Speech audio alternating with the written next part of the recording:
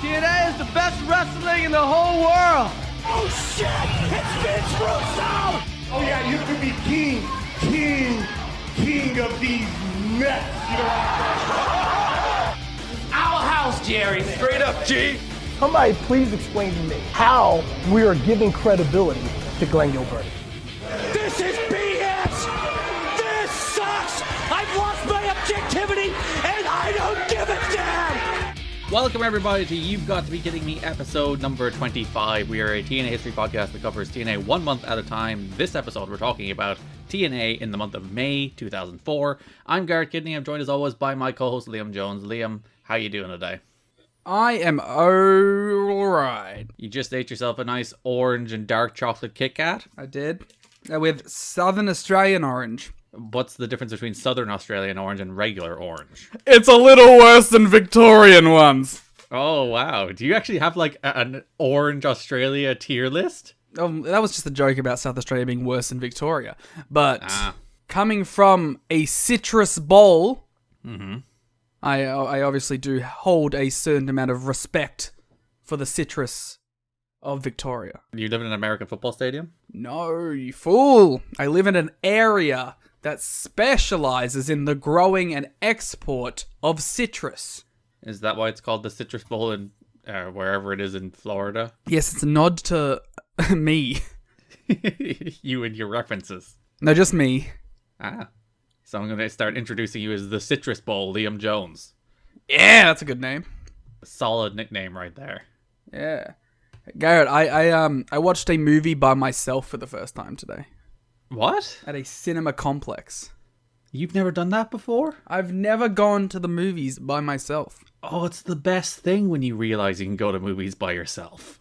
Yeah, it's pretty sweet. It's such a liberating feeling to be like, I don't need to arrange going to a movie with somebody. I can just go see The Black Phone on like 90 minutes notice. Yeah, that's the good thing about it. You can be like, ooh, are there tickets? Yes, I can go. It's very disappointing though, because there used to be a cinema that was about 25 minutes from me, but then it closed, and it has legitimately impacted my life for the worse to a dramatic degree. Garrett, my cinema is an 8-minute drive from me. You see, my nearest cinema is now a 75-minute walk from me. Maybe I should start walking there. Maybe that's how I'll get my steps in. Seems smart. What, an 8-minute drive is probably about a half an hour? Yeah, maybe. Yeah, I go to the cinema by myself all the time. I love it. I'm just like, I'm going to go see a movie. Because there's nothing else I'm going to do tonight, so I might as well just go see a movie. It's a freeing thing.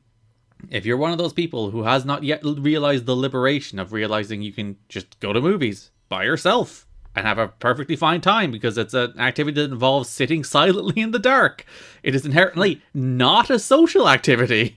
Yet we, for some reason, make it one. You can just go. You can just see like, I just want to see The Black Phone this week, which is pretty good. Really it's fine. pushing The Black Phone. As I say, it's pretty good. It's fine. It's not out here yet. It's a pretty standard, normal, decent, nothing special horror movie. That's an old Blumhouse joint, right? Mm-hmm. Yeah, those guys, they really be working the system. Making low-budget horror movies that will probably turn out 3 or 4 times their budget. Yeah, just give creatives like, hey, here's the money, go make whatever you want, we won't stop you. Then we'll just release it. But also, we're going to give you $15 million. Yeah. And that's it. Make it work. Yeah. Oh, a pittance of $15 million. Given the film you saw probably cost $200 million. Don't get me started on how fucking much films cost. One of your least favorite things in the world, how expensive movies are. Ridiculous. Especially when they look like shit. Yeah. We were just talking about that today, actually. How did you spend so much money on movies that look bad?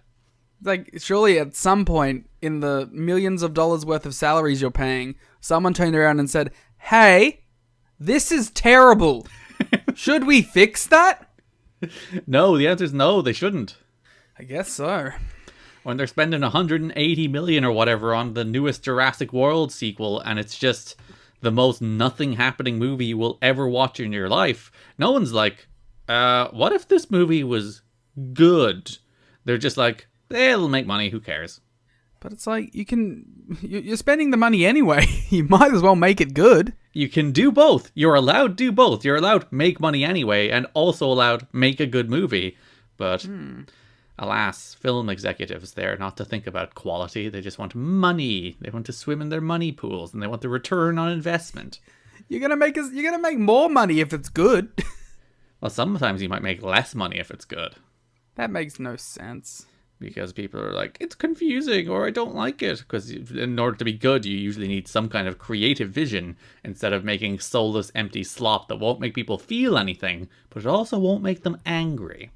Or just be a TikTok meme. That's all you need, yes, with your weird white supremacist vibes.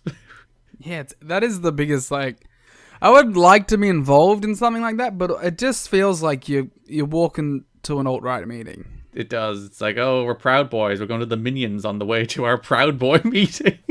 Yeah, we're going to go to the Minions, and then afterwards we're going to talk about how much we hate minorities and women. The way they're freaking on the escalators with their hand poses. It's like, no. Yeah, the hand pose, man. There should never be a pose. A bunch of, like, mid-20s white men should never do a pose together. Nope. Never. Just inherently puts off bad vibes. Yeah, especially while wearing suits. It's just something about the whole ensemble they're going for. Well, they all look like Tories. That's true. That doesn't help. Like, that's the thing. And the Tories are exploding this week, so that's nice. Yeah, what's happening in the old Britain? Well, Boris has finally reached a scandal he cannot overcome. And What'd he do? He tried to appoint a sex pest to a world that he knew was a sex pest, then denied he knew was a sex pest, but then turns out he knew was a sex pest, then said he just forgot he was a sex pest. Aren't they all sex pests? Well, yes, there is apparently a line that he says, it's like, all the sex pests are supporting me. That reminds me of, like, a bunch of stuff came out about the Australian Parliament, where it was like, they kept using the confessional, like, church in the White House equivalent, which is Parliament House. No, it's not Parliament House. I forget what they actually name it. It might be Parliament House. I don't know. It's been a while since I went to Canberra. But they kept using the church area for all their hookers and sex parties. Of course. They couldn't use anything else in the building. Well, that was the room that no one was going in. It's like, it's empty. It's fine. To go commit their heinous sex crimes. Oh, god damn it. Their alleged heinous sex crimes. So Boris has finally resigned today. Yeah, I actually did it. Yeah, even if the timeline of when he will step down is still a little unclear. But who's going to be the King of England now? You. Oh, that'd be sick. I'd turn the franchise around. It's actually the Dave Taylor redemption story after he failed in the World X Cup. They're like, no, we're going to put him in charge of England. Yeah, you can't manage an X Division team, but... He can manage a country. You can manage a world superpower.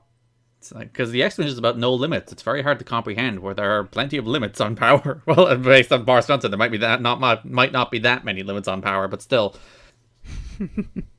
That's our political corner here on You've Got to Be Kidding Me. That's what people come for.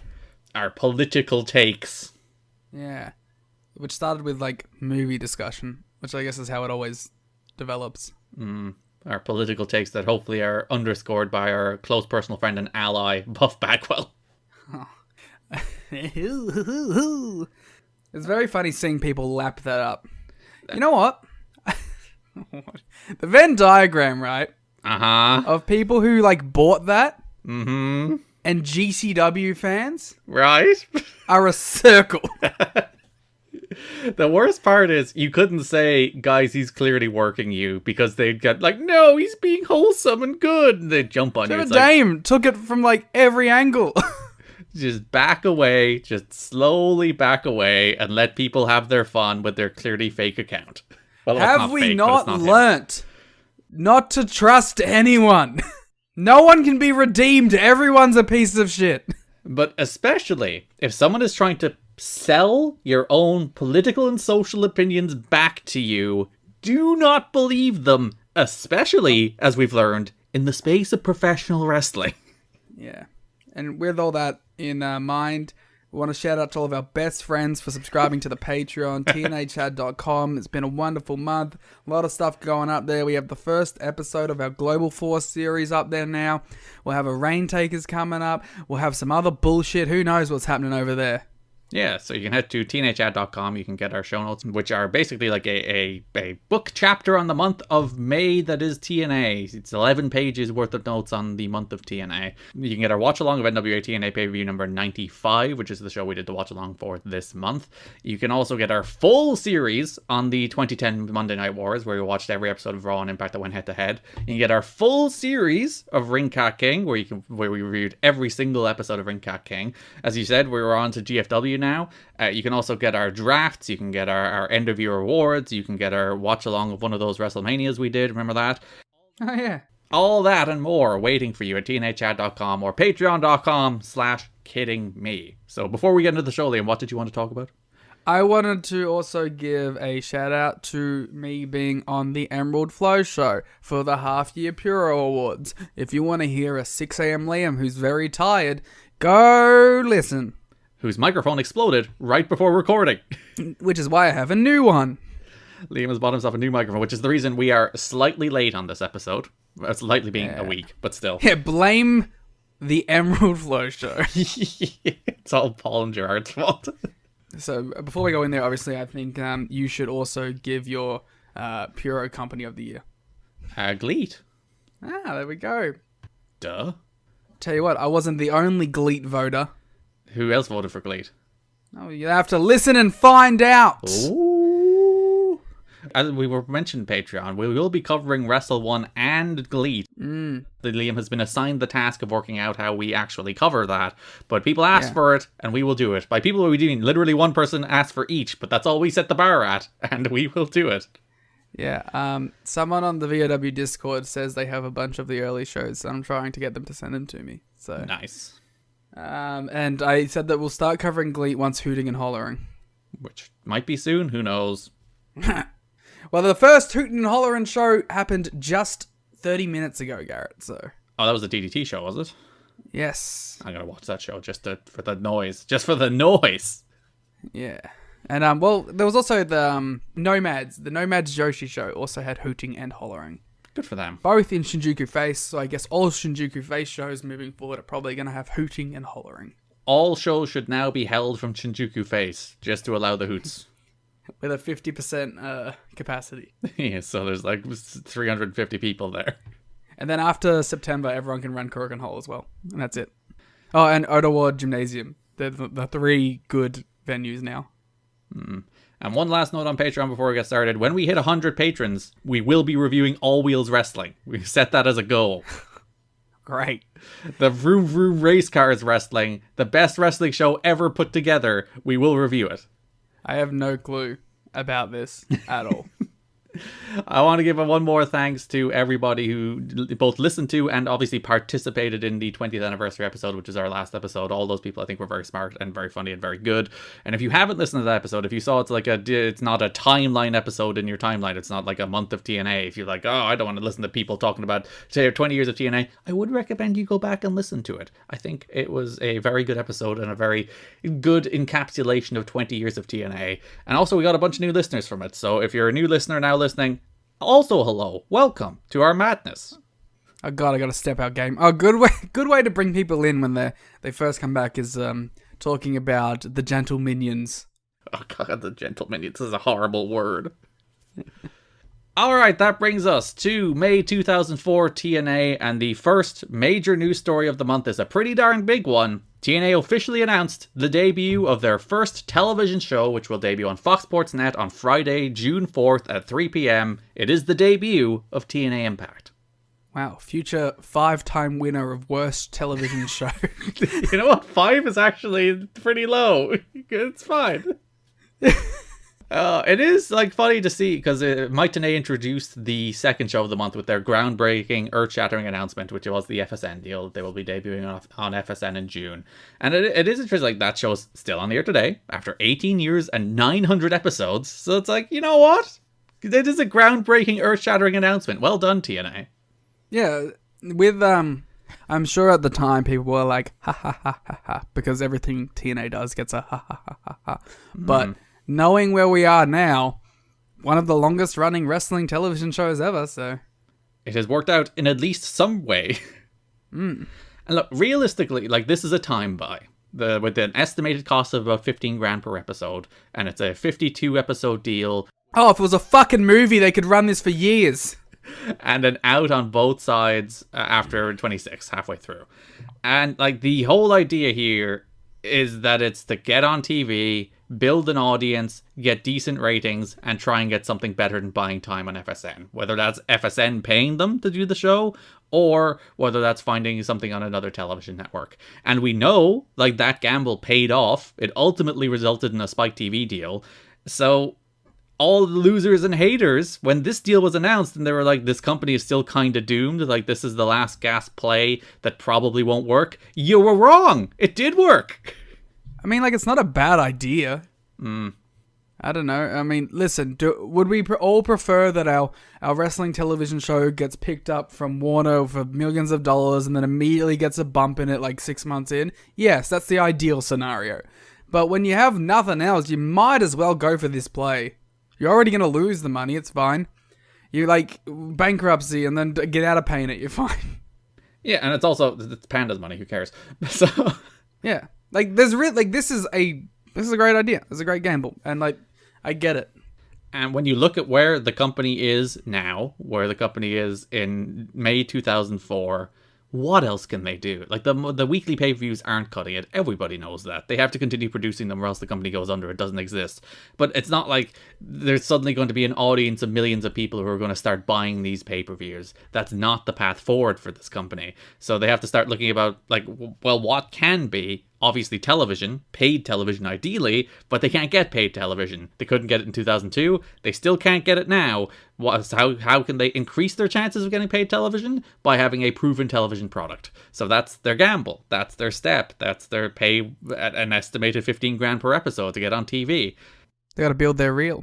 And it's a similar like case to, well, the only real option they had at the start was weekly pay-per-views when you really like drill down into it. It's a similar case here. It's like their only reasonable step forward is this paid TV deal. Whether it was with WGN or FSN or whoever, to find somebody to put you on the air for a year so you could basically have a proof of concept. Yeah, you got to do what you got to do. I'm into it. I'm into this idea. I'm looking forward to TV. I'm looking forward to the pay-per-view stopping. That's not for another few months, but sure. We'll get there. There's a light at the end of the tunnel. The time slot isn't TNA's first choice, but the prestige of being affiliated with FSN can open doors in the future. If ratings are strong enough and the product is considered up to standards, TNA could shift into a better time slot. Jarrett was scheduled to appear on FSN's Best Damn Sports Show, period. Their marquee show, basically. That's not just sports. This show keeps getting brought up in the TNA ethos. Mm-hmm. I feel like, you know, in the 2 and a bit years now that we've covered, the Best Damn Sports Show, period, keeps getting mentioned. Well, you will eventually have a full crossover with the Best Damn Sports Show, period. Oh, the Best Damn Wrestling Show, period. That's the name of the crossover. Holy shit. So Jarrett was on it to promote TNA. They showed footage of Johnny Fairplay. They showed footage of Brian Urlacher, footage of the Tennessee Titans beating up Jeff Jarrett. Host Tom Arnold said that's the best thing I've ever seen. So, you know, it's some exposure. Yeah. It's not a bad idea, again, heading into this TV stuff, so. Dixie Carter's quote from the press release: "The national telecast of Impact on Fox Sports Net marks a milestone for TNA Entertainment and the wrestling industry." Oh, sorry. I'm stepping on your toes here. Would you like to take that, Liam? The national telecast. Dixie is deranged. The national telecast on Impact on Fox Sports Net marks a milestone for TNA Entertainment and the wrestling industry. She's become a full mad gold prospector. Yeah. Dixie Carter, president of TNA Entertainment LLC, said, "Total non-stop action. Wrestling has continued to grow and exceed expectations over our history.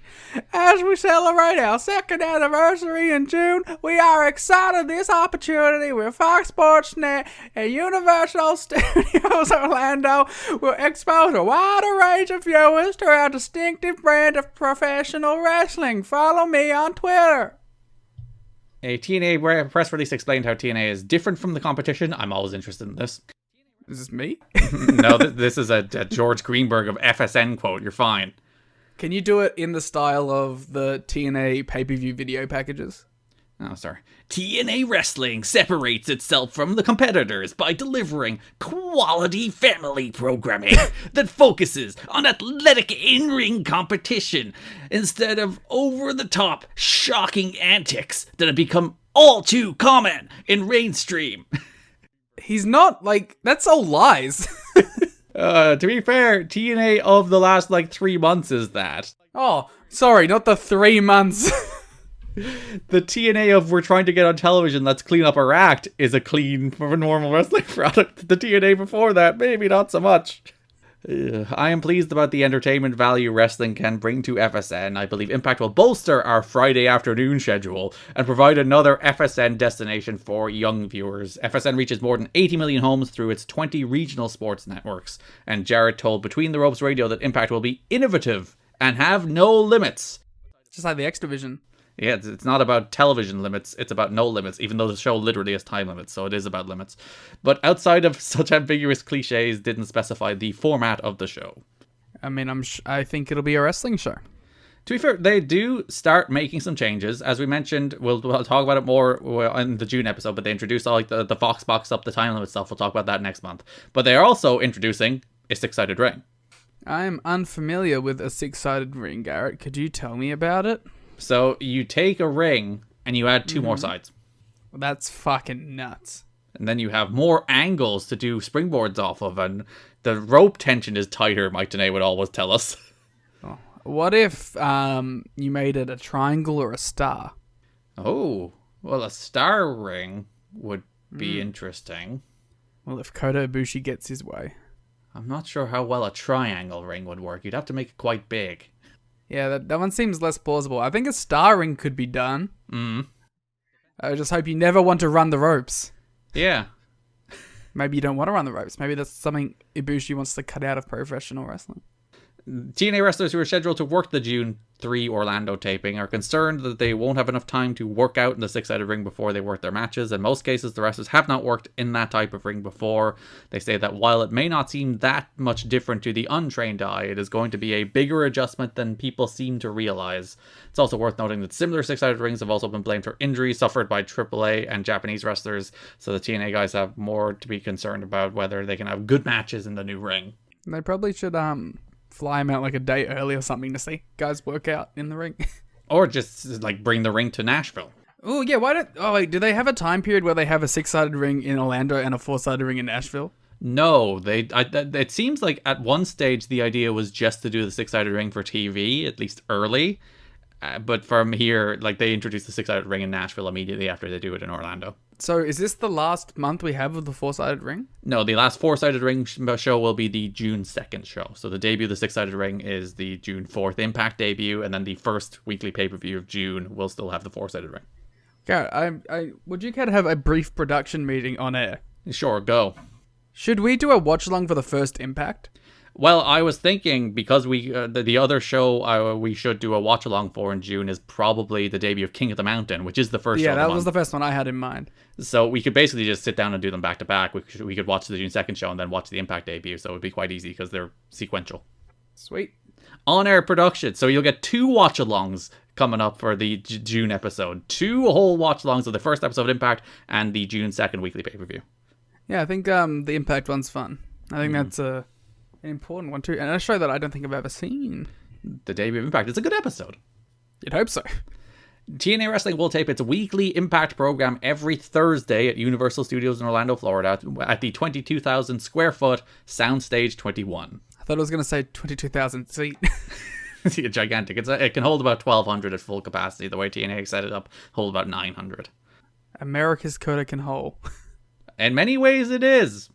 In that it is a small, loud venue. That many companies have worked. Yeah, well, as I like to call it, the elite zone. I will strangle you. It's not even the same one, is it? It's a different soundstage. Yeah, I think they do 19. Yeah. Which is one TNA would eventually run because it's smaller. It will draw from theme park attendees. They will set up entrances both so that you can get in if you're a ticket holder, but also you can get in from the outside. A quote from Paul Mina from Universal Studios. "We are thrilled to have Total Nonstop Action's impact here at Universal. It affords our theme park guests the opportunity to be part of the production audience and cheer for their favorite wrestling icons from a front row seat," quote.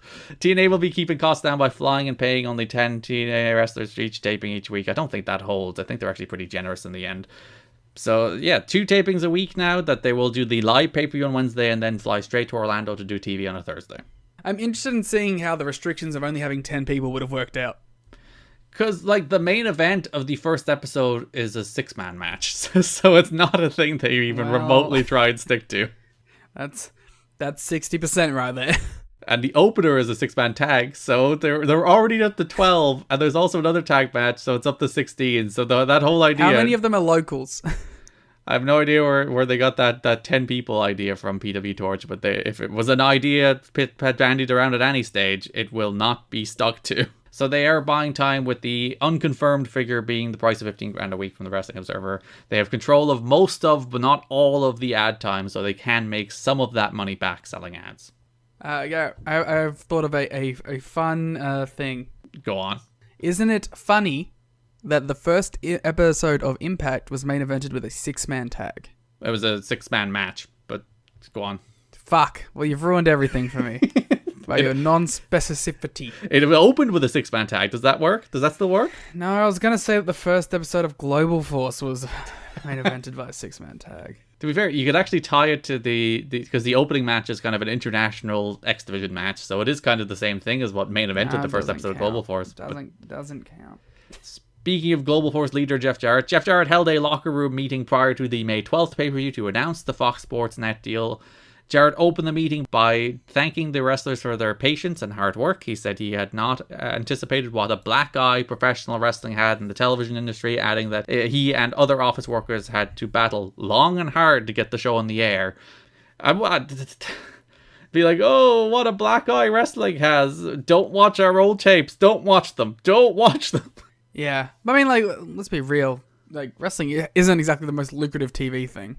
But it's their own fault, because they have, like, the lowest common denominator bullshit television that they constantly stoop to. It was also an industry that at its hottest was based around the lowest common denominator, at pitch and presentation. So, they always talk about how, like, wrestling has some of the lowest ad rates of any television product. But, like, they perpetuate the stereotype and then give out about it. Yeah. I mean, I'm not saying he's right, but I'm just saying it is a fact that this is an element of the professional wrestling and broadcasting industry.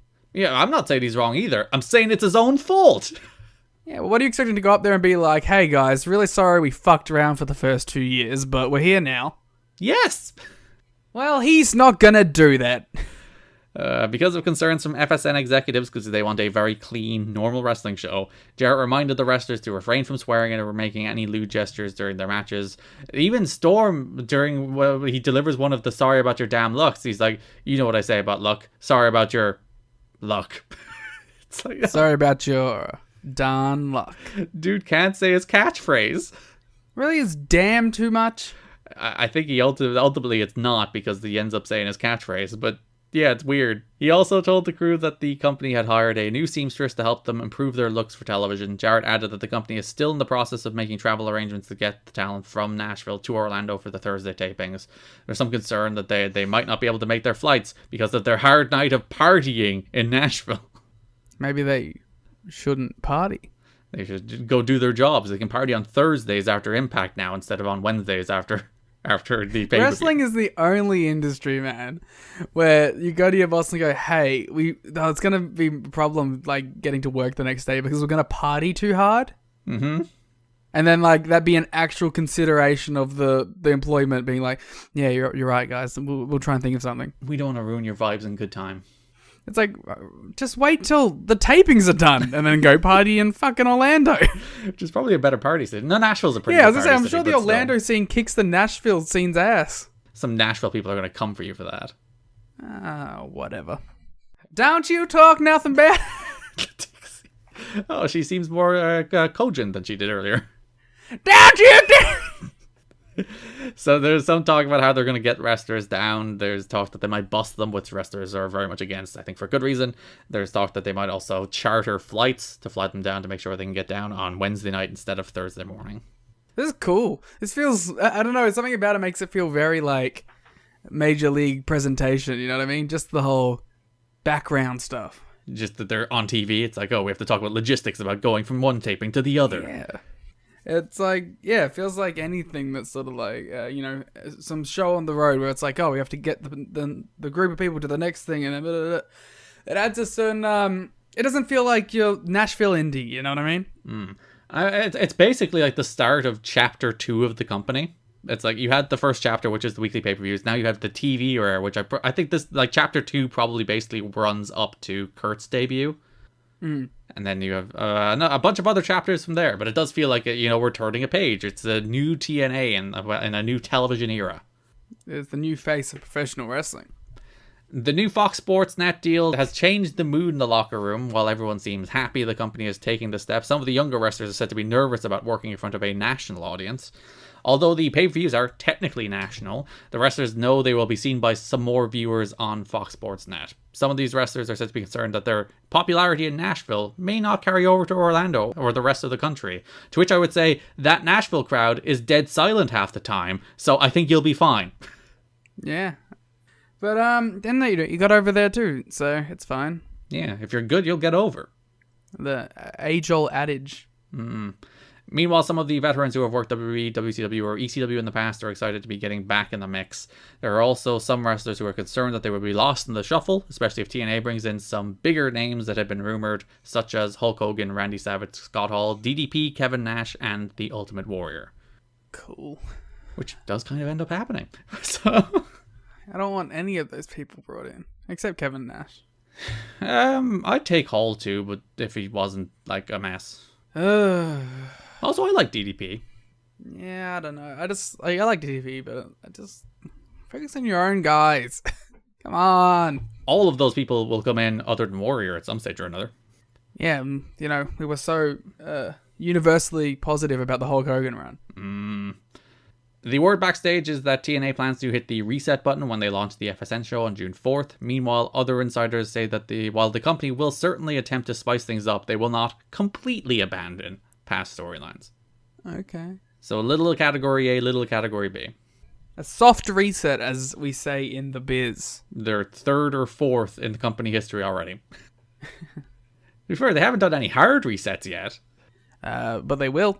Oh, and a fun note, on the May 19th show, there was never a mention of the Fox Sports Net deal for the most hilarious of reasons. They mentioned the new TV show and just said, coming to a regional sports network in your area on June 4th, and to check your local listings for the time. Because In Demand and DirecTV consider each other competition, In Demand, which is the prime force behind TNA being on, asked them not to mention Fox Sports Net because of the feeling Fox will buy DirecTV. So there's some fun politics that is stopping them from plugging their wrestling show. The old Fox USA thing that we're seeing now. Oh yeah, when WWE was moving from Spike to USA. Oh, we're seeing it now with current day Fox and USA Network, where they get pissy at each other for hyping up Raw or SmackDown on the other show, and wanting stars on one and the other. Yeah, there's a fun story when WWE was moving from what was Spike at the time to USA in the mid-2000s. They desperately tried to sneak in mentions that they were leaving Spike. Yeah, didn't they do the same thing when like Spike was like, they would mention Impact or run Impact ads or something like that at the same time? No, because Impact wouldn't have been launched until October. I thought there was like some sort of subtle thing about that. Or maybe that was just like the idea was to get that as the cheaper replacement. Something along those lines. Because Impact ended up filling the Velocity slot on Spike. Ooh. In the end, before moving into better time slots. That's our next versus show. Impact versus Velocity. Yeah. So yeah, Impact debuting June 4th. I will say, we're already late in this episode, but I will ask for patience for our upcoming couple of months, because it's going to be a pretty rough time where we have June is a 5 pay-per-view month as well, by the way. So June will be 5 pay-per-views and 5 episodes of Impact, maybe 4. I haven't checked that. So the next few months, the June, July, August, and September episodes of the podcast We'll try to get them out every 2 weeks, but it's a lot of stuff to watch. So we'll do our best, and I will try to wrangle Liam, but it's a lot of stuff to watch. Garrett, this is Garrett's polite way of saying there will be times where I adamantly refuse to watch the things that I'm being told to watch. Also, just great timing here. I love to be going back to university in next week. It's only for 4 months, and September is only half a month. Listen, I'm just gonna have to, I don't know, find a way to implant them into my brain while I'm sleeping. You should get those Facebook glasses and then just stream them to your eyes while you're walking or driving places. There you go. I'll start watching them in class. Yeah, you should. You just put them on like the projector. Everyone can sit down and watch some episodes of Impact. I have a 3-hour film study class. I'll just bring in episodes of Impact. Study the NWA-TNA. So yeah, it's a lot. But once we're out, we're in the green from now on. You know what I mean? Yeah, we should have no excuse for being late once we get out of the weekly pay-per-view era, because it's 1 hour episodes of Impact and then a pay-per-view. That's what we've been fighting for this whole time. That's what you've been listening for this whole time.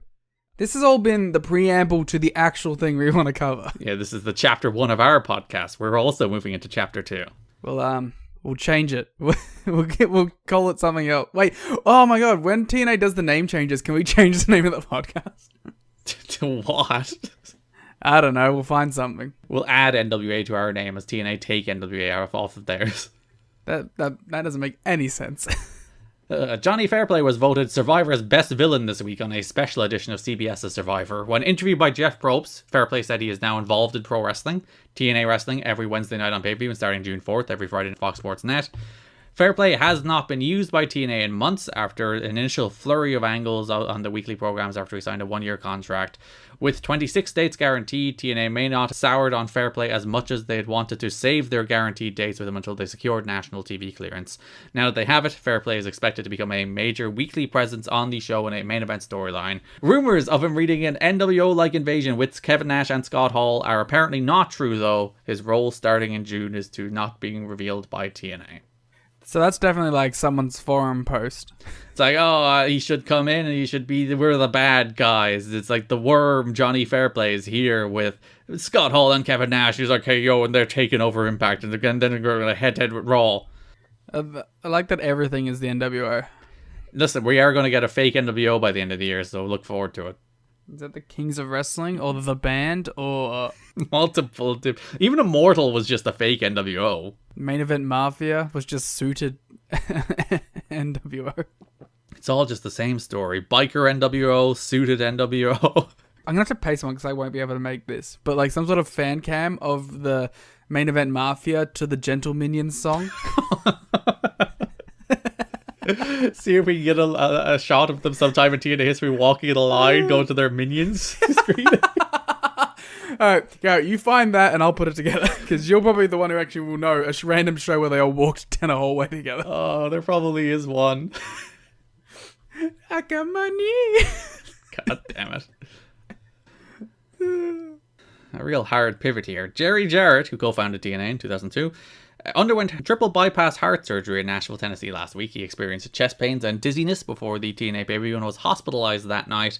Jarrett is 61 years old and has been involved in the professional wrestling industry for over 40 years. So it's finally caught up with him. Yeah, dealing with Vince Russo's bullshit. Finally, everything else he could deal with. He 40 years of professional wrestling he could get through, but 2 years of Russo and his heart just couldn't cut it. Yeah, he heard Russo being like, Dixie, I should be in charge. This is why I should lead us heading into the TV era. And he was just like, his heart was like, I'm out of this, man. I'm done. I need to save you from yourself by freaking nearly having a heart attack. Ugh. Jarrett, who had joked in an interview just a few weeks ago about his lifestyle not being the healthiest for a man his age, came out of surgery well, but was told he was going to have to take it easy for a few months. And he's still alive today, so it clearly went well.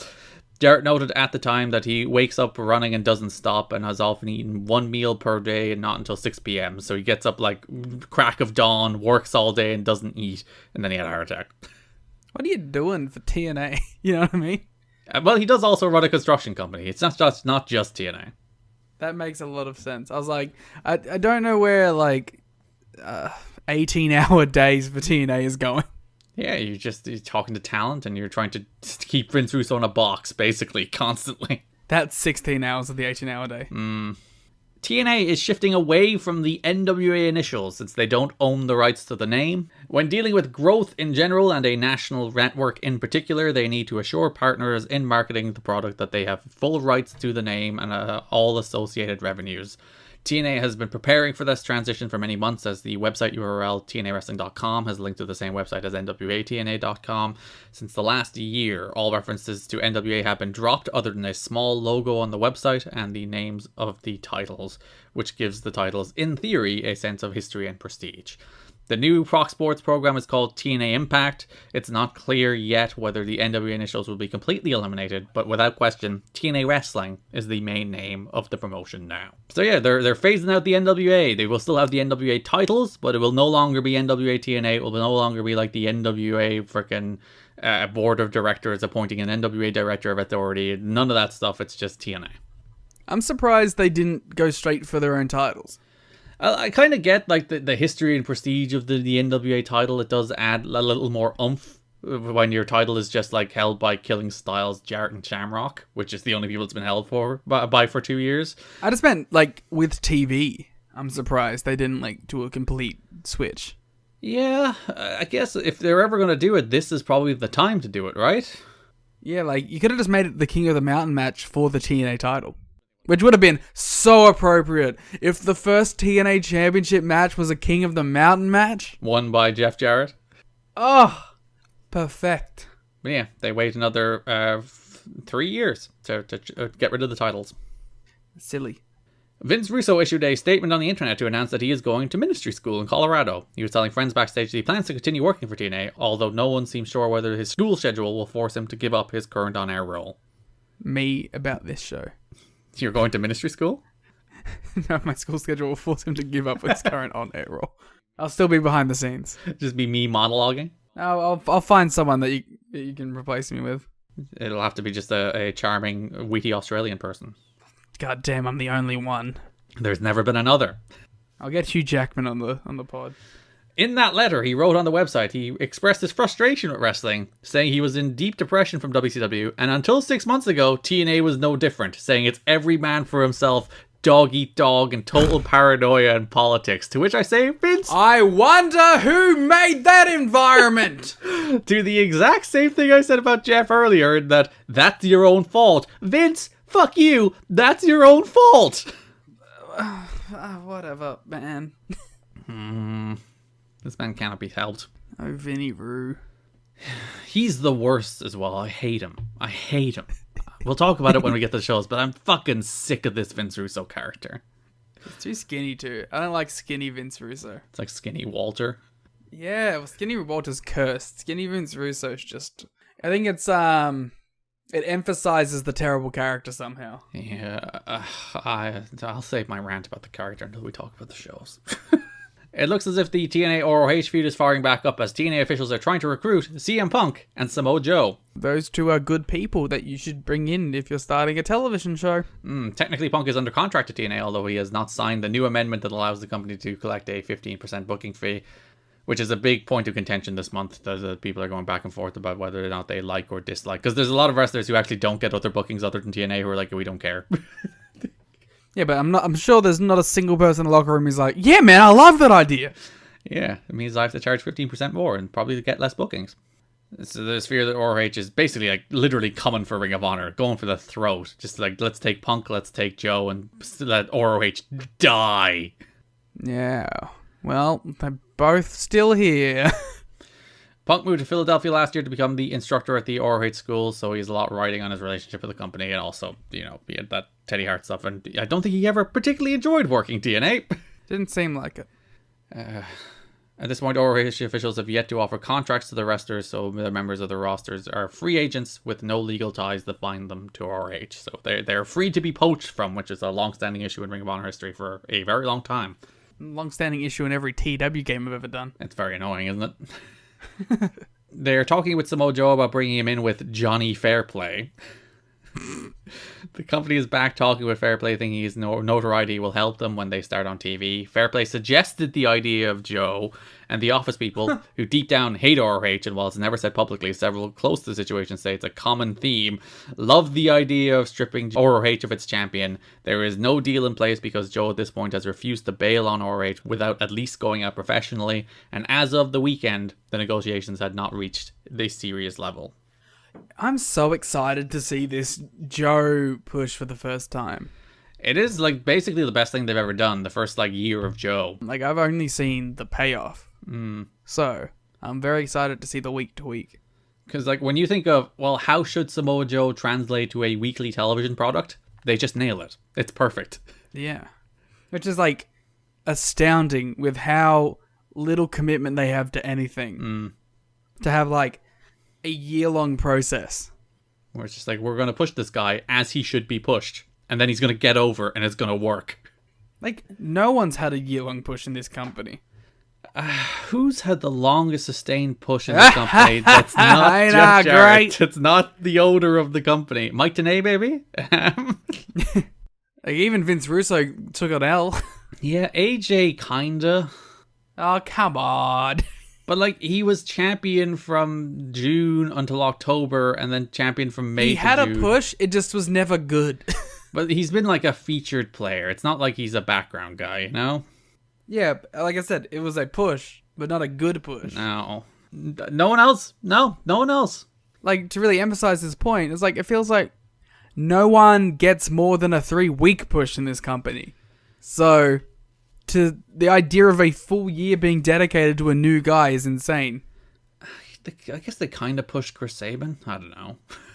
Come on. Kinda. Come on, man. It's AMW. They pushed AMW. And then they broke him up weirdly, and now they're doing singles feuds. But they're not broken up. They're just doing other things. I know. I was talking about the other time they broke them up. No, they just flirted with sex and then denied sex.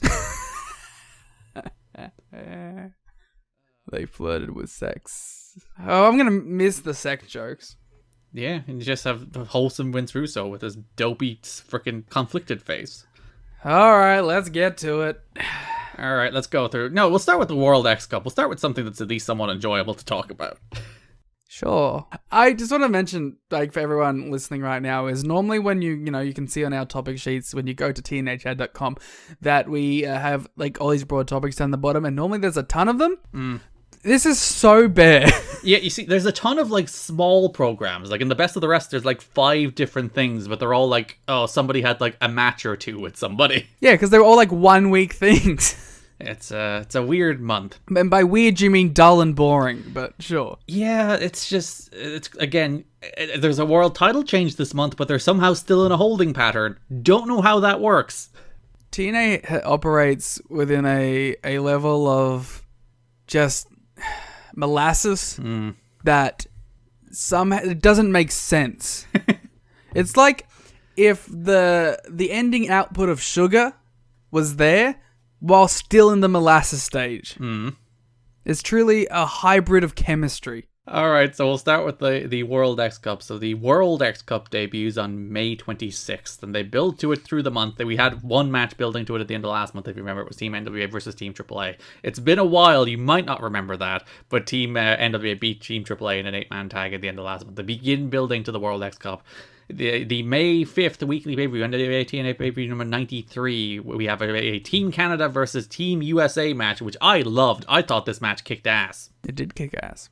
It was just all of the good wrestlers having a good wrestling match, because it's the new Team Canada, the Team Canada that we know and love, the Team Canada that's on our poster this month, which is P.D. Williams, Bobby Roode, Eric Young, and Johnny Devine, managed by Scott D'Amore. It is, like, as we said last month, the Team Canada, not a Team Canada. I mean, it's exactly what you know and love. Yeah. Still, it feels like this company just doesn't want to make P.D. Williams the focus point, but they keep having to go back to him, which is very funny. Because they said at the end of last month that he's the new captain, he's the leader of Team Canada, but now they've brought in Bobby Roode, and they're like, well, he's the big guy, and he's clearly, like, the star. Maybe we should make it Bobby Roode. But, like, no, we committed to PD. We can't just, like, remove captainship from PD immediately. They did. Week 1, they said that Bobby Roode was the captain of Team Canada. No, and then I think they on commentary they did talk about how like JB just fucked up. I don't know. But it does feel like Petey has always been the guy they had to go back to. Because Mike today says on commentary, it's like, did he just say Bobby Roode is team captain? And then Don covers for him being like, no, I think he just said he's the new member. Well, that's not covering. You can't just pretend they said something else. He's doing his best. JB just misspoke. Is JB doing his best? He does tend to do things wrong a lot. A lot. I suppose he's up every night making 1,000 graphics, so... He's never slept in 2 years. And then, like, his days are this company, so... He doesn't have time to read the format to see whether it should be raining and defending or just raining. Yeah, his eyes are too busy bleeding from staring at his monitor. So this match is Team Canada against the Team USA team of Jerry Linney, Skipper, Chris Sabin, and Christopher Daniels. And they just have what I thought was the best match of this month by a landslide. It's like a real kick-ass 8-man tag.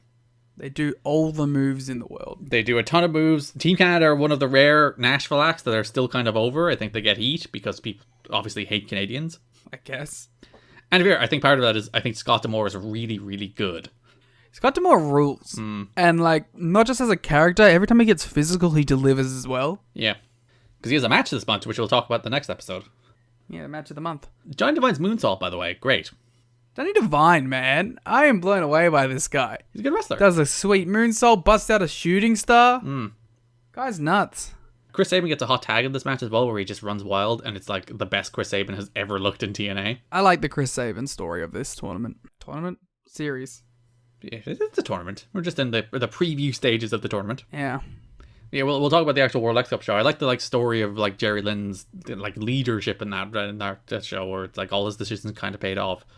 Even though he couldn't deliver. But his team did, and that's how he's a good leader. So yeah, Sabin tags in, he hits a tornado DDT, which is... And EY sold it like $1 million, and Sabin... Sabin. And like power bombs Divine out of the air, and just running wild. I love Chris Sabin. He's the best. This match really is all the names that we will come to know and love in this company. Yeah, it's a lot of people showing up now that will have strong legacies in the company. Obviously, you have Bobby Roode making his debut in this match. You have Eric Young, who has been around a little bit, but this is like his start as a regular featured guy. And Divine and Petey. And Petey's like improving every week. Like every single week Petey's out here, he gets better. Yeah. He's getting smoother too. Like not just like fundamentally getting the structure. He's like smoothness in everything he does is becoming more major league. Because we talked about it when he was in that debut match against Hoovy and Jerry Lynn. It's like, oh, he looked pretty rough there. He looked very nervous. And now we're, 3 months down the line from that? It's like, oh no, he looks great now. By the time we get to the last match of this month, it's like, oh yeah, Petey's doing real good for himself now. In that Battle Royal, he was great too.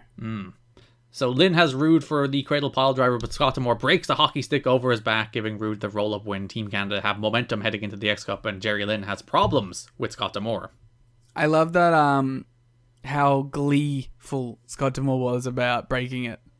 He's always happy to smash a hockey stick over somebody's back. A true Canadian. It's the most Canadians of things you can do. So, the second show of the month, we had a tag team match. Petey Williams and Bobby Roode faced Abismo Negro, and I didn't take down who teamed with Abismo Negro, because the whole story was it was 2 people. Yeah, I probably took it in the... And Hector Garza, because yeah, the whole story here was that Hector Garza and Abismo Negro were the 2 guys representing AAA, but they changed it multiple times that week to like throw Team Canada off. You know what my favorite thing about that was? What? Abismo Negro was the guy they replaced. Hector Garza was the consistent name, and you didn't put him down. Yeah, they threw me off. I like that story, but I couldn't tell if it was like that was the actual reason or not. No, it was probably just like they accidentally booked the wrong person, or somebody got injured, or somebody couldn't do it. Because like a lot of these matches are taped at once. Like the World X Cup is a taped show at the end of the month, similar to the America's X Cup shows where they tape the matches over a couple of weeks. So these guys are working like a lot of matches over a period of time. So it might just be, this guy's hurt, this guy's banged up, this guy already wrestled, so it has to be someone else. I like the way Don, every time he says Team AAA Mexico. Just to clarify. Well, it's like saying Team NWA America. He should say that too, yeah, just to be clear. Well, they do kind of. Like, they jump between it. I wish they were just Team America. I hate that it's Team NWA. And, well, yeah. And they're all American. Ugh. You could at least have the thing where Sanjay was, like, he's billed as from being from Bombay, so maybe that's why they thought they couldn't call it Team America, but... It's so much better. Well, man, is Team America the movie out? Can they just not do it because of that? They're scared of being sued, yeah. Call it Team USA. But yes, they are Team NWA. They even, like, when they win, spoilers, they have a big American flag. They're not representing the National Wrestling Alliance. That always bothered me, even when I was a kid and I had the DVD. Like, they're even freaking getting rid of the NWA initials all over the place, but they're still Team NWA. Yeah, that's silly. I don't like it. So, ref was distracted as D'Amore hit Abismo Negro with a hockey stick. A reoccurring theme here, allowing Rude to roll him up and win. Canada attacks after the match, but then Lynn makes the save. Lynn faces off with D'Amore. D'Amore escapes, and then Lynn challenges D'Amore to a match. He's like, give me 5 minutes in the ring with you. Then D'Amore is like, I will give you 5 minutes. I will give you as long as you want, if you can beat Bobby Roode. But if you lose to Bobby Roode, you must step down as captain of Team TNA. Yeah, you know, Bobby Roode, who has gotten 2 roll-ups. He's undefeated, Liam. He has never lost. Okay. A man who is a pro wrestling savant. Yeah. So an opener of the next show, May 19th, Jerry Lynn defeats Bobby Roode. Nice little match. Was a nice little match. Roode's a nice little wrestler. Well, we're talking about how, like, there's no one that fills that Roode void anymore. Just a fundamentally sound wrestle guy. Yeah, a good, credible, like, technically proficient wrestler, but who also looks the part. Yeah. You don't really get a lot of that. Although I hate his gear. But he just has, like, plain red trunks. Why do you hate them so much? They look like shit. Would be my main reason. Normal red trunks. Yeah, they look like shit. So Lynn won with a cradle pile driver, giving him 5 minutes in the ring with Scott D'Amore. And it was the best match of the month. So yeah, D'Amore dominated. He jumped Lynn after Lynn had just wrestled. Lynn made his big comeback. But like, D'Amore was really good here, like just literally playing for every ounce he could get. And also, he beat the fuck out of him. Like, he just dominated the first 80% of this match. I did at least appreciate how Mike Tenay and Don West on commentary mentioned how, like, Scott D'Amore, we may know him as a manager, but he is in fact a wrestler and he runs a training school, so it's not like he's a complete nobody nerd. They also said he was like 700 times the size of Jerry Lynn. Don West is so mean to Scott D'Amore. Yeah, but like, he beat the fuck out of him, was throwing him around the ring. Yeah. I get, like, the idea that was, you know, that he had the match with Bobby Roode beforehand and all, but I probably wouldn't have had the manager take 80% of the match. It would be like when Raven got James Mitchell in that Last Man Standing match. James Mitchell starts belly-to-belly suplexing Raven. Yeah. Starts beating his ass. And looking strong while doing it. I was like, God damn, Scott D'Amore should be on Team Canada. Get out of here, Bobby Roode. Scott D'Amore's the guy to go for. Yeah, Scott D'Amore should be the muscle of Team Canada. Lynn eventually made a comeback, started firing up, started beating up Scott D'Amore, but then Team Canada ran out to cause a DQ win for Jerry Lynn in this 5-minute time limit match before Team TNA made the save. Team America. Fuck yeah. Later in the show, Chris Daniels cuts a promo. We interrupts the card rundown to cut a promo about next week's World X Cup. Yeah, you excited for it? I thought it was a fun show on the whole. It was better than I think the last 2 America's X Cup shows. I don't know. I like bits and pieces of it, but I think I discovered my problem with these shows is that, like, despite it being a thing that's been built up for a month, it never feels like they matter at all. And because we just have another one the next fucking month. Well, this is the last one for a while. Well, good, but like that's my point being that like the lead up to this, it just feels like they do it, the team wins, and then we just start the whole fucking rigmarole again for the next month. Yeah, and then does the team win again? Yeah, apparently fucking so. It's just, I'm sick of it, man. They're not even fun for me anymore. The first one was fun because it was like, it was different. And then it had great wrestling on it. But I feel like if this was a yearly thing, I'd be way more into it because right now I'm sick of them. They don't do it for me anymore. You're sick of you never want to see freaking Mr. Aguilar wrestle again. No, this is the month that I started liking Mr. Aguilar. Or respect. I became a Mr. Aguilar respecter this month. Very good. So we have a new format for the World X Cup. It will be a 16-man gauntlet match with 3 points going to the winning teams and 1 point going to the runner-up. 2 tag team matches worth 2 points each. A 4-man ladder match worth 4 points. After 3 rounds, the team that is placed last is eliminated. And then a 3-man Ultimate X worth 5 points. In the event of a tie, the team captains will face off next week to determine the winner. I like that. You like the new format or the team captains? Both. Tell me about the format. I like the format because it isn't like 7 tag matches. It's only 2. And we got different things. We got the ladder in there to spice things up. We got the Ultimate X to spice things up. The gauntlet was fun. I think if I were to make one tweak, I would replace the gauntlet with a couple of singles. So you'd have the old format. Well, you'd still have ladders and Ultimate X's in there, but I think it would be cool to get like a couple of neat singles between these 4 cool teams. What if you replace the tags with 2 singles that go into a third singles with the winners? That would work. Then 2 teams would have an extra match. Yeah, that's how you eliminate. Though there isn't an even out amount of matches because Japan isn't in the finals. But yeah, because the elimination is built into the tournament. But if you had 2 singles that built into another singles, you would have 2 teams wrestling one more match than 2 other teams. Clearly they should win. But yeah, we open with the gauntlet match. So the gauntlet match was Christopher Daniels versus Giant Divine versus Nasawa versus Taichi Ishikari. Yes, again, that Taichi. New Japan Pro Wrestling's Taichi. Versus Chris Sabin versus Mr. Agwell versus Petey Williams versus Ryuji Hijikata versus Jerry Lynn versus Heavy Metal versus Mitsu Hirai Jr. versus Bobby Roode versus Abismo Negro versus Elix Skipper versus Eric Young versus Hector Garza. Yeah, it was fun. They did a bunch of shit. Yeah. My favorite elimination of this entire match was Petey Williams eliminating Chris Sabin with his like roll through Hurricane Rana over the rope. That did rock. And I liked the story of Japan and Canada are the heels. Naturally. And like Mexico was like the tweeners, and then the white meat baby face America, fuck yeah, was obviously the other one. But I liked the dynamics in here, and I thought the eliminations were fun because they all did some crazy shit. And there was a kid in the front row going off for this. He loved this match. Yeah. Big Mitsu Hirai Jr. fan. Yeah. He's like, this is my moment. That was a young case low. Gave him $10 after the match. Mitsu Hirai Jr. There's a fun note that his dad actually worked the Nashville Asylum, so he was, or the Nashville Fairgrounds as was known at the time, and he was very psyched to work the show in the same building that his dad worked. That's adorable. I'm pretty sure he went by Mitsu Hirai Jr. rather than Nobukazu Hirai, which I think was his name in All Japan, because of that, so he can pay tribute to his dad. That's great. I mean, the whole time I was thinking that it would be way cooler if Torimon or Noah were this team, but hey, that makes it worth it. Yeah, you get the All Japan representatives here as opposed to... There's not much other All Japan representation in TNA history. You get a Kiyoshi coming over, but that's about it. Where was the World Japan team? Bring back Kenzo. Oh, imagine Kenzo in this.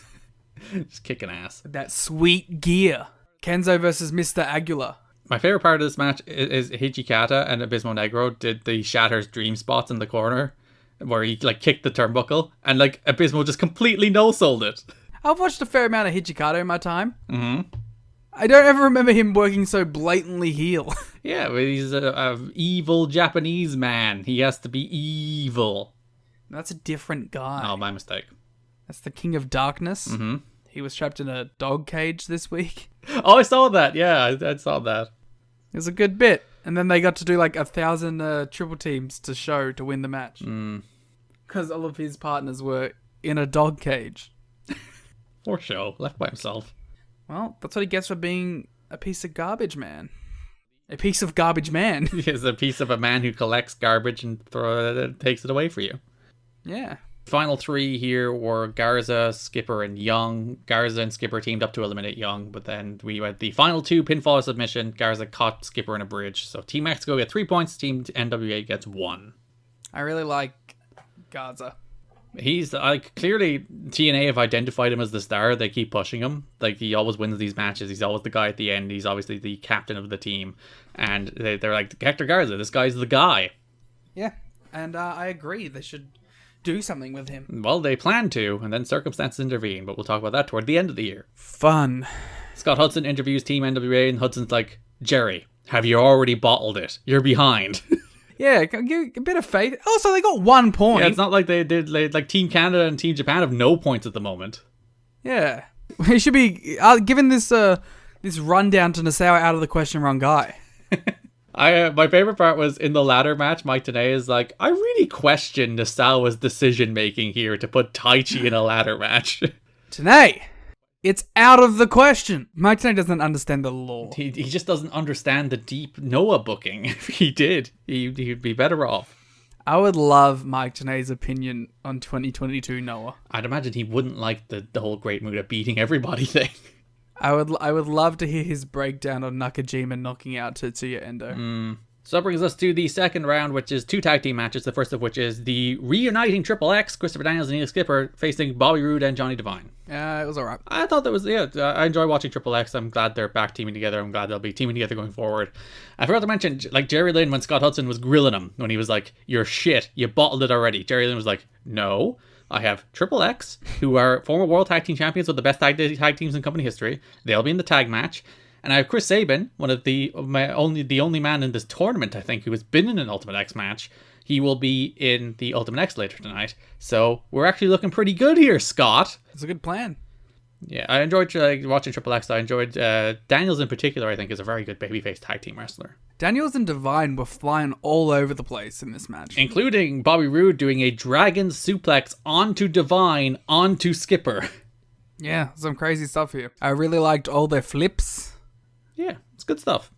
Johnny Devine took a really gnarly throw from the top rope onto hanging himself on the top rope. And I was like, God, he made some distance on that. Which also perfectly set up Skipper doing the rope walk Rana, which was very neat.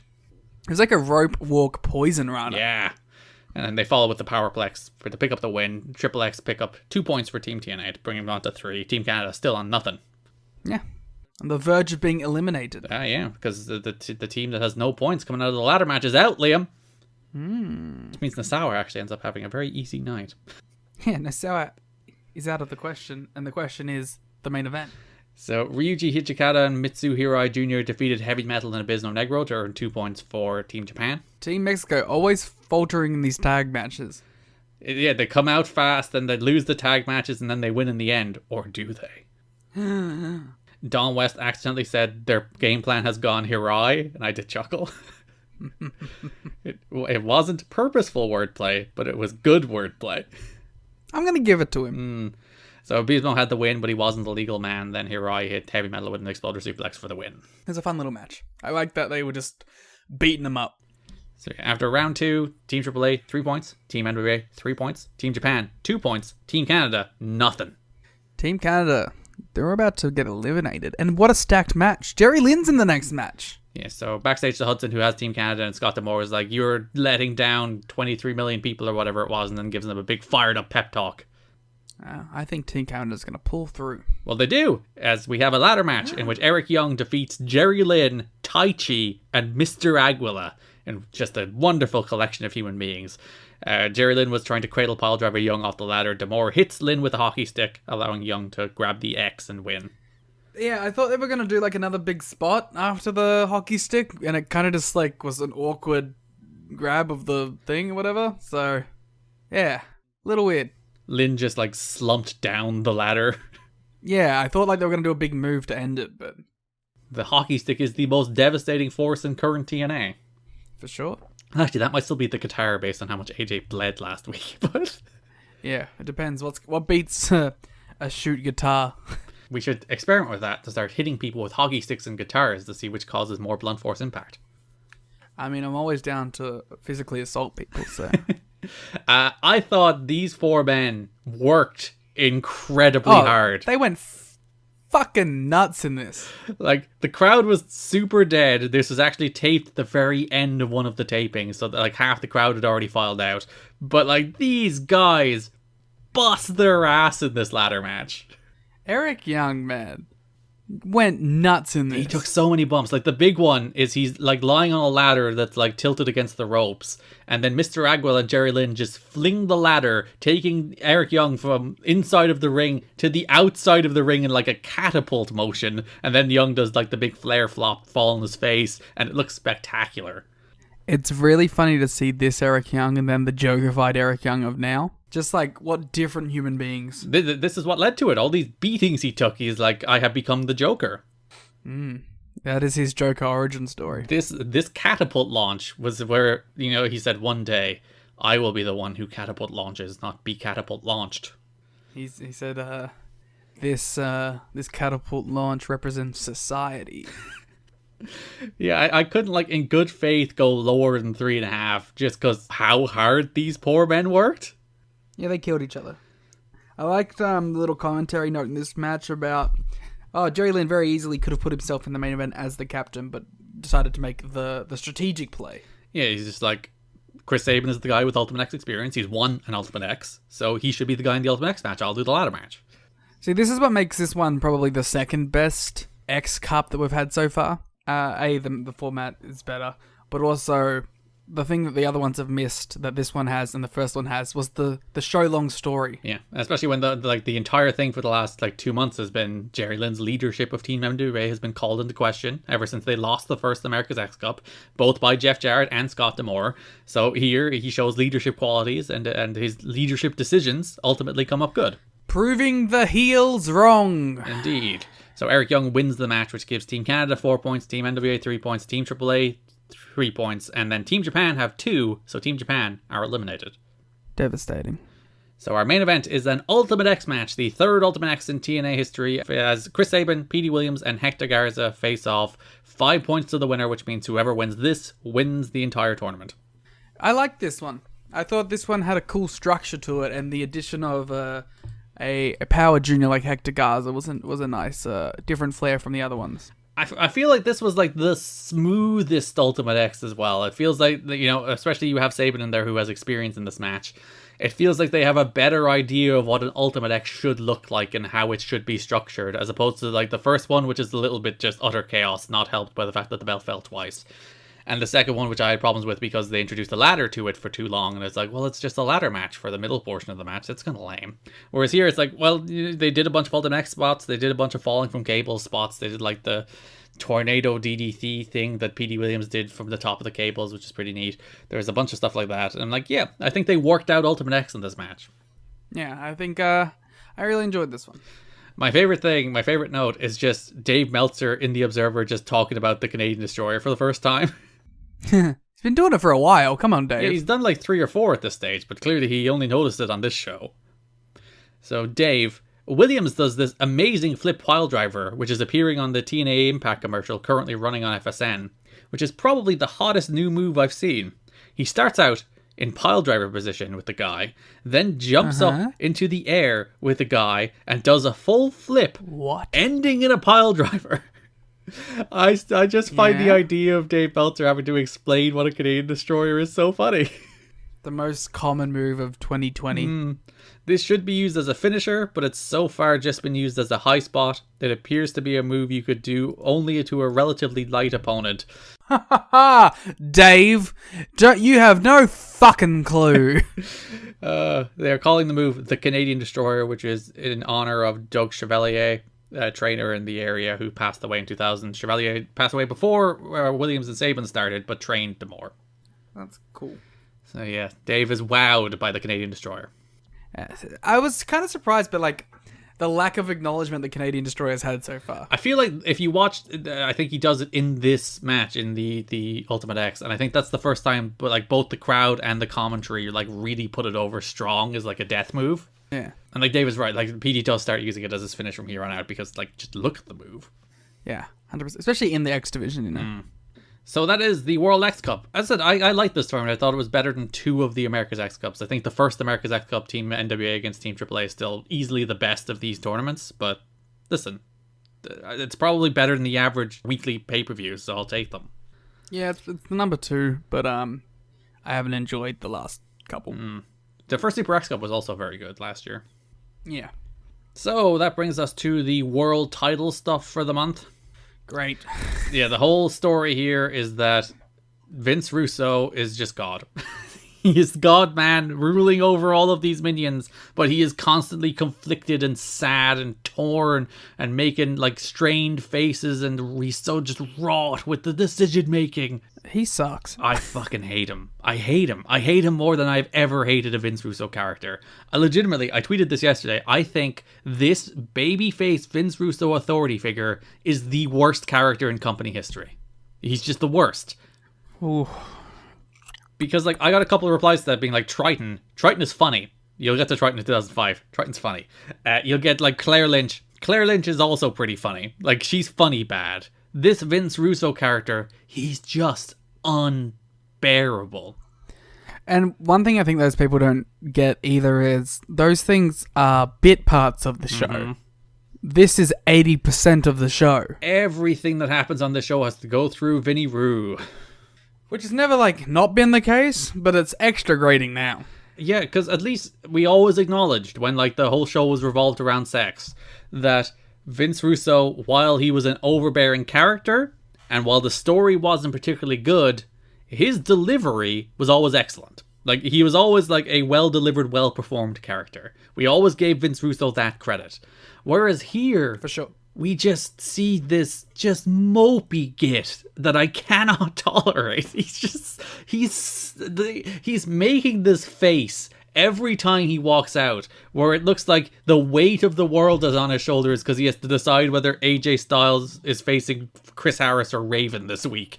And never has this decision been more difficult. He can't just say a name. And we had the whole show running thing on the road to the cage, which was probably the peak of the worst of it. But it's just his character every week that he's just this git who stands there looking sad all the time. He looks like a cartoon turtle. He does.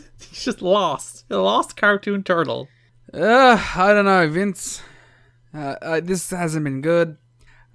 He's just kind of annoying more than anything. Every time he appears on screen, he's just annoying. And he's trying to be a babyface, but the crowd doesn't like him either. And nobody on the show likes him. And the whole idea is that nobody trusts him, and everyone thinks he's actually a scheming jerk. But he's no, I'm a good guy. He's not compelling at all, in any way. No. You just want his segments to be over once they begin. Ideally not there in the first place. Well. But other than Russo, the whole story this month is that AJ Styles is defending the NWA title basically every week. He defended against Ron Killings last show of April. He won the belt the show before that against Jarrett, so he's in a title match every single week. This week, the first show of the month, NWA-TNA pay-per-view number 93, he's defending the belt against Raven. Yeah, I liked the Raven match. I didn't, so I'll start with you. I just thought this match was, it's just nice to have two stars go out there and wrestle, and I enjoyed Raven kind of working over the limbs. This is the only limb Raven match that I've enjoyed so far. I didn't like the chair stuff that much. Anything that involved the, cheating wasn't my cup of tea, but I liked the actual in-ring work. I think that overbooking has, reached a critical mass this month in particular. Where it's just you can't just have AJ Styles babyface having a title defense against Raven. Particularly the most egregious one is you can't just have him having a title defense against Chris Harris. There always has to be bullshit. There's just so much bullshit. And the bullshit usually results in Vince Russo having to make sad faces about how much bullshit there is. And he can't possibly come up with a solution to get rid of all the bullshit. And he gets all sad about it. It's really annoying. They're paying off all the bullshit with the King of the Mountain match though, so... Get to that in a sec. But yeah, I'm not into this Raven heel run at all. I'm just not into him as a character. I'm not into him as a wrestler, which is very disappointing because, as we've stated many times, we enjoyed Raven a lot in this show so far. Yeah. He was the wrestler of the year last year. Yeah, he rocked. Every week we'd come on and be like, oh, Raven's thing this month was the best thing that happened this month. Oh, the show sucked, but Raven was good. Whereas now, the show is boring and Raven is boring. He's been dragged down to the level of the rest of the show. With a needless heel turn. That's all it is. They turned him heel. They should never have turned him heel. Honestly, the best thing this month was the Abyss Eric Watts stuff. We'll get to that. You and your Eric Watts agenda. I'm not even joking. This is completely unbiased. This is just an objective truth. The best stuff this month was the Abyss Eric Watts stuff. Alright, we'll get to that when we finish the world title stuff. Can we just skip it? No. So earlier in this show, Scott Hudson was talking to Armando Quintero and La Parka. Yeah. The La Parka. Massive star. Observer Hall of Fame candidate? I don't think he was I think he was voted in, was he? The reason La Parka is here is because this is held on May 5th, Cinco de Mayo. So they have La Parka there, except it's not La Parka. A notable name for US television too at this point, WCW and such. So La Parka's doing a promo and speaking in very broken sounding Spanish before Raven attacked him. Yeah. It was so rude too. He's like, thank you for being here. Bah! Yeah, it's hey, La Parka, it's nice to see you. And I was, what I was like, damn, we're getting a cool Raven La Parka feud. That would have been better than what it turned out to be. I was into it. I really wanted it. So yeah, the main event, you had that Styles and Raven match. Raven pulled out a container of powder. Raven dropped it. AJ threw it in his eyes while also simultaneously eating a super kick. Raven then dropped holded the ref into a chair because he was blinded. Raven hit AJ with a chair, but there was no ref. Then out comes La Parka. I was like, yes. Also, LA Park was inducted in 2018. Good for him. So La Parka drops Raven with a DDT. Styles hits the Styles Clash to retain. Then La Parka reveals himself. He unmasks Liam. Turns out, every time you've seen La Parka, it's been Chris Harris all along. Yeah. And the other La Parka was, of course, Bobby Roode. They actually say who it is here. It was played by Harry Del Rios, aka Spellbinder, according to Wrestling Observer. Raven is not a Wrestling Observer Hall of Famer, by the way. And I don't think he ever will be.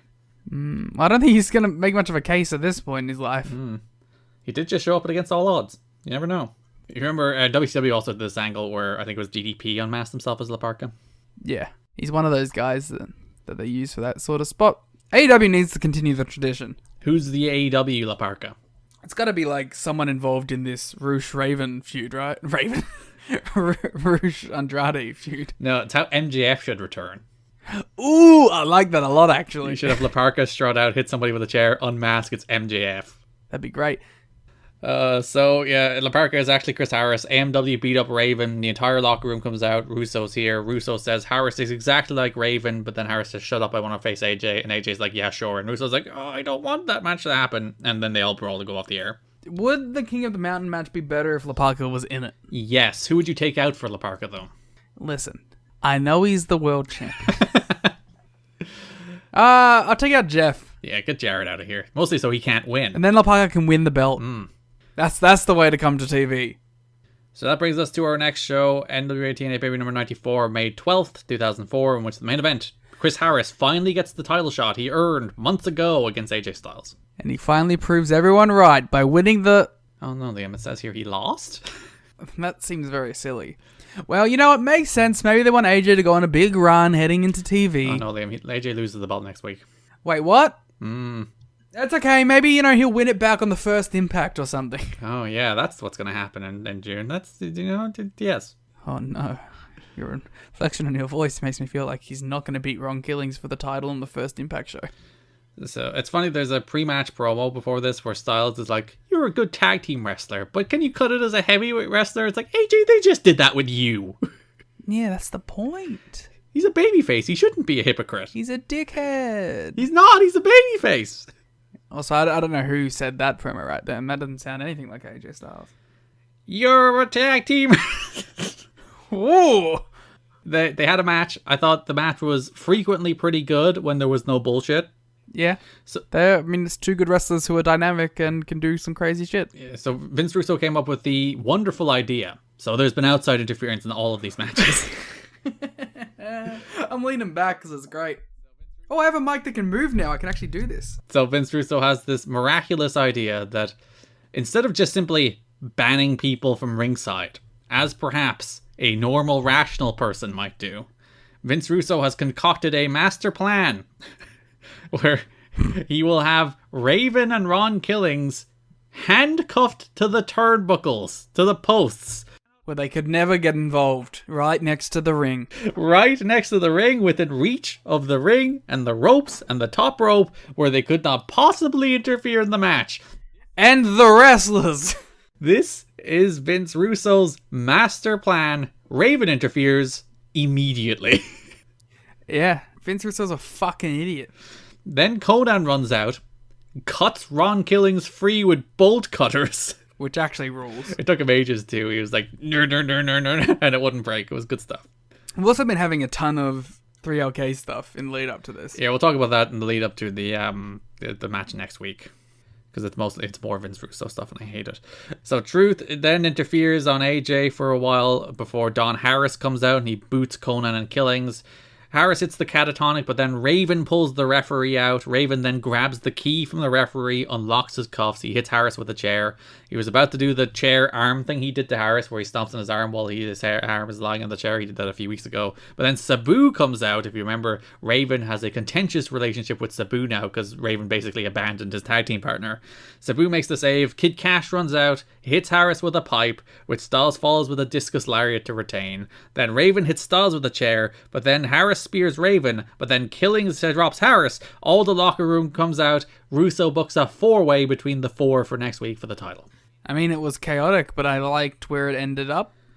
Yeah, like there was like a 5-minute stretch here where AJ and Harris just had a match, and it was really good, and there was some great near falls, and the crowd like honestly bid on like an elbow drop. For some reason, the crowd really likes that Chris Harris elbow drop. They always think it's a finish.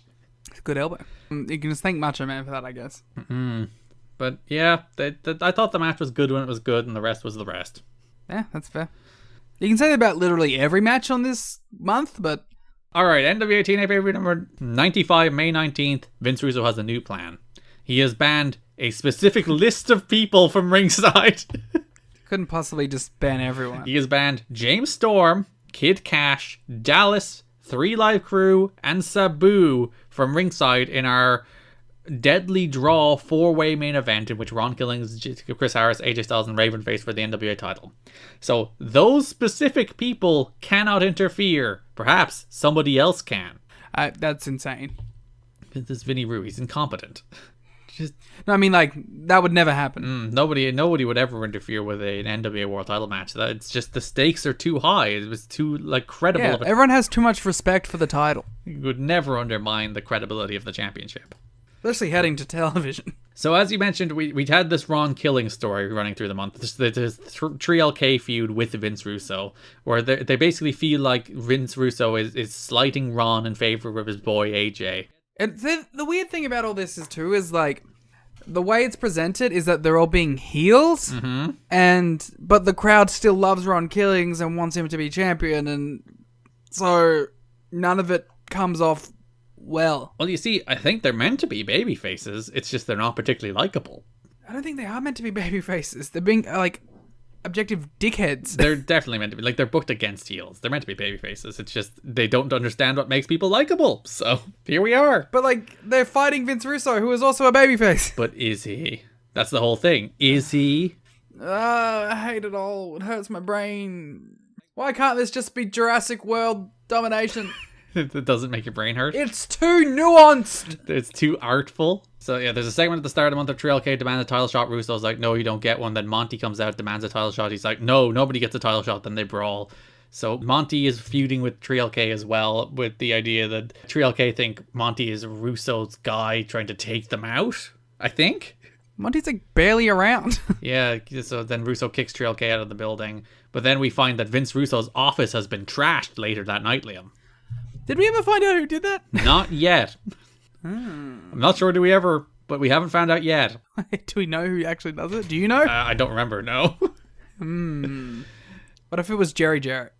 Yeah, he's like, that's what caused his heart attack. He's like, he got too wound on the way up. out, he was just kicking shit over. He's like, fuck you, if I'm going out, so is your office. So the next show of the month, Monty Brown faced BG James. What a funny match. It wasn't a terrible match. No, it wasn't bad. It's just like you see Monty Brown versus BG James on your screen and you're like, what am I watching? So they brawl all the way out into the crowd. Like every Monty Brown match at the moment. Yes, like every TNA match, you need to walk and brawl in the crowd. And they set up a table underneath the balcony, and Monty Brown teases throwing BG off it. And I'm like, never in a million years is BG James taking a balcony bump through a table. No, and he doesn't. There is no tease in wrestling history that I have believed less than this tease of throwing BG James off a balcony. Listen, I have to watch Don Fuji threatening to throw someone off the Cork and Hole balcony like twice a month. And I still believe that more than I believe BG James taking this bump. BG is never taking any bump. He doesn't like to do wrestling, so like, why would I believe this? Yeah, and in fact, not only does he not take the bump, he in fact ends up powerbombing Monty through that table. So BJ always wins. Monty crotches BG on the rail and then starts hitting his leg with a chair a few times. Then Monty hits a pounce and wins. The idea Monty has attacked his knee and perhaps taken out BG James. I'm just remembering the promo that BG cut later when he's on the ground. Yeah. And he's like, he wouldn't do that. He wouldn't go that low.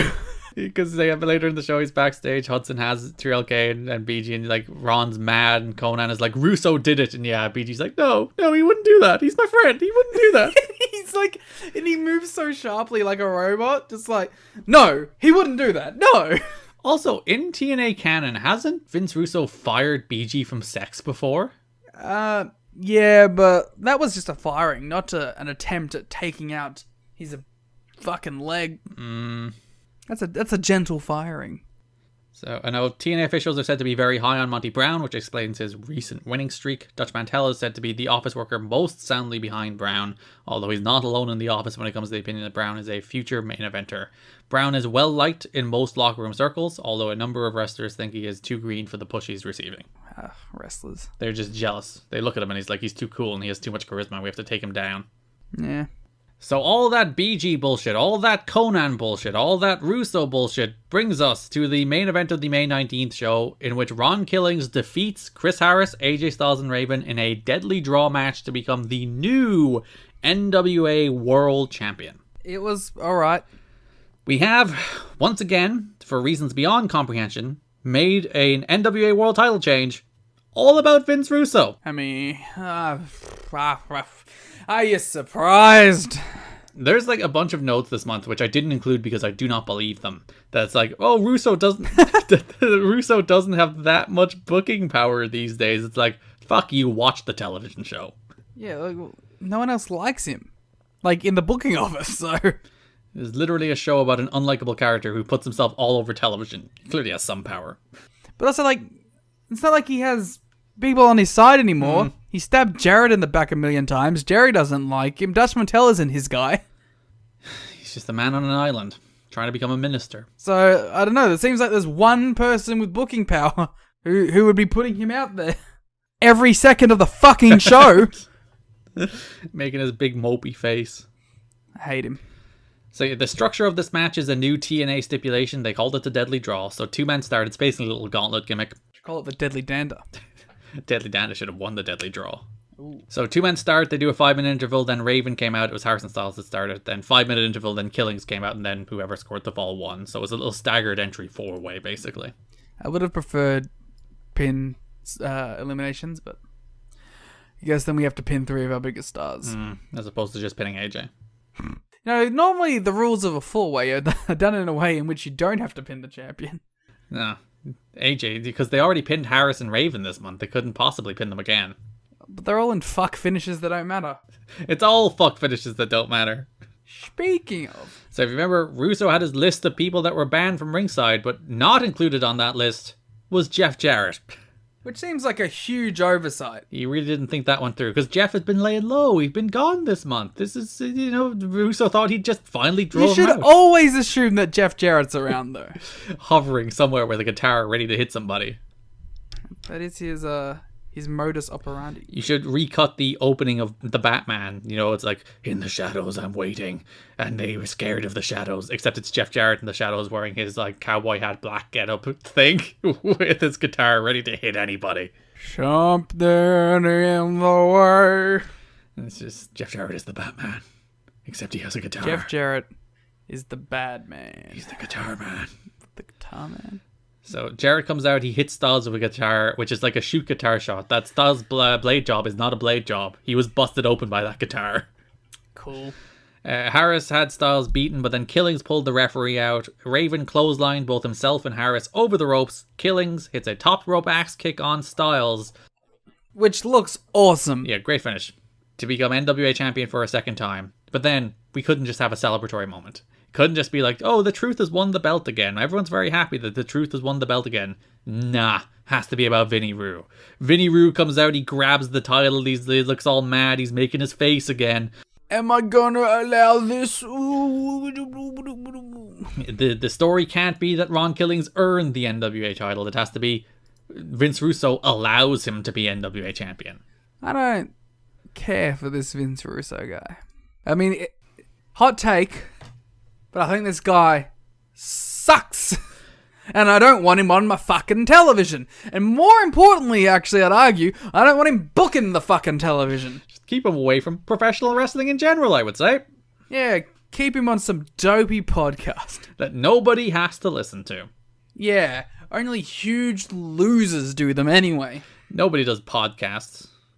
In 2022. This isn't a podcast, this is a higher form of art. This is an audio experience. Sorry, this is a conversation series. This is a conversation with our best friends. Yes. Hello, best friends. How are you doing? Now with the best friend. So yeah, Russo decides that the decision will stand and that Ron Killings is the new NWA World Champion. Great. Glad we needed that 3 minutes. Ron Killings didn't find out until the day of the show that he was winning the NWA title. He was said to be frustrated when wrestlers warned him that his title reign would likely be a short one, since everybody expects Jeff Jarrett to win the title either before the show debuts or FSN shortly thereafter. I'm sad. And they're right. He has a 2-week title reign. Hey, spoilers. I won't even pretend to have jeopardy that Jarrett wins the belt back in King of the Mountain. Well, you know, he is King of the Mountain, so... Yeah, and AJ Styles was upset with Jeff Jarrett because the cut he received from Jarrett's guitar, although Styles calmed down quickly. Wrestlers point out that Jarrett has a history of being reckless with guitar and chair shots. One incident that wrestlers recalled was when Jarrett split D'Lo open with a chair on a TNA pay-per-view. I'm sorry that brother wants to lay it in.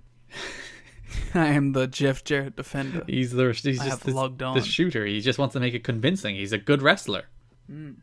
As we know, good wrestling is when you actually hurt the person. When you bust them open. It was a pretty sick blade job as well. He was bleeding a lot. I feel like we shouldn't say blade job. Yeah, wrong word. Shoot blood. Hard way. Shoot blood, baby. That's an extra half star right there. It is the rule of professional wrestling. It is the law. So, during the World X Cup show, last show of the month, Jeff Jarrett comes out, he grabs Mike Tenay, drags him to the ring, and he's like, I want confirmation that I'm getting my title rematch. I want it on June 2nd. And Mike, confirm it. You're the witness. Russo comes out, and he's like, you will get your title shot. And Jarrett's like, ha ha ha, I get my title shot. But then Russo's like, it won't just be you. Ha ha ha, I get my title shot. It'll be you versus Truth versus Raven versus Styles versus Harris in the first ever King of the Mountain match.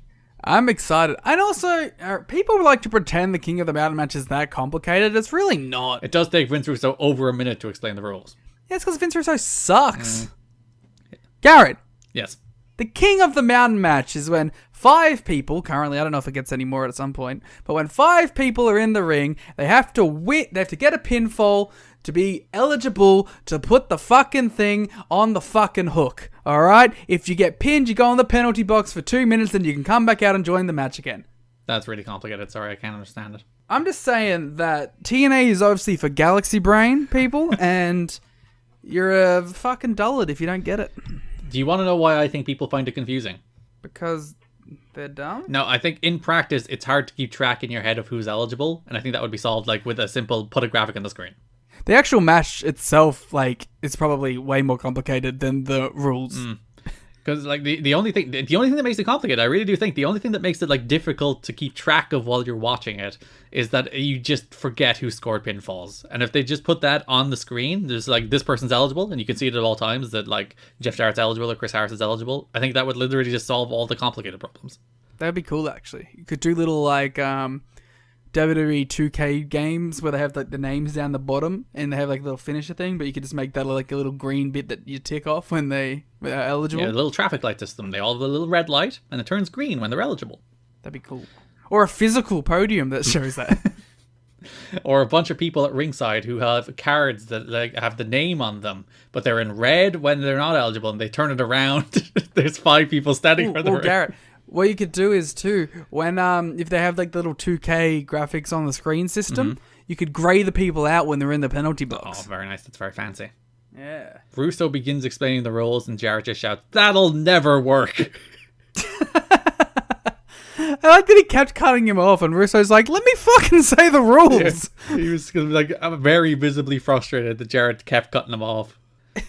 Because he was like trying to remember them. So we will have the debut of King of the Mountain on the first show of June. I'm excited. And that's your world title picture for the month. We have a new NWA champion. It's Ron Killings. The truth. So we have another bunch of bits and bobs, none of them like particularly substantial programs, but the biggest is probably the Kid Cash and Dallas against Dusty Rhodes and James Storm feud that runs through the month.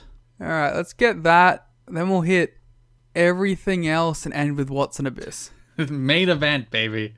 Yeah, well that's the reason we're here. We've got to end it hot, you know? What are we going to end it with? Fucking Shane and the franchise with their one segment?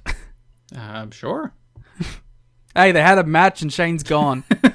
Cool, I'll read out that bit now. So, Scott Hudson was backstage in Russo's locker room when he found that it was trashed. And then he was like, I think Trio K did it. But then Kid Cash walked in and he's like, actually, James Storm did it. Yeah, and he was like really mean to him too. He was like, Storm sucks and I hate him. And next time I see Storm, I'm going to beat the shit out of him. Then Storm walks into the room. Yeah, that was not smart. He also walked through a fucking like APA door. Yeah, it's a sex locker room they're in. Were I think they? it was the sex locker room. It just looked like there was a random door frame. Yes, Cash said, next time I see Storm, I'm going to beat him up. Storm walked in, then Cash ran away. This guy's a coward. Chased into the arena, Cash and Dallas tried to double team Storm, but then Storm got away. I don't really have much to say about this feud. It's kind of boring. There's just a bunch of stuff happening. They have a match the next week. It's James Storm against Kid Cash. It's perfectly fine. I thought that was a little fun match. My favorite part is Mike today on commentary mentions that you see the tape over Kid Cash's shoulder. He's been bitten by a spider. Oh. Well, he was poisoned since birth. That's true. He attracts spiders. It's not infecting him with poison. It's trying to take the poison out. Is Kid Cash the Spider-Man? Oh, maybe he is. Maybe that's why he's so agile and nimble. That would make sense. Wait, maybe he was bitten by arachnid. What? Whatever the fucking Trinity gimmick was. Oh, yeah, the masked luchador. I don't Yeah. think it ever had a name like Arachnid, but I'll allow it. I thought it was a spider. Mike today even specified it was a brown recluse. That sounds bad. But yeah, he's wrestling. Did you get bit by spiders? I don't think so. I occasionally have insect bites, but I don't know what bit me. I don't remember ever actively being bitten by a thing that I saw what bit me. You can tell. I am not able to identify different insect bites. I'm not from the Australian outback. I'm sorry, my Australian is showing, but Yes. I've been bitten by spiders many a time, and I can always tell because they suck and they last for days. We only have small spiders. They're itchy and they go hard, and it's gross. Ugh. This is why I don't live in a hellscape. I googled when was the last time an Australian had died to a spider bite. Mhm. I don't think it was ever a recorded case. Well, like not since like the 60s. There's surely something. Not in Australia. Very good spider bite maintenance. Well, we're probably prepared for it more than most. So Cash faces Storm. Storm hit the 8-second ride. Dallas distracted the referee. Cash tried to hit Storm with the pipe-shaped nightstick, but then Storm got it there first with a super kick. Dallas then jumped him, hit the blackout, followed by a Cash frog splash. D'Lo made the save. Well, he tried to make the save, but then Chris Harris and Dusty ultimately made the save. I forgot that Chris Harris was even involved at this point. It took him ages to make that save. They were beating the shit out of Storm, and then D'Lo came out, and then they were beating the shit out of D'Lo, and then Harris came out like 5 minutes later. Where was Sonny Siaki? Not Sonny Siaki. Where was fucking the other guy? What other guy? Oh, Apollo? Apollo. Apparently he's working a lot of Puerto Rican dates and can't make it at the moment. I just realized that Apollo looks like if Sonny Siaki was blown up with like a helium tank. He kind of does. He just inflate the man. If he was just like, if you went into Photoshop and you just dragged him out left and right. You get Apollo. So Harris and Dusty made the save. Dusty Rhodes is back for the first time since December. Like, not in a big, shocking way, you know? He just kind of showed up. Well, they do explain that he is there as like sage advice for Chris Harris. That's the only reason he's there. He's like an advisor to hype Harris up for the title match that he has on this show. But then he comes out to help James Storm and gets involved in that story. Well, he's a friend of AMW, as James Storm said. Is he one of America's Most Wanted? Oh, he was only referred to as a friend. It's true. They're pals. They're buddies. But maybe there's potential for something a little more. Friendships can blossom into something else. Being a stable, of course. Yes, nothing else. Dusty Rhodes made it known backstage last week that he wasn't happy that he hadn't heard from anybody in the office in months. Rhodes felt nothing else TNA officials could have called to say that they wouldn't be booking him for a while. Yeah, fucking keep Dusty up to date. Don't leave Dusty hanging. He's Dusty. He was the best part of your show in 2003 other than Raven. It's also Dusty Rhodes. Have a bit of respect. So Dusty interrupts the on-camera plug for next week, the classic format, and then cuts a promo where he will face Kid Cash and Dallas with his pal James Storm in a bunkhouse brawl. American Dream's Most Wanted. He did a very good bit where he took his boots and hat off and then put his hat in his boots and said, "This is Kid Cash," because he's a tiny, puny man. That's a good cartoon. It was a good image, and he like laid down on the mat next to the boots and the hat and like, "Hey, tiny Kid Cash, how do you feel about this?" Kid Cash don't get no puff hair. So the next week we have That last little callback there, gotcha. yeah, we have Dusty and Storm against Kid Cash and Dallas in a bunkhouse brawl. Cool. They work a very traditional, normal tag, get the heat forever. Dusty actually never makes a proper hot tag. He's cut off like twice. Yeah. I like this match, actually. Yeah, it was a good little tag match. Good finish. You just have the inherent charisma of Dusty that just makes everything good. Yeah. Also, James Storm in a tag match. That also, and he's babyface in peril for pretty much the entire match too, which he's very good at. And a great finish. So yeah, they're working over Storm throughout the match, and that involves like working over his leg and his ankle, and in that process they take off his boot, so he doesn't have the boot for the last call. So Dusty's brawling out on the floor with Dallas. He takes out Dallas, then takes off his own boot, throws it to Storm. Storm puts on Dusty's boot, hits the last call, picks up the win for himself and Dusty. It's one of those fun little facts that you can say Lance Archer worked with Dusty Rhodes. Yeah, and had some good matches in the process. It's a fun little connection there. So Storm and Dusty, by virtue of beating the tag team champions, have earned a tag team title shot on the first show of June. What about the rankings? There is no rankings. There's no other tag teams this month. Literally none. This is the full division. There is not a single other thing to talk about in the tag team division other than these handful of matches between James Storm and Kid Cash, Dusty Rhodes, and Dallas. Listen, I don't know what happens, but I hope James Storm and Dusty Rhodes win the tag titles so I can have that fun fact of James Storm being a tag champion with Dusty Rhodes. Well, you will see what happens in June. I will. So then there's a bunch of other small stuff. Let's start with Amazing Red and Sanjay Dutt have a best of 3 series this month to determine the number 1 contender. I don't think there has ever been a greater gap between what something should be on paper versus what it turned out to be in execution. These are all fun matches, but they just weren't great. I thought the first one was pretty bad, if I'm honest. I liked the first one because they just did some technical graps. Yeah, they went out there and they just exchanged holds, and it's like, it's Sanjay and Amazing Red. Sanjay and Amazing Red. You know what I think? I think if they had have put this as the second match and had the second match as the first match. And I think it actively sabotaged the second match where they do start doing flips and shit, and the crowd just don't care, because the crowd do not give a shit about them exchanging holds. In fact, Don West on commentary is like, you know, Mike, I think this crowd is in stunned silence because they didn't expect all this technical wrestling from these guys. It's like, yes, Don, I think that is the case. Yeah. I think, yeah, just making this the second match would have helped a lot. And like they even like fuck up a tornado DDT, and then for some reason they show a replay of it. There were some weird replays on this month. Well, like one of the most generic battle royal eliminations in the gauntlet. They just did a replay, and I was like, really? Well, that was a taped show, so maybe that's covering something that they fucked up. They did the half and half. Oh yeah, they do though. picture-in-picture replays. Yeah, so yeah, never mind. I thought that was like such an odd choice. Which makes it all the more baffling when it's a taped show. I don't know. You know, these things happen. Yeah, shit happens. So yeah, that first match, yeah, Sanjay won with a cradle. Again, yeah, I think this would have made way more sense to have Sanjay win with the cradle after the technical match in the second match of the series and having Amazing Red win in the flippy one. So yeah, you then tell the story that like they tried to go flip for flip and Red was better, so Sanjay had to bring something different. Yeah, had to slow him down and bring him to the ground. And then one with a technical move, you know? I don't think it helped either that like they came out, they were about to wrestle, and then Frankie's music hit, which is just kind of undermines them from the start. Which I guess was the point of the whole thing. Like that Frankie's undermining them by putting all the attention on himself. But these two aren't currently big enough stars in this company to be able to be undermined. Oh, that's a real sad thing to say about Amazing Red. And he only just returned, but it is true. And they both had bad gear. Ah, no, they have baggy pants. It's rules. I don't like your anti-baggy pants agenda. I mean, it's bad. I also just said it to get you to get fired up. Baggy shiny pants are my favorite kind of gear. Which is insane, but sure.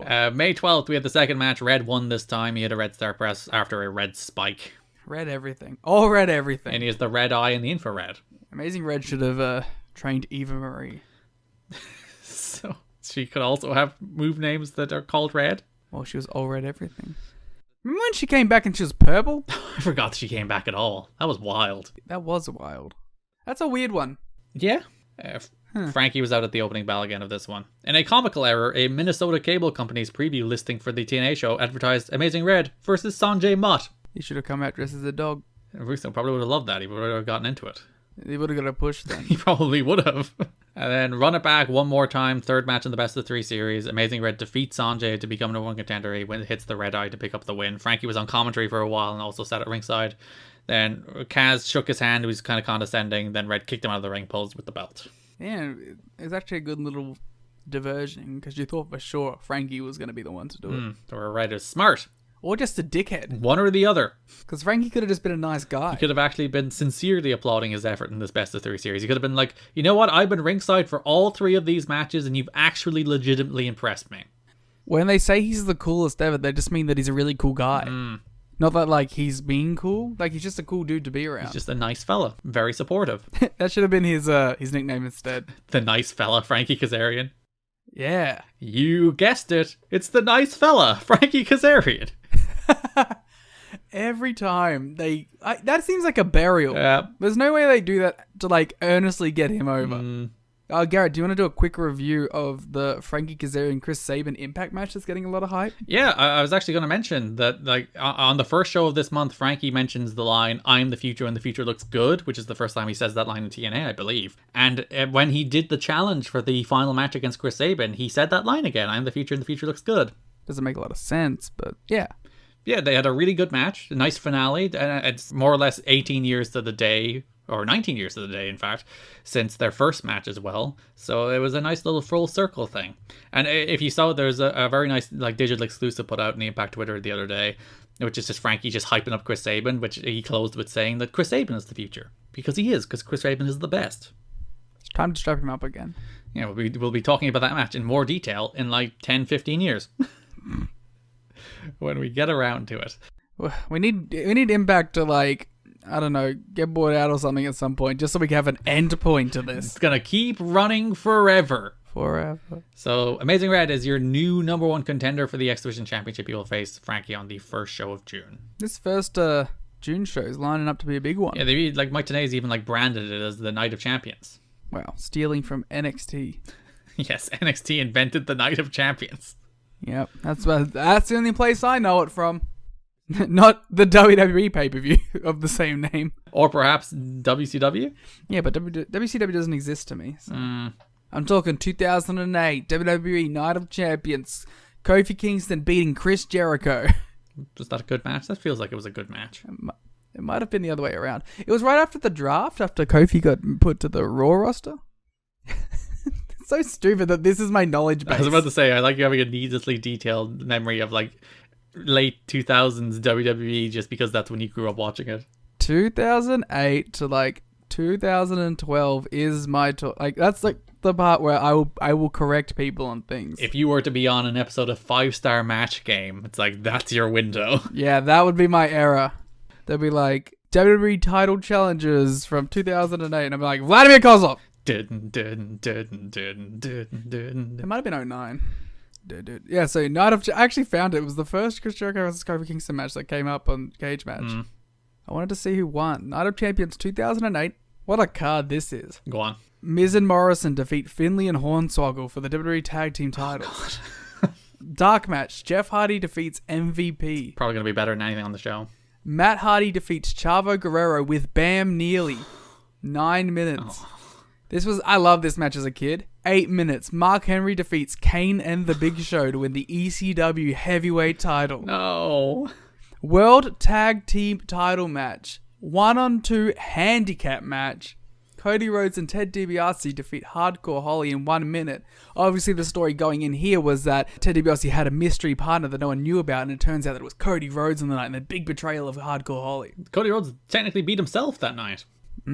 Intercontinental title match. Kofi Kingston defeats Chris Jericho with Lance Cade in 11 minutes. Oh, wonderful.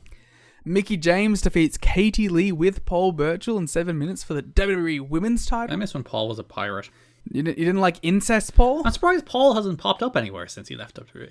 I liked Paul. He's just like, I'm done. I thought he was a good wrestler. As a kid, I enjoyed him. Because like the standing Spanish Fly was like his move. It was like his big C4 exploder. That was the thing that made him cool. Remember when he was Jack Sparrow? Yeah. That was a weird time. Garrett, so the World Heavyweight title match and the WWE Heavyweight title match on this show are the most World Heavyweight title match and WWE Heavyweight title matches possible. Mm-hmm. I would like you to have a chance at guessing them. Randy Orton versus John Cena. You are so close. Triple H defeats John Cena for the WWE Heavyweight title. Of course. And the World title match?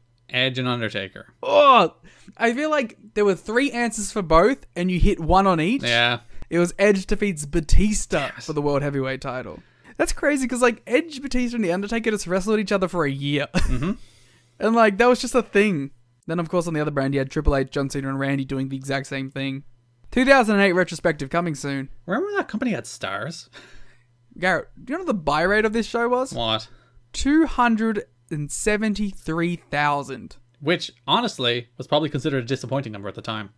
Yeah, which is now, like, insane. If AEW did that number, people would be literally dancing in the streets. I would be dancing in the streets. I don't even have, like, that much investment, and I would be dancing in the streets. It's not your money. Could be.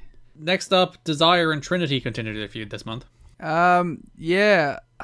See, the problem with this is it's bad and I don't care about it. Mm-hmm. But Desire is such a genuine person that I want to see her succeed. Yeah. And I enjoyed them fighting in a park. Which might have been the highlight of the month. I mean, no, that was Scott D'Amore beating the fuck out of Jerry Lynn. But it's a fine number 2. Actually, the number 1 might be Goldilocks' voice messages. No, we're not there yet. I'm just saying. So we had a feature about Desire versus Trinity on the first show of the month, and Siaki was like, I'm not sure you should be doing the match. We are acknowledging openly that they are a couple together now. Yeah, well, even they asked, he's like, what is your relationship? And she's like, we've been dating for like 6 months or whatever. I think it was like 18 months, a year and a half or something like that, yeah. Sure, that's about the same. Then they had a match. Everybody was sent to the back. Trinity won with a roll-up. Sure. I like this Trinity stuff. She actually feels like a big deal. Again, we've talked about that a lot, that it really does feel like they dropped the ball with Trinity in particular as someone who felt like a star before sex and in the early ages of sex. And then... stupid sentences. And then... Trinity felt like a star at the start of sex, but by the end of it... By the end of sex, she just felt like a weird cog in a wheel that was weirdly tied to Disco Inferno. There's many weird images that are popping in your head right now. I'm sorry. So the disco part really threw me for a loop. So Trinity jumped Desire after the bell, was going to moonsault Desire. She put a chair in her back and was going to moonsault the chair onto her back, but Siaki made the save. That's the classic Liam on the trampoline finisher. Moonsault onto a chair. You put the weapon on top of them so that you feel it. So it feels like you've actually done something different than a regular move. Because it hurts you more? Yeah. Because otherwise you wouldn't know. I used to like drape my plastic world title belts over them. After the match, Swinger and Gilberti attacked Irish Pat Kenny. Enough about your nonsense. Outside the building. We'll get to some... I'm about to attack Irish Garrett Kidney. I'm going to lay the title belts over you and then I'm going to... Just shout, you're just a lousy Irishman at me? I'm going to pour green paint on you. Yeah, so they said he smells like an Irishman after pouring some beer on him and then... Ha! Poured green paint on him. Ha! Because he's Irish and they hate him. I put green soap in his mouth. Classic Irish. There's a funny note because I had no idea what that soap was. I'm like, is that an Irish stereotype that I'm not aware of? It's got to be an Irish American thing, right? Yeah, because there's a note. It's Irish Spring soap. I heard Don West mention it. It's like, oh, they're putting Irish Spring soap in his mouth. And there's literally a line on the Wikipedia page for Irish Spring. It's like, Irish Spring isn't sold in Ireland, and most Irish people have never heard of it. You should buy some Irish Spring and do a review for the Patreon. Yeah, see, it's a good soap. See, the problem with like this, right? Soap? If they were to do this exact angle with an Australian, they would just pour the like red, white, and blue on him. Mm-hmm. So that it would kind of lose some luster because that'd be like, it's just the American colors too. I think they might go for like gold for Australian, maybe. Green and gold? Yeah. Our sports colors? They're fighting kangaroo. Be more distinct. Yeah. Well, I argue that we should have the green and gold as our actual flag. Not to get political again. Wow. Political Liam Jones with his Australian right-wing views. I don't know if it's right-wing to say that I would like to be separate from the royal family. These extremist positions from Liam Jones here. So next show, Pat Kenny's outside the building and he's like, I want to fight the NYC. I'm in this outside area. Come fight me. You look cool. Yeah, Pat Kenny's running up and down steps. Getting fit. And then eventually they just attack him and beat the shit out of him 3-on-1. Yeah. What's 3-on-1? He needs to find some Irish partners. They shove some Lucky Charms in his mouth. That's a good one, though. You got to admit. They tar and feather him with Lucky Charms. Yeah, it's good, right? I just watched all the Leprechaun movies. Mm-hmm. Why? To get in tune with your culture. Thank you. I've never seen them. They're horrific. Nice. But it has the classic line, fuck you, Lucky Charms, as they kill the leprechaun. Nice. They say it in the first one, then they bring it back for the remake with Hornswoggle in it. Oh, that's a callback. Yeah. It's a great line, to be fair. Also, first Leprechaun movie. Want to know who stars in that? Who? A young Jennifer Aniston. That's a horrible role for that poor woman. Oh, she's terrible in it. It's like, is it Johnny Depp that's in the first Nightmare on Elm Street? Yes. One of those randoms like, oh, an actual famous person came from these movies. It happens every now and again. So they eventually jump back in. He said, tar and feather him with a bunch of Lucky Charms. So he's getting his ass kicked by all these people. Again, this company is just giving us bits and bits and bits for an eventual live show. Where you're going to tar and feather me with Lucky Charms? Yeah, that's going to be the end of the show. So earlier in that show, Don West is having a chat to Desire. They're at a park. Sonny Siaki's taking care of the kids. Mm-hmm. He's playing, and apparently playing too rambunctiously because Desire chastises them for playing too high. It's dangerous. I mean, come on, mate. It's a bloody park. Let the kids be kids. Desire talks about breaking her back. Her back exploded, but she finished the match. She's mad that then Sonny Siaki's letting the kids play. Desire wants to come back to the ring against Doctor's order to make money to feed her kids. Is the story here? Where's Roddy Piper and that health insurance? Yeah, like that's literally the story. She's like, my doctors have advised me against wrestling, but I need money to feed my kids, so I guess I have no other choice. That's literally the promo. Yeah, we haven't quite got there yet. This company, she is destitute and poor. She's like Eric Watts. She's no money anymore. Garrett, we have breaking news. Go on. E3 is returning. LA 2023. Good luck to them. What it'll look like, who has any idea? I'm just happy. I did miss the condensed nature of all of the announcements. That is fun. 100%. I hate digital E3. It sucks. That assumes everybody will support it again next year. I will make them. I assume they'll at least have Microsoft and Nintendo. I assume. Yeah. Did you see that with New Japan's press conference, they did "And One More Thing"? Oh yeah, that was the crowd cheering as well, wasn't it? Yeah. Nintendo's legacy. Truly reaching far places that no one ever would have thought. Yes, Nintendo reaching the far off places of Japan. Who would have ever thunk it? So Dawn is chatting to her and suddenly Trinity attacks her from behind. Dawn tried to break it up but got knocked over. My favorite part is like Dawn tries to break it up and Trinity pushes him away. Then they brawl out into the grass and then Dawn tries to break it up again. Trinity elbows him and he just tumbles down a hill. Mm-hmm. There's like a full backward roll as well. It's very athletic. Yeah, I always like outdoor stuff. It's just like a little bit of visual variety, a little bit of like we put some more effort other than we stood in front of the interview set to do like this thing to make it look a little more interesting. Yeah, 100%. So yeah, she tries to go after Desire's back before Siaki eventually makes the save. Yeah, I honestly thought he wasn't there. He was messing with the kids. No, but like I thought like they were just pretending.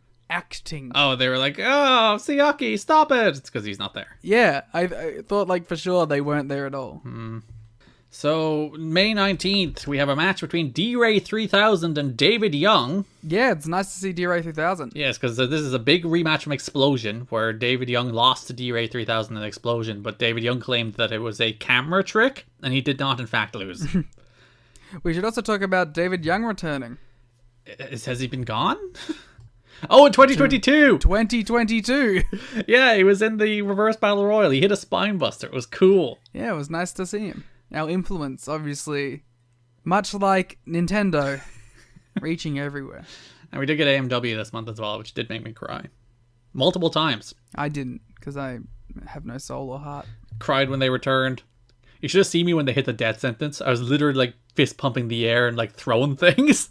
You were hooting and hollering. I was hooting and hollering at like 2:30 in the morning. You would have been removed from Kurikan Hall. They would have been like, no, you cannot do that. Go to jail.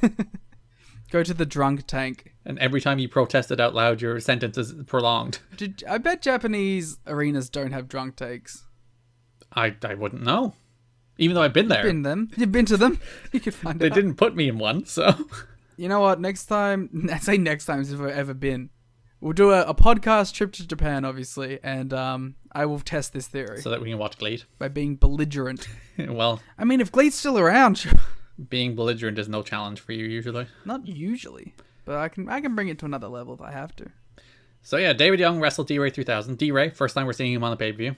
The charismatic figure. Looked good. Yeah, people are into the D-Ray. He has good gear. He does. So Gilberti, Swinger, Kenny brawled into the building. This distracted Young, allowing D-Ray to roll him up to continue his unwinning streak. Losing streak, that's the word I'm looking for. Unwinning. His unwinning streak. The famous word for losing, unwinning. I like that this David Young match was so out of the loop, like no reason, that it didn't even get a best of the rest section in the broad topics. Well, it's technically tied into the Diamond and Swinger and Kenny stuff, so... There was no mention of it. But like they came out, they called it the finish. Did they? Yeah, they brawled out. They distracted David Young, and David Young lost. I forgot. I think I was talking too much about D-Ray 3000 at the time. And this is where they did the Irish Spring Soap thing. Irish Pat Kenny. This is where they washed his mouth out with Irish Spring Soap, which again is a thing no Irish person has ever heard of. It's apparently big in Germany as well as America. We'll have to confer with our German brethren. So yeah, that's all of the Trinity NYC Desire Kenny stuff. One more to go before Liam's happy. We have Michael Shane facing Shane Douglas in their big blow-off matches. Yeah, they were okay. That's it. So first show of the month, we get a promo from Michael Shane, who's like, I've achieved all this success by myself. I don't need Tracy. I don't need franchise. I'm a man on an island. I'm doing it by myself. I won the X Division title in Ultimate X by myself. I can do it by myself again. He's not wrong. He was most successful by himself. It's true. He should have stuck to this plan. But it was kind of just all a swerve. So yeah, franchise then cuts a promo before the match about how Tracy wasn't with him because Tracy's back with the franchise. His charisma is so magnetic that Tracy has returned to him. Charismatic force, the franchise. So they have a match. It's fine. It's a match. Yeah, I kind of realized right now that I condensed these two matches into one in my mind. They just had two matches that were more or less exactly the same. I did appreciate how franchise hit a slingshot crossbody, and he desperately wanted the validation from the crowd for that. Yeah. I wanted to give franchise a little credit. It feels like since the Raven match, he slimmed down a little too. Perfect time to slim down when these are his last matches for 5 years. Well, he probably didn't know they were. So Tracy came out with franchise, but it was all a giant swerve. Tracy threw a chain to Shane. God damn it, making me say chain and Shane again. Threw a chain to Shane to beat Shane and put him in pain. But franchise dropped Shane, stole the chain, and then won. Well, the rain in Spain falls usually in the chain with Shane. The rain in Spain falls on Shane. Which one? You'll never know. I did kind of appreciate that franchise just saw through their bullshit. Yeah, he knows. Well, he had to, talk to Tracy at some point while she was with him, so probably deciphered it. Because, the whole thing here is they tried to swerve franchise, but he just saw through it. He's just like, oh yeah, I'm going to play along, but I know it's bullshit. It's nice that Shane got to win a 2 out of 3 best match series on the way out. Yeah. So Tracy tried to hit franchise with her cast, but then franchise spanked her. Shane intervened. Tracy hit franchise with the cast, strapped around about his neck, and then Shane super kicked him until security intervened. They whipped him. This is basically the same finish as next week. Pretty much. Because we have that strap involved, we have a corporal punishment match the following week between Shane Douglas and Michael Shane. Now, Liam, you might be asking, what's a corporal punishment match? It's a good question. Garrett. Yes, Liam? What the frig is a corporal punishment match? I don't even know what corporal punishment is, mate. I'm Australian. You see, it's a match where you put paddles and straps on all 4 ropes in the middle and then don't use them. Oh. So Michael Shane and Shane Douglas did a corporal punishment match. As I said, there's a bunch of straps and paddles tied to the 4 ropes, but they didn't use them. They just did a match. I wonder if they just, forgot. They're like, I don't want to be whipped. I don't want to be paddled. Who cares? But, come on. Michael Shane, at least you can be there to take it, you know? Also, Shane, you're winning the match. You should probably...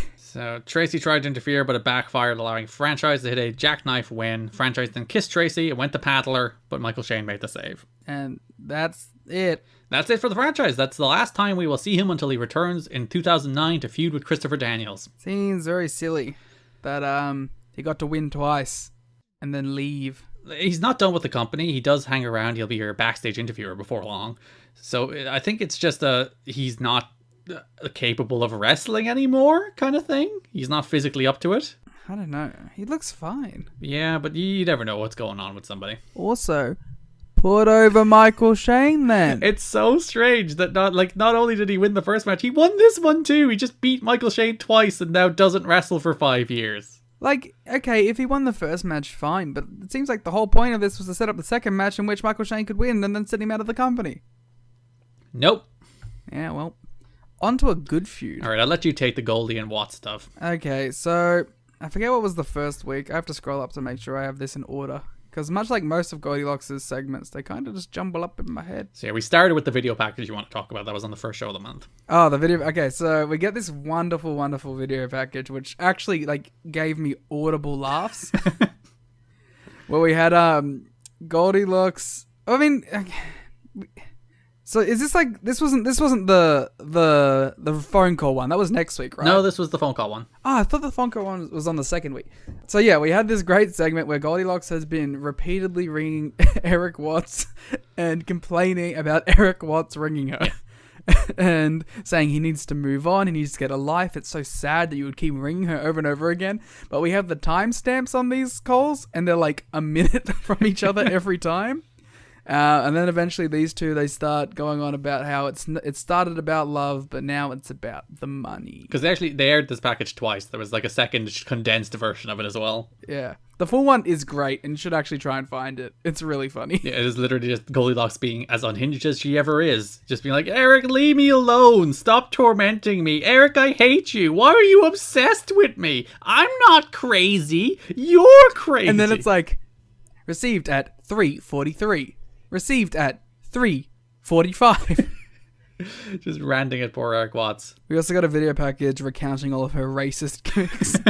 So, you know, it was a big one heading into this Abyss Eric Watts match. Of course, we have Watts. He's a poor man now. He lost his TNA job, and he's not making bank anymore.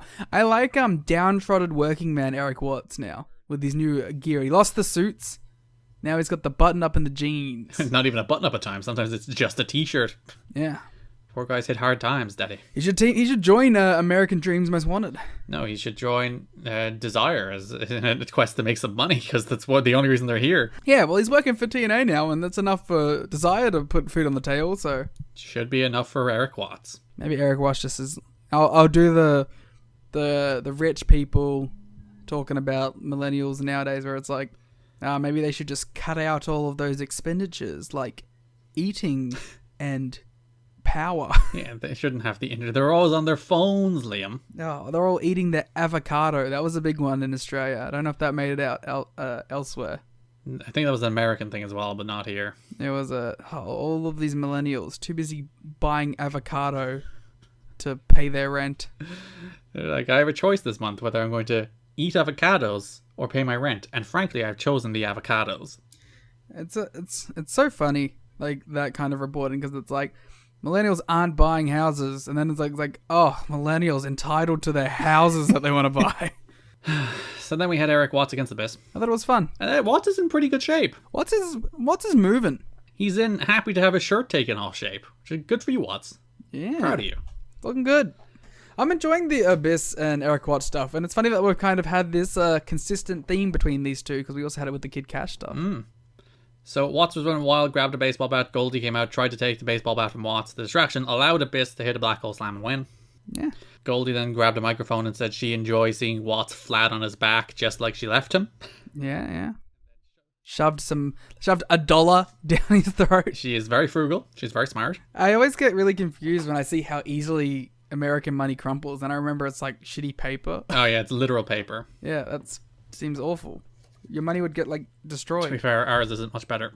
The Euro notes. Ours is like plastic. Yeah, you have that fancy, durable money. Yeah. That's not like a crazy thing. That seems like that should be the norm. You're crazy. Don't call me crazy. You calling me crazy? Hey, Donald, Vincent Russo. Michael TNA. Does she say Michael? She probably should. She hits Donald and she hits Vincent. Because she says that Abyss wants the next shot at the NWA title. Yeah, Abyss choked Watts until security came out. Abyss then killed the security. He's the original Wardlow. Then Watts eventually made his own comeback, ran Abyss off with a bat. They should be teaming up. Should be pals. They should just turn on Goldie. What a destructive force. Be like, Goldie, you're out of here. No, Goldie should join back up with Eric Watts. True chaos.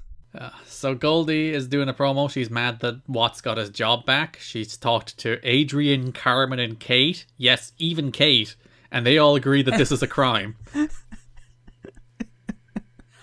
Yeah, it's very good. And then she threatens a nasty legal battle and is like, I have the money. She's gotten all of Eric Watts' money somehow. I think that's the story. I'm not sure. Well, she got Eric Watts' money and then I think she got Don Callis' money as well. Yeah, she's been just stealing money from everybody. I believe Adrian, Carmen, and Kate were meant to be the names of her alternate characters. Oh. Who was Adrian? I don't know. Maybe that was that one that was meant to be Asian that we were like, what? That was just her in a black wig. I have no idea what you're talking about. So then, last show of the month, they confront Mike Tenay and Don West. Donald? She shouts at them. She's like, I have a legal dispute and I have all this money. And she has like $4 in her hand. They're $1 notes. That would make sense if, like, that's the reason she looks so raggedy at the same time. Like, she looks as bad as Eric Watts does. They're just all, like, again, they're toxic for each other in every way. I've seen legitimate relationships like this. That even when they break up, they're still hideous for each other. Without the, like, physical aspect that, like, Eric Watts is getting cheered every 3 seconds for trying to chokeslam Goldilocks. Of course. But, like, the constant, like, shit-talking each other while also both being in basically the exact same position is something I have definitely seen in real life. Yeah, so she's shouting at Tenay and West. Don West then says she's crazy. And she's like, crazy?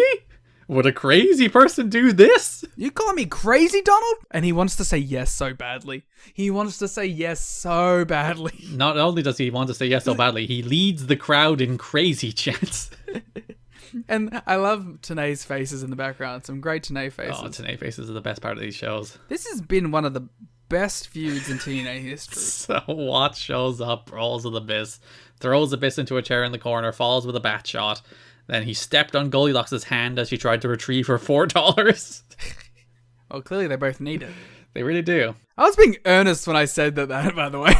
I think you'll be upset about this note, but Abyss was told a few weeks ago that he was going to be a background player until the FSN show starts. He was assured that he will be involved in a big feud once the show starts. Well, that doesn't make any sense. He's in the biggest feud. I was like, you surely wouldn't be able to comprehend this.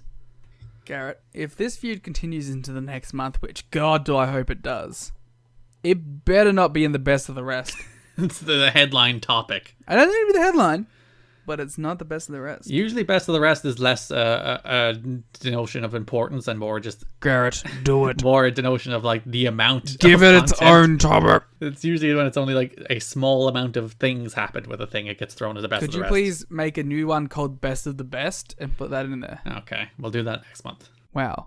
This is some good content for the $1 tier? Yes, you can look at the show notes on the $1 tier. Yeah. See, I don't have to pay for it, so I don't know. Though I've realized, you know, when you do like size gimmicks and color gimmicks, doesn't actually come through on Patreon, so they don't see that. I mean, that's more just to... Honestly, I do the color gimmick so that I know how long the show is left. So, very quickly, show by show, NWA-TNA pay-per-view number 83, May 5th, 2004.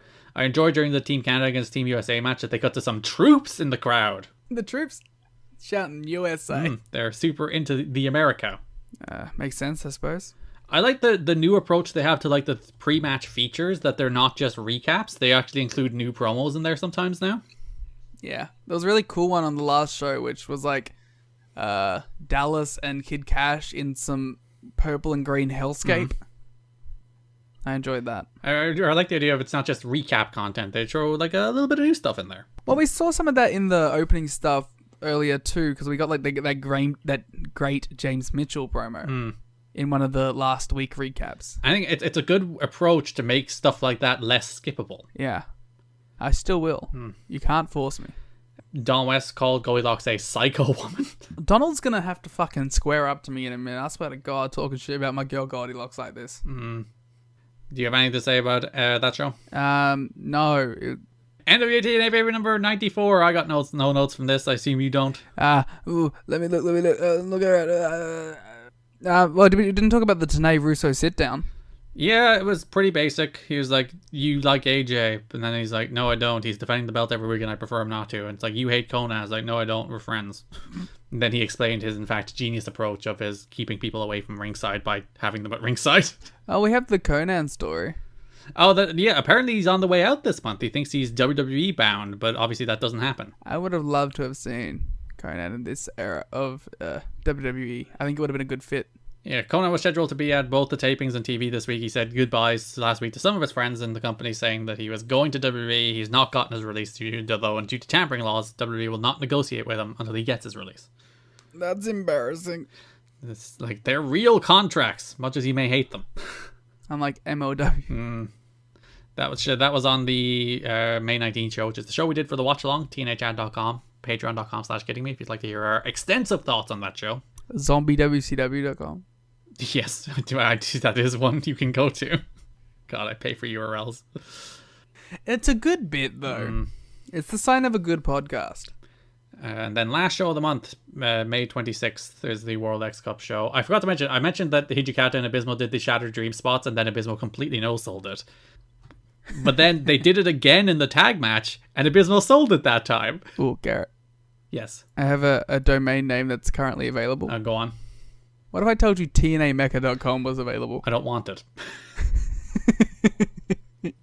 That is one I simply do not want to own, even as a bit. It's only $2,000. Oh. $1,895. 400 Patreons. Buy TNAMecca.com. It'd be a good bit. Think of all of the evergreen content from people linking to TNAMecca.com that we could get. So yeah, 100 patrons will do All Wheels Wrestling. 400 patrons will do. It is $72 a month, so you will need to cover that with the Patreon. They constructed the Ultimate X a little differently, because I thought, one, it felt a little lower this time.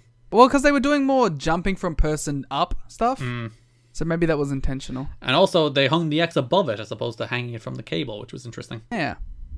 Alright, that is May 2006. We'll be back in June, which is a pretty monumental month in TNA history. We have major debuts. We have the debut of King of the Mountain. And, of course, we have the debut of the Impact Television show. And lots of content. I'm a content fiend, but generally for good content. So, again, we will request your patience.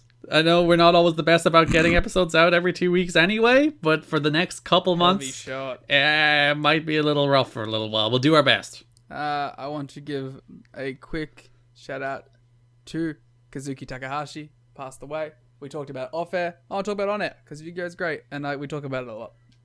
Yeah, it's died in scuba diving? Yeah, dead man in snorkeling gear was found floating off the coast of Nago, Okinawa on July 8th, and authorities identified him as Takahashi the following day. Crazy. That's the reason I don't trust the ocean. The ocean's terrifying and no one should ever go in it. Damn right. We should actually be spending most of our time removing the ocean. Team Magma, baby. That's the main reason global warming is bad. It's like sea levels are rising means there's more ocean. Yeah, it has nothing to do with like what it's doing. Just that it's happening, and there's more. Just the amount of ocean there is. It's too much. So yes, we'll be back in 2 weeks with the June 2004 episode, which, as I said, it'll be a pretty big one, the debut of the Impact Television show. We'll be back in a week with the next episode of Global Force Wrestling. We'll be back on the 17th of July with the next episode of Rain Takers, covering the Kazuna Road show. All of that you can get, and more, at tnachat.com or patreon.com/kiddingme. You can follow us on Twitter at TNAHistoryPod. You can follow me on Twitter at Garrett Kidney. You can follow Liam on Twitter at TheGleetMuda. Thanks for listening, and bye-bye. Do the Dan thing? We're still being family, right? We still can't say damn. Damn. TNA is the best wrestling in the whole world. Oh shit! It's Vince Russo!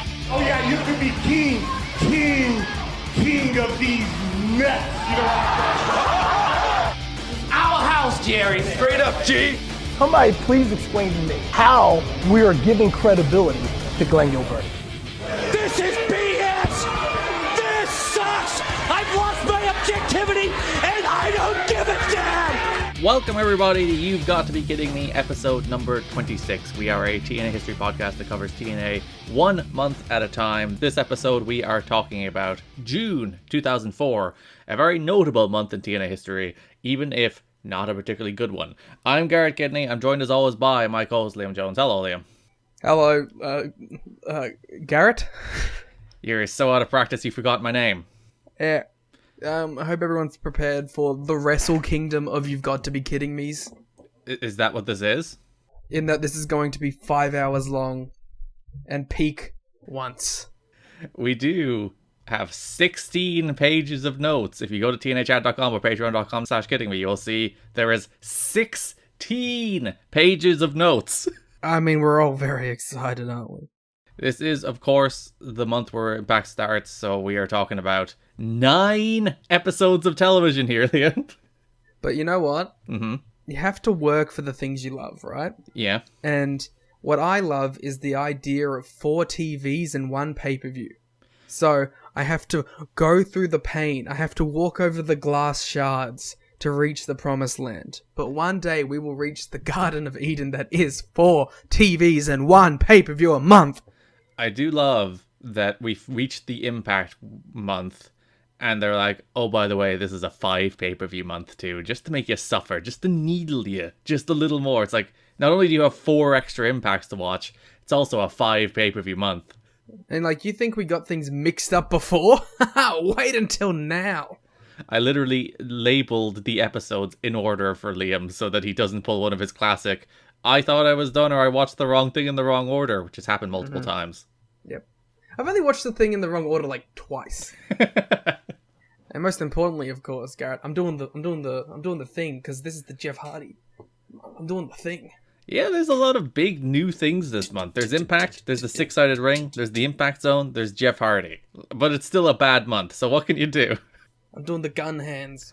I can, as this podcast being an audio medium, that does translate very well to audio. I hear the gun hands. Modest to the top. I love Modest. Like, there was a period where I hated Modest, and now I love Modest. I don't think I like this version of Modest, but I like Modest that comes.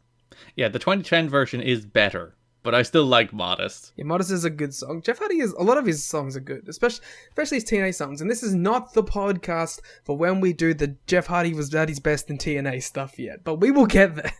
Also, if you would like to hear the podcast about Jeff Hardy TNA theme songs, which is what I thought you were going to talk about, on this very podcast network, there's an episode of me and Andrew Rich on Music of the Man talking about Jeff Hardy's TNA theme songs. Yeah, and I did Halloween. Yeah, very TNA. I did Halloween themes. There was I'm sure there was someone from TNA on there. Suicide was on there. There you go. I think I did have one of the Halloween episodes, and one of the themes was the Disciples of the New Church. So there you go. Ah, there you go. Perfect. That James Mitchell sings, of course. Definitely. To bring back a season 1, You've Got to Be Kidding Me reference. So it's been a month since a main episode. We did warn people, but also you got COVID, so that didn't help. Well, I think it helped. Helped you just not watch TNA? Yeah, it was a good excuse not to watch the shows. You didn't even get COVID, did you? You were like, I got COVID, so I don't want to watch TNA.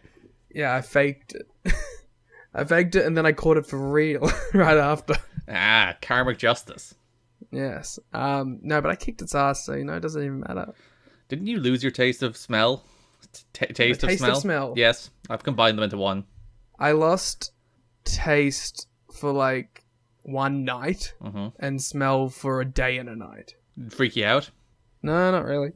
I was kind of open for it.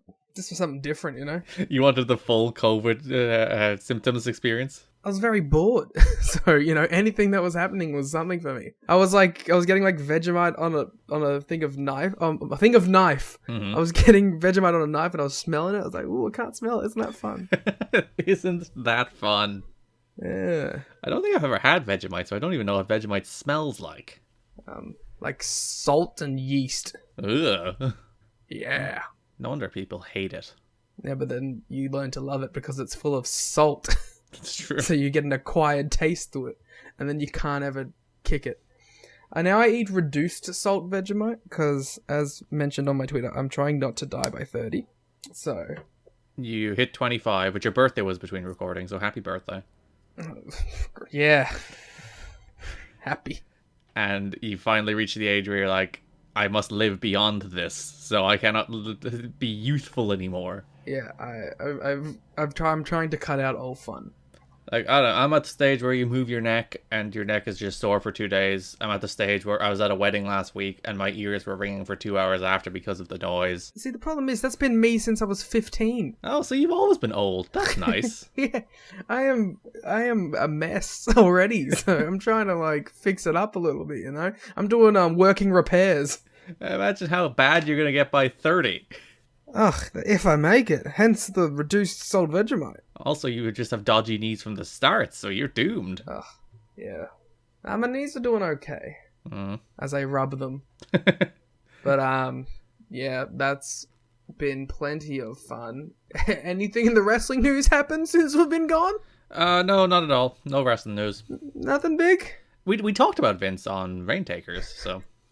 Yeah, that's for the Patreon. Yeah, so if you would like to hear our more immediate reactions to Vince McMahon, where Liam was like, I don't want to talk about Vince, and then we still talked for 5 minutes about Vince. Well, yeah, I was like, I'm trying not to date these episodes. I want them to be, like, everlasting content. But then, you know, the biggest news story of our wrestling lives happened, so...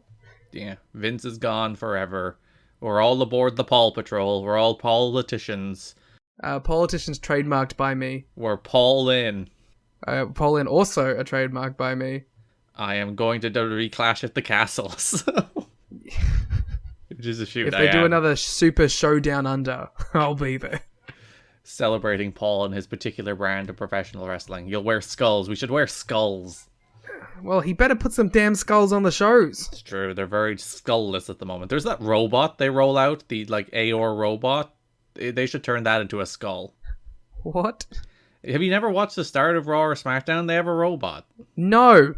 They have a little robot mascot, dude. They have a robot? Yeah. Well, knowing Paul, it'll be a Terminator by the end of his run. It should be. That would be better.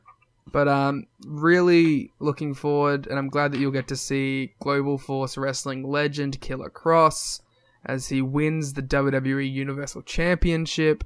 Yeah. If you would like to hear about the origins of Kevin Cross before he became a carrion, you can listen to our DFW episodes. It's very fitting that before he was re-signed, he had another match with Davey Boy Smith Jr. It is the match that convinced people and frankly tricked people into thinking he was good in the first place, and it's clearly done it again. I mean, as you know, you are a fake Pole fan. I am obviously a real Pole fan, and I am all in on bringing. I'm Pole in on bringing in Karrion Kross because, fuck yeah, look at him. He's got cool hair and a cool jacket, and yeah, he beat up Drew McIntyre. What more do you want from people?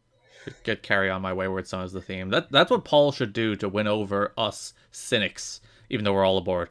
He should start licensing music. That would be the big thing. Everyone would get on board if he does a My Way video package and gets Carry On My Wayward Son for Killer Cross. And also if he booked good shows. That might help too. The shows have been fine. Yeah, fine. I watched a whole lot of fine shows. We're about to talk about them. Doesn't mean I'm fucking diving in. I didn't watch SmackDown because I don't think I ever will watch SmackDown, but I watched Raw, and Raw was an easy watch. This is how you can tell I'm Poland, baby. For the first time in like 4 years, I watched all the clips on the WWE YouTube channel. Whoa! That is the sign of me watching WWE. That is the most I will ever commit to it, is watching the clips on the YouTube channel. So committed you should marry it. Ooh, what? Get married to the WWE YouTube channel. I'm sure they will be able to support our YouTubing family. That's true. They should signal boost our videos. I also reserve the right to stop watching if The Fiend returns. I don't know. I'm kind of rooting for The Fiend returning, honestly. Yeah, you would. Because I'm a sicko. We already have one scary guy now. And he has hair. So. But what if the scary guys wrestled each other? Holy shit, maybe I am in. Now that's a Clash at the Castle I'd pay to see. Oh no. No, if The Fiend's a Clash at the Castle, I'll be on board. You will hear one person screaming at the top of his lungs, and that will be me. Please don't pretend that the WWE fans aren't into The Fiend. No, they'll be all like gasping, and because The Fiend's a heel, they'll be like, boo, but then I'll be like losing my mind. It's like, woo, it's The Fiend! No, because that's like one of the 3 times they make noise is when the music hits. So, You make a good point. What if he just walks out? What if his music doesn't hit? Garrett, can you please sing the Fiend's theme music right now? Do, do, do, do, do, do, do, do, do. I don't know the words of the Fiend's theme music. I don't know the song. I was going like, da, da, da. There's words That's there. not it's Bray Wyatt's theme. I'm talking the Fiend's theme. I don't even remember what the Fiend's theme is. It's like a scary rock version of that. I thought. Dur, dur, dur. My mouth. What if the Fiend was in 2014 TNA? He'd be having a match with Sonny Siaki, like everyone else. Yeah, he'd be wearing weird tribal tattoo stuff on his shirt like Abyss. There's actually a whole story that they made a bunch of new gear for the wrestlers going into TV, and a lot of the wrestlers thought it was terrible, but then a lot of like old timers were saying like, shut up. And I was looking at the gear and I think, most of it's fine. It didn't notice it, except for Abyss's, which is horrible. I like Abyss's because half the time it pops open and you see a little Abyss tummy, and that's a nice little Easter egg for people because you don't normally see a little Abyss tummy. You know what? You're right. We do deserve a little Abyss tummy in these hard times. As a treat. Just a little tummy, little Abyss tum. But outside of, I didn't notice many new gears for people, so. AJ's probably the big one. Well, yeah, I mean, I guess, but it's just the same gear as the old gear, but red. Yeah, and also just slightly better looking. Did, like, Michael Shane have new gear? I thought I noticed that his gear was a little different, but that's about it. Yeah. But yeah, the Abyss gear's bad. Oh, and of course, Pat Kenny. Oh yeah, his big bash whites. Yeah, big pay-per-view whites, which he should be wearing every week. Symbolizing the white in the Irish flag. Mm-hmm. Most people go for the green. It's the obvious thing is to go for the green. He's like, there's white in this flag too, so I'm gonna wear white. Yeah. Is there anything else going on with you? I looked around my room as if to find something that was going on. To spark some inspiration? I've changed my pillow layout. Oh, I also changed my pillow layout. Because I'm a man who sleeps with 3 pillows. Uh-huh. And previously, because I don't want to wrap them in like 3 pillowcases, so it's 2 wrapped together in a pillowcase and 1. And previously I did what? So you put 2 pillows in 1 pillowcase and then 1 pillow in another pillowcase. Instead of having them in 3 different pillowcases, because you want a bit of firmness. I have 4 pillows and each of them are in individual cases. Bougie household over here. And they're all new. Previously, I would do the 2 on top, and I've since switched the 2 to the bottom, and I think it's improved. I would guess that would be improved. Now that I had 3. I'm on 4 now, 2 firm, 2 medium, and I formed them into like a V shape, where I put the two firm like in a V, and then I have 1 at the end under my head, and then like I can cuddle the other one or put it under my arm or like under my leg or something. Interesting. Yeah. So it's like I'm in like a throne of pillow. Well, you know what? Good for you. I'm feeling a lot of judgment coming at my pillow setup right now, and I'm just saying, come from the guy who puts 2 in 1 pillowcase. Yeah. It makes it which is ridiculous. Easier to cuddle, I'll have you know, when there's 2 of them in 1 pillowcase. I don't know. I don't have a problem. So if you want to hit somebody with the pillow, it has an extra little heft to it. When you're in that life or death pillow situation. Yeah, when someone starts breaking into your house and you swing your 2 pillows at them, 1 pillow, they'd be like, I can overcome this. But when 2 pillows are there swinging at them, it's like, oh no, how could I have anticipated this? Yeah, now I'm knocked out. And then I will call the police. And then he'll sue me for excessive violence, and he'll actually take all my money that way. It's a cold world. Better bundle up. For my entire life, I've been a sicko who sleeps with my socks on. Uh-huh. And I've literally, finally, at the age of 30, switched to being a non-sock wearing sleep person. That depends on temperature. If it's really cold, I'm putting socks on because my little footsies are cold. But if it's regular, of course, socks are off. I think it's because my current pair of socks are quite thick. Why do you have 1 pair of socks? Well, no, it's a packet of socks, which are all the same kind of sock. This is interesting. How many pairs of socks do you have? I don't buy single individual pairs of socks that are different. How many pairs of socks do you have? At the moment, I rotate between like 3 or 4. What? This is ridiculous. I have like 15. but they're all like the same pack. I did like a real big sock clean out recently because there's a ton of them that are just like worn down, and I'm like, why am I still wearing these? They're not good socks anymore. Yeah, I did the same thing, but also I still have like 15 pairs of socks. I also have fun socks. I'm a fun sock guy. I wear plain white socks.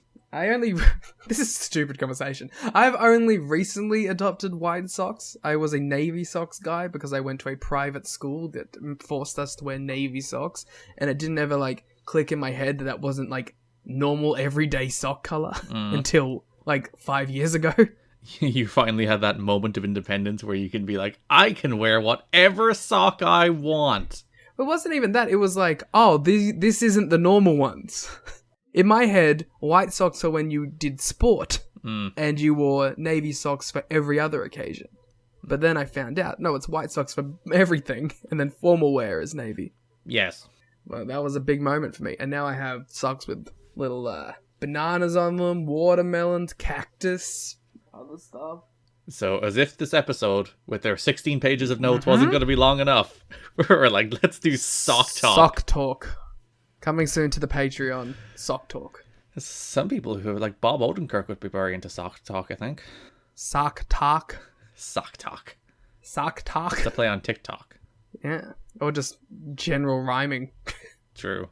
TikTok, just like Karrion Kross when he's going to win the Universal title at Clash of the fucking Castle. Carry on my wayward.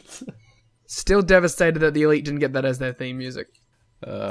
So, before we get into the actual TNA Evolved, reminder, patreon.com/kiddingme if you would like all of our Patreon content, or tnachat.com, of course. We have a watch-along of the first show of the month with the debut of King of the Mountain. We have a watch-along of the first episode of Impact up, which is up there for free. So if you would like to test the watch-alongs, test the Patreon content, that watch-along of Impact episode number 1 is there free. We posted it like a couple of weeks ago as a make good for Liam getting COVID. And... It's a weird thing that I have to make good for. Yeah, you have to make it up for our audience that you're ill. From the most infectious thing that's ever plagued humanity. Well, maybe not ever plagued humanity, but recently, yes, sure. Oh yeah, can you name any other thing that's plagued humanity to this extent? This podcast, some would say, oh. Oh, or you know, the other plagues. You can listen to our most recent episode of Rain Takers, which is covering Kazuna Road with a great Tanahashi against Tanaka main event for the IWGP heavyweight title. Also, our next episode of Rain Takers will be covering the G1 on the 12th, so that'll be coming up pretty soon too. Also, our GFW series is halfway done. We've covered 2 episodes of GFW. We'll be covering the next 2 over the next couple of hours, the next month or so. Next couple hours. We're going to do it right after this. We're going to watch both. So that's all at tnachat.com, patreon.com/kiddingme if you would like to support us a little bit more. Mm-hmm. And you get something in exchange. It's not just throwing money at us. You get the beloved content that you love. And if you do want to just throw money at us, you can also donate to the podcast. Which I think is voiceswrestling.com/donate. Yes. Which I don't plug, but I'm like, just why would you donate money when you could just subscribe to Patreon and get something for it? But have you thought about this, Garrett? Mm-hmm. If some rich benefactor out there who loves the show, right? They see it, they're like, wow, I love the show, guys. I would love it if you guys just had like $1,000 microphone setups and 4K webcams and made this show video. They could donate like $5,000 in one go. All right, if you were exceptionally wealthy, and only if you're exceptionally wealthy. Yeah. If you're like us, don't do it. But if you have a lot of money, drop it on us. Throw $5,000 our way. Hey guys, I solemnly swear, if you donate $5,000 to this podcast, we will watch any show you want us to watch. We'll watch it with you if you give us $5,000. We'll fly to your house and sit there. No, that would take up most of the $5,000. And here's another deal for you. You donate $50,000. You can pay for us all to go to Japan and we can watch Wrestle Kingdom live in person. Wait, so if they give us $50,000, they also then have to pay for us to go to Japan, so it's like more on top of the $50,000. But then they'll be like our sponsor. I solemnly swear to everyone involved. We will laugh at your jokes and stuff. I mean, Garrett will, because he's nice. I'll probably try to marry you if you have $50,000 to throw away for that. specifically to throw away toward you. No, then I know that I will be taken care of. So the big story, the main story from the month of June, the biggin, it is the debut of TNA Impact. What a show. And a show that still runs to this very day. Yeah, we're 900 episodes and 18 years in, and this show's still going. So it is, like, I don't know, it's not to say it's one of the most important moments in wrestling history, but it is one of the longest running pro wrestling television shows that is still running today. And here it is, the moment of Genesis.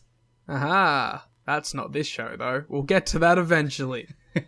Yeah, I mean, I'm very excited for Impact, A, because it's like 40 minutes long, so that's really good, and B, it looks nice and looks like a top professional wrestling show. Yeah, so they've moved to the Impact Zone in Orlando, Florida. They have introduced the six-sided ring, which will be their ring going forward. Oh, thank God. Does it make a difference to you watching a six-sided ring? It makes such a difference to watching this show. It's just something about the general aesthetic of it. Like, before it kind of felt like I was watching this weird shindy with, like, random money put into it. Now it feels like I'm watching TNA. Yeah, so they have the Fox box at the top of the screen. Every match has a 10-minute time limit, except for title matches, which have a 30-minute time limit. If they go to a time limit draw, it will be decided by the week's celebrity judge, which is, frankly, usually Dusty Rhodes. Or Larry Zbyszko. It's Dusty or Larry Z. They did, like, the Impact Zone itself does look major league. It looks professional. They have a bit of pyro. They have the green lasers. They have the dual entrance tunnels on either side of the building. They have the mist shooting up from the ramp. Yeah, the crowd's super enthusiastic. It is, like, they've done little things to improve the asylum a little bit this month. I think they, like, got new lights and cameras. It does look a little bit better.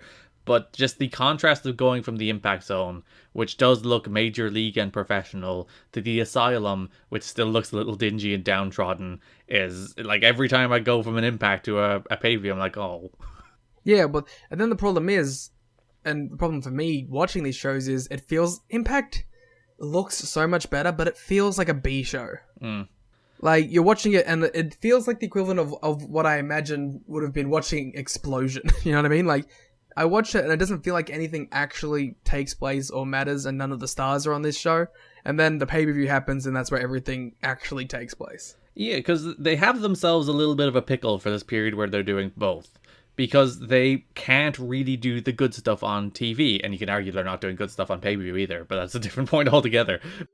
But at least they have stars on those shows. Yeah, but the idea is the TV is there to sell the pay-per-view, which I think at this stage is probably a mistake on the whole, especially doing that on a week-to-week basis, because at least on a monthly pay-per-view cycle, you can give some stuff to TV that you're not going to do on pay-per-view, whereas on a weekly pay-per-view where you know you have to fill 2 hours every Wednesday, you gotta save some stuff for that, and what ultimately ends up happening is you get a bunch of, like, meaningless squash matches and throwaway X Division matches on TV, and it doesn't also help that they really have no stars. Well, that's the thing, is, like, it feels like something that would help sell these pay-per-views is if you had prominent, well-known guys like a Raven, like a Jeff Jarrett, like anyone, put them on this show, you know? It would do something for the pay-per-views, but those guys don't even show up. There's like one Sabu tag. Yeah, and like Jarrett's usually on the show in some capacity, but I don't think Raven has been on Impact at all yet. And part of that we'll talk about, he has been injured this month. He got injured early in the month, then re-injured himself in that Sanjay match. So, like, he hasn't been healthy, but he still hasn't, like, appeared in many angles or anything on Impact. So, like, Raven is probably your number 1 or number 2 star, depending how you view him relative to Jeff Jarrett, particularly during this era. Or how you view him relevant to Jeff Hardy. Well, yeah, Jeff is obviously number 1 star, big guy, once he debuts toward the end of the month, but he's not there for the start of the month. Like, even something like, I get, like, you know, Jeff is a one that you give away on pay-per-view, but I don't know, I feel like having Jeff Hardy on your TV might do something for you. They will. They haven't signed Jeff yet, so... I know, but you had him. But they wanted the debut on pay-per-view, and we'll talk about Jeff. With no build. There's a reason for that. Ah, good times. It might be the classic, they weren't entirely 100% sure he'd actually show up, so they did it on no build. Fair. Well, we say no build, but there was 4 vignettes the night of. people calling around. It's like, so you see these vignettes that are narrated by Jeff Hardy, obviously, for Jeff Hardy, and obviously made by Jeff Hardy if you freaking watch him. That's the most Jeff Hardy, like, esoteric stuff imaginable. Well, it's his voice. Yes. But, like, it's like that one episode where RVD debuted, and they just mentioned something about it before the ad break. So that everyone would be like, huh? Except this is a $10 price tag where everyone's like, huh? Everyone's like, huh? $10. Do you think they sold any pay-per-views mid-pay-per-view on the premise of people going, wait, is that Jeff Hardy? Like, if you were to say, did they sell one? Probably. Yeah. Probably sold one. From Matt. Yeah. Especially when you realize it was going to be Hardy against AJ, which I think is a match people would want to see. Yes. Which is a match I was excited to see. You know, it's very funny. There's a lot of, like, PW Torch are like, how could you give Jeff Hardy 7 minutes with AJ? It's like, what a burial of AJ that this WWE mid-carder comes in and gets 7 minutes. I was like, one, even in 2004, that I think that's off base. But when you look at, like, who Jeff Hardy is and who he became, that's such a stupid complaint. Well, it's funny because, like, knowing, obviously I wasn't there in 2004, but watching it now, I was like, hey, it's cool. It's like two of the aces in company history wrestling each other. Especially when you look at the reaction Hardy gets, which is fucking enormous. Yeah, the Asylum made noise. I do think the Asylum is better this month, and I think it's mostly because... Oh, you want to talk about D-Lo versus fucking Monty Brown? I do think they're gotten to about the idea that they might lose the shows to Orlando, so they're trying again. Oh, it's like, when they started putting takeovers in buildings. Yeah, it's like, oh, Full Sail. I was like, no, we will make noise again, we swear.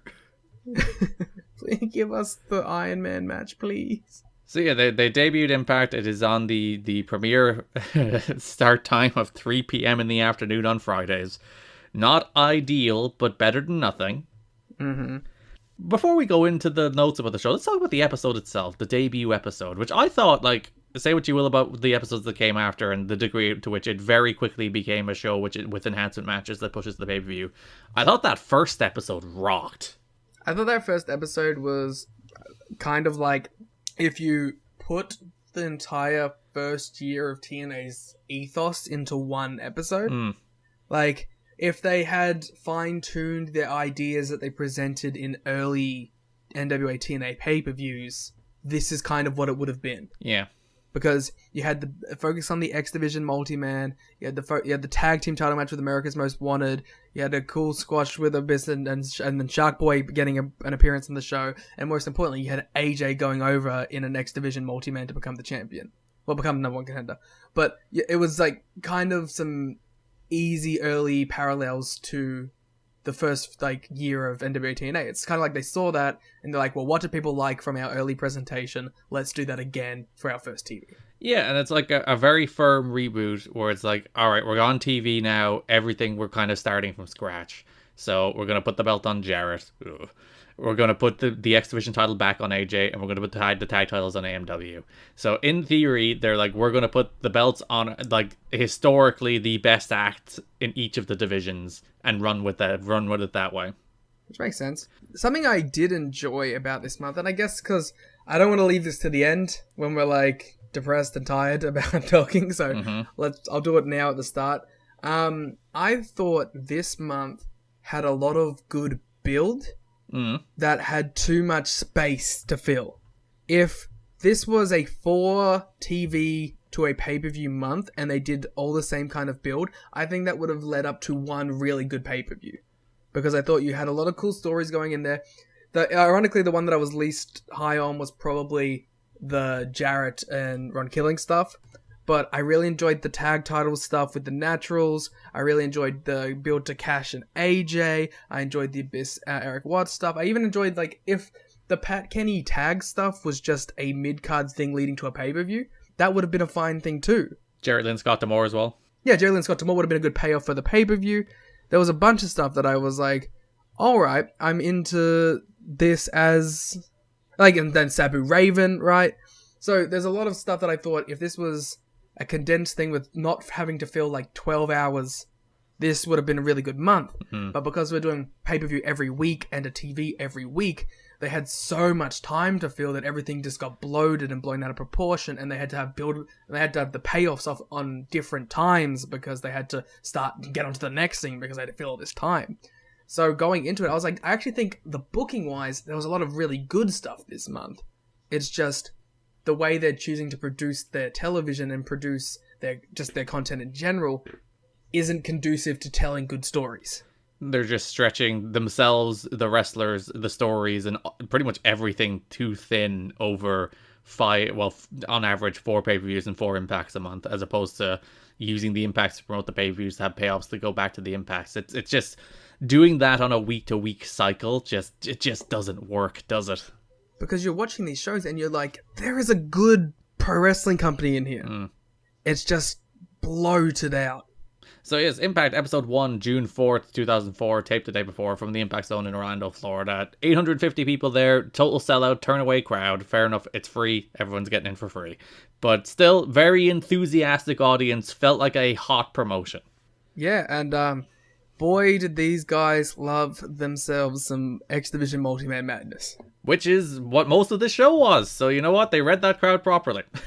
So yeah, going into this month, one thing, and I think it's smart that they kind of saved him mostly for the Impact Zone. There was some of the pay-per-views, but Hector Garza feels like a guy. Yeah, and they know he feels like a guy, and he's reached a deal where he'll be in most Wednesdays and Thursdays, and then work AAA on the weekends. But they do know very much what they have in Hector Garza, and we'll talk about why it doesn't work out for various reasons. But it is not for lack of trying here, because it's weird. The opening match, you would think, put Jarrett there, put Styles there, put Raven there. Raven's not even on the first episode, which is apparently a point of contention for Raven, that he wasn't best pleased that he wasn't on the first episode. I don't think he's on any of the episodes of TV. Yeah, because he gets injured early, and I think he gets injured in the dark match on the next episode of Impact. And again, he works that Sanjay match where he aggravates the injury and then is gone for most of the rest of the month, and I think a little while longer. I think he's out for 4 to 6 weeks. Then the thing with Raven is, though, you just have him talk. Just like one of these Sabu segments that you did on TV, just throw them on this one, I think it'd be fine. But yeah, it's interesting. They open with Hector Garza, Amazing Red, and Sanjay Dutt versus P. Williams, Eric Young, and Bobby Roode. So they're opening the show with 6 guys who, for the most part, Hector Garza did work WCW, but who for the most part have very little experience to the audience. It's not opening with the WWE guys. It is very much a statement of intent that we're putting 6 of our guys out here first. We're going to give them some time. They're going to tear the house down. They're going to have a real darn good 6-man tag. Well, you look at this whole card and there's not really any WWE guys on it. Yeah, you get nobody really. Well, there's Dusty and there's Jarrett in a promo and Truth. That's about it. In terms of the actual matches, it's all their homegrown talent. Yeah, so I think it is a very good first step in. I am, and also just coming out of this personally after watching him for the last 6 months, I am so ready for a Hector Garza AJ Styles match, and if that match doesn't happen, I will be so depressed. You'll have to see. Ooh. But I thought this was a really good first impression for Impact, and having a crowd that actually cares helps too.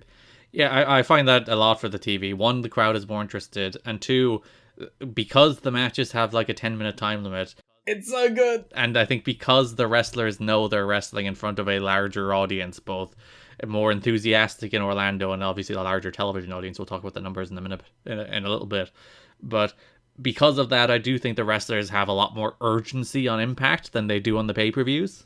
Oh, it also feels like, the pay-per-views are where all the big story beats happen, but this is where the better wrestling happens. And I think a part of that it's, the TV does feel more important, even though it's not treated to the same extent. By people's performances and aesthetically, and just watching as a viewer, the TV looks and feels better.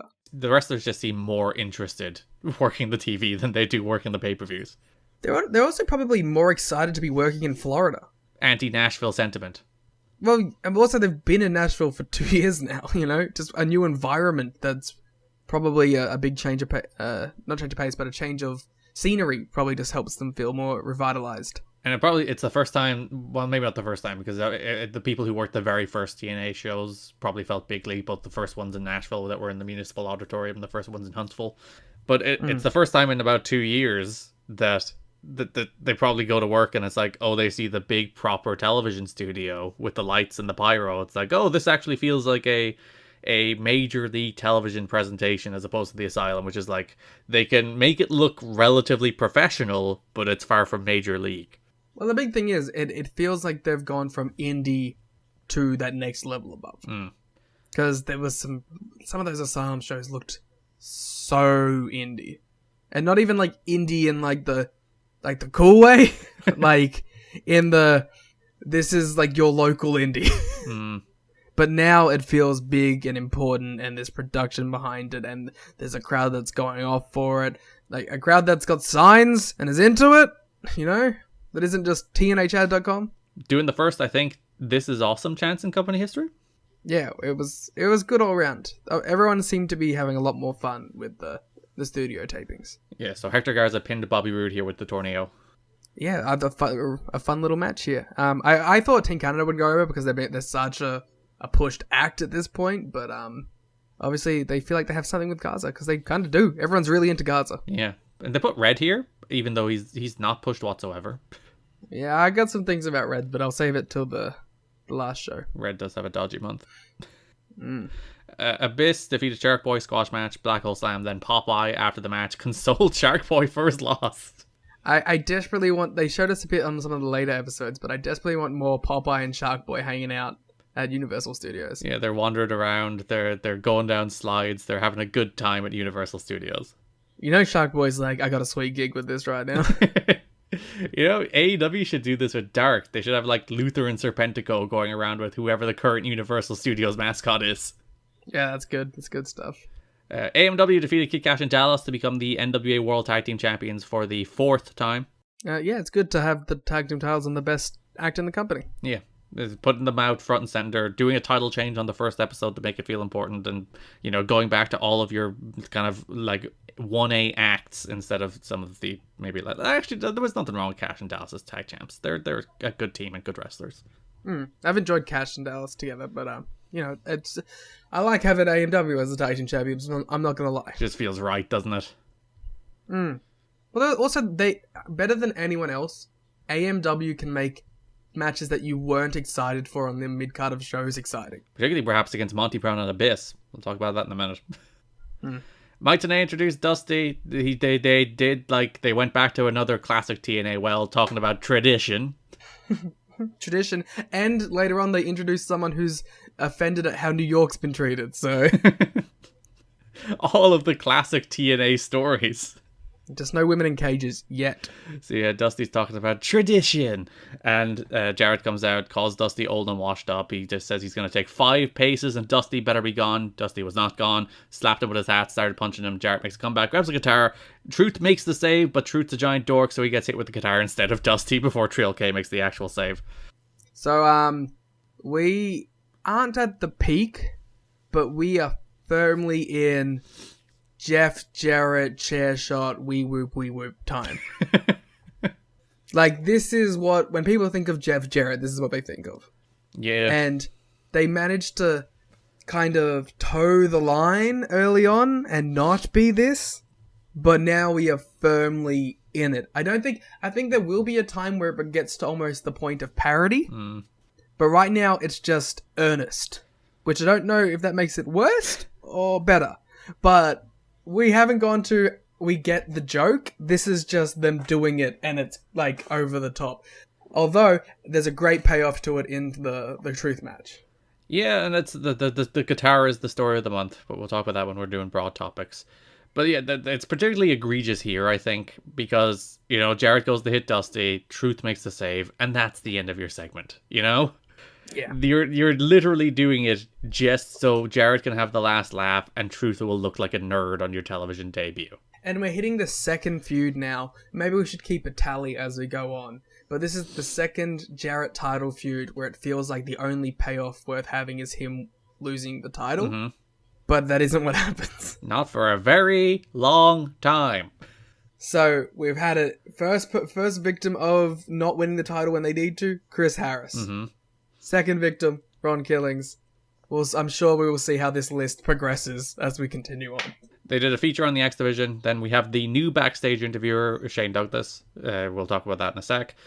He wants to know who the fourth man in the main event is. He's asking Vince Russo. It's an X Division number one contenders match. We know Chris Sabin, Neil Skipper, and Michael Shane are three of the four. Turns out the fourth man returning to the X Division is the phenomenal AJ Styles. Yeah, and I mean, listen. Am I happy that AJ Styles isn't, like, the NWA champion? No. But when he was sucked up in Vince Russo, Jeff Jarrett bullshit, so maybe just having him as the face of the X Division is just is better for him. I know like TNA at the time would make the argument that the X Division is not lesser than its equal, which at this stage isn't true. I think AJ makes it true because he's fucking better than everybody else in the company. So by the time we reach 2005, I think AJ single-handedly makes that true, and maybe even the X Division is greater than rather than lesser than.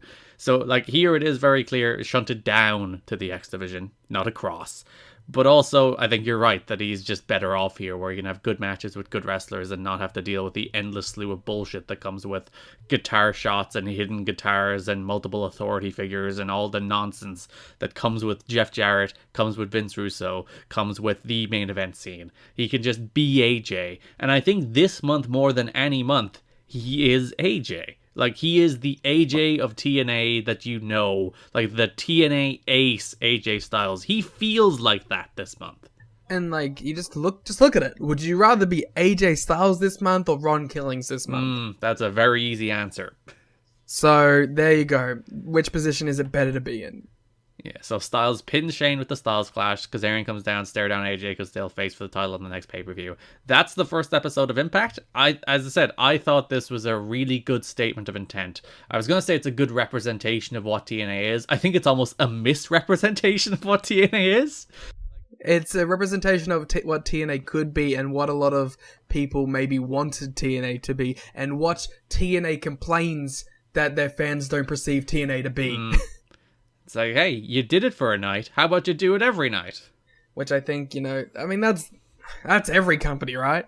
That's every company, especially in American pro wrestling, ever. It's like, when they hit it, you're like, why can't you hit it all the time? Because you had like guys like Garza, guys like Abyss, guys like MW, guys like AJ being the featured acts as well as Jarrett. And it felt hot. It felt high energy. It was a really fast hour of wrestling. It was, I think, as perfect of a debut episode as they could have asked for. Like I said, it's a good representation for a lot of people who may have seen them for the first time. I wonder how many pay-per-views this sold, though. Yeah, I would say not very many, and I think ultimately the answer is not very many. Yeah. I don't know if I saw this, I was like, oh man, I have to tune in the pay-per-view just to see what happened with 3LK and Jeff Jarrett. I'm sure, like, the first few got a curiosity bump. And especially because, like, the anniversary show was at least, like, a very hard-pushed show, which is the third or fourth show of the month. So I'm sure a couple of those got a little bit of a boost. And, like, the Asylum attendances went up, and the Asylum energy went up a little bit. But I think by the time you get to July, people are just happy watching their Impact and happy avoiding the weekly pay-per-views. Yeah, and to be fair, I think the anniversary pay-per-view did feel big. I don't think it necessarily hit everything out of the park, but I was watching it and I was like, this does feel like a big, important show. So a bunch of notes about Impact itself. In a few markets, their regional sports channel preempts TNA Impact for other programming, but the vast majority see the show at the standard Friday 3 p.m. time slot. I think it's New York and Philly are a couple of those markets where it's preempted and they're aired at real weird times. So it is strong wrestling markets where it's being preempted, but nonetheless they still have clearance across the majority of the FSN networks. Because if you remember, FSN is not like one. Well, it does have a national feed, but it's not generally one channel. It's a collection of regional sports networks that have some national programming, but the big attraction is the local sports. And for the most part, they got clearance across all of those regional sports networks. There are 3 in the afternoon on Fridays. It's kind of what you saw with Ring of Honor and Sinclair's networks. Yeah, if you were trying to look at the time Ring of Honor aired at, it was all over the place. Which was also impossible to track down. And, like, even, like, because they used to upload, like, their shows the week after on their website. But because of the nature of how it aired, sometimes it just wouldn't be on there for like 2 days extra. And you're like, what is going on? You really wanted to see the Ring of Honor Pure tournament, and they were keeping it away from you.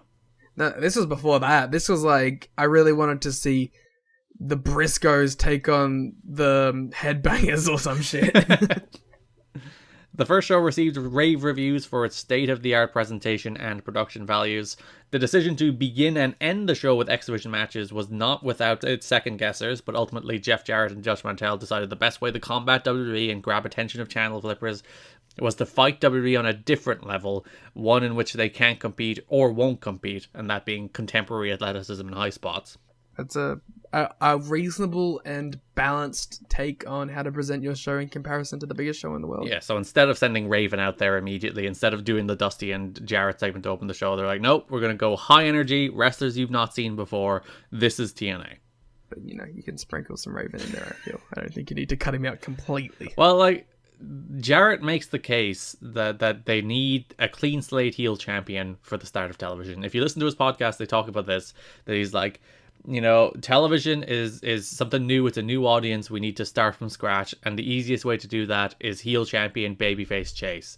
Which is not a completely illegitimate argument. But then the question would be, well, why did it have to be you, Jeff? Why did you have to be the heel champion? Why couldn't it be Raven? Why couldn't it be heel Raven doing this with anyone else? Because if I'm honest, if I were to just, like, see that argument, I think I would go, let's go with Raven. Like, he has the name from WCW and WWE. It'll be his first title run. It'll feel fresh. He's been doing good stuff for the most part up and down our card for a year and a half now. Let's pull the trigger on Raven going into TV and have, like, AJ and Harris chase him. But, like, Jarrett's like, no, I'm going to pull the trigger on me again for the third time. I'm going to have Truth chase me and kick AJ and Harris off to the secondary divisions. It feels a lot like a man who wants to make a television show all about himself. Mm-hmm. Yeah. There's bits and pieces here to it. Like, I see some points, I see things that feel like giant mistakes, but like, what are you going to do at this point, you know? Mm. Let's just see where it goes. You're going to be saying that for a year, buddy. Yeah. But when he loses, it's going to be such a good moment. Right, Garrett? Yeah, sure. Right? Yep, definitely. It's gonna be worth it, right? 100%. And the guy who beats him is going to have a really long reign. Really long. Super long reign. Bob Carter, the head of Pound Energy, was present at the Universal Studios tapings and appeared to be pleased with the experience. Me too, Bob. Vince McMahon said in an interview on TSN in Canada that he doesn't consider TNA competition because they're wrestling, we're entertainment. Yeah, well, Vince, how about Paul saying this week or whatever that we're wrestling now? How do you feel about that, Vince? Yeah, it only took 18 years, but we finally proved the TNA won this war. And wrestling wins. They brought wrestling back. Well, I mean, NXT was basically a TNA parody company. TNA saved professional wrestling is what I'm saying, Liam. And put it on a shirt. Well, they were thinking about that. Like, there are people internally who want to use that, their wrestling, or we're wrestling their entertainment, or whatever Vince said. The, like, direct quote from Vince, like, as the marketing slogan, which they probably should have. I was gonna say, that's not bad. They're wrestling, we're entertainment. Dash Vince McMahon. There were 3 matches that took place at the debut Impact tapings at Universal Studios on June 3rd that did not air the next day. The opening match, Sonny Siaki and Irish Pat Kenny, and Desire beat Trinity, Glenn Gilberti, Johnny Swinger. Heavy Metal beat Frankie Kazarian, and then there was a big gauntlet that Ron Killings won, eliminating Monty Brown in the end. I'm glad that those weren't the matches they chose. Yeah, so they flew a bunch of people down there just to wrestle random matches. I don't think they've ever released any of those matches. I assume they taped them. Have to track them down. Holy Grails! Coming soon to the Patreon. Yo, this Ron Killings gauntlet match, we need to see it. Pat Kenny versus Sonny Siaki or whatever it was. Heavy Metal against Frankie Kazarian? Whoa! Well, that I do want to see. Desire and Trinity before they do the worst match I've ever seen? Before the show began, Jimmy Hart and Johnny Fairplay welcomed the fans. They didn't put Fairplay on TV, which is a point of contention for Fairplay that we'll talk about in a sec as well. But yeah, Jimmy Hart has a bigger backstage role with TNA these days. He's like the point guy for Universal Studios, and he's working backstage. Okay. Okay, Jimmy. And obviously waiting to get Hulk Hogan back in. Yeah, Hulk Hogan's coming in any day now. Jeff Jarrett was on a local Orlando radio station called Monsters in the Morning on Thursday to promote the debut of Impact that night. He got into an argument with one of the hosts as an angle to get people talking, to get them down to the Impact Zone. Cool. TNA management was extremely pleased. Jeff Jarrett loves doing local radio. He loves doing local radio angles as well. He can never just go on the show. He always has to do a bit. Well, yeah. I mean, he's a heel, you know. They're not sending AJ up there to do it, are they? Because in like the build to the Hogan thing, remember when they did the Jimmy Hart angle where he stormed the radio station? That was a good angle, though, to be fair. Yeah, they should have recorded this one too. That was in his Stone Cold days. He's still in his Stone Cold days. No, he's not. This is wee whoop guitar shot, Jeff Jarrett. TNA management was extremely pleased with the Thursday night tapings in Orlando even before they began post-production work. Part of the reason is the crowd couldn't have been better. They were enthusiastic, many of them knew TNA's top wrestlers, and it was mostly teenage and 20-something guys, giving the crowd a more hip feel than the Nashville Fairgrounds where the pay-per-views take place. The key demo. Young men. Jerry Moore even remarked to the crowd that they were better looking than the Nashville crowd, and he'll take some heat for that. Well, it's fine. None of the Nashville crowd know how to work the computer anyway. I'm the Jeremy Borash of this podcast. I love the Florida crowd. Bunch of hideous uggos over there in the asylum. Look at you pretty people here in the Impact Zone. Thank God we're getting out of that schlop. In a press release announcing the use of the six-sided ring for the Fox Sports Net show, Jeff Jarrett said, "The six-sided ring brings professional wrestling into the 21st century. Wrestling, like any sport, must evolve through time, and total non-stop action wrestling's continued innovation is an example of that. Our athletes will now have more angles, moves, and space to showcase themselves, and TNA wrestling as the new wrestling alternative." That's me trying to talk to Scott in 2022 about bringing back the six-sided ring. They do constantly talk. Like, anytime somebody does a dive, Mike Tenay is always like, that's because of the six-sided ring. It's like, there's more angles, there's more sides, there's more stuff they can do. But to be fair, I get that. Like, for a lot of people, this is the first time they're seeing a six-sided ring. Why not, like, push it as like, wow, look how cool and interesting and different this is. We're wrestling, they're entertainment. Oh, that should be their slogan. Yeah. I find this one interesting because I think like 10 years later the flip side becomes the case, but TNA wrestlers are excited that due to tourists at Universal Studios every week, many fans each week in the arena will not be weekly regulars. In the Asylum in Nashville, the regulars tend to get burned out on certain characters and somewhat jaded, so a fresh mix of fans each week, TNA wrestlers and management feel, would help keep fan reaction remain at a higher level. I think good shows keep the fan reaction at a high level. They keep doing this, don't they? It's like there's some magic reason that the crowd aren't responding other than the shows are good or bad. Yeah, that's every cop-out from every promoter ever. Because the exact same, like the exact opposite thing begins to happen like in Orlando. It's like, oh, it's only a bunch of tourists who don't care, so they're not making noise. Even though you watch this episode of Impact and you see them absolutely lose their shit at freaking every single dive. So Sanjay does do a Dragon Rana in that first match. That is worth losing your shit at. There's a lot of stuff worth losing your shit at on that first show.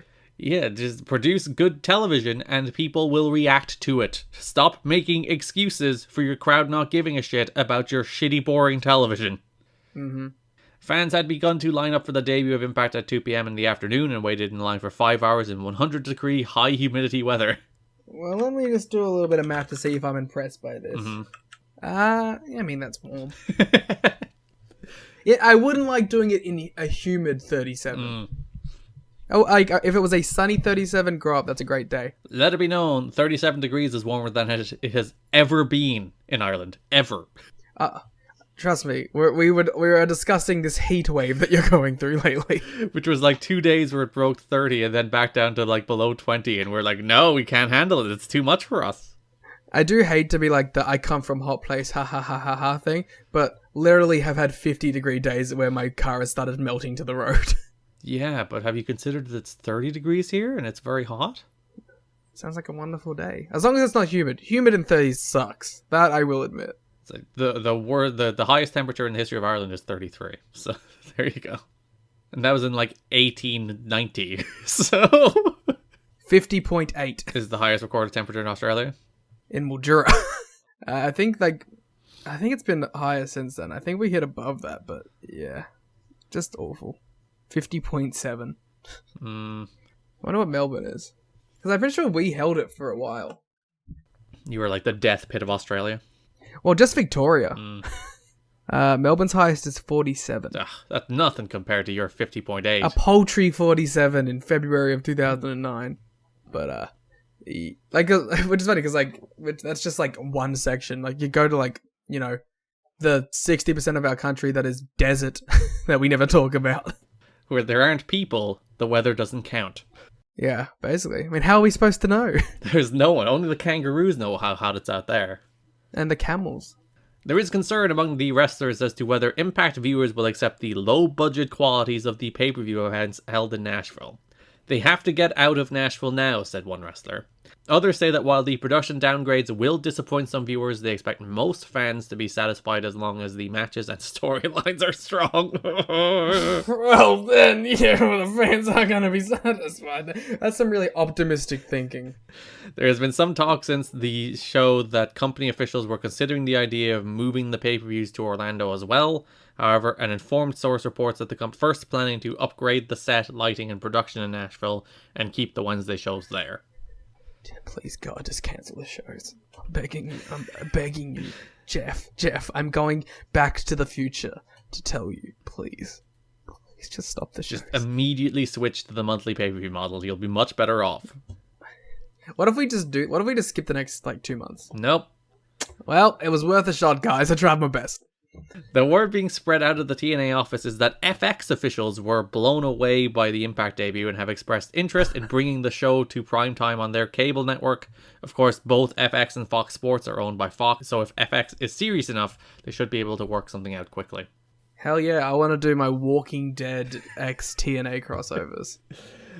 Two things that kept going long past the point they should have. I think Walking Dead is still going. God, and there's 3 spin-offs. How have they not given up on The Walking Dead yet? Well, they're doing a new one that brings back all the characters people liked, so I think that one's going to do well. Oh, that's nice. They're like, hey, what if all the characters that made this show popular were back? Everyone's like, wait a minute. That's revolutionary thinking. I should finish that show eventually, just out of a point of pride. I don't know, if keep it still going, there's just no end point. Even if there's spin-offs, it just never ends. Well, the spin-offs are still going, but it's the last season of The Walking Dead proper. I don't know, every season of that show is the exact same. Yeah. It's all we have found a place we think will be our safe haven. Oh no, it's not! And that, rinse and repeat, season after season. I mean, wouldn't that be how it is? Yeah, but you have to find some new interesting story to tell instead of But Garrett, what if I told you the people were the real monsters? Whoa, that's a revolutionary take, Liam. You should write something. Yep. It's not the zombies. It's the people. I see how it is. It's the people. They have tigers and swords. And no morals. Dusty Rhodes is trying to angle himself into power. He was suggesting pushing for a 9 p.m. Monday time slot, which was the consensus among just about everyone asked, including both Jarrett's, if they could pick their slot on FX. Right now, they are only in early talking stages. Fucking leave the Monday Night War dead, you stupid idiots. I like how they're all this is their idea, let's go. Not just, hey, maybe if we put it on our own night, people might watch it. Yeah. But, I don't know. I want to see, again, this is my problem. I hear things like this and I'm I want to know what that world looks like. The world where they got on FX. And went to war? No, it's not necessarily on the Monday time slot. Because I know what would happen if they went to war. We saw it in 10 years from now. And that was during a period when they had millions of viewers watching every week as opposed to hundreds of thousands. Mm-hmm. Speaking of hundreds of thousands. So the debut of Impact on June 4th drew a preliminary number of a 0.16 rating based on markets that aired in its regular time slot. TNA in the mud. That would translate to maybe 100,000 homes. That's a Rampage number. The final ratings for these shows, because of the different time slots are figuring in different stations, won't be available until 3 weeks after the show takes place. For the network in the time slot, it was considered a good number. That is roughly half of what the network's flagship Best Damn Sports Show does at night. But Garrett, Yep. what is the demo? We don't care about the demo here. We just care about total audience. What? But the demo is the most important, Garrett, because that's the one that the advertisers look at. Don't you know? After the last 3 years of constant discussion. No, I don't. Where's my Fast National? This is the Fast National, basically. Oh, cool. When is our cheese board?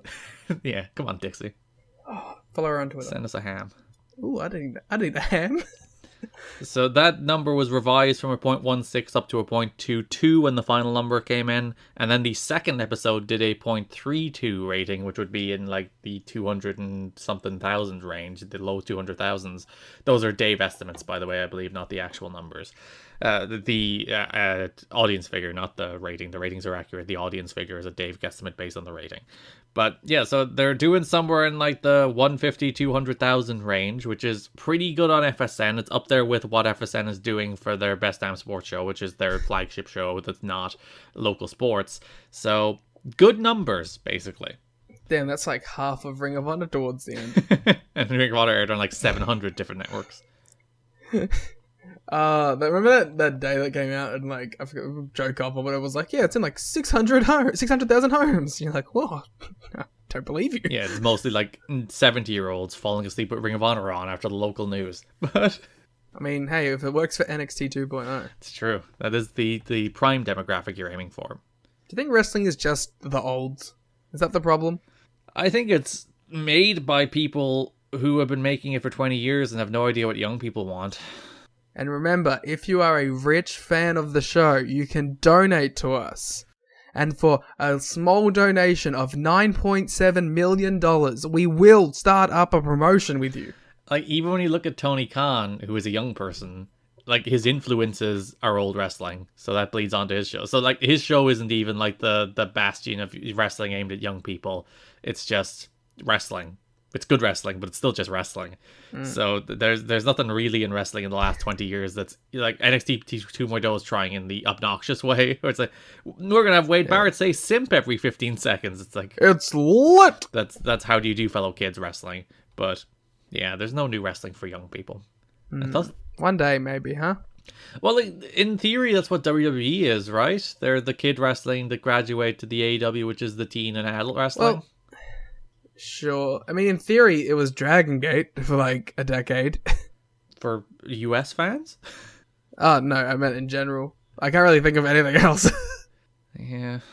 I can't say there's any promotion for the youths. No. Maybe it is just WWE based on, like... Scale. Based on scale, yeah. Like, maybe, like, that is just how it is.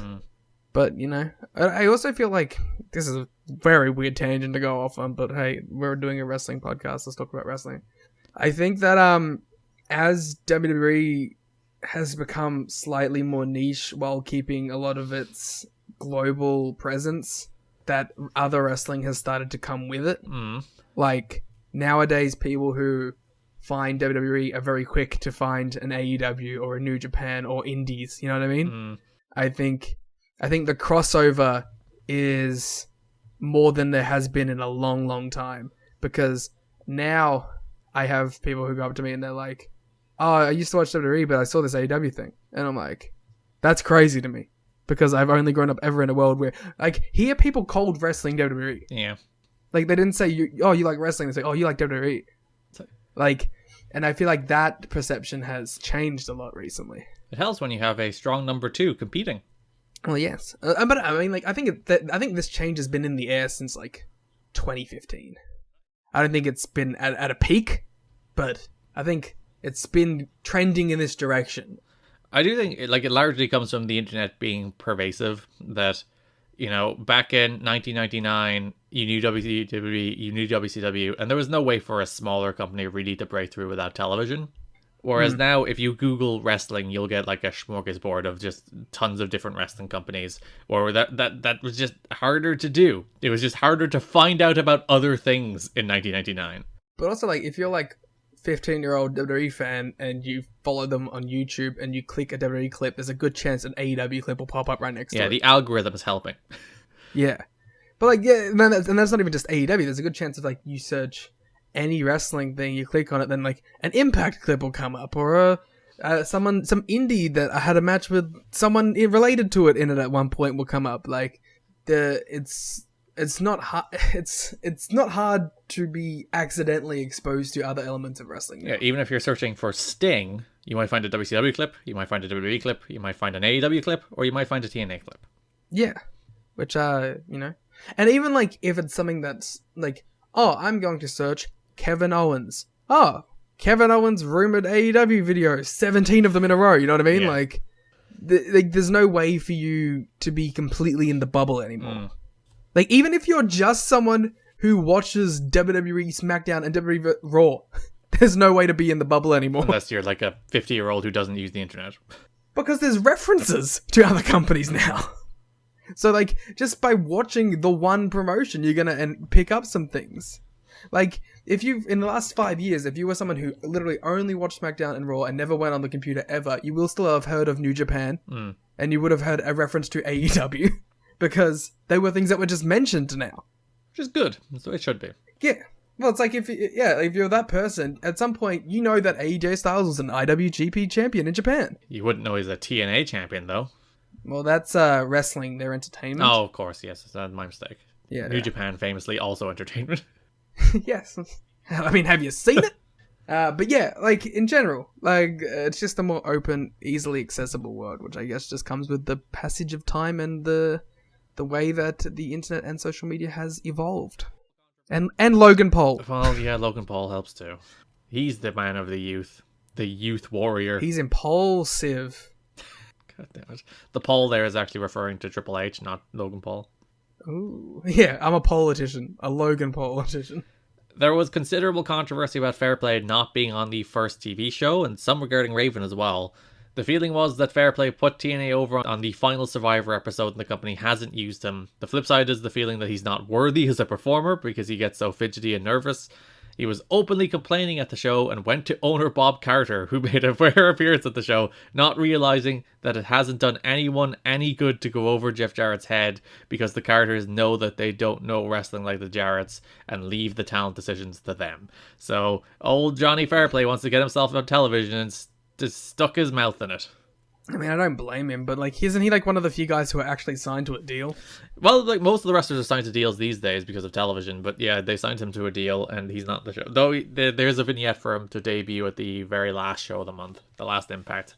Yeah, so we will see how that goes. Yeah, so old Johnny Fairplay being out in the cold. He put over TNA on Survivor. TNA's just using Johnny Fairplay for his clout, not willing to give Johnny Fairplay opportunities. I mean, yeah. Which should be how you do it, isn't it? Yeah, I mean, yes. That's how being a celebrity guy works, man. Shane Douglas has retired from wrestling and plans to work as an agent behind the scenes for TNA and a backstage interviewer. He appeared to be in great spirits in his new role behind the scenes last week. He always had a rep for being very open to giving advice and helping wrestlers walk through plans for their matches or interviews. He is said to be excited to focus his attention in that area. Jerry Lynn also worked as a backstage agent, but he will remain as an active wrestler. Yeah, I think those are two good minds to have behind the scenes. Obviously, Jerry Lynn still doing that to this day, not the active wrestling part, but being an agent backstage. Mm-hmm.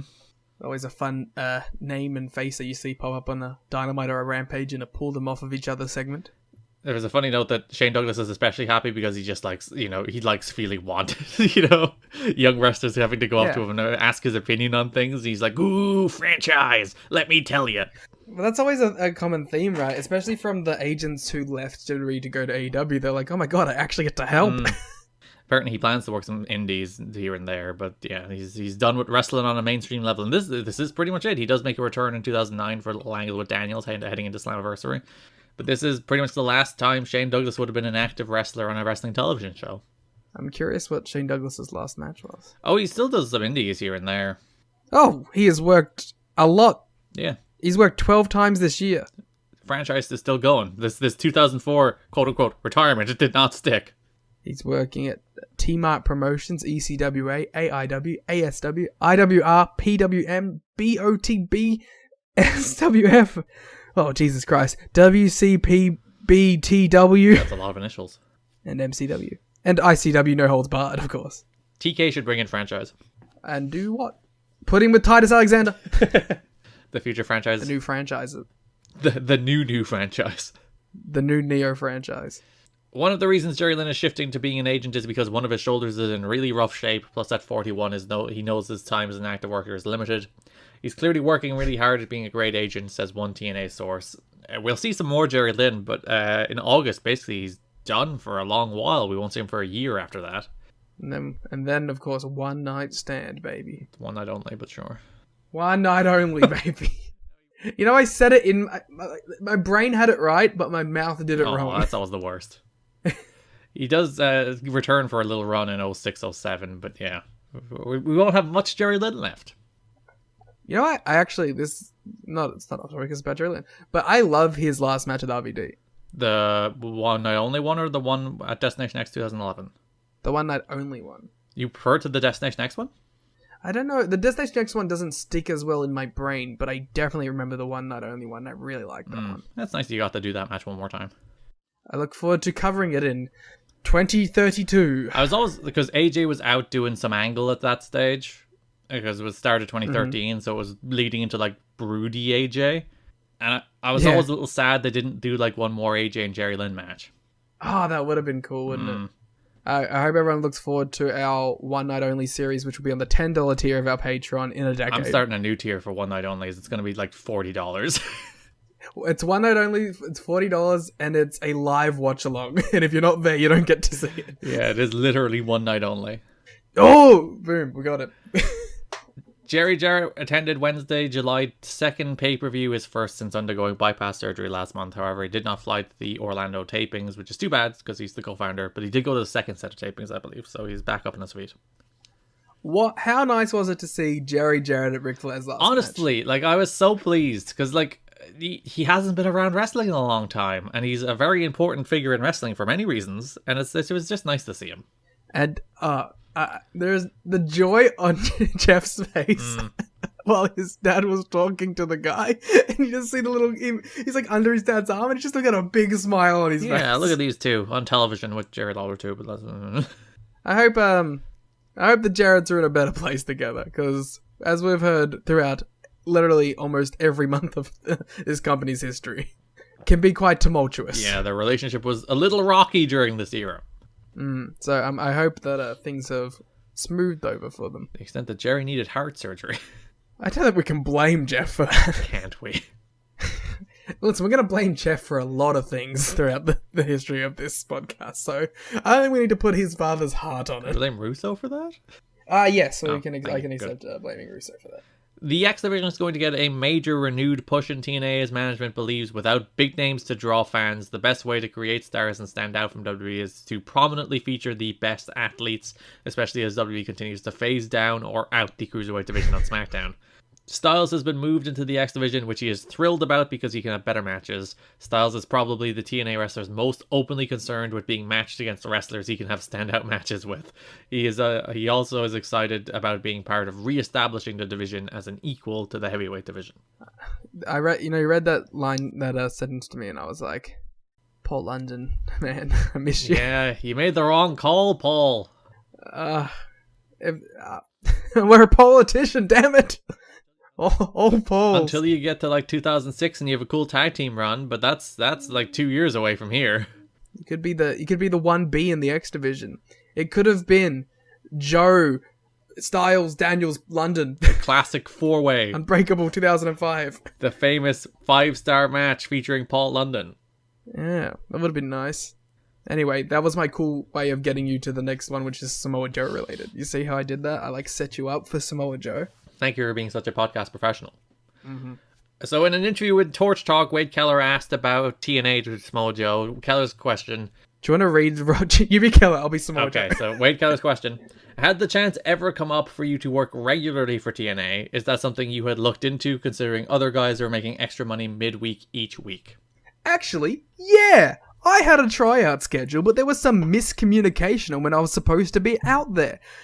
That was way back when. There was also a miscommunication between me and TNA's Bill Behrens? Bill Behrens, I know you've said the name before. I think Bill for a long time thought I had heat with him over it because AJ used to tell me that Bill thinks I hate him. I didn't. It was just a misunderstanding, no big deal.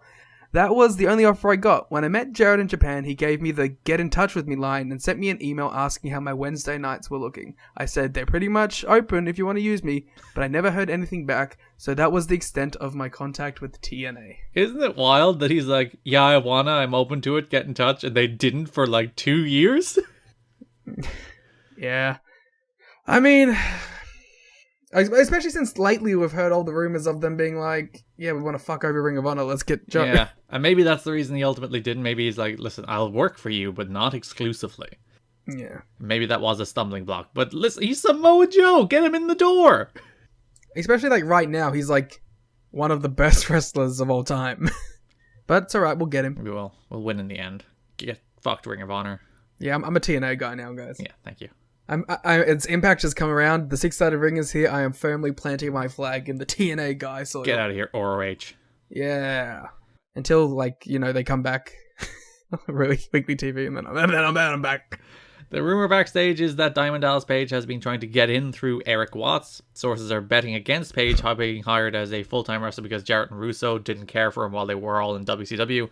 One source even predicts that Raven would voice his displeasure with the possibility of Page being hired. Apparently, Raven and Page are no longer on good terms. Freudian slip there. Yeah. Everyone's not on good terms with Jarrett.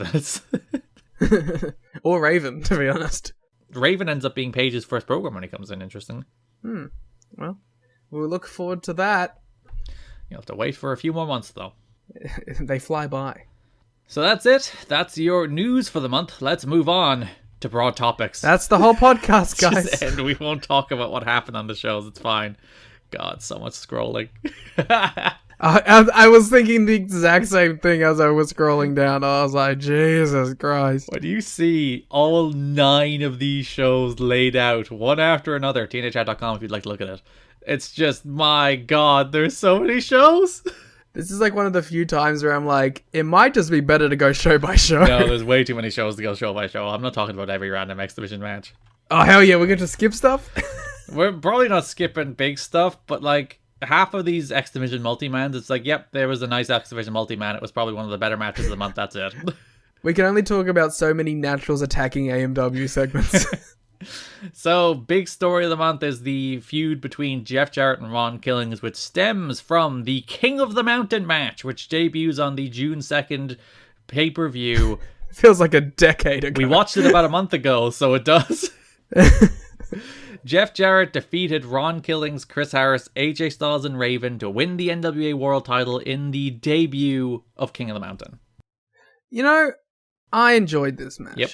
I thought it was pretty fun. I don't think the concept is as complicated as people pretend it is.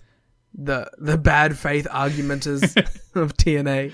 I think it's a fun match. Who would I be, right? To constantly complain about the lack of innovation in pro wrestling, and then to poo-poo an innovative idea. Because, ultimately, it's just a ladder match. Yeah.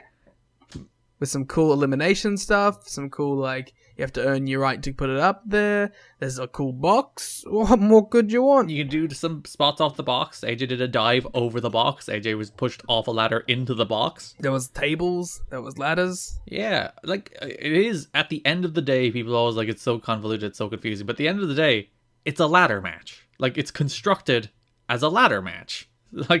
You can't really go wrong because it's a ladder match. I'm telling you right now, I'd rather watch a King of the Mountain match than a regular ladder match. Yeah, you want penalty boxes. I want anything. I'm so sick of the same 4 stipulations. And they do a fun thing where Jarrett and Raven are in the penalty box and they're like, oh, these two are going to explode in the penalty box, but they actually hatch schemes in the penalty box together. Yeah, I am a big fan of the penalty box lore. Mm-hmm. Whenever people go in there, I like it when people get locked in at the same time and they beat each other up in there. I don't know, I think it adds some extra tension. You can do cool things with someone's about to win and then someone's still locked in the box, but they're the only fresh person who could actually go out and get them. Yeah, or like the rest aren't eligible or something, yeah. Yeah, I am a fan of King of the Mountain. Yeah, big King of the Mountain defender, yeah. Can't wait for it to have a title. So there was interviews of it throughout the show with all the people who were in it, which mostly was an excuse for Scott Hudson to explain the rules over and over. Do you think the reason people think the rules are so complicated are because they insisted on constantly explaining the rules, and if they just did it once, people would have got it? And like to explain the rules, it does usually take about 40 seconds. So it's just like Scott Hudson looking at the camera being like, all right, so you climb the ladder, you hang the belt, but in order to hang the belt or climb the ladder and hang the belt, you have to score a pinfall submission. If you score a pinfall submission, you go to the penalty box. Which, to be fair, I just did it in 2 minutes, in like 10 seconds, but still, it took Scott Hudson a while. They should have just done their pre-match text on the screen rundown, and that's it. And I think people would have gotten it way quicker. As I said last month, I think all they ever needed was an on-screen display to tell you who's eligible, and that solves the entire problem. Because I think that's the only thing people lose track of. Yeah, I think I have no problem with this match type or with this execution of the match. So AJ was pushed off a ladder into the penalty box. Harris and Raven were pushed off ladders into tables. Truth started to climb. He was the only one left because Jarrett was in the box, but Jarrett got out, grabbed a guitar, hit Truth with a guitar. The hook fell down, so he had to re-hang the hook and then hang the belt, and then he became the new... He double won. He is the double champion. The new NWA World Champion for a third time is the King of the Mountain, Jeff Jarrett. And the last time. He'll never win it again. It's fine. Right? We'll never be subjected to 2 more years of this dude. But like, you know, he'll put someone over at the end. It'll be great. Sure. Yeah, I don't know. I like this match. I have nothing more to say than what I have. Yeah, I thought AJ worked extra hard to make this match work. He took all of the bumps. AJ worked extra hard to make this work. Should have been the tagline for TNA. He really, yes, it is. AJ did work extra hard to make this work. And like this is notable. It's the last time Harris is in the heavyweight division, full stop. And it's the last time Styles is in the heavyweight division for about a year. Yep. So both are all back to doing their mid-card divisions, while Jeff Jarrett gets to play world champion by himself. Listen, I get why you dislike it, but I also get AMW tag champs AJ Styles running the X division when going to television. Ultimately, I probably agree with it. But I still, like, if they went with someone other than... You just wanted Ron Killings to win this. I wanted Raven to win this, honestly. But, yeah. Yeah. One of the other two. Just not Jarrett as champ, for the love of God. Yeah. This isn't the time that... I'll talk more about my Jarrett thoughts when we get to the Killings now. So the show ended with a random woman walking out. Mike Tenay was like, do you know who that is? And I'm like, no, I don't, Mike. I think we both went... No. And she stood there and everyone was shocked. And Mike Tenay was like, she hasn't been in wrestling in years. And I'm like, I still don't know who she is, Mike. She was Gorgeous George, aka Stacy Ballard. She was the valet of Randy Savage in WCW. My favorite part about this was later on they brought in Eric Watts' wife, and I thought it was the same person. I was like, oh, they're going to pay that off. That's fun. Because it was Gorgeous George and his wife's name was Georgie, wasn't it? It was something lame. Wow, way to bury his wife. It was a bad name. I was like, I literally went to myself, this has to be her real name because it's no way it's a wrestling name. So yeah, she showed up twice.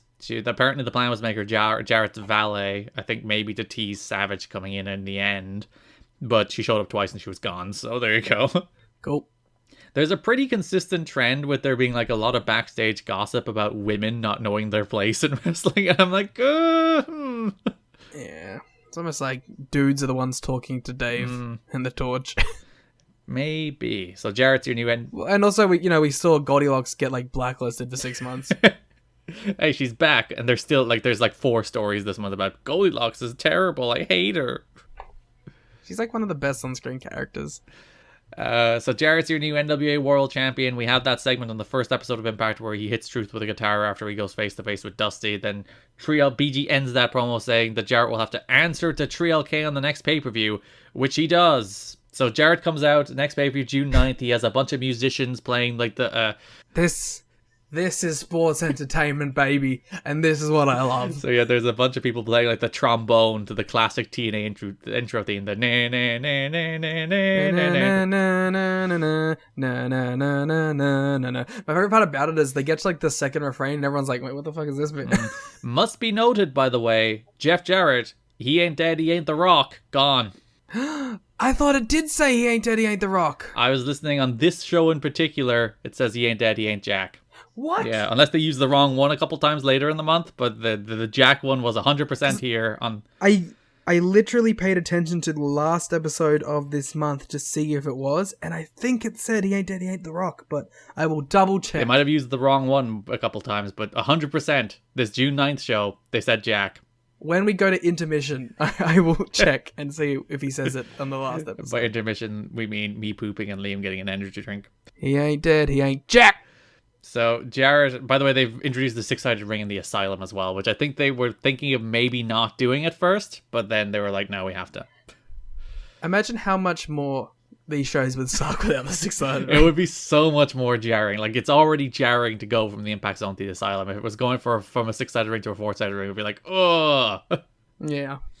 So Jarrett was wearing a tux. He had a red carpet. He's very pleased with himself. He's crowning himself the official King of the Mountain. He's the NWA World Champion. He insisted Vince Russo come out and congratulate him. He wants them to put him over. Russo placed the title around his waist. Russo says he looked at all they've accomplished as a team. Jarrett says it's actually all been about him. And at this stage, I was like, are they like doing some weird couples therapy on TV at this stage? Yeah, but that's cool. Or like this whole segment is Russo being like, this was done by the whole group around us, and Jarrett's like, no, it was me. Yeah. I don't know. I like it because I was like, this is either a representation of Jarrett backstage or it's a representation of Russo backstage. It's like a choose your own adventure of who you would like to side with based on... Yeah, based on context clues throughout the TNA's history. So yeah, Jarrett said it's all about him. He called out all his haters. And then Jarrett got physical with Russo, but Trill came out to save. And then Truth announced a Triple Jeopardy match for tonight. They didn't explain what Triple Jeopardy was in the moment, though. You're not allowed to do that. You can't be like, we're having this match. And be like, I don't know what that is, but we're having it. Hey, he's pals with Vinny Roo. He can do whatever he wants, even though Vinny Roo hates him. I'm not sure how that works. Vince Russo's supposed to be unbiased. I don't agree with this.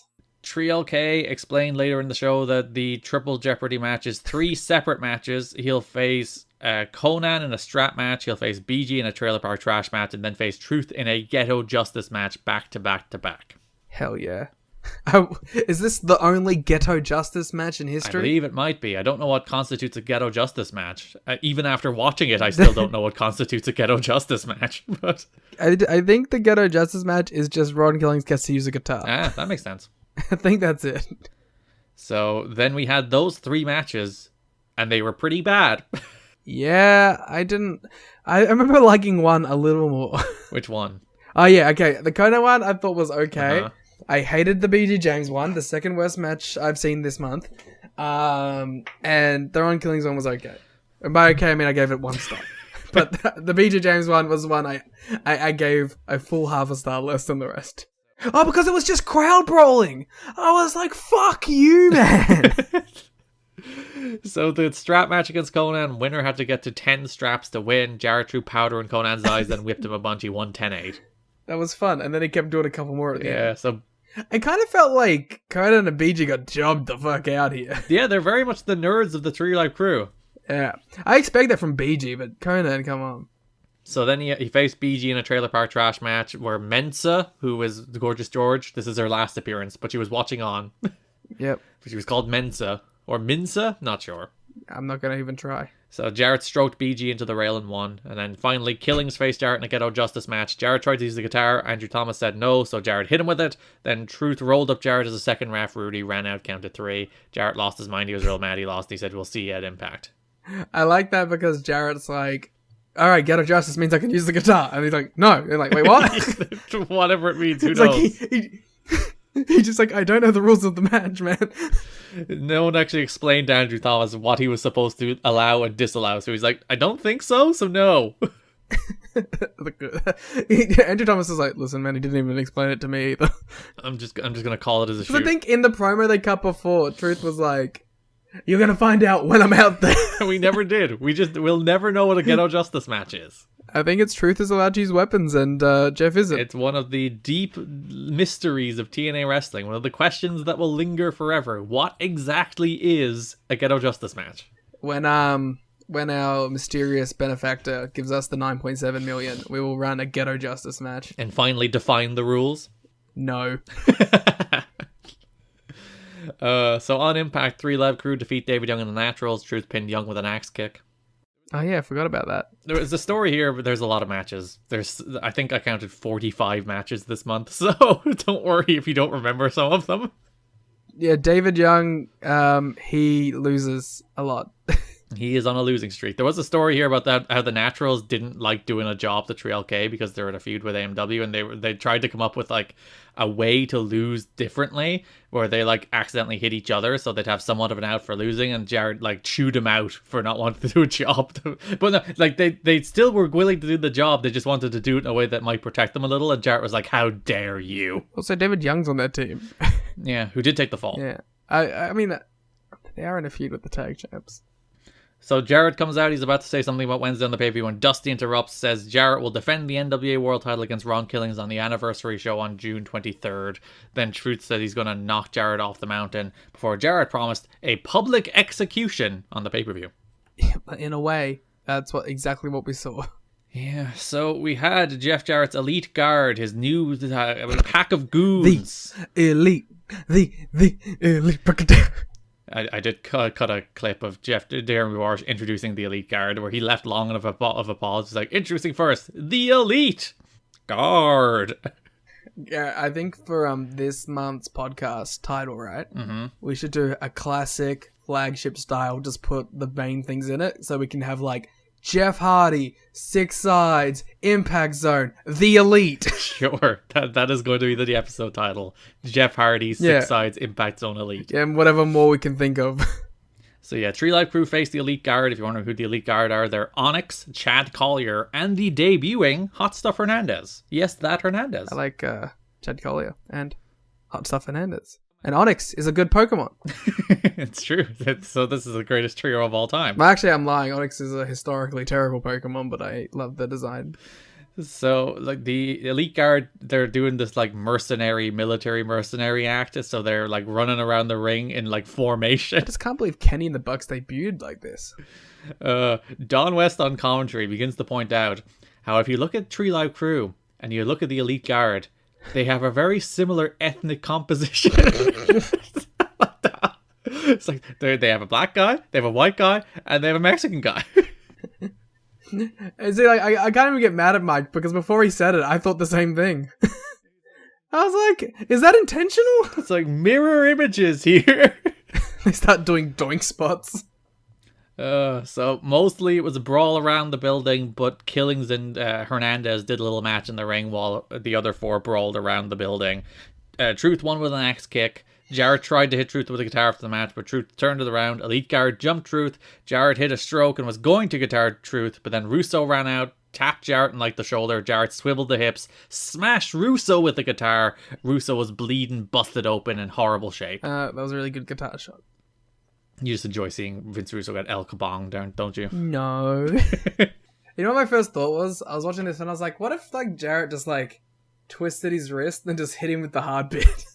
Just to like rub it in, just out of sheer spite. Yeah, I was like, how much would that fuck him up? Because then I started thinking of the times where Jarrett like hit people with a non-gimmick guitar. Yeah.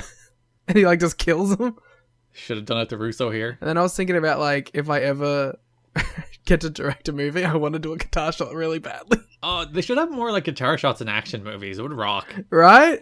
And then like, I know that you could do the Jarrett like exploding guitar, but I want to do it with like the non-worked one. I want to see if you can recreate that with the big bonk and like it just crushes the guitar inwards. I don't think stuntmen and actors would appreciate you being like, what if we use the non-prop guitar? We'll find a way. This is my vision. So it was fake blood used for Russo to sell the guitar shot. Russo is apparently not particularly pleased with this feud with Jarrett. He thinks it sucks, but listen, Jarrett wants it, so Jarrett gets it. I agree, Vince. Vinny Rue, his vision is just being held back. I can relate, Vince.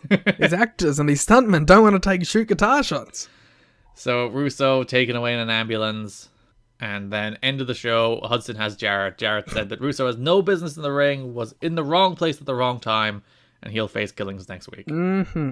Next episode of Impact, Mike today mentions that Russo broke his nose from Jarrett's guitar shot. I like the makeup work on Russo for the rest of the month. It's pretty convincing, to be fair, isn't it? Yeah, I learned how to do bruise makeup, and I have to admit, he doesn't use one tactic I was told is that you should put a lot of yellow in it. Yeah, because that's because like you go directly to like purples and stuff. That's just not how bruises actually end up looking. But he went all with the purple, but I still thought it looked good. Yeah.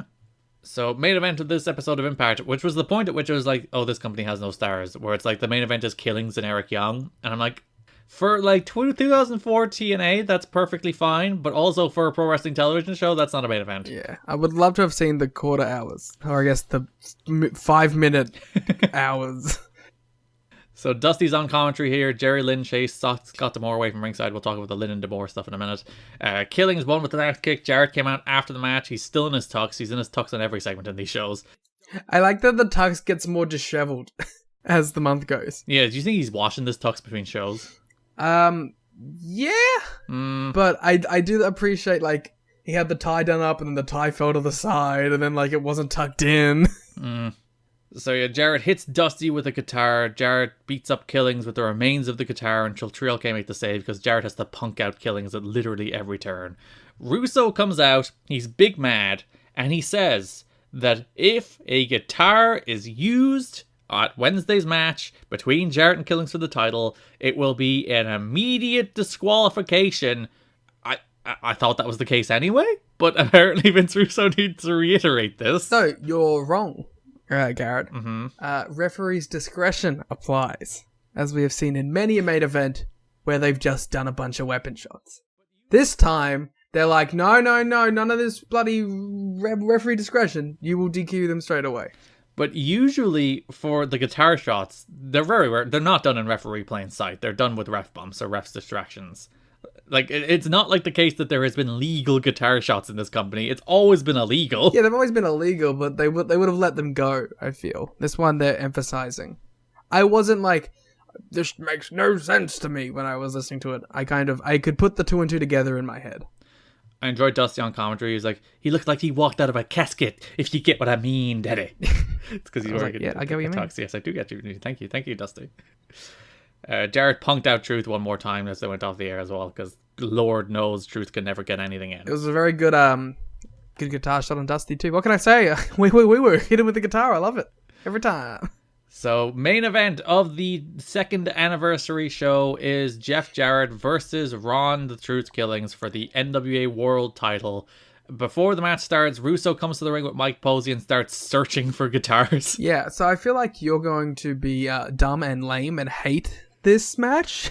I am, but I'm also going to say I don't think they went far enough. I think they should have found fucking 50 guitars. Yes.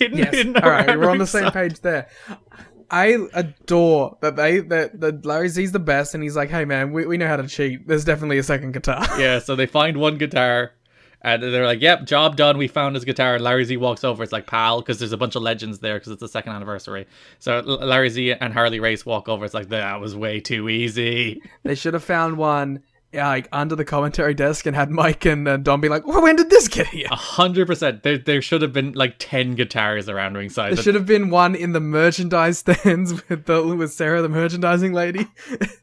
There should have been one in the old dancer cage. I was about to say there should be one in the dancer cage. Couple hidden in the old sex locker room. Yes, and then like, of course, I adore the payoff of him taking away the steel steps, and there's another one. He has hidden his master guitar underneath the steel steps. I see that this is the part I was going to talk about earlier. I love Jarrett as a character. Mm-hmm. Dude is the best.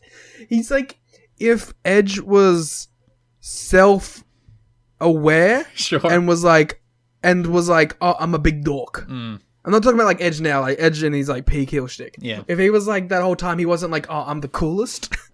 If he was like, oh, I'm a big loser, but I think I'm the coolest. That's what Jeff Jarrett is. Yeah. And I love it. The problem is the bell rings. And he has to wrestle a wrestling match, and this was not a very good one. No, but the payoff to this match was enough for me to like it. Because they did have good matches in like 02. Like they were the overbooked mess that they always are, but I thought they at least had good wrestling matches, whereas this... Yeah, for sure. This wasn't a good wrestling match. It was just... No. I loved the Jarrett hitting a stroke off the stage and then going for the cover. Yeah, because he's like, it's asylum rules. There's no law here. Yeah, and again, that proves my point too. Referee discretion. They just broke a bunch of tables and were outside the ring for like over 10 seconds. And It's fine. Vince Russo made it clear he would never, ever, ever, Liam, never overturn a referee's decision. Yep, 100%. Ever. I gave this match like 2.25 or whatever. I bumped it to 2.5 when I thought Ron Killings won. And then I sadly went back and turned it off and went back to 2.25.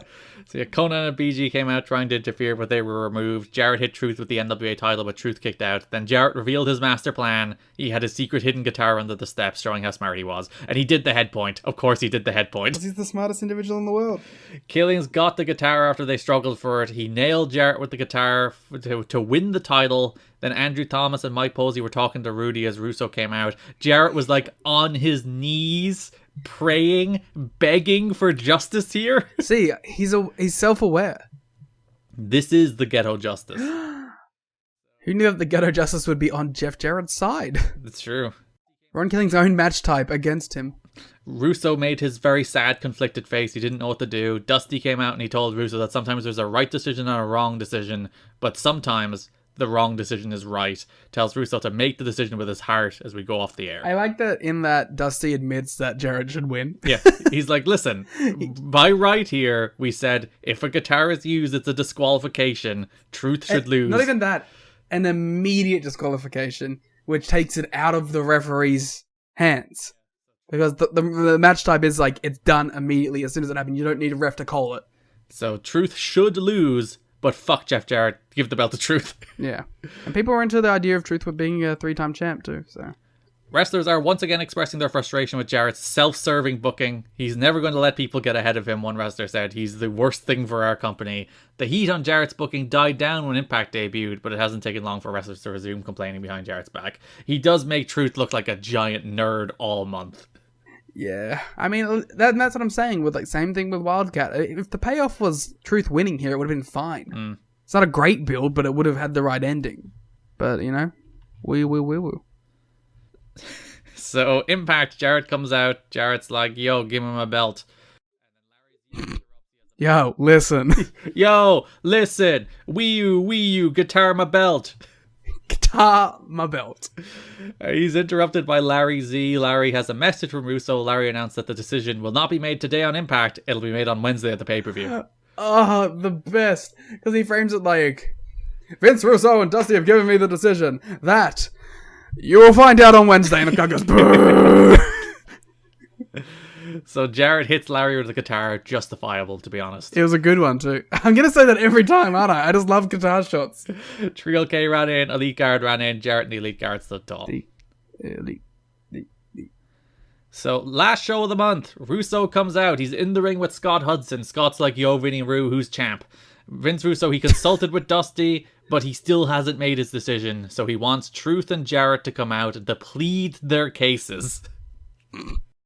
What was all the talking last on fucking Impact, man? He's been thinking about this for a whole week, Liam. He's consulted with referees, he's been thinking about it, and he still needs more information. I liked the idea of Russo being at home, like trying to eat a meal. His kids are like, "Oh, Dad," and he's like, "Oh, don't talk to me. I'm thinking about this Ron Killings situation, man. I can't even eat." Just pushes his wife's cooking away, goes to his office.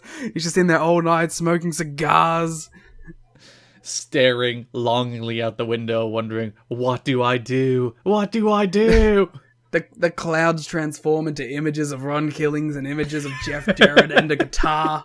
The guitar between them, and like the guitar hits Jeff in the head and the clouds break apart. So Truth comes out, Conan does his shtick, but before Truth can cut his promo, Jarrett comes out. Jarrett plays footage of Russo saying that there'll be an immediate DQ if the guitar is used. And he's like, this is my smoking gun. He wants Russo to live up to saying he's a new man, stand by his word. Then Truth comes out, he runs a montage of his own, which is just Jarrett hitting people in the head with guitars. Is that every guitar shot in TNA history? Because then we can steal it as our base point for the thing that we wanted to do. I don't think it's every one of them. I think it was just the recent ones. We can never do it now. He also showed footage of Jarrett being the one to introduce the guitar in the title match. And then he said, if the guitar hit doesn't fit, you must quit. Yeah, sure. Which... he also, like, Truth was like, Vinny Ruth, think about it. When you go home to your kids, and your kids are like, Daddy, I got into a fight. What should I do? Should you tell the kid to be a cowardly bitch, or should you tell the kid to stand up for himself? That's what you need to decide Russo's here. like, I'd tell my kids to get the shit kicked out of them. I don't know what your problem is. But I do like if the guitar hit doesn't fit, you must quit. Oh, we could sell that on a shirt. Russo says he'd never overturn a referee's decision. Never, ever. And then he did just that. He gave the belt back to Jarrett. So Jarrett technically wins the match the week before by disqualification. Awful. Bad. Poo-poo. Russo, the worst part of it is afterwards, Russo then gave out to Ron Killings. It's like, how could you stoop to this? This is your fault. Yeah, why does he hate Ron? He has always hated this guy. AJ's his boy, and he hates Ron Killings. So then he announces that Jarrett will defend the belt next week in an 8-man gauntlet match that will feature Jarrett, the 3 members of 3 Live Crew, the 3 members of Elite Guard, and the 4th man, the returning first ever NWA World Champion of the TNA era, the world's most dangerous man, Ken Shamrock's here. Okay. He comes out to a tepid reaction. He beats up Onyx, he beats up Hernandez. Then Chad Collier kind of kicks his ass for a little bit. Yes. Which actually kind of rules. And the segment just ends. I'm like, well, okay. Shamrock's back. You happy? No. He's not back for long, so he shouldn't be. Well, I wasn't, so that's good. Ken Shamrock told friends last week that he has not signed a long-term contract with TNA and has no intention of doing so. He was upbeat and positive backstage, interacting with wrestlers, some of whom he knew from his stint 2 years ago, and others whom he had never met. He seemed excited to be back in pro wrestling and happy to work a few dates for TNA, but also wants to continue his MMA training. Well, one of these two things is probably a lot more valuable. We had a big ass brawl to close that show as well, with that had Jarrett, that had the Elite Guard, that had Shamrock. I enjoyed the big ass brawl. You'll get used to them, but yeah, this one felt fresh because they had Team Canada out there, they had all the AMW and the Naturals out there, they had D'Lo and Monty out there, they had AJ. AJ's music was playing all through the big ass brawl. Yeah, and I liked that. There was a lot of X Division guys in there too, which kind of separated it from just being the main event scene guys who were boring. Yeah, so Jarrett and Killings are still feuding. They're feuding all month. Jarrett's your new NWA champion. Ken Shamrock's back. Yeah, well, Ken Shamrock should be scared, man. He doesn't know double J, double MMA. It's true. Jarrett should shoot on him. Yeah. All right, let's head over to the X Division. Start of the month, first show of the month, Frankie Kazarian defended the X Division title against Amazing Red, who, if you remember, beat Sanjay in that best of 3 series last month. Good little match. Cut off a Red Springboard, one with the Wave of the Future. I think this match was the best Red looked this month. Yeah, because Red has looked bad. Well, he looked good in the Impact opener as well, the first Impact match. And then I think pretty much every match he's had other than that, he's looked pretty bad in, so... Yeah, so like, I think that Red is still a good wrestler and will have good matches from this point forward, but it's clear he's not he's not the guy anymore.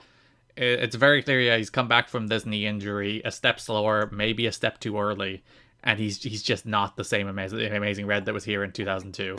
This is not the guy that, like, we were flaunting as, like, the next Rey Mysterio. Look at this guy, he's so crazy. Like, he's still a very good high flyer who can do some crazy stuff. But he's not that guy. I do think he kind of gets back to being that guy, but like far too late. Because he does have more good runs in him. Yeah, but like I think he's just the very sad case of a guy whose body just would not hold up to this, and he was probably too innovative for his own good. Or even like just bad timing too, because it happened before TV. So yeah, Red is, at least he's still around. He's still doing things. In 2022. And I feel like if they didn't decide to move AJ back to the X Division, I feel like there's a good chance Red would have won the belt here, right? I think, to me it seems like AJ was always the plan. But like, if they were like, no, we're gonna keep AJ heavyweight, he's like the biggest star, we're actually gonna put the belt on him and make him our guy. Yeah, he probably would have been the number 2. I feel like it would have went to Red instead of AJ. Yes, but yeah, like I said, I think that it was always going to be AJ. But like, if for some reason like Ron Killings got hurt and they're like, we have to go into an AJ thing instead, it probably would have been Red, yeah. Or Hector. Yeah, big Hector run. I'm into it. Speaking of Hector, first episode of Impact, as we mentioned, opened with Hector, Amazing Red Sonjay defeating Team Canada's P.D. Williams, Eric Young, and Bobby Roode. Hector won with the Tornado, and the main event of that show was the AJ Styles returning to the X Division. He beat Chris Sabin, Elix Skipper, and Michael Shane in a really good match. And again, I talked about this, like, AJ feels like TNA AJ now. In the same way Jeff Jarrett feels like TNA Jeff Jarrett in a bad way, AJ feels like TNA AJ in a good way. Yeah, I agree. Everything about the music, the gear, him being like babyface ace of a division, the whole presentation. It just feels right, doesn't it? Yeah, I mean, this is what you want. Like, until he gets like long tights and becomes main event guy AJ again, this is like what we got, you know? Yeah. This is it. So June 9th pay-per-view number 98, we have a Michael Shane against Chris Sabin match that don't have any recollection about. I saw this in the notes and I'm like, I just don't remember. I remember franchise big leaguing Michael Shane even from like beyond the retirement grave because he was going to look for Raven during the match and they cut away to him. I remember that. But like the actual match, I could not tell you a thing about this Chris Sabin Michael Shane match. Nah, I got nothing for you on this one. According to me taking notes, Tracy helped Shane avoid the cradle shock. Shane threw Sabin into Tracy and then landed a super kick for the win. It's a match that happened, apparently. According to me, I gave it 2 stars. Good job. You gave it 2.5. You loved it by Impact standards. 2.5 is the rating I give to good, competent wrestling that I don't remember. Hey, that's 2. Like 2 is a match that is well performed but not interesting whatsoever. 2.25 is a match that's well performed but like just forgettable, and then 2.5 is well performed, not interesting, but like 2 competent pro wrestlers doing good pro wrestling that's just not interesting. Okay, I'm looking back. This is the lowest rated month I've had this year. Oh, that's not great. But I think I liked it more than some other years because I liked the angles more, but the wrestling was bad. So main event of this episode for the X Division title, AJ Styles defeats Frankie Kazarian to become champion once again. Oh, yeah, because I remember I was watching this show and I was like, I looked at the scores and like, this might be my lowest rated Impact pay-per-view ever. Well, you have those 3 matches. This is the show with the 3 Jeff Jarrett matches, none of which are good. Yeah, so I went 2, 2, 2, 2.25, 1, a half star, 1, and a 2.5 on the main. I thought AJ and Frank, actually, no, the finish of AJ and Frankie was just, oh god. And the match went on forever. Yeah, so AJ went up top. He went for the spiral tap and he missed. He overshot it. Just completely missed. Mm-hmm. Went for the cover. Frankie kicked out because I think he knew it looked like shit. Well, no, you could see AJ talking to him and saying, kick out, we'll do something else out of it. Yeah, but Mike Posey, who was the referee and obviously was told the spiral tap is the finish, who didn't count 3 2 other times on this show, by the way. We'll probably get into that in other feuds, but there were 2 other matches on the show where someone pinned, or David Young pinned Sanjay, I think, at one point on this show, and he counted 1, he counted 2, nobody kicked out, and he just decided it wasn't a 3 count. Like, there he's fine deciding what a finish is and isn't, but in this AJ match where that spiral tap completely missed, looked like shit, he still counted the 3. They did that classic thing where, like, even though he just won the X Division title, he looked super pissed off because the match finish was completely messed up. This is a month of AJ looking pissed off. He's just mad about all this shit happening with him. I mean, when the Jeff match was happening, he looked like he had fucking just fist fought someone. Yeah, Dallas ran out, jumped Styles, the Styles escaped, but then Cash jumped Styles from behind, laid him out, posed with the X Division title. Kid Cash is coming for the X title after losing the tag titles. Yep, looking forward to that match. June 11th, Impact opened with Kid Cash against Amazing Red. Cash being with the Moneymaker. They did the top rope powerbomb into a Rana spot, which is always cool. Yeah, these 2 are still fun together. Yeah. I like Kid Cash a lot, man. Now, can't wait till you say some shit about him that makes me not like him. Yeah, he does have a month this month. We'll talk about that in a minute.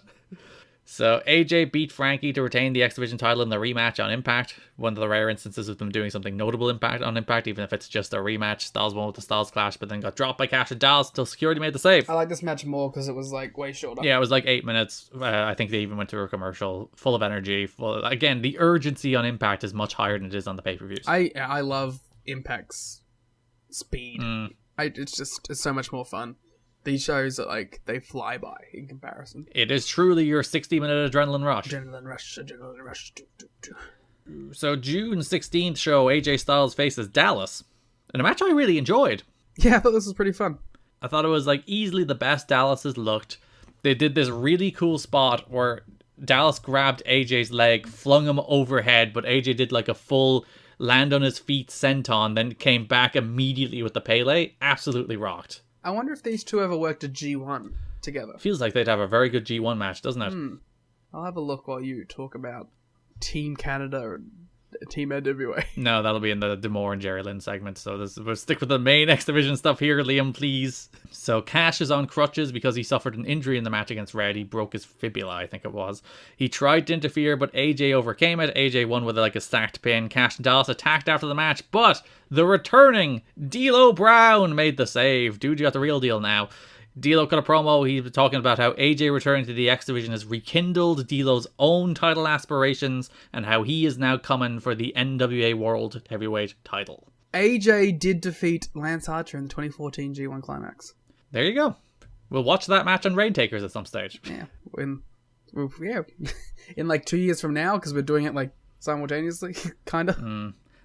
I do feel like the second AJ escaped the Jeff Jarrett like vortex, he immediately felt like himself, and it's just like each second he gets away from Double J and his endless guitar shots and its endless bullshit, he just feels like the ace of the company. Well, to me, I think it's less getting away from Jarrett and more getting away from Russo. Just getting away from the main event booking. Yeah, I get, Ron Killings versus AJ right now. Yeah, and you can see how it's just eating Ron Killings alive. And Ron Killings is better than he has been presented and better than he has been given an opportunity to show on these shows. Well, like, because I sometimes watch these shows in my lounge room, and my housemate would always, like, he always gets excited whenever he sees Ron Killings, and then, like, he sees what Ron Killings is doing and just, like, walks away. Sees Jeff Jarrett punking him out. He's like, oh yeah, cool, Ron Killings. Like, he looks so young here, man. He looks great. And he's like, we watched like 3 seconds of him, and he's like, yeah, enough of that for the day.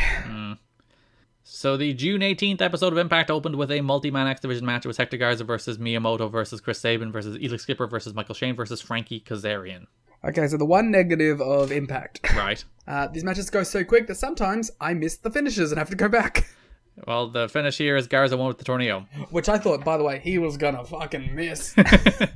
Which after AJ missed that freaking spiral tap, would not be the first person to miss something. But like, I forgot who he hit it on. I think it was... Was it Miyamoto? No, I don't think it was Miyamoto. No, it was... Which I thought was weird, because I was like, he's gonna get a tag title shot. He was really close to the ropes. And I was like, is Hector going to be able to hit this? But man, that dude knows how to move his body in the air, and he hit it fucking flush.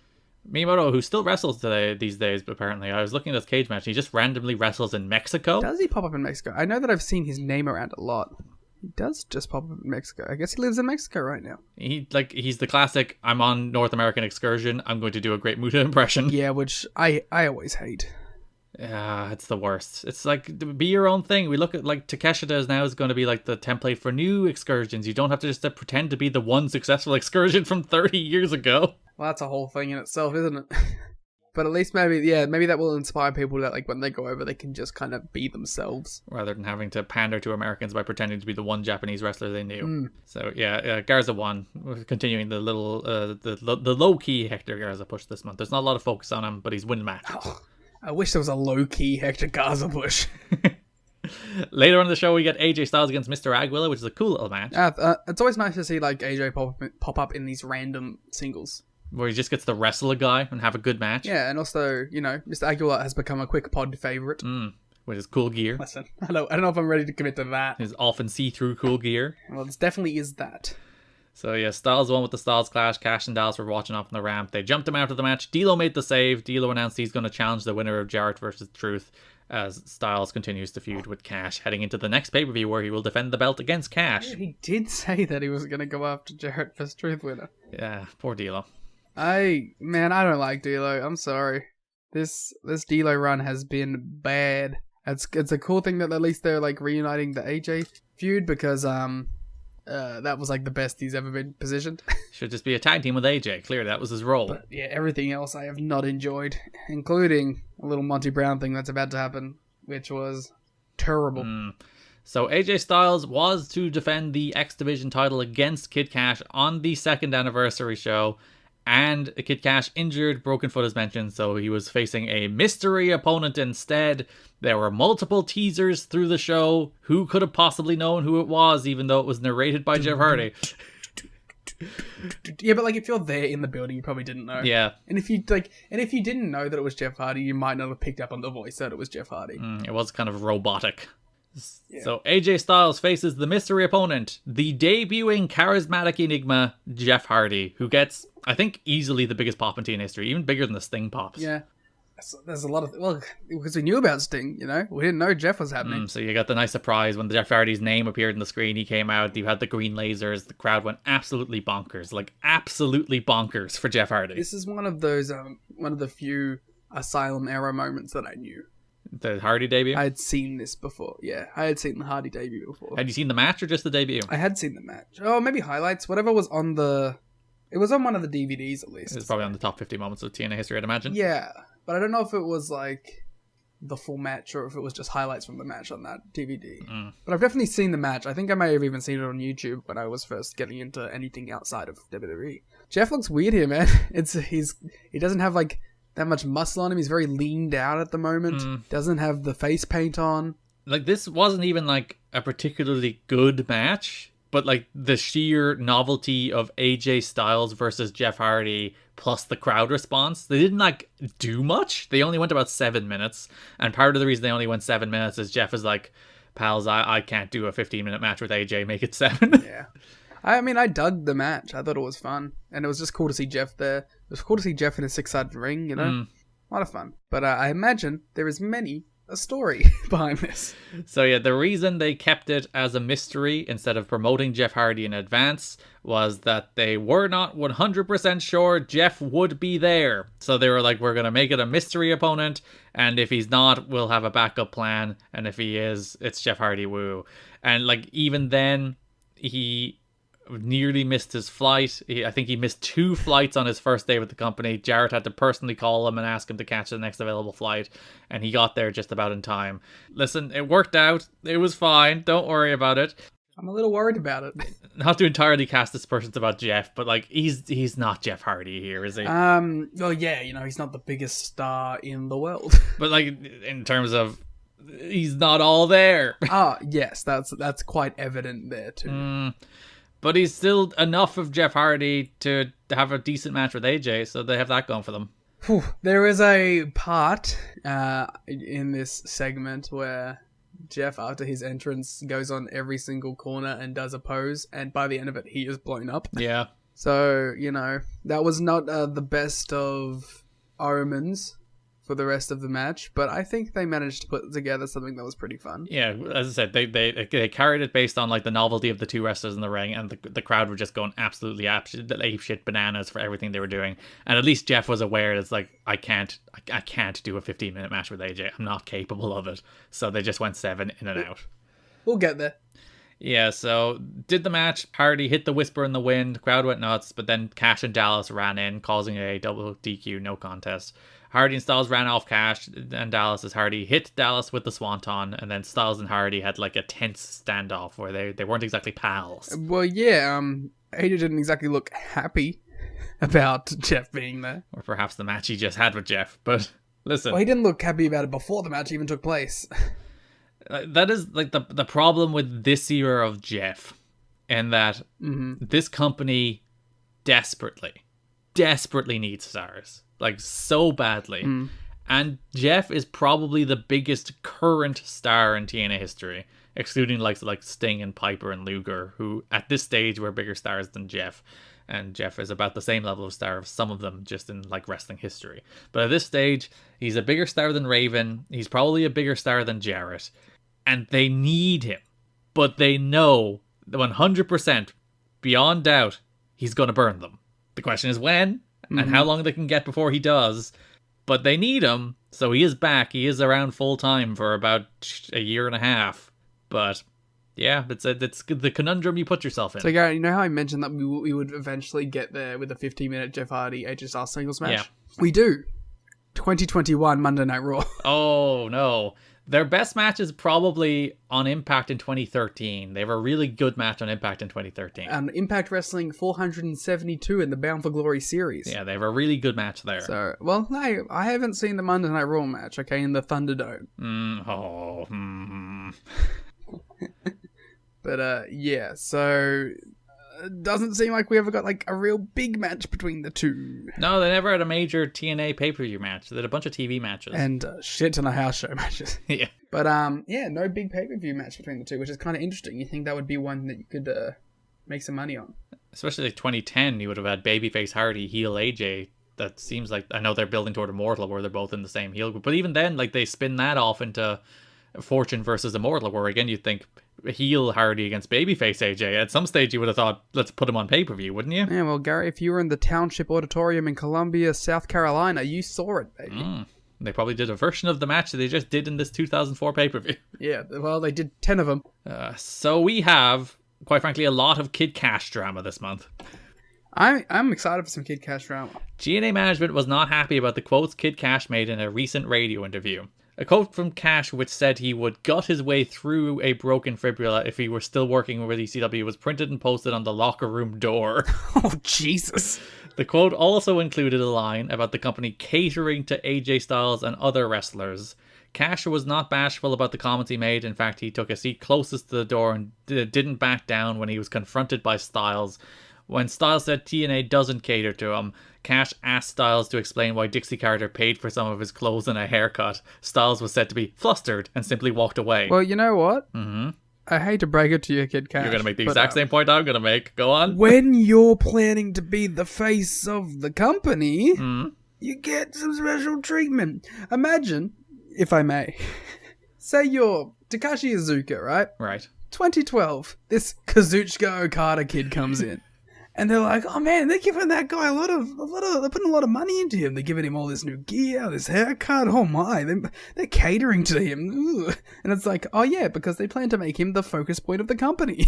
And also, just in general, when you're a wrestler as good as AJ Styles, I think the company, frankly, should cater to you at all times. The company should cater to the wrestlers that are going to be the focus points of the entire company. When there is the man who has been, for the 2+ years of TNA's existence, head and shoulders above pretty much everybody else, I think he has every right to be catered to, frankly. Yeah, like, and also, you know, we're in a situation where we're a small company where our wrestlers get stolen every 24 seconds. So maybe we try and make AJ like us. Make it feel like this is his cause and he would like to stay here forever. So it's their investment. Like, they're investing in their stars. I'm sorry, Cash, that you're not being put on the same level as Styles and Raven. America's Most Wanted. Yeah, so Cash would prefer to get a release from TNA rather than a pay raise, although he has asked for both in recent weeks. Bob Ryder turned down Cash's request for a release and explained that they had too much invested in him to simply let him go. Cash has been claiming to anyone who will listen the company is paying $1,200 a week to Styles, Raven, Harris, and Storm, yet won't budge on his $500 a week payoff. It's AJ Styles. It's AJ Styles, especially AJ. It's AJ Styles. I mean, listen, do I think that Cash has probably earned a bump? Yeah. But, like, you're not AJ Styles, Raven, Chris Harris, or James Storm. By the way, those 4 people, the other people we have given Wrestler of the Year to, or Tag Team of the Year to. Yeah. So they have pretty much carried the backbone of all of the good things that have happened in this company for the last 2 years. See, he's not complaining about what Jeff's getting paid. And, like, to be fair, Kid Cash has been very good in his own right. Not burying Kid Cash. Again, I do think they should give him a pay bump. Maybe $700 a month? I don't know. Something. Or a week even. Because he's also, like, you know, very good and has been a major part of the show since he came in. But, like, there's a way to go about it. And I guess, you know, if you're frustrated because they're not going about it after you've done it in the proper channels, I'm sure there is frustration there. But, like, don't do this. This is unprofessional. A number of wrestlers received raises when the company rolled over their contracts on June 16th. The company had to give the wrestlers 60 days notice that they were going to pick up their option for a second year. As reported last week, Kid Cash is one of the wrestlers who did not receive a raise and has been griping about it ever since. Jimmy Hart, who is known for being as diplomatic as anyone in the business, even had his fill of Cash's complaining. Observers say Hart listened to Cash's gripe for several minutes about being underutilized and underpaid. Hart even concurred with Cash and then sarcastically suggested that he quit and not make any money. Hart also reminded Cash that his weekly payday doubled recently because of the addition of the Impact tapings. Does that mean he gets paid $1,000 a week regardless of if he's booked on the second set of tapings? No, I'd imagine it's per match rather than per week. So if he wrestles, he gets paid. Then if I'm Cash, I'm like, well, then make sure I'm booked on every taping. I think that Cash does have a gripe here, and I'm sure it's frustrating that it doesn't feel like there's any way to ensure that you're going to get what you want. But I don't think tearing down your fellow wrestlers in the locker room is the way to go about it. Well, Liam, you'll be pleased to know they turned it into a work shoot. So, well, we did see a bit of that towards on the show with Jeff. June 25th, Impact has a 6-man tag. It's Amazing Red, Skipper, and Chris Sabin against Nasawa, Miyamoto, and Kazarian. It's one of those matches that was pretty good, pretty enjoyable, good wrestlers. Really pushing Nasawa and Miyamoto around their tag title match. This is where Nasawa learned everything about politicking from Vince Russo. And 4 Dragon Gate fans have put up with it to this very day. I don't want to talk about it. Nasawa had the pin on Red after a Michinoku driver pulled him up. Skipper pinned Nasawa with the play of the day. Don't you look a fool, Nasawa? So Styles was again meant to face Kid Cash on the June 30th pay-per-view, finally getting that match, but... Well, should we include the AJ tag? Oh yeah, Styles and D'Lo faced Dallas and Abyss in the main event of that episode. I guess that really fits nowhere else. Yeah, because I think it was meant to be a continuation of the Cash AJ stuff, but Cash is out, so Abyss is in. Yeah, so Styles caught Dallas with a roll-up. Monty brawled with D'Lo after because they're feuding. Cash and Dallas attacked Styles before Cash dropped Styles with the Moneymaker, and then the heels killed the babyfaces as the show went off the air. Good little match. Yeah, I thought it was alright. When you put 4 good wrestlers in there and Styles and D'Lo have good chemistry, good, fun stuff. Thumbs up. I think that match definitely would have been better if Cash was in there instead of Abyss, just because they have had experience teaming up and it could have been more of a straight tag, but it's still pretty alright. So Styles, as mentioned, was meant to face Cash on the last show of the month. Cash, they said, has been... But Matt Hardy showed up. Cold-blooded. They said that Cash has been suspended, but they didn't say what for. Scott Hudson asks Vince Russo later in the show what he was suspended for, and again he says, no, we can't tell you. Which I think is such a cop-out. Nope, not gonna say. So Cash left the Nashville Fairgrounds shortly after meeting with TNA management prior to the June 30th pay-per-view. His bio has been removed from the TNA website, and the wrestlers contacted are split as to whether that's a sign that he has been granted his release or if management is turning the tension into a work-to-shoot storyline. It's the latter. One wrestler says Cash did earn some points with some of the wrestlers, though, when he pointed out that AJ Styles is treated as the golden child by management for good reason. Yeah, but that's just something I don't fucking understand. Well, you see, they're not the golden child, Liam. It's them that's not being considered for this position. It's AJ, so it's AJ getting preferential treatment. That has nothing to do with the degree to which he is talented. It's just unfair. But it's also, value for their money. This is the guy, my head hurts. I mean, I get it. It's an ego business, but... They're just jealous of his spot. And jealous that he's better than them. So, yeah. You can see he gets preferential treatment, says one TNA wrestler. I can't blame them. He's a top guy who's been here from the start, but it's definitely true what Cash said. He's a bit of a hero for having the balls to say it, but it won't get him anywhere. These people are stupid. I mean, I like that wrestler even admits that he knows why. He's like, yeah, he's been here from the start, and he over-delivers in everything he's given, and he's a top guy. But, it's still bullshit. So as it turns out, this Cash stuff is probably a work turned into a shoot. It probably started as real, as Dave doesn't think his interview where he complained was a setup, but then somewhere they're like, let's turn it into a work. And then they work the locker room, work the boys. They announce the suspension of the website thing. Except he's not gone, they're trying to do a Pillman thing. Okay. So he'll come back probably sometime next month and they'll do the he doesn't work here. Okay. So AJ was meant to face Cash. Instead, he ends up defending the match in a 6-way. We had a sit-down X Division interview before that where Scott Hudson had... So this is where we should have picked up on it because they're doing the Kid Cash shit. Yeah. So Hudson has the entire X Division. Daniel says that AJ deserves to be champ and that they all want what he's done. Then Michael Shane kind of snickers and gets into it with Daniels. And then Shane and Kazarian thing is like, AJ doesn't belong in the X Division anymore. Because he's killing us. Because he's a much bigger star than us, and we have bigger matches and better matches because he's here with us. Wait, no.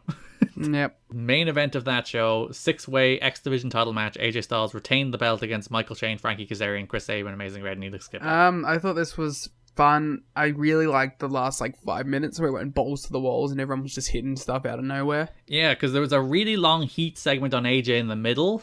But I liked it because I liked the story of this is the guys who resent AJ for his position beating the shit out of him.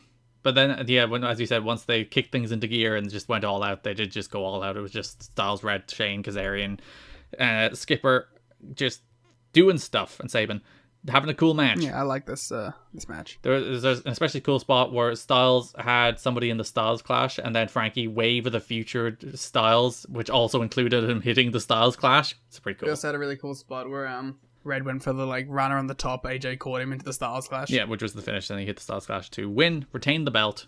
AJ's still your champion. But the story going forward is that Michael Shane and Frankie Kazarian are perhaps an alliance to take down AJ. I'm very excited for. I was thinking at the start of this month, we have to surely be getting to the Frankie and Michael Shane stuff. Because Shane has been kind of rudderless without the franchise stuff, and finally, so was Frankie, to be honest. He just had a bad match with AJ and then a good TV match, and he was just back in multi-man. Yeah, it was very much the case. That's all right. AJ's the guy now, so we're putting the belt on him, and you're just an afterthought. But now they have promo time. They have characters. They're feuding with AJ. So that brings us to the other kind of X Division adjacent feud for the month, which is Team Canada against Jerry Lynn and Team NWA. It's more of a Scott D'Amore against Jerry Lynn feud. Yeah. So first show of the month, June 2nd, Bobby Roode and Petey Williams faces Jerry Lynn and Heavy Metal. I kind of like Heavy Metal because he's kind of terrible. Hey, you want to know something? What? I kind of like Heavy Metal because he's kind of terrible. He is such a unique kind of terrible that he's uncooperative, he's uncoordinated, he just does shit out of the blue, but it makes him feel novel. Yeah, and he kills himself while doing it. Yeah. He's kind of a perfect mix. You know what he is? He's that very special part of a Sasha match. Yeah. Where she just throws it all and just says fuck it and let's go. But he's that the whole match. Or is it just that little element of danger? Yeah. You're someone might get hurt here. And his name is Heavy Metal. And he has race car gear. Oh, the race car gear rules. I love his gear. I love his look in general. It's perfect. I love Heavy Metal. So, yeah. Even though he's being brought back, Heavy Metal is having a lot of things said negative about him, similar to Hoovy. On the June 2nd show, the feeling was that he didn't sell enough, and he also gave Lynn the hot tag 2 minutes earlier, with Lynn screaming at him not to, which caused the match to end 2 minutes early. When asked about it, he responded that sometimes in Mexico you change things on the fly. Sometimes in all of wrestling you do that. Yeah, he's a true worker. He's he felt that was the moment for the hot tag. Jerry, get in there. Yeah, would you yell at Sasha if you took it home 2 minutes early? No. I do like that I'm comparing Heavy Metal to the biggest star in WWE. Yeah, it's Sasha Banks and Heavy Metal. It's the natural lineage of professional wrestling. I would love some photos of Heavy Metal with his fans 5 meters away from him. He's no, keep away from me. Yeah, I would pay $120 to take a photo 5 feet from Heavy Metal. Was that how much they cost? 120 was for the double with Naomi. Oh. So it's still probably $80 for Sasha. I love... I'm getting into this Sasha thing because I love it. I have no negative resentment towards Sasha about this. Keep those creepers away from me. The fact that she would hug the women would make all the men stand 5 feet away from her. It's the fucking best. Those are the correct instincts when it comes to professional wrestling fans too. Yeah. Sasha's great. I hope she doesn't go back. She's probably going back. I know. So Lynn was about to pile drive to... You got Io, okay? You can't get Sasha as well. They're going to get Roddy too, and you're going to be so upset. Roddy, man. Hey, Roddy. Listen, I know it's really tempting. I know Paul's there, okay? I know that he has a magic way with words, but you could do the 4v4, okay? You could do blood and guts, man. Just fucking... I just want you to just go wrestle fucking Kenny in a singles, please. You're my top 5 wrestler of the 2010s, man. Please. Listen, we'll get Roddy in 2005 TNA. And I have heard on the grapevine there's one Alex Shelley coming up soon. The very first show of July. What a happy birthday present this is for me. Lynn was about to pile drive Scott D'Amore, but Derek Young hit Lynn with the flag attached to a hockey stick, allowing Team Canada to win. Team Canada attacked him after the match, but Team NWA made the save. I'm not into this flag match build. Well, yeah, because it's still more World X Cup stuff and you hate it. It's like the World X Cup carryover stuff, so you're like, oh, it has the stink of X Cup on it. I mean, maybe that's it, yeah. But also, I hate flag matches, so... But you love flags. I know, but I think they should be used as accessories and not be bandied around such. I do appreciate Scott D'Amore ripping a flag. It's the ultimate sign of defiance. So, opening match of the first Impact was that 6-man tag with Team Canada, which leads us to the next pay-per-view, which had Team Canada facing the team of Hector Garza of Heavy Metal and Jerry Lynn. Lynn chased D'Amore out of the building straight away. D'Amore and Lynn eventually re-emerged on the other side of the building. D'Amore hit Heavy Metal with the hockey stick. Rude followed with a sit-out powerbomb. And then they tried to bury Garza under the flag after the match, but Lynn made the save. Lynn... They didn't try to bury Garza, just bury him under a flag. In a way. Lynn hit D'Amore with the NWA flag and was about to pile drive D'Amore again, but the Canadians stopped him. D'Amore ripped the NWA flag before the Team USA ran out to make the save. Yeah, this part I did enjoy. I wish they weren't cowards, Garrett. Mm-hmm. And I'm gonna say something here. Oh, you wanted to desecrate a different flag, is what you're about to say. Yes, I would have enjoyed if they ripped the American flag. Which is, I believe, technically illegal in some places. But also based? But it stands for freedom, Liam. And in order to stand for freedom, you should be allowed to destroy the symbol. And what does NWA stand for? Tradition. We've discussed this many times on this podcast. Yeah, wait, is D'Amore anti-tradition? Has that ever been a part of his character? Yeah, he's going to join sex. Alright, let's go. Speaking of sex, did you see D'Amore in the singles match? We'll get to it. Next episode of Impact, another multi-man. Team Canada defeated Team Mexico. D'Amore hooked Heavy Metal's leg, and then Rude pinned him with a Death Valley Driver. Canada jumped Team Mexico afterwards. Garza tried to make the save, got overwhelmed. Team NWA made the save. You're discovering a reoccurring theme in these segments. Yeah. So, to make a modern comp, right? Mm-hmm. Remember when Team Taz and Sting started feuding? Yeah. And every week there would be a Team Taz beat down, Sting save segment? Mm-hmm. Because they had like a whole nother month until the pay-per-view. Yep. That's what we're seeing right now, and it goes back to the earlier point that we made where we were talking about how there's just too much time to fill here, and if this was a 4-week 2 pay-per-view thing, this would be a lot smoother. But because we're having to drag it on to fill time on all of these shows, it's getting bloated, which is kind of fitting because of the payoff to this whole feud is quite a bloated match. So maybe it was all intentional. So, main event of the next pay-per-view, TNA interviews Team Canada and D'Amore. TNA is mad that D'Amore ripped the flag of the NWA. TNA is like, no, you don't rip tradition. I love this backstage, the TNA segment with D'Amore. I think D'Amore's great. He's a top quality manager, and probably doesn't get enough credit for how good a manager he is. One of my my favorite characters on the show. I love his public facing character versus the like behind the scenes character that he's got going on, where it's like in front of the camera, in front of the interview, I'm cordial, I apologize for my actions, I'm trying to be nice, I'm trying to give a presentation about Canada and Canadians, right? But then as soon as he thinks the camera's off, he's like, fuck you, don't question my authority, I fucking rule all this shit. I like that he's kind of playing it in a two-faced manner. So yeah, D'Amore says that the NWA oppresses Canadians. Which I love, and I love Mike Tenay's response of like, no, there was one Canadian NWA champ, and he's like, 50 years ago, Mike. Yeah. And one in 50 years, huh, Mike, huh? Mike's like, yeah, the NWA knows one Canadian guy. It's cool. He's like, Lynn is a poster boy for TNA because he keeps on failing. Which is a great bit. And Tenay starts asking PD, Rude, and EY why D'Amore leads them. Scott cuts them off before they can talk. Then Rude asks, like, when can we speak? And D'Amore gets real mad. And it's like, as you said, he thinks he's called the segment off, and he starts shouting at Tenay for kind of trying to cause dissension in his group. Yeah, I really love Scott. I also really love I got the impression maybe that we were starting to lead to like Bobby Roode leaving, but I was like, that feels early. But maybe we're just doing like a setup to that. I also noticed, where is A1?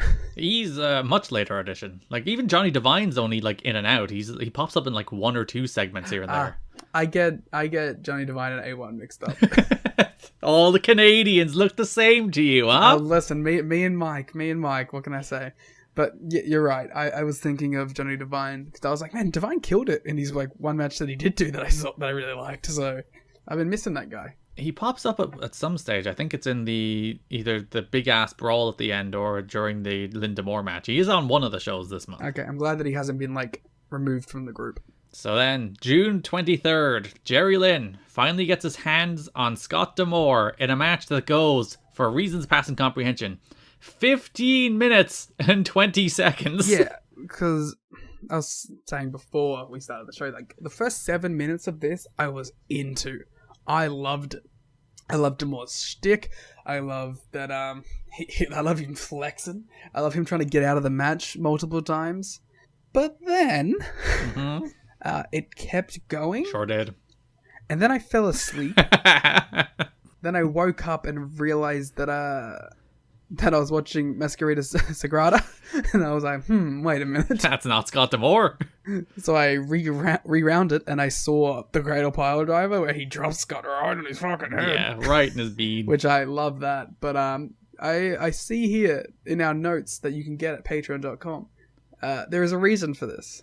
Yeah, so the show had been improperly timed and they basically had 10 extra minutes. So rather than rearrange the entire format of the show, they just lumped this segment, which was meant to go 8 minutes, so that it went 18. And it's like, D'Amore apparently wasn't entirely happy that he like literally did like a straight up match with Jerry Lynn. He thought he should have been a little more chicken shit heel, but they ended up going 15 minutes and he kind of dominated him for a while. It was very weird. Well, he dominated him last time as well. Yeah, that match was only like 5 minutes, so it kind of makes sense, I guess.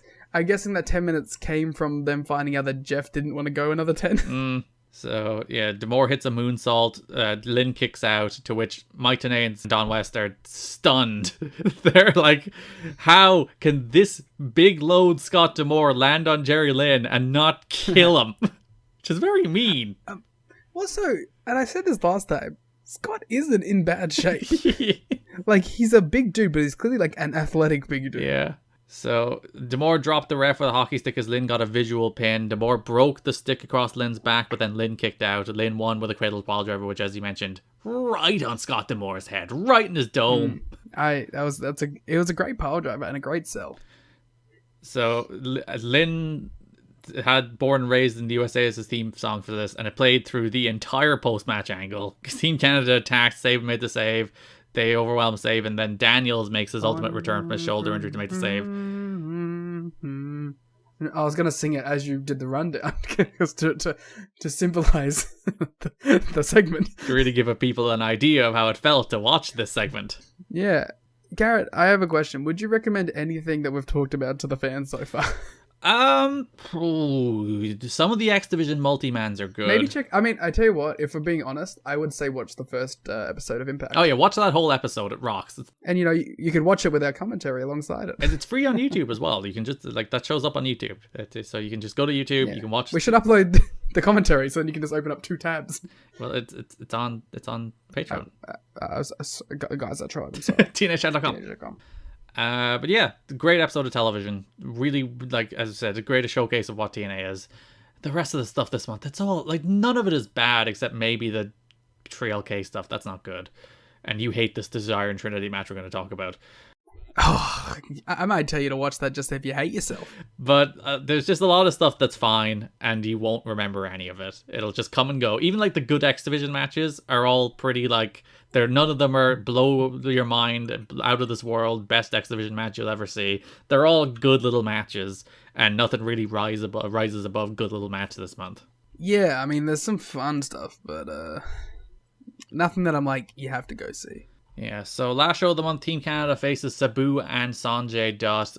Rude tried to hit Sabu with a hockey stick, but Sabu blocked it with a chair. Threw the chair into Rude's face and dropped the leg on the chair for the win. Sabu then hits Raven's pose after the match. D'Amore was mad, Rude, and Petey for losing, as Divine and EY then tried to cool things. You love this match. What did I give it? 2 3/4. Yeah, I thought it was a good little match. They're good wrestlers in the match. My favorite spot in this match was Sabu was going to do his classic, like, run up the chair into a leg drop in the corner, but then Bobby Roode just petulantly kicked the chair into Sabu's shins. There's a couple good chair moments in this. Like when he got it in there and he did it, and then he realized afterwards, I think like Sanjay did a roll in, and he's like, holy shit, the chair's there. So he had to like roll over the chair to dodge it. It looked real cool. But yeah, so there's dissension in Team Canada, which I don't think ever goes anywhere, but D'Amour's shouting at everybody. Well, they're kind of on a bit of a downward spring of not really achieving much, so... Even though they literally just beat AMW on television, but that's neither here nor there. Is that going somewhere? Maybe. Who knows? Perhaps. Well, I'll pose another question to you, Garrett. Shoot. How do you feel about Team Canada's current position on the card? Because they came in pretty strong. They've only been here a few months now. They're a consistent part of the show. They're all over the show in multiple divisions. I think they've settled well into a role that works for them as like real solid utility players. That they're the team or the wrestlers that they plug in literally anywhere when they just need guys to have a good match and a good little program. And it's like, let's just get one of the Canadians. We can put EY in a main event against Ron Killings for TV. We can put these guys in a TV match against AMW. We can put them against Sabu and Sanjay. We can just basically do whatever we want with them because they're good, well-rounded utility players. They also fit that role that a lot of randos would get thrown into. That would be a lot less interesting because you didn't actually buy them. But you chuck Petey and Bobby Roode in a match or something, and you're like, oh, these guys could actually win in this, what would be like Sabu and Sanjay versus Pat Kenny and fucking whoever, right? Like, you get a little of that where it's like AMW, we'll talk about this in a very brief moment. Actually, we'll go straight to the tech stuff, but they faced Nasawa and Miyamoto on one of these shows, and it's like, they're never losing. But also, like, that was really poorly built because they just had them lose all the way up to it. If they had got, like, a couple wins, not saying that you would have really bought it, but you're like, there was something to it, You're like, they didn't put enough behind Nasawa and Miyamoto. I'm saying always that no one puts enough behind Nasawa. Tag team division, first show of the month. You had Kid Cash and Dallas defending the NWA World Tag Team titles against the team of the American Dream, Dusty Rhodes, and the Cowboy James Storm. So, like, not even by the standards of watching this a month ago, by how different the company feels from this first show. This feels like a decade and a half. Yeah, because like most of this match is Dusty stalling, Dusty being Dusty as the crowd goes nuts for him standing still, which, you know what, if you can do that, you can do it, but it doesn't make the most compelling watching it like 18 years after the fact. Also, Dusty Rhodes, an official member of America's Most Wanted. Yeah, American Dream's Most Wanted. Good stuff. I mean, it's fun to see these all together. I'm sure it was wild for James to get to tag with Dusty. Yeah, so Dallas hits Storm with a pipe, allowing Cash to roll him up to retain. I found it very weird that I called James Storm James instead of Storm. You're on first name terms with him. It's fine. You're buddy Cowboy James. I didn't like it. It didn't phonetically flow. No, James. James and Chris, not Storm and Harris. Yeah, Wildcat and Cowboy. So despite Storm losing that match, they immediately got a title match as AMW reunited to defeat Kid Cash and Dallas and become NWA World Tag Team Champions. I do like the whole story here. Like, Dusty does a promo about how Cash and Dallas called themselves one of the best tag teams in the world, and he looked at like the space encyclopedia, which is kind of how he frames it, like, of all the wisdom in the galaxy, daddy, and he could not find Kid Cash and Dallas's name in this best tag team space encyclopedia. So I like the story that like they called themselves the best tag team for ages because AMW weren't in the division, and the second AMW were in the division, they beat them for the titles. Which, like, I guess makes sense a little bit because you're like, Dusty and Storm were more of a special attraction than the actual best team in company history. So an important note here, randomly, out of nowhere, AMW have decided to start wearing their old ring gear. I didn't even notice the difference, if I'm being honest. It's the gear they wore in like early 02 and like start of 03 maybe, and they haven't worn it for the best part of a year. Yes. I know what you're talking about now, because when they really started, I thought when this is not your fault. This is a Mike Tenay thing for me. He refers to the entrance gear as gear, and that confuses me because I think of the wrestling gear as gear. Not the jackets. It's just the jackets. I think of that as like entrance gear. So yeah, I thought you meant like their tights were different or something. But yes, I get what you mean now. Like their original like jackets and hat. The Storm is wearing the hat and the black jacket, and Harris is wearing that like red and black shiny jacket he has that they haven't worn in ages, but they're wearing to set up this angle. No, they're wearing it because they had to go back to their roots to win the tag titles, Garrett. Of course, storytelling. So yeah, Dallas gets crotched in the ropes. Harris rolls him up. 4-time champs. The last time ever, I'm sure. So they did this gimmick where they had a poll on the website to determine who would face AMW in their first tag title defense, and the three options were the NYC, Triple X, and Cash and Dallas.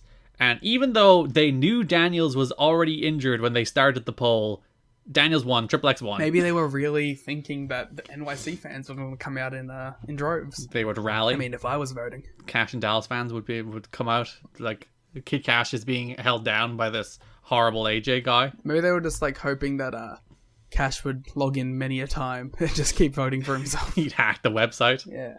So AMW, instead of facing Triple X, who was the number 1 team, the skipper announced Daniels would be out for 4 to 6 weeks. They would face the number 2 option, which was the NYC. And then they had like the goal to have this highlight video later on in the month of all the cool tag teams in the division, which, by the way, there was like 3 good ones in it. And they put Triple X in there. I'm like, fuck you, they haven't wrestled in like 3 months. Yeah, because they had Triple X, they had the Naturals, they had Team Canada, and they had AMW. No, they didn't have the Naturals. Oh yeah, they didn't include the Naturals, even though it was before a match featuring the Naturals.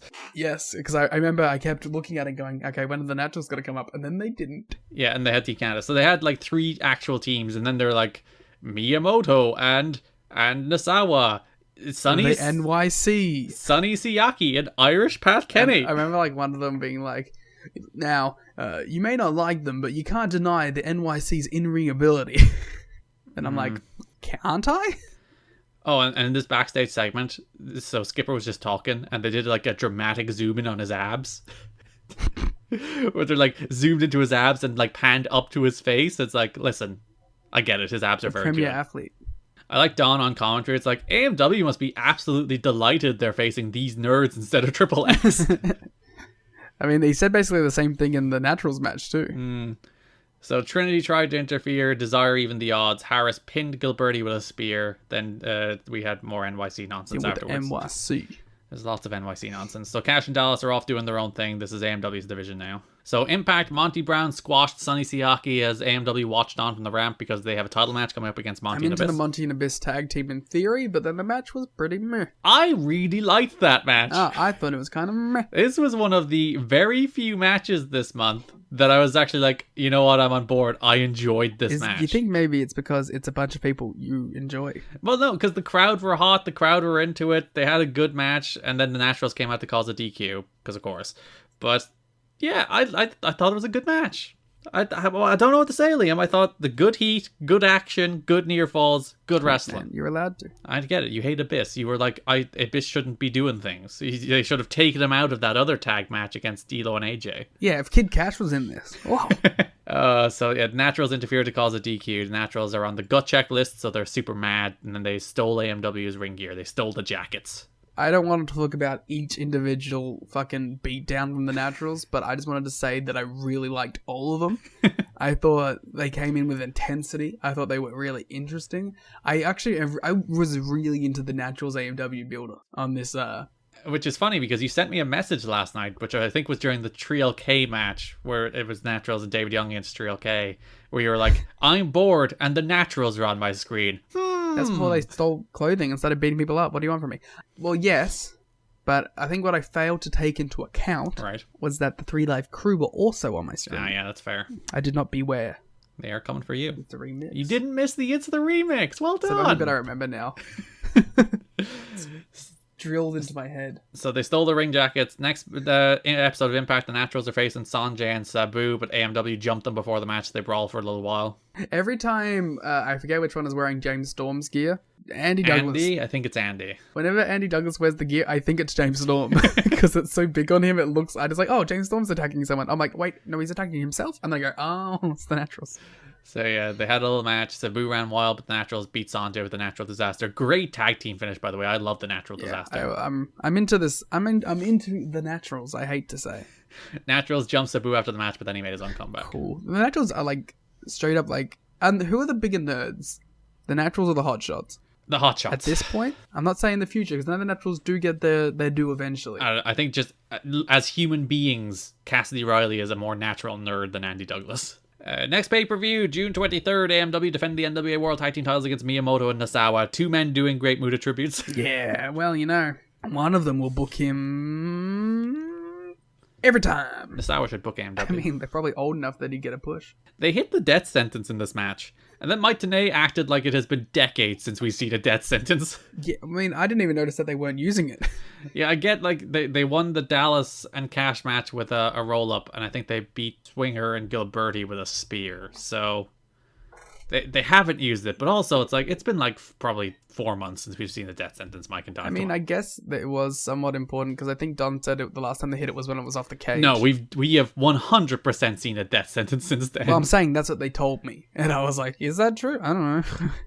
There's absolutely been death sentences in the last year. Are you saying Don West is lying to me? Yes, Don is wrong. Sorry to say it, but he is. Hashtag Don is wrong. Get it trending for Garrett. They accidentally played 3LK's music as AMW hit the move. No idea what happened Beware. there. But Naturals jumped AMW after the match and then applied lipstick to try and embarrass them. Okay, I like this beatdown. I don't know whatever subtext they're going for here, but I like. I thought it was a brutal looking beatdown, and like obviously say what you want about the whole lipstick thing, whatever.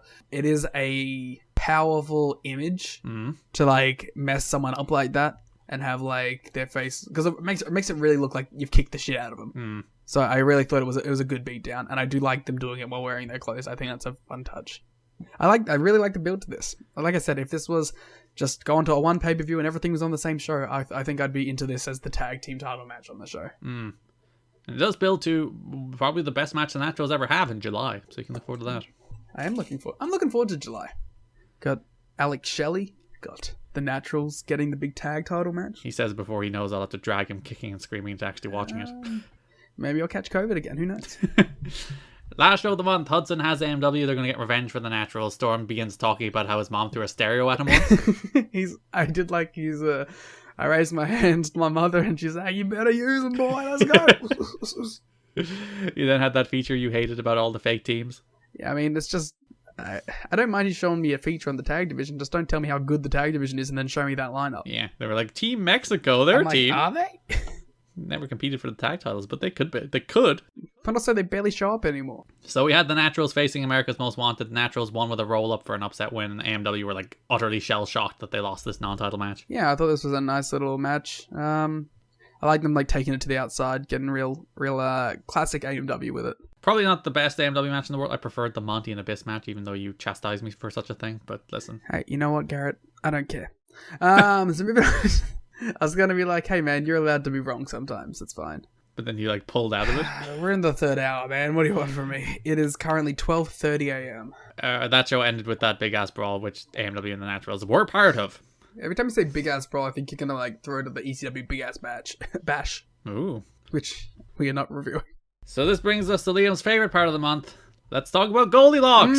I want to end on Goldilocks, but it's fine. We'll maybe this will perk me up. Let's talk. I'm into every one of these feuds we're about to talk about. So first show of the month, Abyss defeats D-Ray 3000 with a Black Hole Slam squash match. Then Goldie looks to shove money down his throat, but Watts makes the save, and Russo's real mad that Watts is there because he told him to stay away. Yeah, D-Ray's the best. I like that he annoys Pat Kenny and not Pat Kenny. He annoys Glenn Gilberti. That's fun. And Scott Hudson is aghast that he can never find the ring. Gadget man, because he is high. Scott Hudson's like, the curtains, the lights, it's the same place it's always been. But to be fair, he does come from different sides of the camera, so maybe he just got turned around. Also, he got used to the one in Florida. Now he's in Nashville. You know.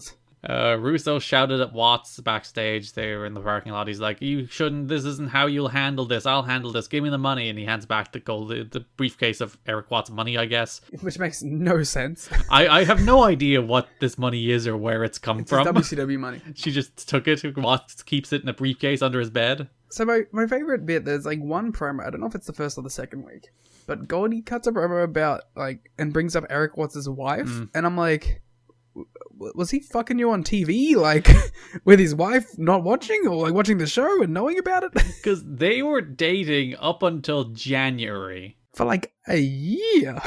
So, is Watts just real quick? He's like, I need a rebound, marry me.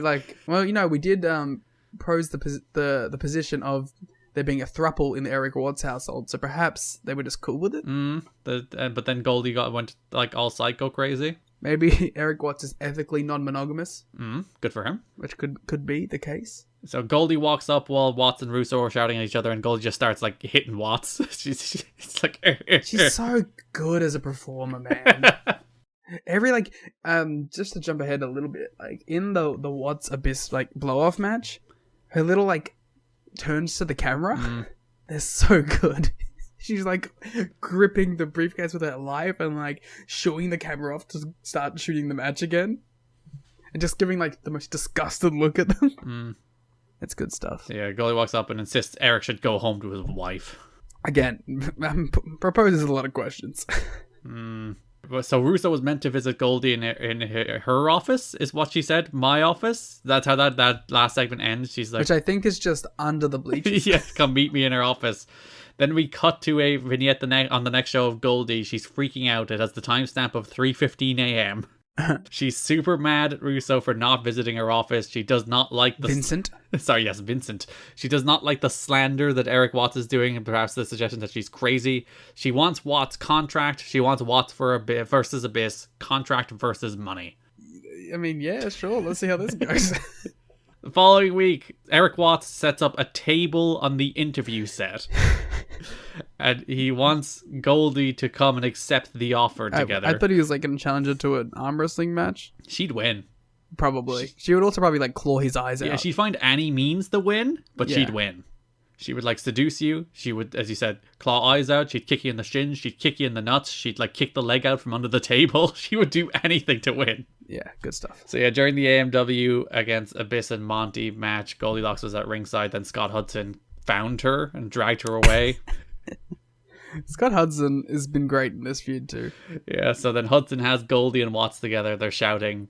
Goldie wants to own Watts. Watts and Abyss brawl. Goldie screams, "Not your money," as she's being dragged away by security. She's like, "Not your money! Not your money!" Not your money.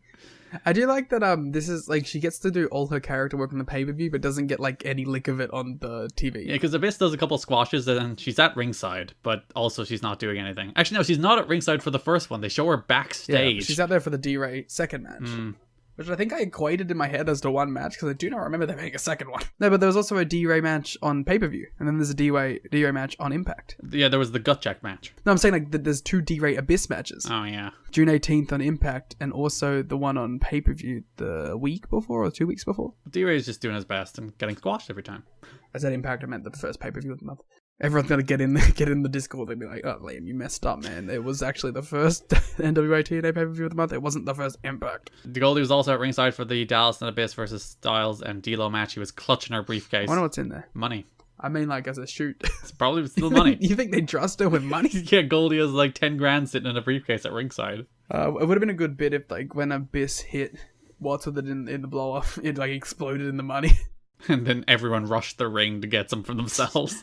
And Goldie just pulls out a switchblade. Yeah. Starts cutting people. Goldie should be given a knife. Screaming, "Not your money" at fans while she stabs them. That is my character suggestion for her continued progression, is that she gets a switchblade. She has a knife. She is the original knife pervert. If there's one thing I feel confident in describing Goldilocks as, it is knife pervert.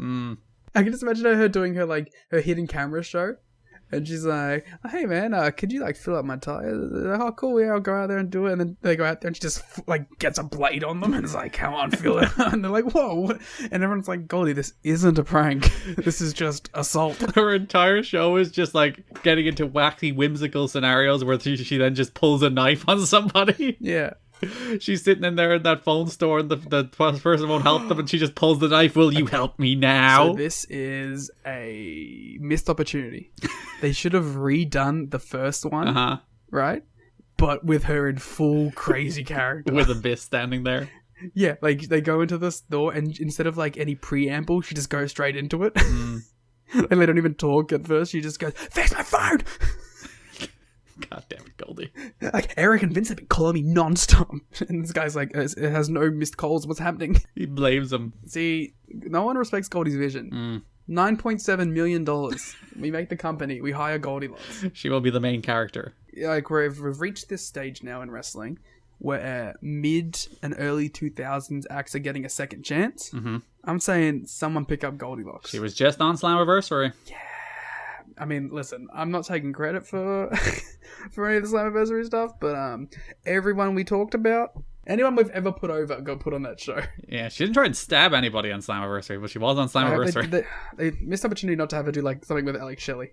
So Hudson, last show of the month, has Goldie and Abyss. They talk about how Eric Watts' wife is here. Goldie doesn't plan to give Watts her attention. She insists Watts still loves him and that we'll never see Watts again once she wins this contract. I was like, man, well, Watts is definitely winning this match. Well, he didn't. He lost to Abyss. Georgie was his wife's name. Yeah, she's at ringside. Also, fair play to Eric Watts. He did well for himself? Yeah, he did well for himself. Assuming that's his shoot wife and not a worked wife? I was trying to work that out, but again, I said Georgie Watts is not a worked name. Georgie Watts is a real life name. It's a person. Also, Eric Watts definitely has a type. Yeah, ref is distracted getting rid of a chain, allowing Abyss to hit Watts with the case, but Watts kicks out. Watts then knocked Abyss into Goldie on the apron, hit a chokeslam, but Abyss kicked out. Watts was gonna chokeslam Goldie, but she raked his eyes, and Abyss hit the back slam for the win. Abyss choked Watts with the chain. Watts' wife then jumped into the ring, threw a drink on Goldie, climbed on Abyss's back, and saved Eric. Fair play to Watts' wife. She's like, I'm gonna have to fight Abyss. And she did. She fought Abyss better than Eric did. That's a ride or die. My favorite part of this match was they set up the chair wedged in the corner and it fell out. Like twice. And Goldie's had to spend like 10 minutes trying to put it back. Yeah. Well, my favorite part is Abyss no-selling Eric while he's trying to do it. I mean, to be fair, like that obviously was something that they desperately wanted to get done because Abyss took a hell of a bump through it. I love the chair in the corner bump. It's one of my favorite bumps. But like, rarely do you see someone continue. Because Abyss took it and then did like a biggie spear to the floor. It was crazy. Abyss rocks. Abyss rocks. Goldie rocks. I love this pairing. You know what? I honestly don't need James Mitchell to ever come in. Just keep Goldie as Abyss's manager forever. The sinister minister Goldilocks. They should have kept them together. Imagine Mitchell and Goldie. That is a pairing that gets Abyss to the main event scene. So Goldie owns Eric Watts' contract. Yeah, now. so I guess this is the last time we'll ever see Eric Watts. Ever. That's what Goldie said. I'm going to be really disappointed when Goldie and Eric Watts are gone, actually. Watts is still around for most of the rest of the year. I can't remember when Goldie leaves. Well, doesn't she has doing the Shelley stuff soon? Yeah, and she has the Abyss, and she has like wearing fur coat Goldie. We still haven't gotten to fur coat Goldie. Well, she has all the money. Where she starts being like Cruella de Vil. She has all the money. She should threaten to skin Shark Boy. It's just like sex. She wants his mask, but to turn it into like a coat. She wears her Shark Boy coat. It's like in Stardom, and they'll take the mask and they'll put it in the gear. So like we have Monty and D'Lo doing some stuff. Monty squashes Siaki, I think twice, once on pay-per-view, once on TV. We do, for the first time on the TV squash, we hear the classic Monty Brown theme. We hear that one for the first time when he faces Siaki on TV. And then they have a match toward the end of the month. Ends in a no contest when they brawl into the crowd. They just stop the match. Is that the D'Lo one? Yeah. Yeah, I hate that match. I don't care enough about any of this D'Lo stuff. Well, let me tell you how much I hate that match. Go for it. They were brawling to the outside, and it was embarrassing. Yeah. Because the crowd was silent. It was an asylum crowd brawl, and they were silent. Yeah. Do you know how impressively awful that is? It takes a bit of effort. Jarrett and Road Dogg do it all the time and somehow get a reaction. but this killed the crowd. They did not give a shit about this, and I thought it was weird because I get it, the D'Lo stuff hasn't been good, but they've been into Monty for the most part. And like when D'Lo came out and cut promos, they were into him. I don't think they're into the D'Lo in-ring stuff, and I honestly can't blame them. Sorry, it was Monty against Pat Kenny where you heard the Monty theme for the first time, not the Siaki match. So yeah. But yeah, so that match was weird because there was a suicide dive chair shot that they just let happen, which I was like, okay, is this no DQ? But then they got the no contest, so I couldn't tell you what was happening. They also, there's been 1,000 matches that have spent most of the match out on the floor that have never gotten counted out. And Rudy, apparently this one, it's like, this is the bridge too far. I'm finally going to assert my authority. I think it's Monty.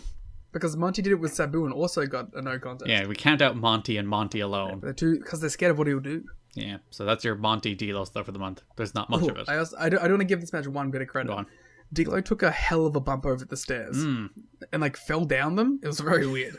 How can you fall down ring steps? Feels like something you shouldn't be able to do. How about you? D'Lo managed it, so fair play.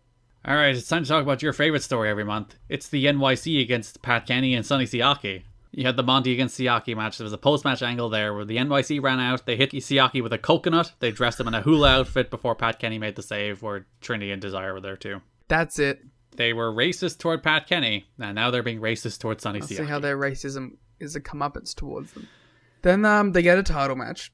Yep, they sure do. They win the poll, and by win the poll, they finish second in the poll. Desire and Trinity brawl, NYC attack, AMW don't care. Yeah, AMW just leaves.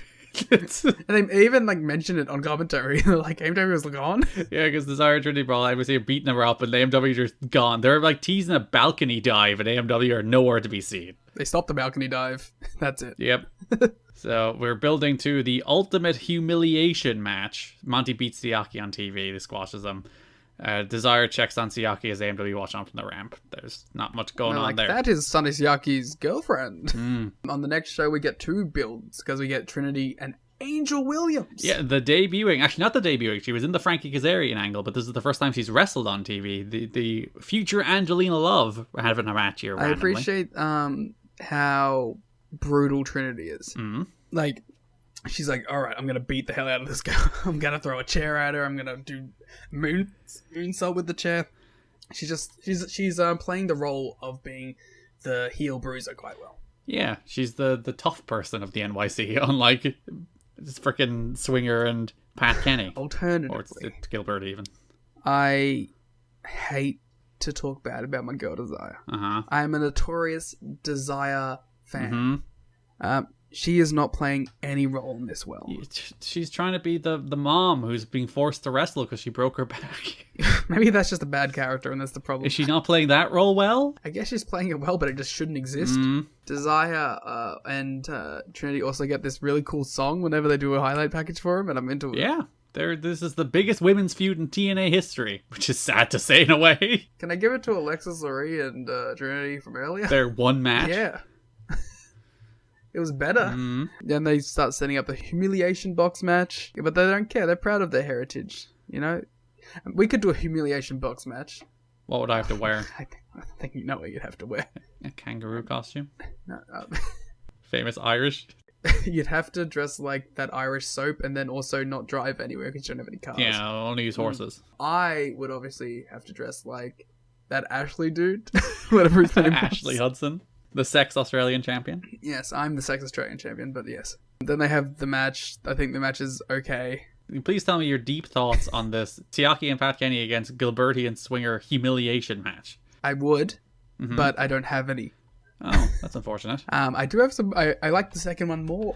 Why did you like the second one more? What was the difference? I like the fake out. I thought I was like, God damn, wait, they're actually the NYC are going to win? And then they reversed the decision and started the match again. And of course, Siaki and Kenny won. And now they're stuck in the outfits for an extra 30 days. I enjoyed all the segments where they were like, we don't want to be seen wearing them. And then Swinger's like, actually, this kind of rocks. I'm into it. My favorite part of this entire thing. So they lose the humiliation match, which means they have to wear silly outfits for 30 days. So Gilberti has to wear an Irish leprechaun outfit, and Siaki has to wear a hula skirt outfit.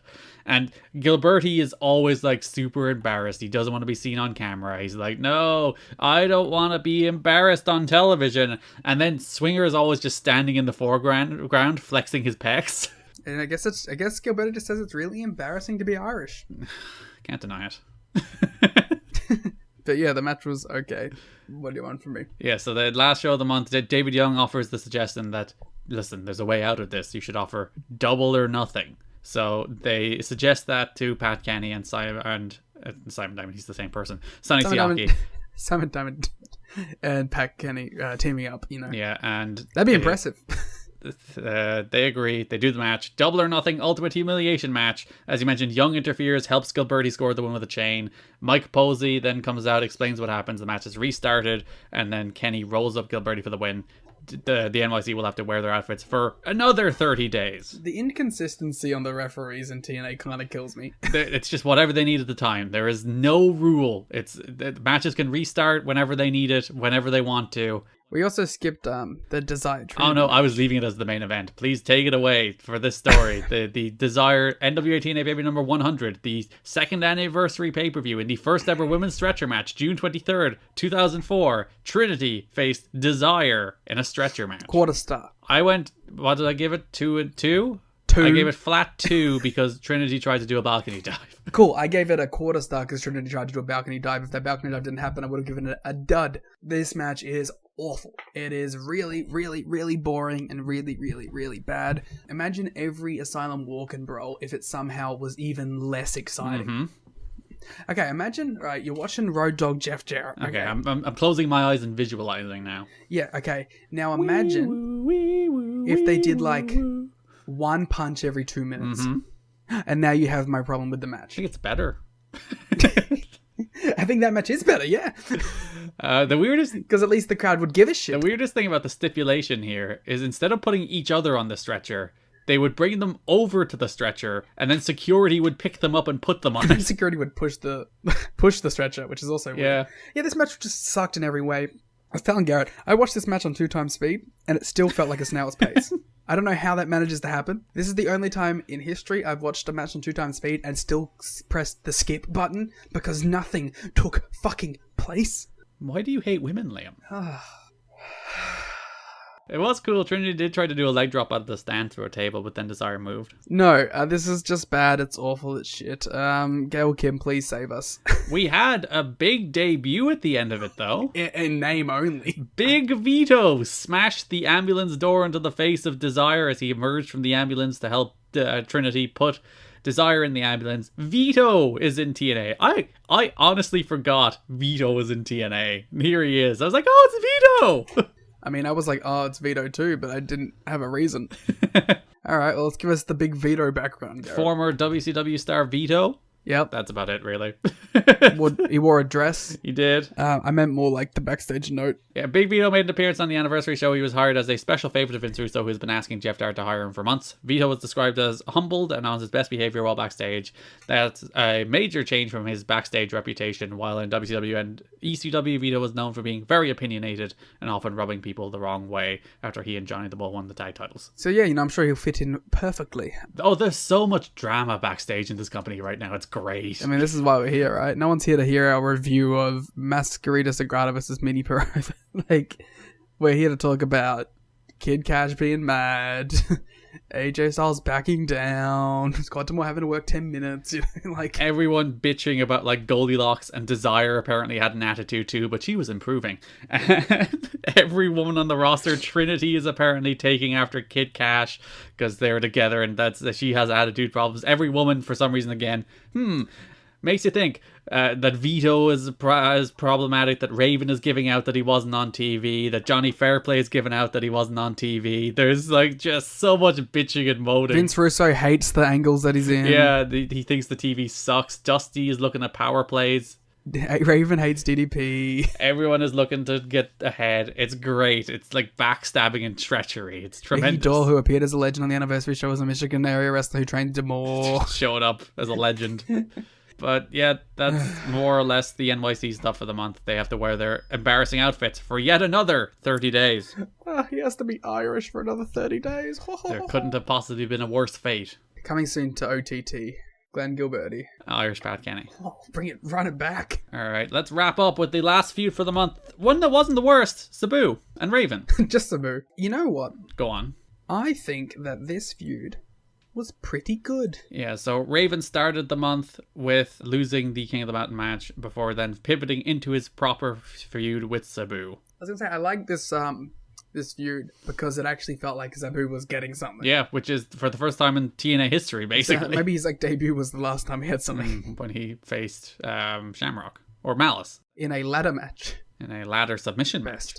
I mean, that was one of the best eras of TNA because it was just freak show wrestling. Yeah, and people would show up all the time and then disappear and then show up again. Which never happens now. Gorgeous George. You got Shamrock and Gorgeous George this month. That's less fun than Sabu. Shamrock's pretty cool, except he's bad in TNA. So. He had a really bad last run. I'm not exactly fucking doing flips over it. So, June 9th, NWA-TNA Baby number 98. Raven is sitting outside the building where he has issued a challenge to Sabu. Yeah, I like this setting in a different spot. I think that's cool. I like his kind of homebrew version of the Clockwork Orange House of Fun match. Yeah, I dig this little aesthetic choice. My favorite part is they do a second one of these where Raven's just standing outside holding a burning kendo stick. Good in these like pre-edited promo stuff. Yeah, and then Sabu is like sitting backstage pensively looking at a photo of the original Sheik. Talking to his best friend Sanjay Yes, Dutt. his close personal friend Sanjay.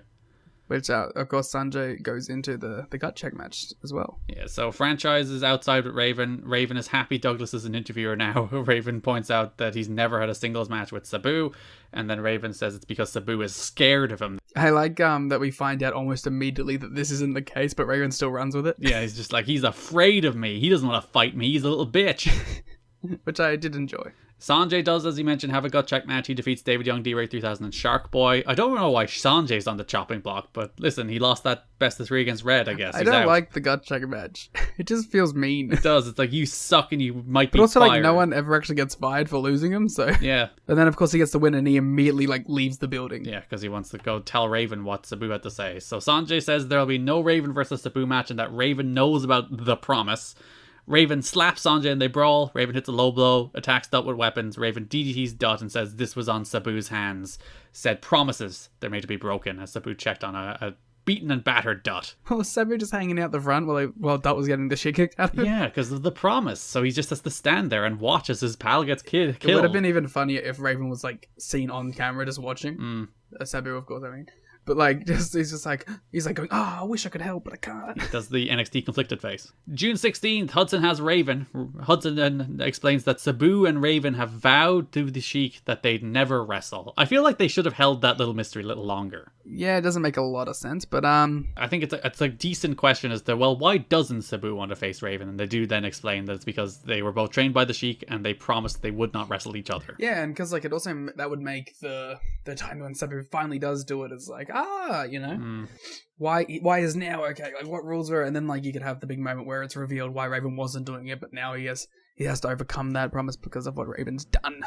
Yeah, Raven was mad that Sanjay interjected himself into this, and it says again, promises are made to be broken. So then he faces Sanjay. Raven, as mentioned, he hurt his ribs in one of the dark matches before TV, and he was still injured here, and he wrestled Sanjay and he aggravated that rib injury.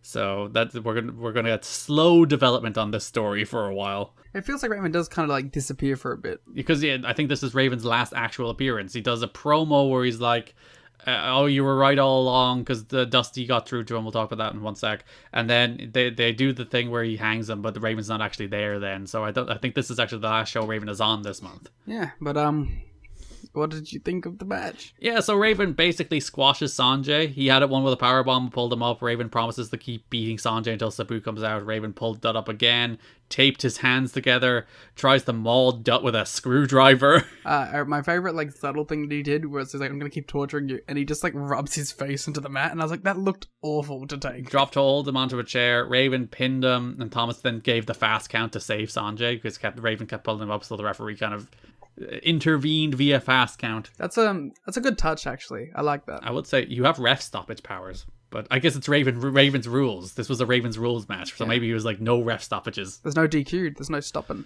Yeah, I like it though. So Raven starts taping Dutt's legs. He wants Dutt to call out for Sabu, which Dutt eventually does.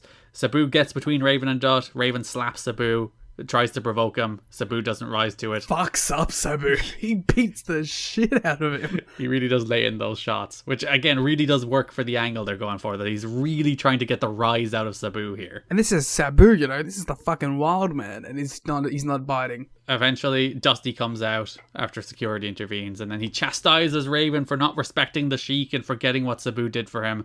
Then Dusty invites Raven to take a shot, to fight him instead, and Raven walks away. Raven being like, this has nothing to do with you. Get out. I'm a little sad we never get a Raven and Dusty match, but that would rule. Or even just more Raven Dusty back and forth. Yeah. So we have Sabu drama. I love Sabu drama. Let's go. Sabu's return all along was to set up for him to team with Raven and then feud, even though the team never really got going, and plans for them to do a traditional split up kept changing. Raven pushed for it, thinking Sabu was the one wrestler he had never worked a singles match against, even though they were together in ECW as two of the company's biggest stars.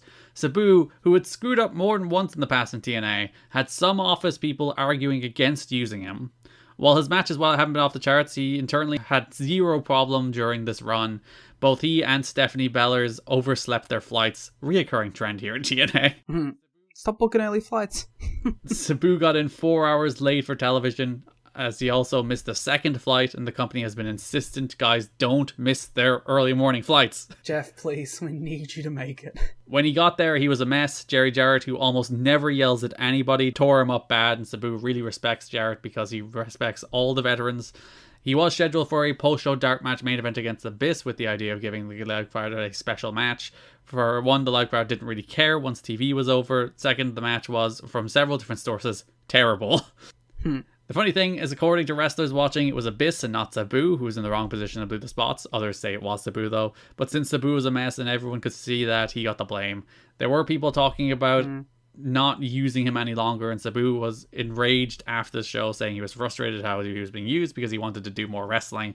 He complained that his role in the pay-per-view, where he just stood there while holding a photo, was getting money he didn't earn because he didn't do a match, which that's the most honorable thing I've ever heard a pro wrestler say. Also, I don't believe it for a second. In the Abyss match the next night, the match ended with Raven doing a run-in on Sabu, and in climbing into the new six-sided ring, he thought he cracked a sternum. As it turns out, X-rays revealed a broken rib, although he's at this point expected to be out for 2 to 4 weeks.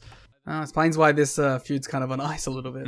By the time the night was over, Sabu was telling friends he wanted to quit, and several in the company thought he should be fired. Others were arguing against firing him, but said he shouldn't be used for a while. One person in the company who was close to him felt firing would throw him into a depression, and for his sake, giving him time off was the best thing for him. Others wanted to ignore what happened so as not to interrupt the plans. Fucking wrestling. And there was even a suggestion of keeping him around for the first match with Raven, which is now going to be a few weeks away, and hold off any other decision until then. At press time, it appeared they were going to keep using him so as not to change pre-existing plans. The Jarrett's kind of running into the situation that I run into every time I try to book TNA 2004 to 2006, where Sabu continues to be a problem. Now you understand why all those mods are train wrecks, where it's like everyone's unhappy, everybody's bickering. You look at this backstage locker room, it's like, oh yeah, it's actually true to life, isn't it? It's like, yeah, can you get it together for my sake? I'm sure. I remember like this one time we were playing and you're trying to do this like Sabu, Rhino, Raven thing, and just every show they would all be fucking up, and you're like, come on, please. Just want to have one good match, please. Come on, guys. And then like I see, like it's a hard thing because I mean, I guess it's not like the biggest storyline on the show, so you could find a way to cool it off for a bit, but they have invested weeks into this now. But also, like, you should probably put people's health above all. Yeah. Your little wrestling story doesn't matter, ultimately. It's a hard balance. Especially with guys like, you know, a Sabu who's, like, insisting that he wants to be a part of the show. And, like, you have guys telling you that, like, if you did fire him, it wouldn't be beneficial to him anyway. So it's like, I mean, I don't envy the challenge of balancing people in that position, you know? It is ultimately a no-win situation. Which is, I guess, is the no fun part. Like, especially because now, you know, TNA is being presented as a major pro wrestling company. If it's just an indie, then you're just like, well, fuck off. Yeah. You know, it doesn't matter. We can just not book the guy for the next show. But this is a television pay-per-view product now, and with that, some expectations come along, and it becomes a more serious and more dependent business. Yeah, it's not like this stuff never happens in WWE, but it is exceedingly rare that you have these kind of blow-ups. Like the kind of Sasha Naomi walking out thing is such an impactful news story because it just doesn't really happen there. People just like swallow their problems and get on with it. Yeah, and then when it does happen, you know, they get villainized in the media. They do the full hit job. Park gets put on ice for a year and a half. Mustafa Ali is on the same way until they make him swallow his pride and get back to work, you know? It's a lot. So later in the show, Hudson has Raven. Raven apologized to Sabu after Dusty's speech and says next week he's going to have a tribute to the Sheik. And Mike Tenay is like, I like that Mike Tenay is like, he's fucking lying. I don't believe him. We go to this. Yeah, before that, we do have the Naturals face Sabu and Sanjay on Impact. Naturals win with the Naturals. It was a decent little match. So yeah, franchise is backstage. He's looking at Raven's tribute to Sabu, which was a dummy hanging itself. I hate to say that I did not trust TNA enough to not go and search his cause of death. Because I was like, okay, I need to see how bad a taste this is. He died of heart failure. So it's only kind of in bad taste. Yeah. He'd only died the year before, too. It's not like he's been dead 20 years. Yeah, I imagine that. To be honest, though, like if I'm the Sheik, I'm probably the workerest worker in the world, and I'm like, yeah, man, do it. Yeah, you turned my death into an angle. 100%. Which I guess that was always the Eddie defense in WWE. Eddie would have loved this. So franchise is like, you don't want to look at this Sabu, but then Sabu walks in, looks at it, he's sad. Then Mickey Doyle randomly approaches and tries to talk Sabu into doing the right which thing. is to beat the fuck out of this guy and break your promise to your dead uncle. Yeah, Mickey Doyle, they built up throughout the whole show that he was here for personal reasons, not just to be a legend. Yeah, because they had a bunch of seats there, because like Larry Z was there, Sarah the Ticket Taker was there, Harley Race was there, Dusty was meant to be there, but he was taken out by the guitar shot, and Mickey Doyle was there. You're selling it. Dusty's a pro. Which of these names? Even though Dusty did walk out of the main event. I also there, do love a little Harley appearance. I'm always down for a Harley Race appearance. Yeah, he never does much in Impact, but he's also just a cool dude, isn't he? Corsica Joe was the last person there. Who I definitely know. He's been on the show yeah, before. but who I definitely know. As this guy who shows up occasionally in TNA. We did Raven's injured, so he's hurt his ribs. Apparently he had severe cases of pneumonia too. He's having a rough time, Raven. Yeah, I can relate. Well, we get to end it on a real strength here. So yeah, Sabu and Sanjay defeat Team Canada. Nice little match. That's it. That is everything that happened. This is the longest recording we've ever had. Very quickly, show by show, there is 9 of them. NWA-TNA Baby number 97, June 2nd is the show we did a watch-along for. It is the debut of King of the Mountain. TNAchat.com or patreon.com/kiddingme if you would like to hear our full reactions to that show. You got anything, Liam? No. Cool. Impact, episode number 1, June 4th, 2004. First episode of Impact. We've also done a watch-along for that. We also discussed it in depth. Yeah, we did an actual review of that one because it felt notable to do a review of. But also, you can listen to our full instant reaction watch along to it. TNAchat.com, patreon.com/kiddingme, and it is absolutely free. Thoughts on this show, Liam? We already said it in detail. Go listen to our commentary of it. Go watch it. It's on YouTube. Good times. And very important historically. How do you feel about Shane Douglas as a backstage interviewer? I'm generally positive, but I'm very worried that Scott Hudson will get the boot because of it. He does. That's upsetting, because he's really good. NWA-TNA Baby number 98, June 9th, 2004. My birthday. I would have turned 12. Were you watching this for your birthday? No, I didn't know. Actually, I probably did know TNA existed, maybe. I might have watched some of it on the wrestling channel. Did you wake up early on June 9th and go, Mem, please buy... please buy me the TNA pay-per-view number 98. I need to see Sanjay Dutt in his gut check match, mama. Why are you southern? Because I'm watching the Nashville show. I've adopted the accent. Oh, mama, I need to see the NYC. Michael Shane and Chris Sabin. I think my favorite part of this show is when they announced the Triple Jeopardy match. Don West says on commentary, I don't know what that is, but amen. Don West, the best. He starts talking about how Trinity is like the female star of the company, and she's like the king of the female mountain. Not Queen of the Mountain. That's too hard to put together. No, king of the female mountain. King of the female mountain. Killings has the theme here that's the Amazing Red theme, the one he would have in like 2009. Really? Also, there's a suplex in the AJ and Kazarian match where they're on the turnbuckle and AJ suplexes Kaz to the floor. Sounded like it sucked. Yeah, I mean, these two are young and can kill themselves. It's fine. Impact, episode 2, June 11, 2004. Anything? David Young is worried and anxious. that is what I have written down. Yeah, no, this is like the one time we see Team Mexico as a unit completely together. Yeah, they're not doing much this month. They're just off doing their own thing. Mm-hmm. And AJ coming out as ex-champ just feels right. Of course. It just feels right. NWA-TNA Baby number 99, June 16, 2004. What do you got? Ibis's gear is terrible. Again, I feel like if he just kept the skulls on both sides, I'd be into it. It's the weird tribal tattoo that really throws me. I have the words, you're an evil reptile written down, which feels like a Goldilocks line, but I'm not sure. I should really take better notes on who says what and when. I actually do think it's a Goldilocks line based on where it is on my notes. I think she says the words, you're an evil reptile at some stage, or somebody says that to her, or maybe it's a Don West line. Maybe that can be the fourth thing we add into the title. Evil reptile. Yeah, I got nothing on this one. Yeah. When they won the flag match, Scott D'Amore did this like sensational over-the-top celebration.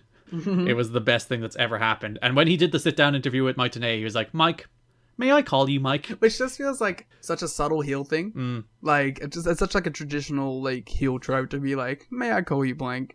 And then to do it anyway. Impact number 3, June 18, 2004. My favorite Don West line on this is like, they should call him D-Ray 3000 to 1 because those are his odds of winning here against the Biss. I do appreciate that. And then they're like, well, you know, but crazier things have happened. He did have that upset win against David Young. It's true. I don't think that's an upset. NWA-TNA pay-per-view number 100, June 23, 2004. We did miss a big one here, which is the minis match. Yeah, that's what we're going to get to now, because it also has a great post-match thing. So, yeah, we get the minis here. I like that mini throughout is the big man. Yeah. It's fun. Yeah, I thought it was a good little match. Masquerita Sagrada is actually always just fucking great. He's so good, isn't he? And then, of course, David Young comes in, beats everyone up, demands that Mike Posey make the pin. He refuses twice. David Young pushes him around. Eventually, the minis have enough. They bite him on the ass. As one does. And he's running around like a fool. And, of course, takes a big dropkick from Mike Posey, who hits an AJ Styles S dropkick, I have to say. Yeah, Mike Posey was a wrestler, so it does make sense. But also, the crowd went nuts when he hit that dropkick, too. Everyone pinned him, and he takes 3 more losses. Yeah, that's how it works. Those are the rules. Well, not according to Don West. He says some inappropriate things. Yeah, Don.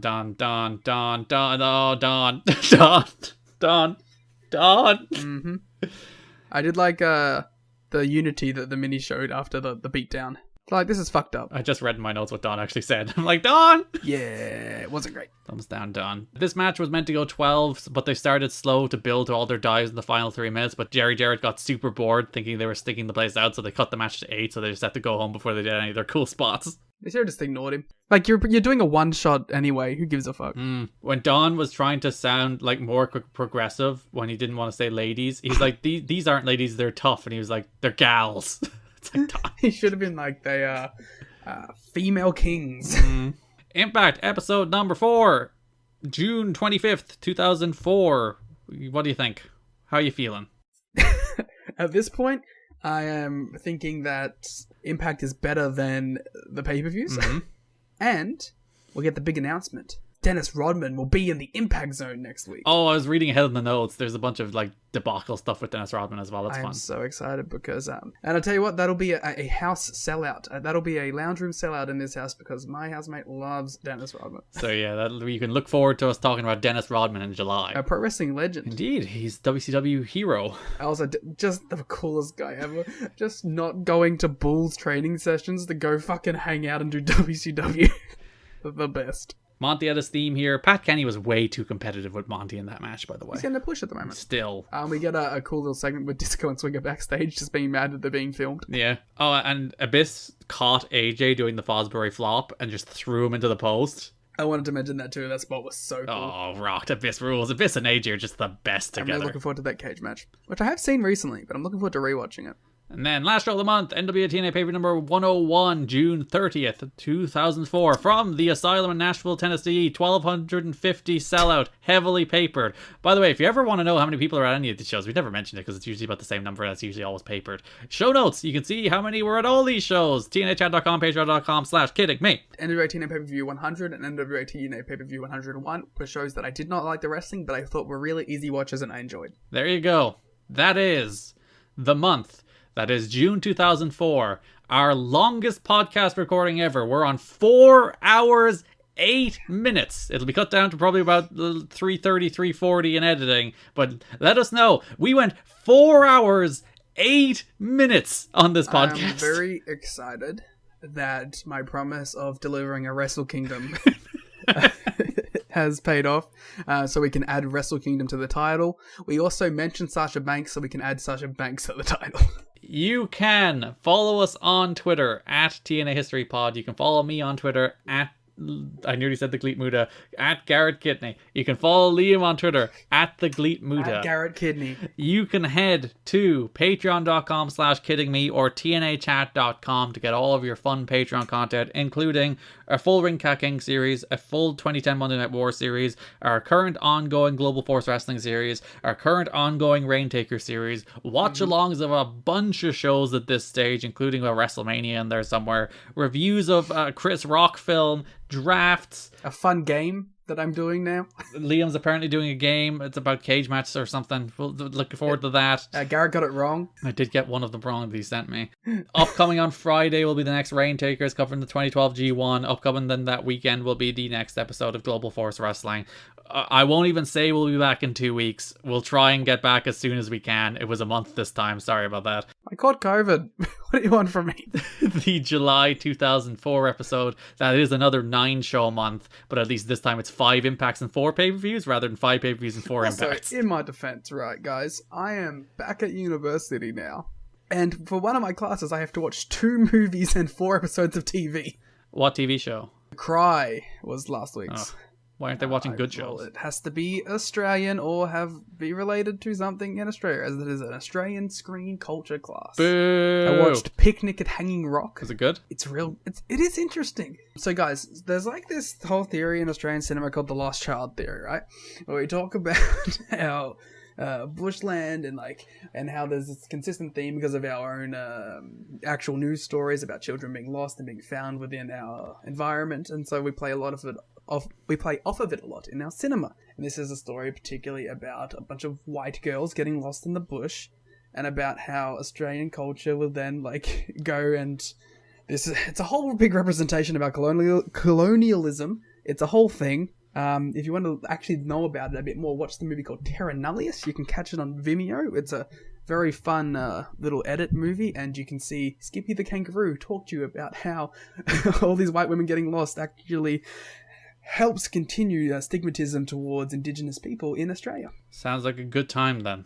Garrett, I have a question for you. Oh no. Do you think that this show was an 8 out of 10 or a natural 20? I think it was a 20. I think it was a 20 as well. For context, Liam was messing with a dice at one stage, and I told him to get rid of it, and then he threw it, and it landed on either 8 or 20. And that was how good this show was going to be. And I think you should all go to podcast service and give us 5 stars or whatever the rating is, because we were so good. Yeah, did we do that? People always do that in their shows, and I feel like we never push that. Yeah, we're on 20 ratings on Spotify, which is pretty good. One guy didn't like us. The rest of them were pretty cool. You can head to any podcast platform, or honestly just go to your social media. Go to your Twitter machine right now and go, hey guys, I like @TNA History Pod.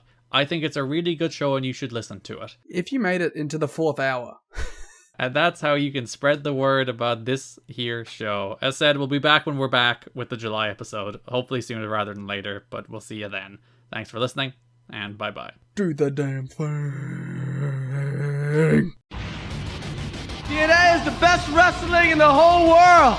Oh shit! It's Vince Russo! Ta-ta, be gone with you. Oh yeah, you could be king of these nuts. You know what I'm saying? Your grasp of the obvious is amazing! We're 2 freaking ninja juggalos. This is BS! This sucks! I've lost my objectivity and I don't give a damn! Welcome everybody to You've Got to Be Kidding Me episode number 27. We are a TNA history podcast that covers TNA 1 month at a time.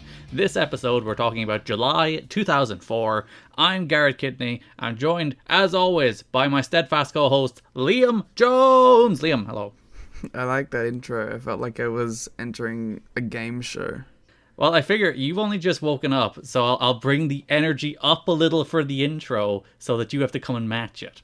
Yeah, we're doing a reverse of what it normally is. Yeah, because it's usually I'm up, you late at night, whereas now it's the classic role reversal of me. Honestly, for me, not even late at night. This is like normal midday hours for my usual sleeping pattern. That's neither here nor there. And you just awake.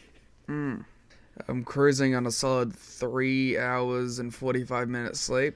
Yeah, the Queen went and died while you were trying to go to bed, so that probably was a little difficult. Yeah, I was in mourning. And now you're in mourning. Ah! Thank you. That does not deserve that large a reaction, but thank you. It's the first time that joke's ever been made, so... No one has ever compared the words mourning into mourning. No. I've invented comedy, some might say. What's the story Morning Glory? It's quite sad, usually. There's not much glory associated with mourning.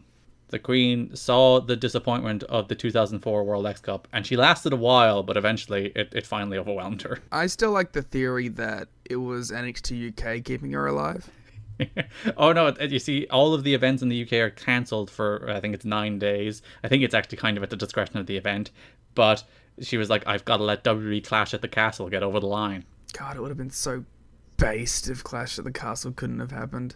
It would be very funny. In a week of pro wrestling chaos, that would have really thrown some chaos into the pro wrestling. The crown jewel of the chaos. That's a different show, actually. Yeah. They should cancel that in respect. I think that's fair. But that's it. Nothing else has happened in wrestling. Other than the death of the Queen and maybe the death of all Elite Wrestling. Anything else going on with you? I'm going to defer to one big dick Nick Khan. And, you know, with his theory of no one cares if you're tired, so don't talk about it. Right.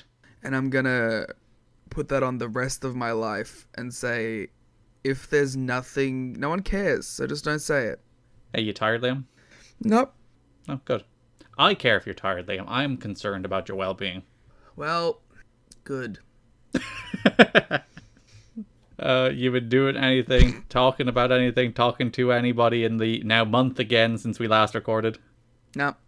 Well, it's not a month since we last recorded. We've had Patreon shows in between, but it is the month since main shows for the second month in a row. But we do only have one more month of an absurd amount of TNA content to cover in each episode. As I have referred to them, Hell Month.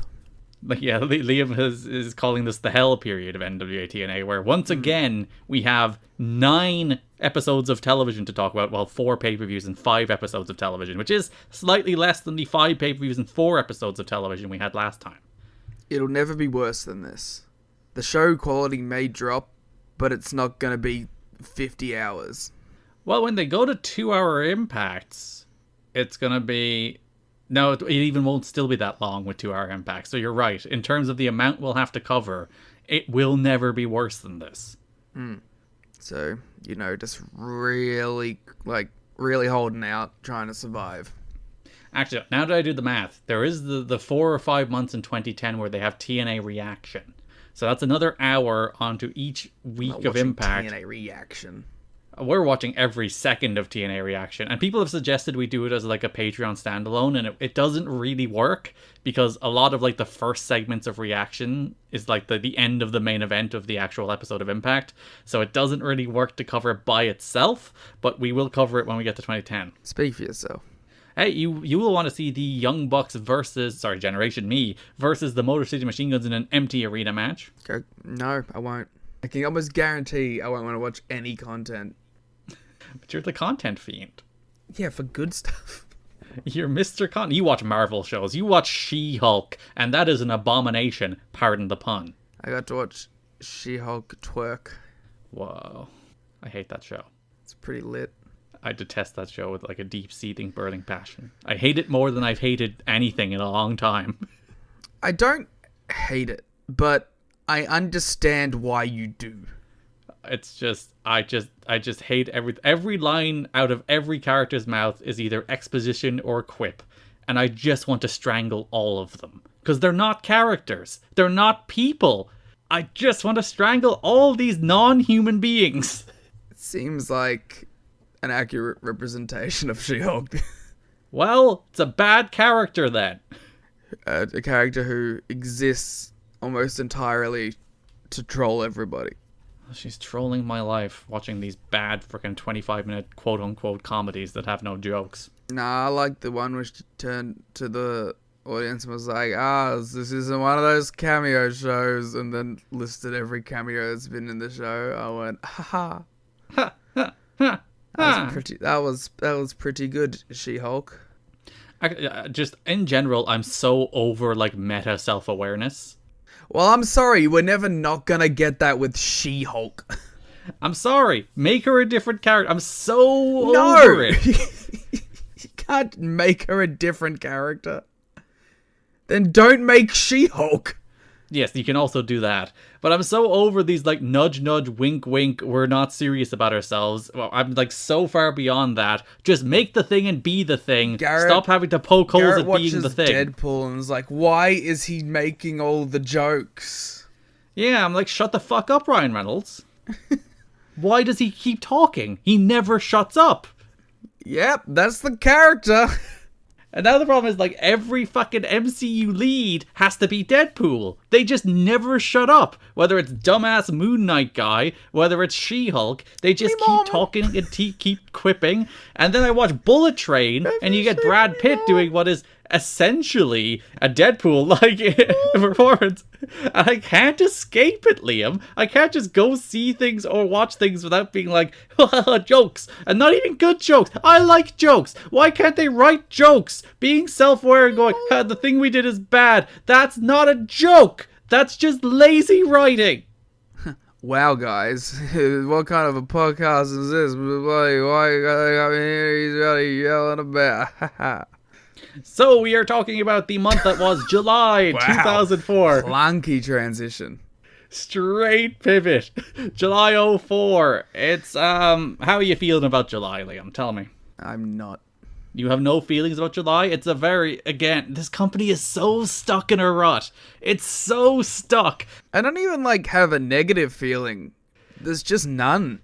I was particularly watching that last show, the last pay-per-view, and I was just like, there's none of this that is particularly bad, but there's also none of this that is particularly good. Yeah, I don't know. It's not a show that you can get excited about. Even, one of the things you think you would be excited about is, we have Triple X back as a babyface tag team, and I don't know, they're super boring. Yeah, it doesn't, mean anything. They're not having good matches. They're meant to be building to AMW, but they're baby faces, and AMW are baby face, and they do eventually just turn Triple X heel. I think it's a better move, and they're better heels. But there's little baby face Triple X reunions doing nothing for me.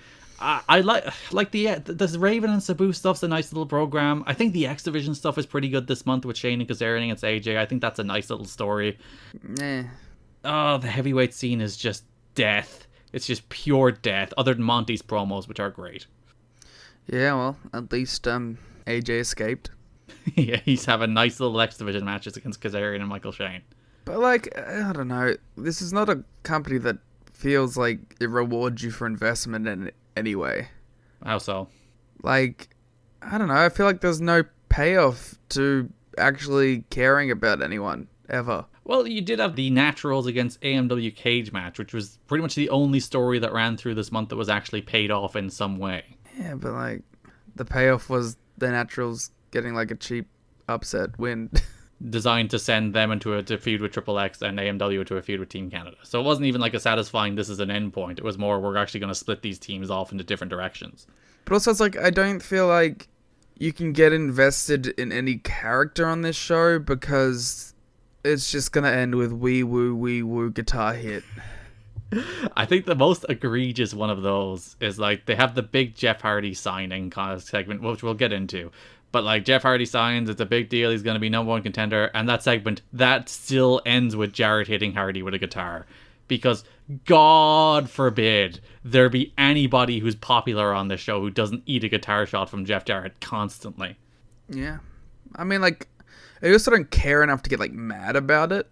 It's just, it feels like this roadblock that's always there. So you're saying it's not a situation with me and She-Hulk? Well, I don't think that was a thing worth getting mad about either, but that's on you? I guess it is.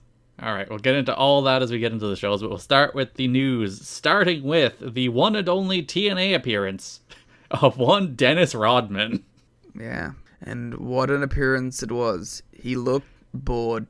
Yeah, so the first episode of the month, the first Impact of the month, July 2nd, the main event was Team Canada versus the 3 Live Crew. And notable was Dennis Rodman came out with the 3 Live Crew.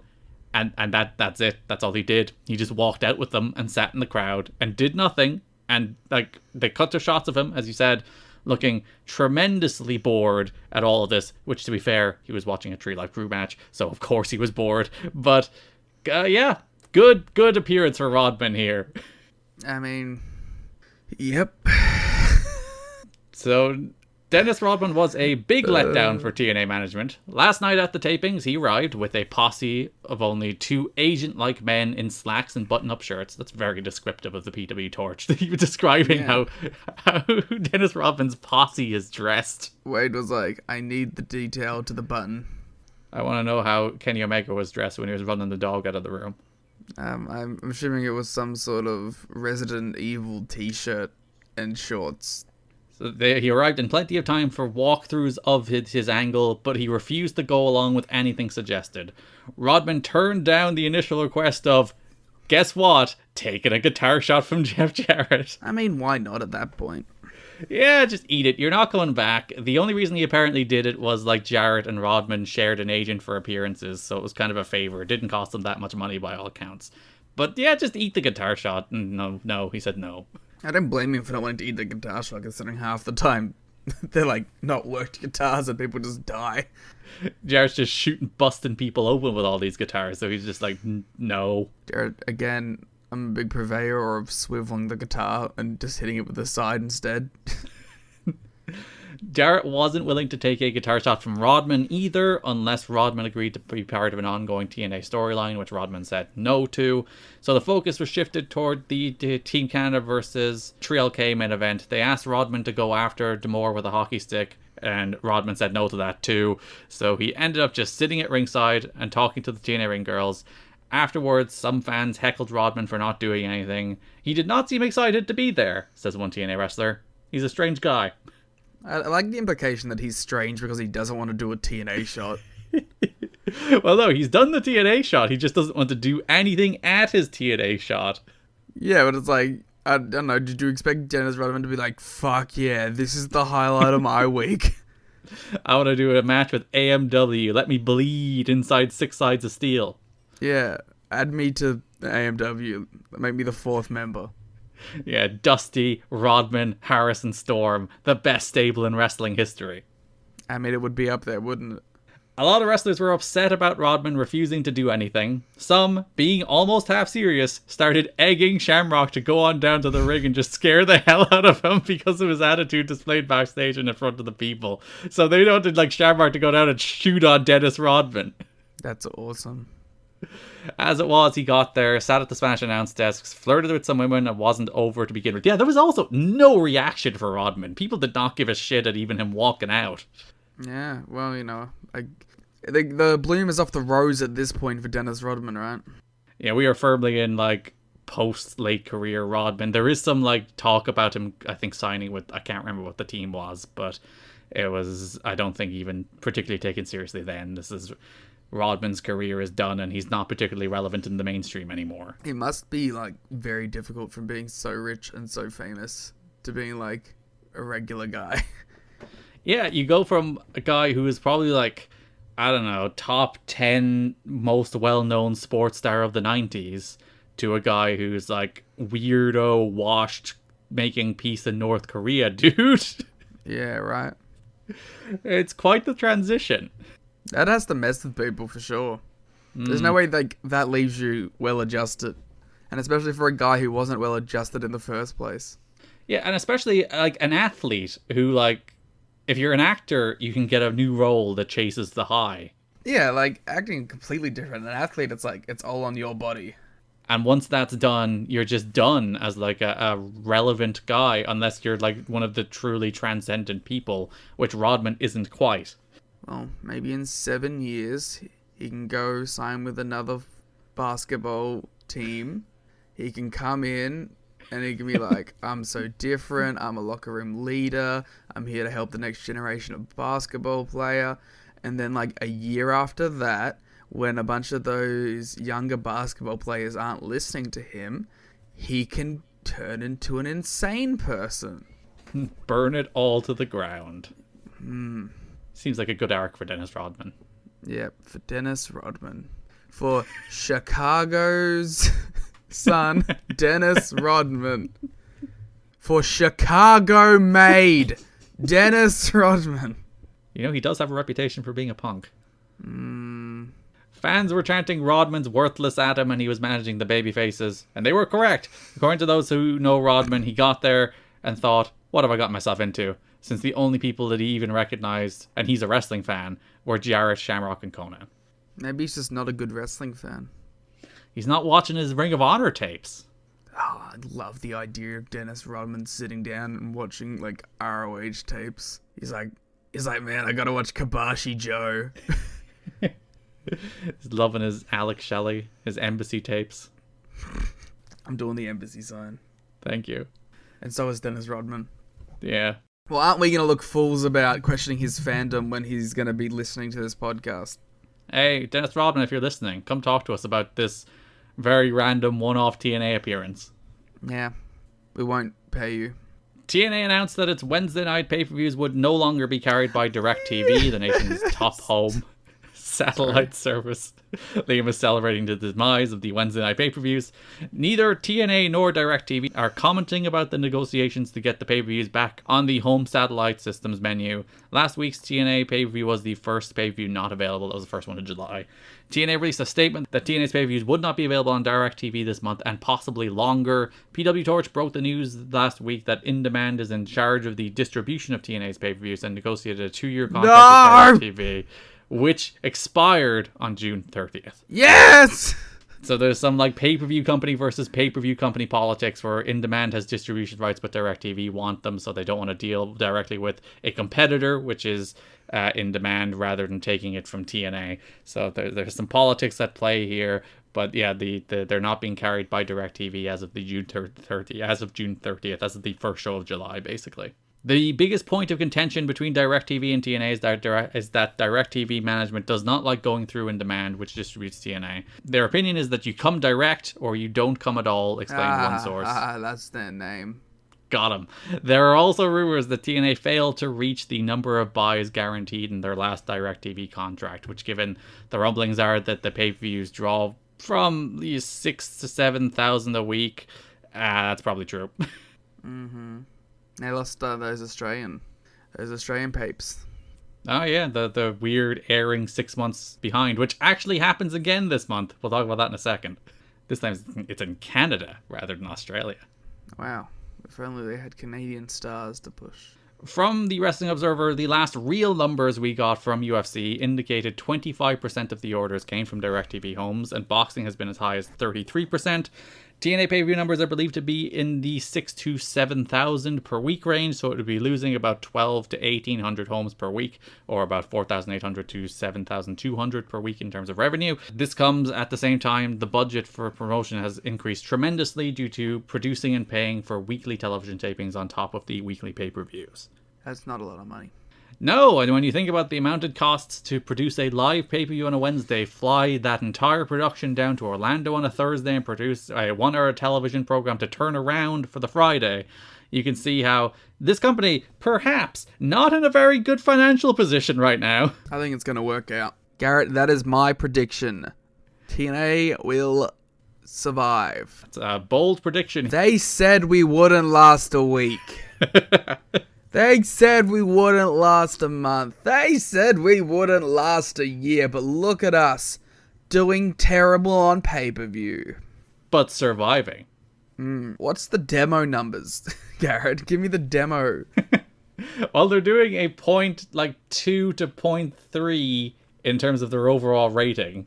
So I'd imagine their demo numbers is probably, I don't know what it's probably about a third based on 2022 numbers. I don't know what the percentage of young people watching television was in 2004. So their demo numbers are tiny. TNA got major good news this week as negotiations with Dish Network were finally completed, making it the last pay-per-view provider to come on board and carry the show. That is, unfortunately, as they lost a different one. The Dish Network is believed to cover about 8 million homes, and if the new homes do as well as the existing homes, the deal should, and for some reason it doesn't usually work out as good as it should in paper, add about 12% to the buys. So I like the way Dave kind of throws, or I like the way PW Torch kind of throws sass. It's like, it should add this amount, but for some reason it doesn't. Maybe because no one wants to buy these shows. I like that you saw sass and assumed it was Dave. Yeah, it's natural, isn't it? Especially in parentheses. That's what Dave usually does. That is a staple. I like that I only recognize the names of these pay-per-view providers from TW. Which did you usually try and get on, Liam? I feel like it's In Demand. So you're in line with TNA. You're fine. I think In Demand is usually the easiest one, and the Dish Network is maybe the second most easy to get. And these DirecTV people are playing hardball even in video games. Yeah, but they're all basically the one you get eventually. You can only take your pick. So TNA is still off DirecTV, which is bigger than Dish, so their overall homes are still down, even with the addition of Dish. The addition. I was gonna do the thing, but I moved on. But thank you. Nah, I wasn't gonna. I can't let a very easy, simple, bad pun go. I respect you for it. The company is hopeful to be back on DirecTV in August, at which point they would be available on almost 54 million homes on pay-per-view. And they will draw 53 of them. People, I mean. Hey, they have like 1,200 people at all their shows. Fair enough, like 200, 300, 400 are paying, but they have 1,200 people there. You know what? The company's perfectly healthy. I take it back. Wrestlers are complaining about co-booker Dutch Mantel again. They say that he is stubborn and insists that things be done his way. You can't even suggest anything to him, one wrestler said. A second wrestler said that Mantel and TNA officials seem to have the take your money, keep your mouth shut, or we'll leave you home attitude. Well, you know what? That's a good attitude, maybe, that people should have. Others pointed out that he seems paranoid and that he won't let anyone spend too much time talking with Jeff Jarrett before he sticks his nose in, though it's also possible that Jarrett has asked him to run interference on his behalf. Either way, Mantel is one of the least popular authority figures in the TNA dressing room. Do you think Tony should bring in Dutch Mantel to be his bad guy? I wonder, is that like what Jeff is doing here? It's like, just be my bad guy, interrupt if some dude is talking to me, say no to them. Because every wrestling company does, like, traditionally it's the head of talent relations is the bad guy. It's always the guy set up for the fall, except when they're really horrible people, which is perhaps the case in John Laurinaitis's. But for the most part, wrestling companies need someone to say no, and it's not usually the CEO owner, because they need to cultivate relationships with these people and work with them. So you just have someone below you just constantly say no. What do you feel about that role? Would you think it's a necessary role in pro wrestling, or do you think it's maybe antiquated? The dude who says no? Yeah, the bad guy. The guy that, hey, when these people go do their podcasts, I was going to say shoot interviews, but it's podcasts now for sure. And they go on there, once you get canned, this is the person you badmouth. I think, it's not a noble role, it's an ignoble role in a lot of ways. But, yeah, I think you do. Because, wrestlers are babies, and they will always get mad. And I think you should always have someone they can get mad at so that you can maintain a good relationship with them while still being the puppet master. I think it's you almost don't need it in any other role, any other business. But wrestling is a weird hybrid of talent meets opinion. Mm-hmm.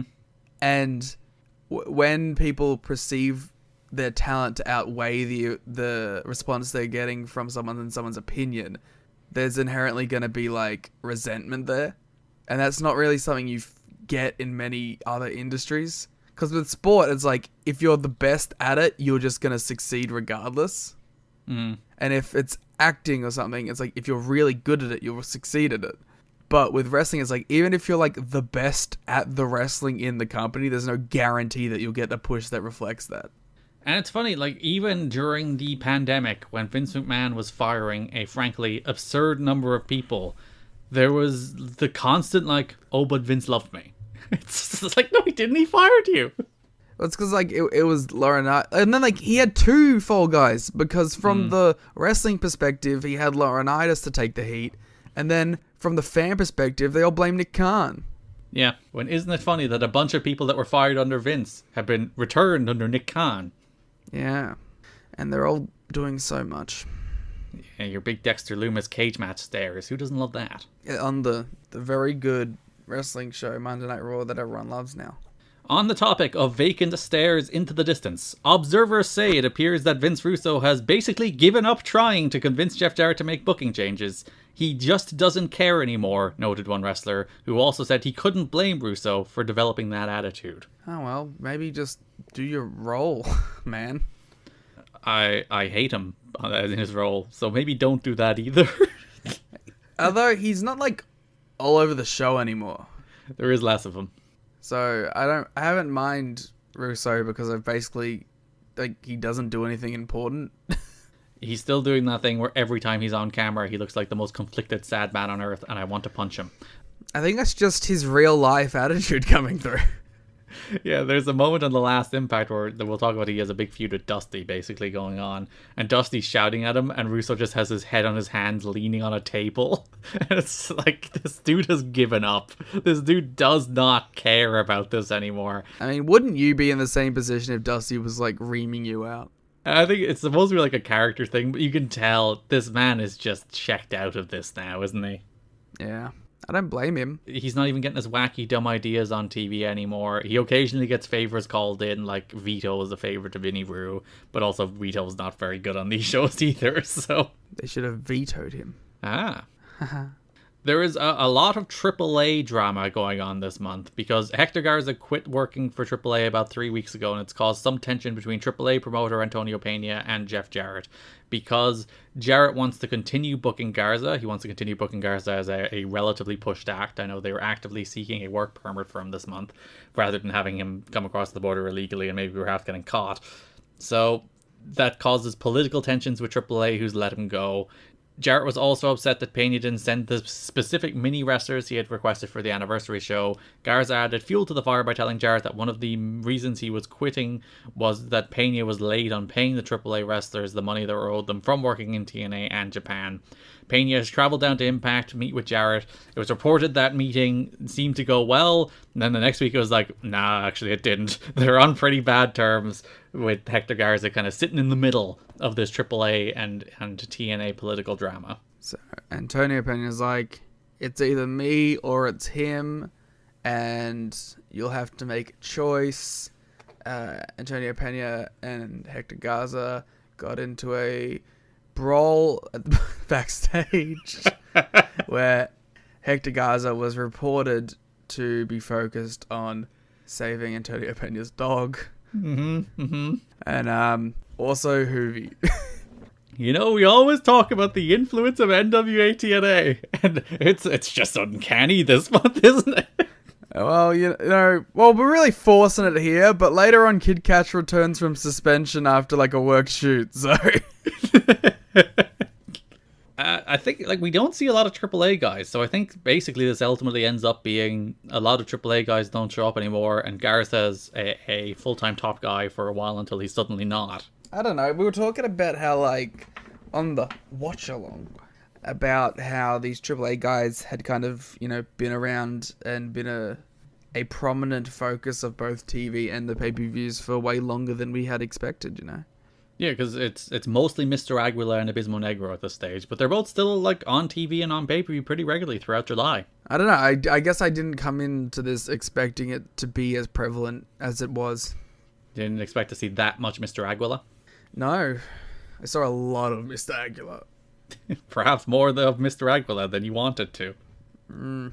Hoovy has been trying desperately to get booked in TNA. Hoovy ruffled feathers throughout his last run by doing everything from not protecting wrestlers to working stiff with younger wrestlers to complaining about doing jobs. Pena pushed Jarrett to use Hoovy on Thursday, so don't be surprised if he's given yet another chance. He's not. I mean, listen. I was going to make a joke that I shouldn't. We're doing very tongue-in-cheek stuff, and it was just more of a blatant reference. For every negative thing we've had about Hoovy, he also has rocked at every case. So, in a show that isn't producing much good wrestling, maybe having a good wrestler would have been fun. Because he has that real good match with Jerry Lynn. He had that real good match with Teddy Hart. He had that frankly fantastic match against Chris Sabin. Then the other good match against Chris Sabin. And that 4-on-4, the main event of the first America's X Cup tag, which was mostly built around Hoovy, match also rocked. Yeah. Hoovy's really good. He's just kind of a shithead. That's a lot of pro wrestlers. Yep.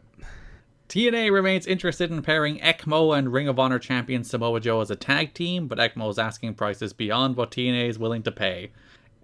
It's the ECMO asking price that's the problem in that situation. That's my dream team. It's not likely that Samoa Joe would work for TNA if he were not portrayed as a world champion level wrestler. It would be too damaging to ROH if Joe were to show up in TNA in, this is PW Torch's quote, a silly Samoan tag team, 80s gimmick working the second match on the pay-per-view and losing to Glenn Gilberti and Johnny Swinger. Well, first of all, PW Torch.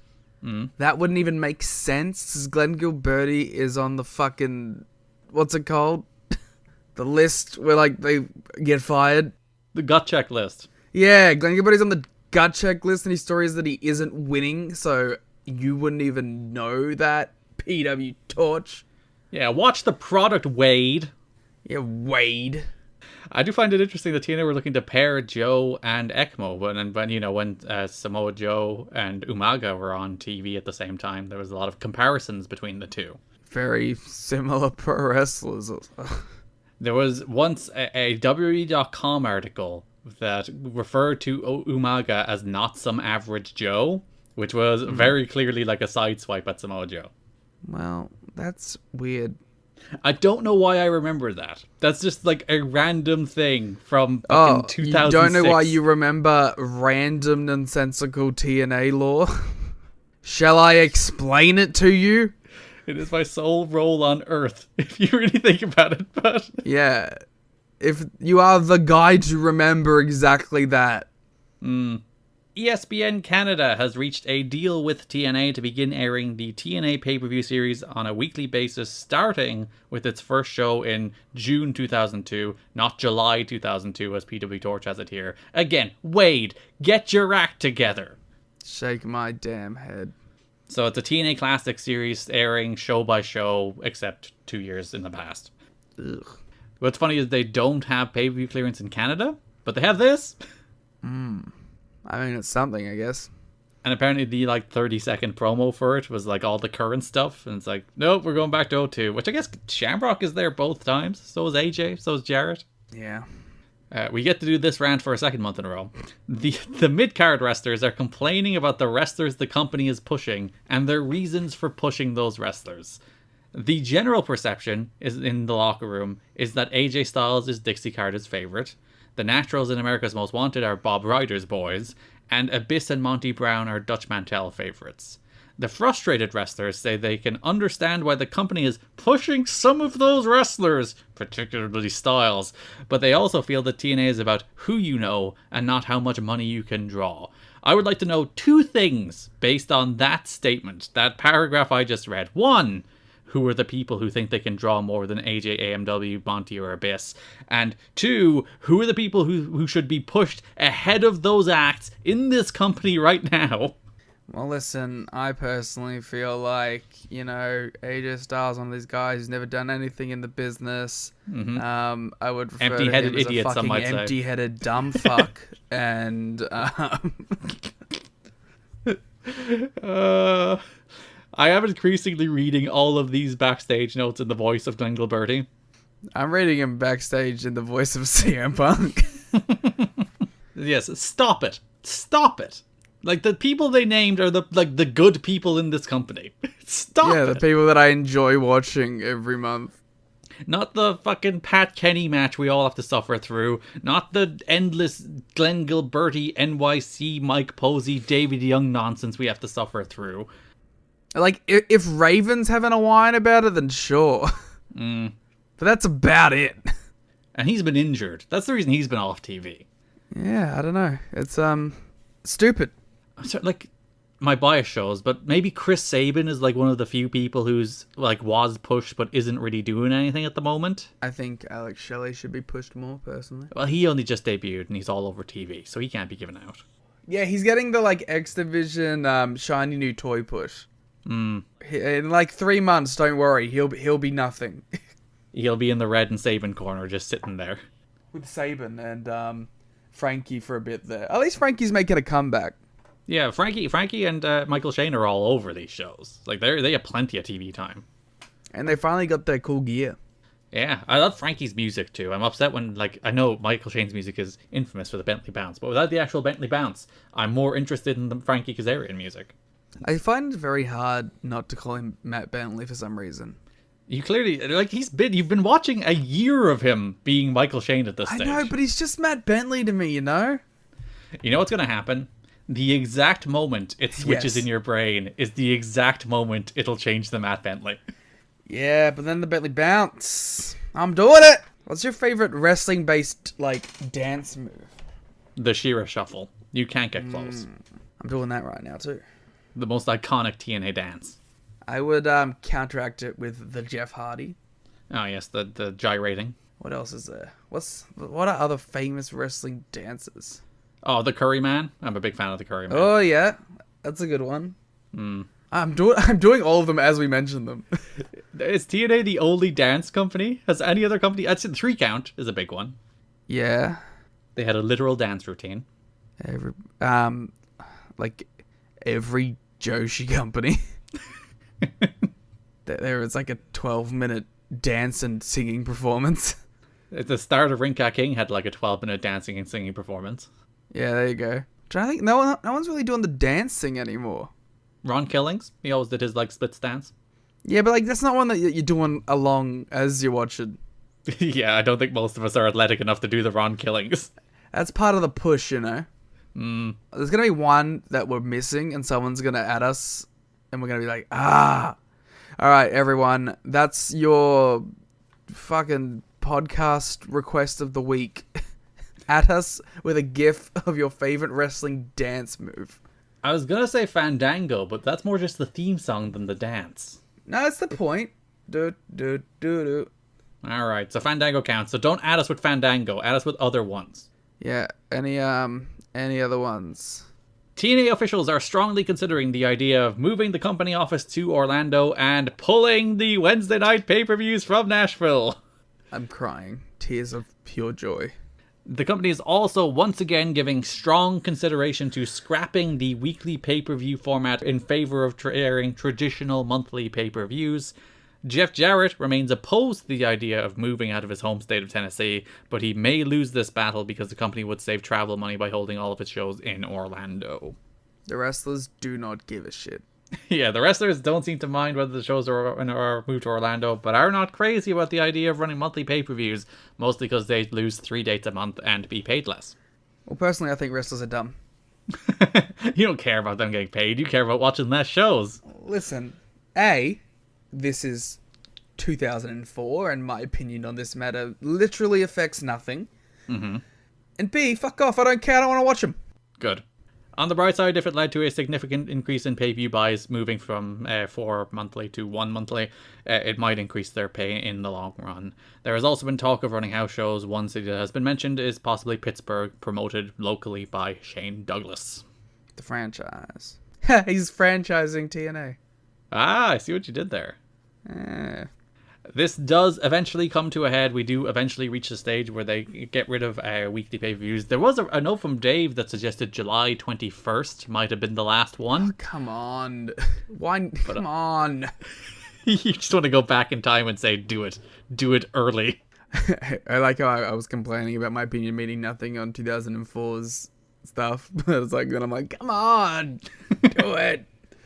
Well, we will have to wait until September until they formally move away from the weekly pay-per-view model. We're so close. We only have one more full month. We only have August, which is the full Impact and pay-per-view month, and then there's 2 pay-per-views at the start of September before they end. Can I do a quick shout out to someone? Sure. Shout outs to William Regal. Okay. For just owning the Queen 24/7 right now. He just released a banger of a tweet that I would like Garrett to explain. I think it was going to get me cancelled reading William Regal's tweets. He did have to delete one already. Was that the one about the ears? Yes. Oh, he deleted that one? Alright. William Regal tweeted, X, rest well, my queen. You've been a part of my life since I was born. With an image of the queen walking away hand in hand with Paddington. With the caption, I've done my duties, Paddington. Please take me to my husband. There's also one of her corgis walking with them. I like the people in the responses to this tweet. Mm-hmm. I'm sorry for your nation's loss. She was a masterpiece. It's like losing your own nan. That's exactly how I felt today. Rest in peace, Queen Elizabeth. There is from Jushin Thunder Liger. I don't think the actual one. Oh, sorry, no, it's Jushin I'm Thunder gonna assume Luger. it is. No, it's Jushin Luger. That's his offshoot. With the reply, wait, Paddington died? But no, the implication there is that Paddington is like the River Styx skeleton who takes people through the transition to the afterlife. And that would be awesome. How cool would it be if Paddington was the fucking Gatekeeper of Hell. Yeah. You couldn't even get mad at it. Like, you'd be okay with dying. Yeah, especially you'd be okay with going to hell. Awesome. All right. That's it. Just wanted to talk a bit about that great tweet. There were no plans to bring back Johnny Fairplay. The company had been talking with an agent who represented a number of reality TV stars in the hopes of setting up opponents for Fairplay's reality TV challenge, but it doesn't sound like the company plans on following through on that idea. Fairplay's next wrestling gig will be in August when he works an independent show in Ohio that's being promoted by Shark Boy. Hell yeah, Shark. I like that idea that Shark Boy and Johnny Fairplay are just like besties backstage. Yeah, Shark Boy knows the value of Johnny Fairplay. Also, like, Shark Boy's the one guy who's willing to talk to him or something. I'm pretty sure that aired this month, right? The Johnny Fairplay reality TV challenge. Who cares? Yeah. Where he did throw out a challenge to any reality star to come to Impact. And it seems like they're like, nah, it's not worth it. Fairplay, go home. It's a shoot. Just no one responded. Wouldn't that be a great bit if he did throw out that open challenge and everyone was just like, nah. So that would be a good, like, gimmick if every week he, like, challenged a different entertainment series with the intent that no one would ever actually respond. Challenges, like, any football player. Then he's like, any boxer. And then he's like, any actor. And just no one. And he's like, I'm undefeated. 4-0 against every industry. And then finally building to the return of Dennis Rodman, who faces Johnny Fairplay. You know, I hate to say it, but I think I take Johnny Fairplay over Dennis Rodman because Johnny Fairplay at least seems to care. I thought you meant just in general in a fight, and I was like, no. I would also take Johnny Fairplay over Dennis Rodman in a fight, to be fair. Do you really think Johnny Fairplay would beat Dennis Rodman in a fight? No, I think it meant that I'd have to fight them. I thought, yeah. I don't think I'd win either way, but I think I'd have a better chance against the Johnny Fairplay. I think you'd beat Johnny Fairplay in a fight. I don't know. He strikes me as a scrappy fella. But so am I. We do know that he is willing to go to every low imaginable to win anything. But ironically, he's like very fair when in a fight. He's just like, no, I will fight with dignity and honor. Yeah, I would slap him with my glove and challenge him to a duel at sunrise. No, you see, you just start fighting, and then his grandma would start biting you. Well, you know what, Garrett? Uh-huh. This is my reality television challenge to Johnny Fairplay. Oh. Fucking fight me. Do a celebrity boxing match against Johnny Fairplay? Yep. Coming soon to whatever that big YouTube boxing show was. Yeah, it's going to be the Jake Paul Anderson Silva fight. It's going to be on the undercard of that, actually. Oh, sweet. Liam Jones versus Johnny Fairplay. Yeah. Well, Johnny Fairplay, actually nice and responds to us, so. But I'll fucking whoop his ass for ratings, baby. This is classic. It was like blurring the lines between a work and a shoot. Fairplay, this is all just me working for the fight. I'm just trying to get people interested in the fight, you know. Afterwards, we can hug. Please don't show up to my locker room. Or any locker room, really. Just stay away. You're out. James Sinister the Minister Mitchell was backstage at Impact tapings in Orlando. Mitchell told friends that he was there to meet with Jeff Jarrett. He did eventually meet behind closed doors with Jarrett, but left the building before the tapings. Mitchell lives in the Orlando area and is still under contract to TNA, but hasn't been used pretty much for the entirety of 2004. Yeah, but, you know, he's in Orlando, so you might as well use him. Yeah, the team he was managing got their ass kicked in a fight, and suddenly they got dumped and Mitchell hasn't been seen since. Yeah, they were stripped of the Trios Championships. But yeah, Mitchell, we'll see him again toward the end of the year. I wonder who he possibly could be managing. Goldilocks. Ooh, that'd be cool. The third week's ratings were a 0.2, which were down 41% from the prior week. But with numbers that small, these variations aren't that significant. After 3 weeks, the show was averaging a 0.25. Dixie Carter made the decision for the company not to release ratings anymore, which would tell you they weren't entirely doing well. Dave has ratings here for basically every episode from the end of June to the end of July. And basically, it hovers from like low 0.2s to mid 0.3s, with occasionally dipping below that. So they're doing okay. They're good numbers for the time slot on FSN, but it's not setting the world on fire. So I've been distracted. Because seemingly, apparently, in a weird mix a weird mix of AEW influencing the world. Uh-huh. At backstage at the UFC, apparently a giant fight has broken out between the fighters, which has delayed the press conference. Well then.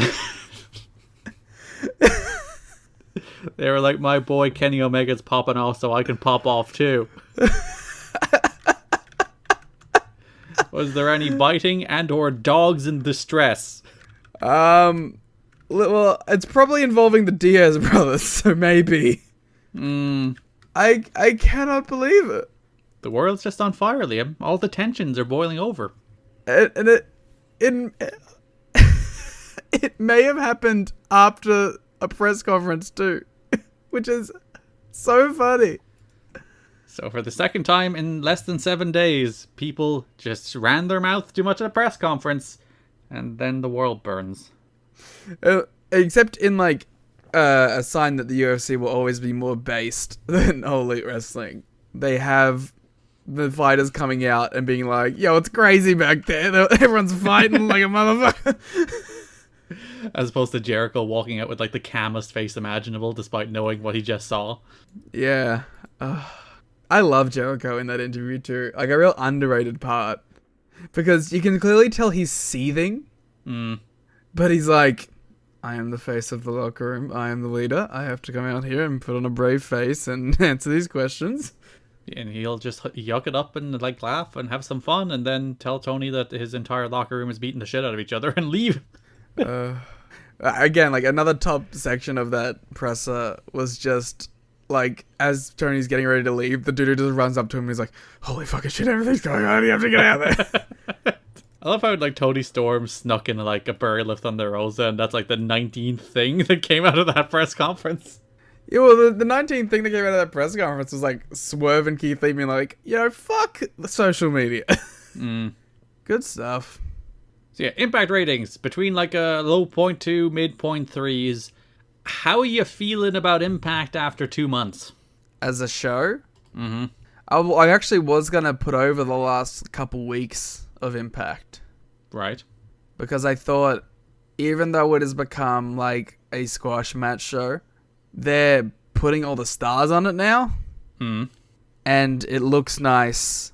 So I like it more. Because, like, you're getting, like, Sabu now. You're getting Raven. You're getting Jarrett in the ring. Every show, like, has AJ in it. You're getting, like, a pretty decent, like, all-star tag. So, I don't know.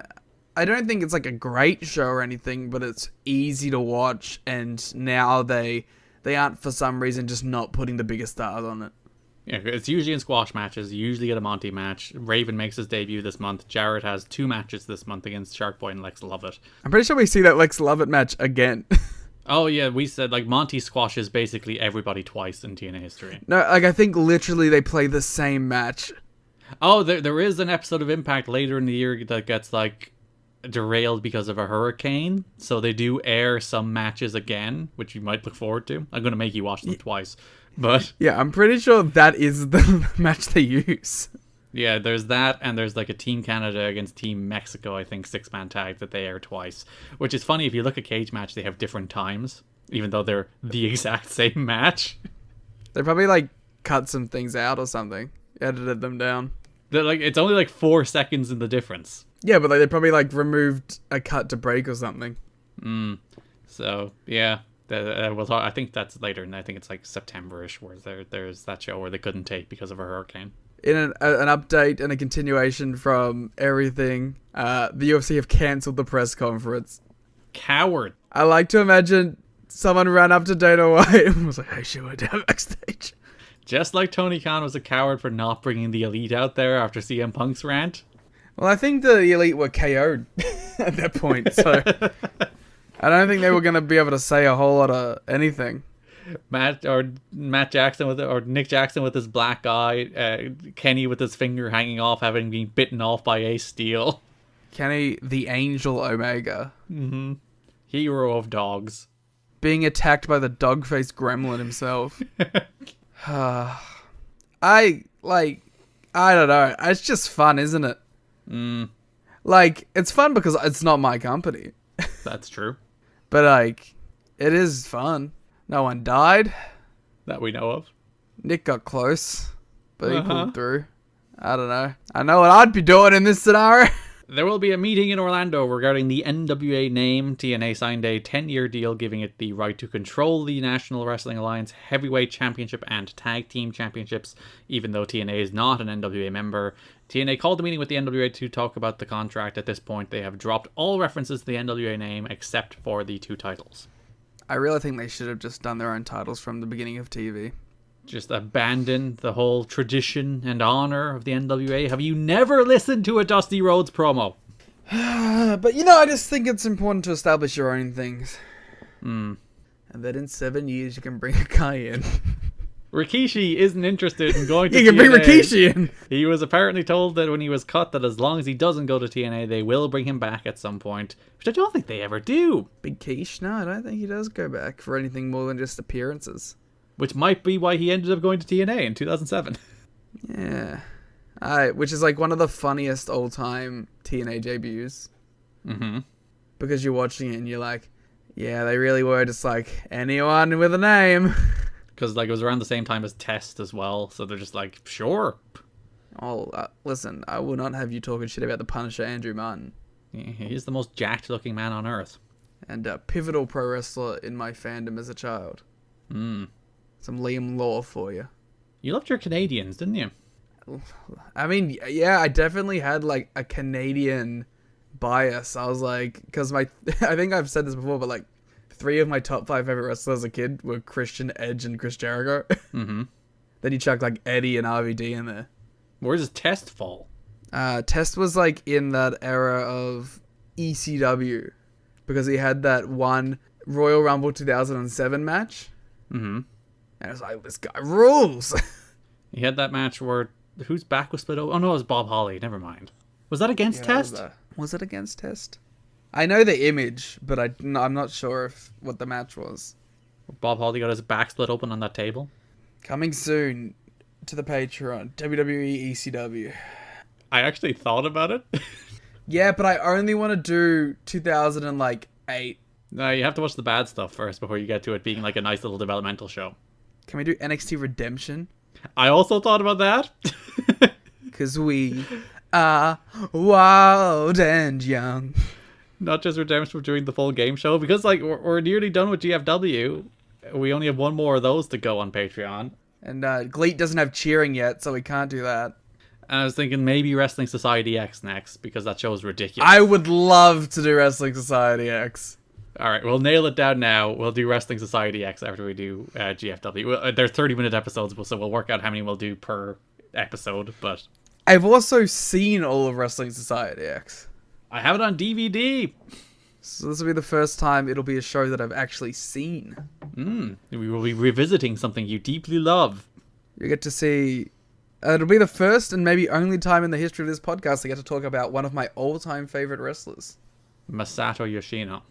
Well, you'll have to wait and find out. Rikishi sent in feelers through intermediaries to TNA a month or 2 back when he was expected to be cut after getting the nasal surgery and taking more time off without letting the company know ahead of time. He's planning on cutting a record with a Christian record company. He's already talked about, besides All Japan, going to Mexico for CMLL. His price right now for dates is pretty high. I believe that.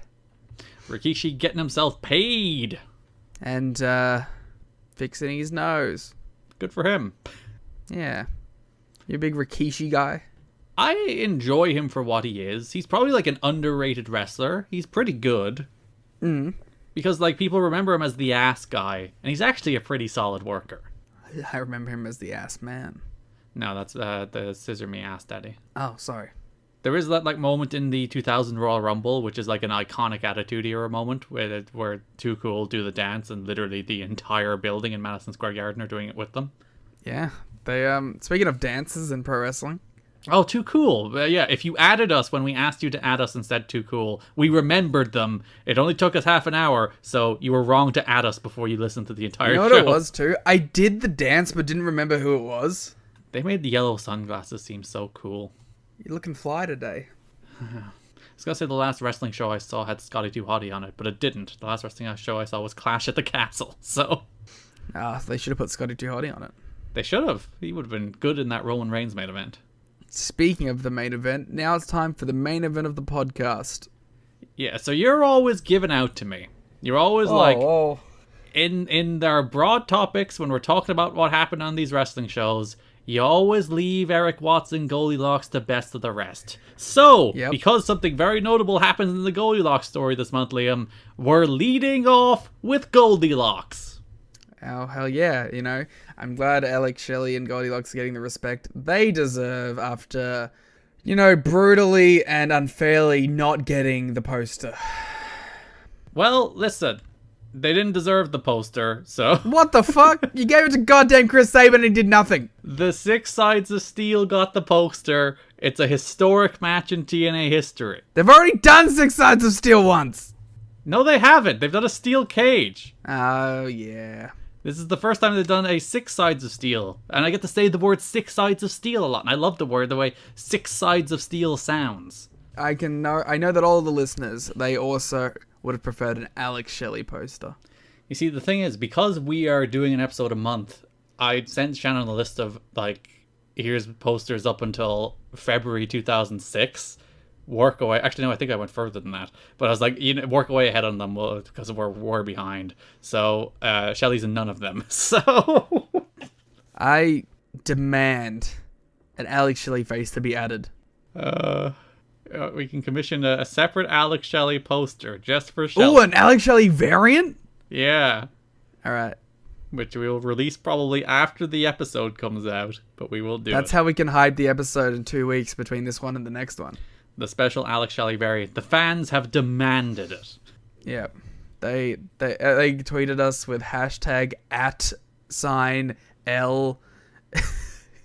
What was the other? Remember his gear that used to have like the @ at the start and then like an L and then was it just EX or was it like a 3X? There was a weird symbol, I think, alright. Yeah. So everyone tweet us that.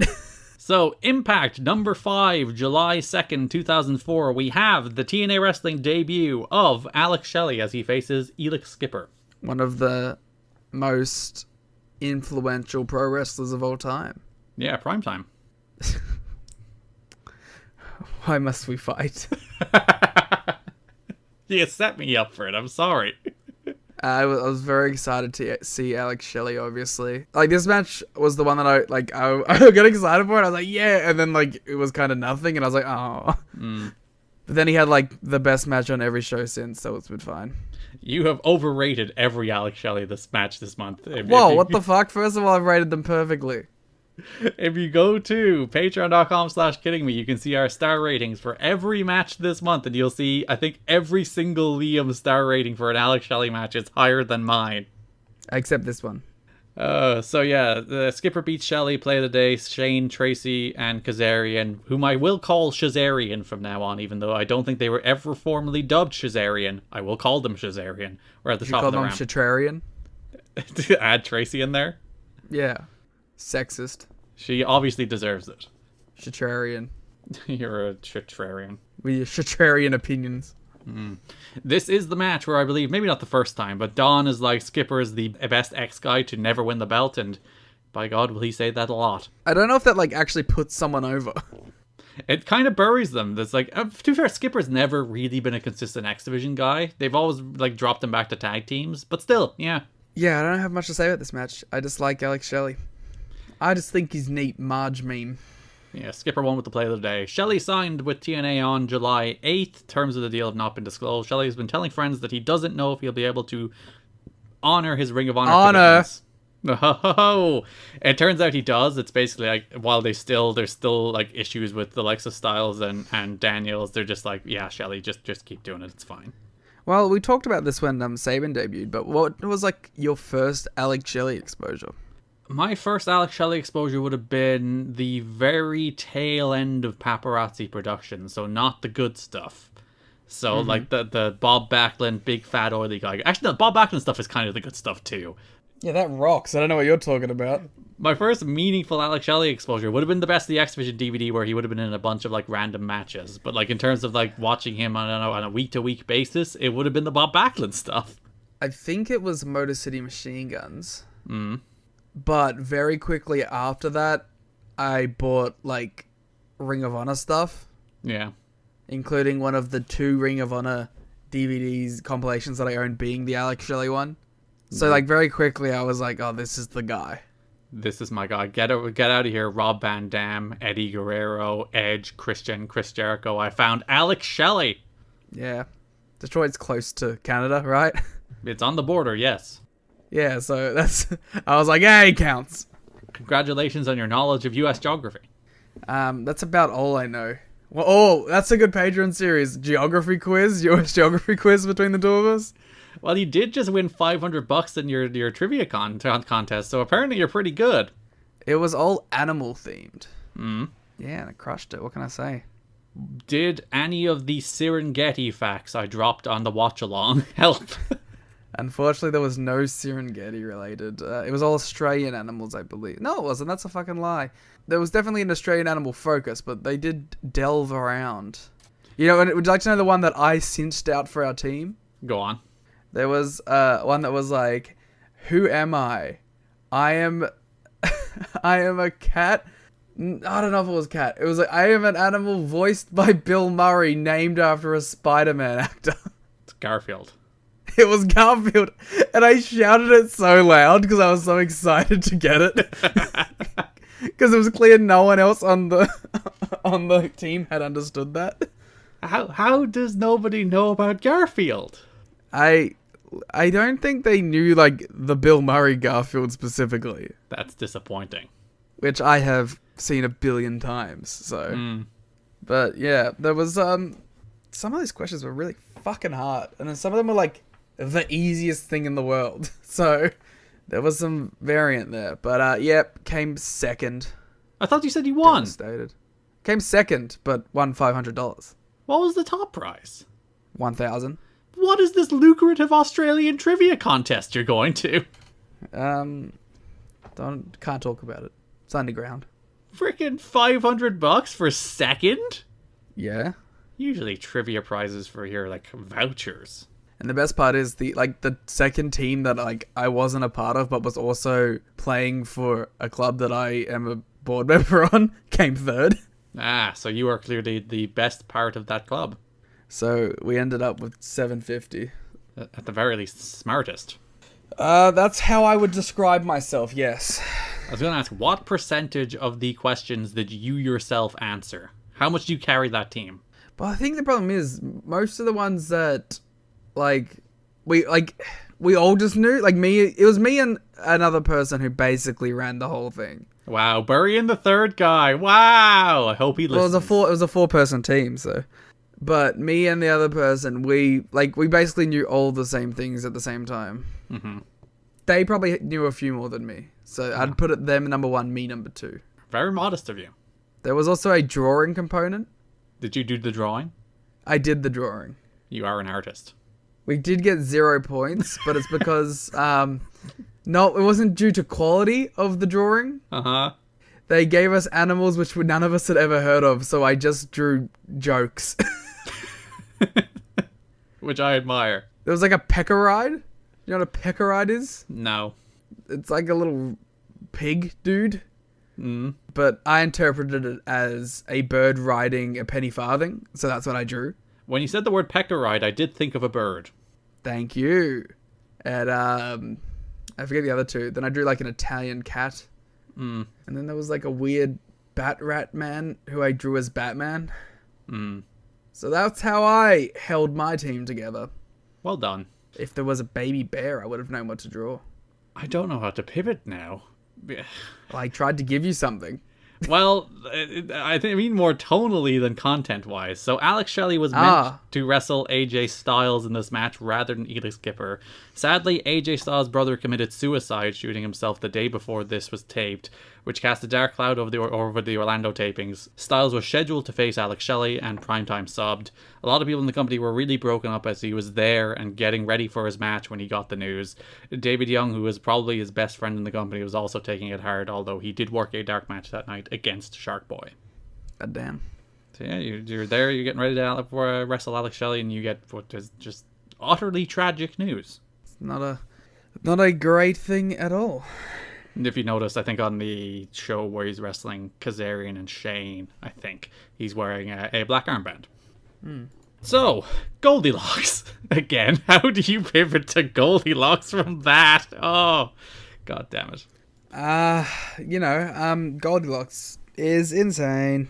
So yeah, on the first pay-per-view of the month, NWA-TNA Baby number 102, July 7th, Goldilocks, we have a feature on her and Eric Watts about how she defeated Eric Watts, she has all his money, she owns his contract now, and now she's looking to run TNA. She goes backstage with Scott Hudson, she's like, don't hate me because I'm rich, filthy rich. She then offers to grow hair for Scott Hudson. Because she has that kind of money. She has bought a new object. Yeah, so she has bought herself a new X Division object. She's gone out, she's spent her money, she's bought herself a wrestler.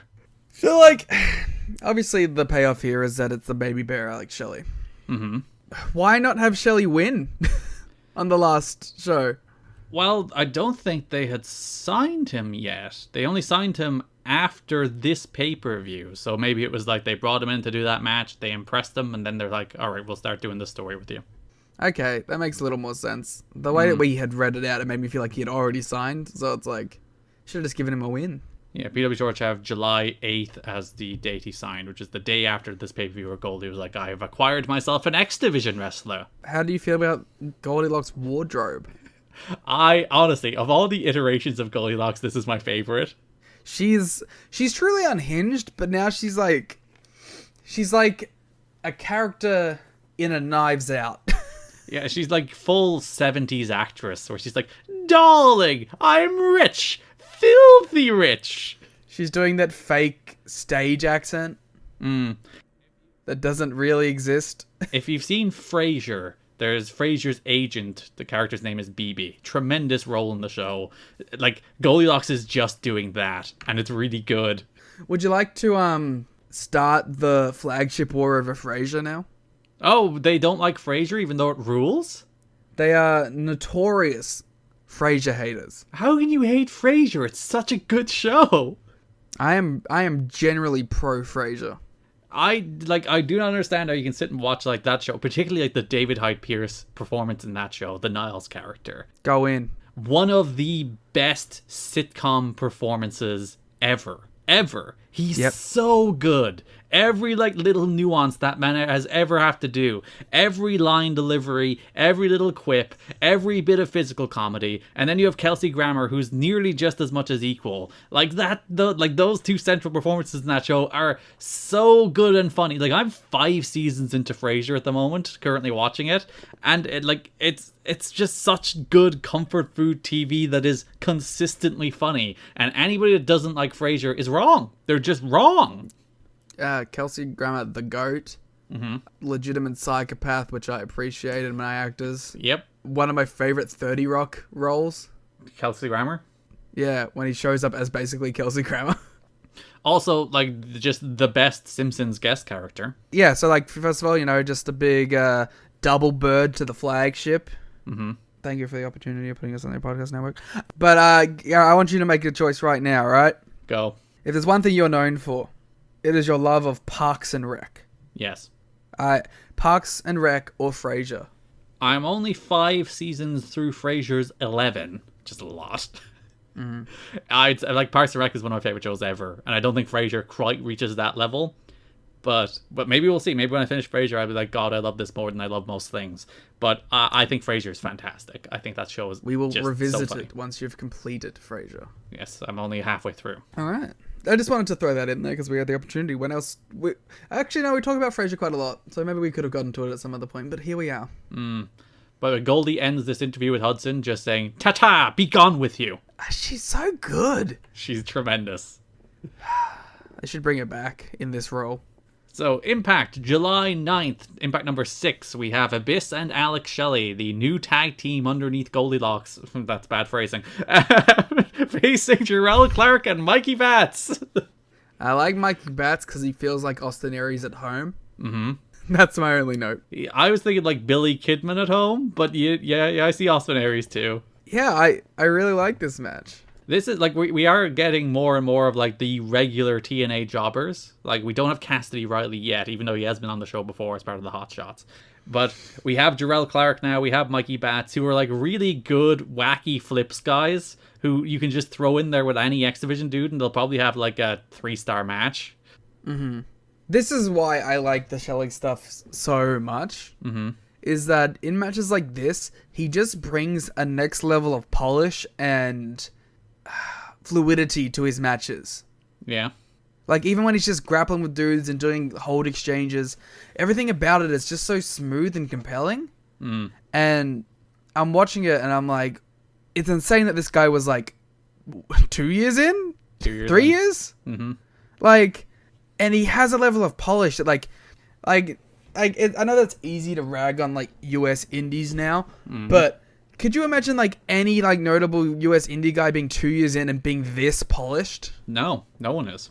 So it's like, he's on a show where it's like, even like the best wrestlers on this show, I wouldn't necessarily call polished pro wrestlers. Mm. They're more like really good and dynamic performers who can do really crazy spots. And a lot of them eventually become like the most polished wrestlers of all time. But he still stands out even in comparison to them because he's going in there and doing something similar but at a higher quality and maybe not as flashy, but everything in between it is much better looking. Yeah, because he does more like grounded technical wrestling than he does flying here, which he can do flying. He just generally doesn't. So compared to like, you know, Shane, Kazarian, PD, Sabin, he generally has that vibe of confidence a lot more. Yeah, he definitely feels like he doesn't have that second guessing or that like, you know, like a lot of guys in the X Division, you'll see them like gear up before they have to do their big spot. Mm. Shelley feels like he naturally walks into it. Mm. And you can see, like, even in these little moments, why this guy would become so influential and basically influence a style of American television and independent wrestling that existed, but popularized and made conceivable on a mainstream level. I know you mentioned Shelley's like above his contemporaries even at this stage, but when you look at like it might be extremely unfair to compare these days indie wrestlers to this golden generation of independent wrestling. But when you look at like the base floor level of competence of the likes of Sabin and Shelley and Aries and Strong and Loki and Styles and Daniels is a 10-year pro at this stage, and Samoa Joe and Brian Kendrick and all these guys from this era who like the floor of those guys even when they were young was really high. And you'd wonder, like, what caused that? Was it great training? Was it, like, just the fact that they were all wrestling each other a lot? Like, part of it is probably that they weren't recruited too young, which I think is happening a lot these days, where guys are hired too young when they're not ready for television, as opposed to here, guys are high, like, you know, they're in TNA, which, no offense to TNA in 04, it's not exactly the biggest stage. And maybe that's what helps them, that they're on, like, TNA at a period when TNA doesn't have, like, the largest exposure. It's not like the 1.5 million people on Spike every week. I also think it helps that there's, like, a prominent Golden Age era indie company that's, like, go, you know what I mean? And giving them the opportunities to, like, do everything that they want to do in independent wrestling and giving them a platform big enough that it actually has a positive impact on their careers. And it's like, it's not just them doing 30-minute draws on shows that like a couple hundred people are watching, you know? It's them in a big prominent position with A-class talent at the same time. And it probably helps a lot to have like the two sides of the coin that are Ring of Honor and TNA at this stage. Where Ring of Honor is like, you do your wrestling, you get really good at wrestling. And TNA is like, hey, here's how TV works. Yeah, TNA's like, here's the hard cam, brother. TNA gives you like that television education, Ring of Honor gives you that wrestling grounding, and then you come out of that a much more polished wrestler because you get both sides of the business. Yeah, which I think is something that we were kind of hoping from AEW at the start. Like, you know, with the whole letting their guys work other companies. But it's like, the guys who were already working other companies were allowed to do it, and the guys who should be doing it didn't. Mm. So, I don't know, there's definitely something to be said about getting experience at like two different sides of wrestling completely. Yeah. That's probably why also people get so polished when they go to Japan.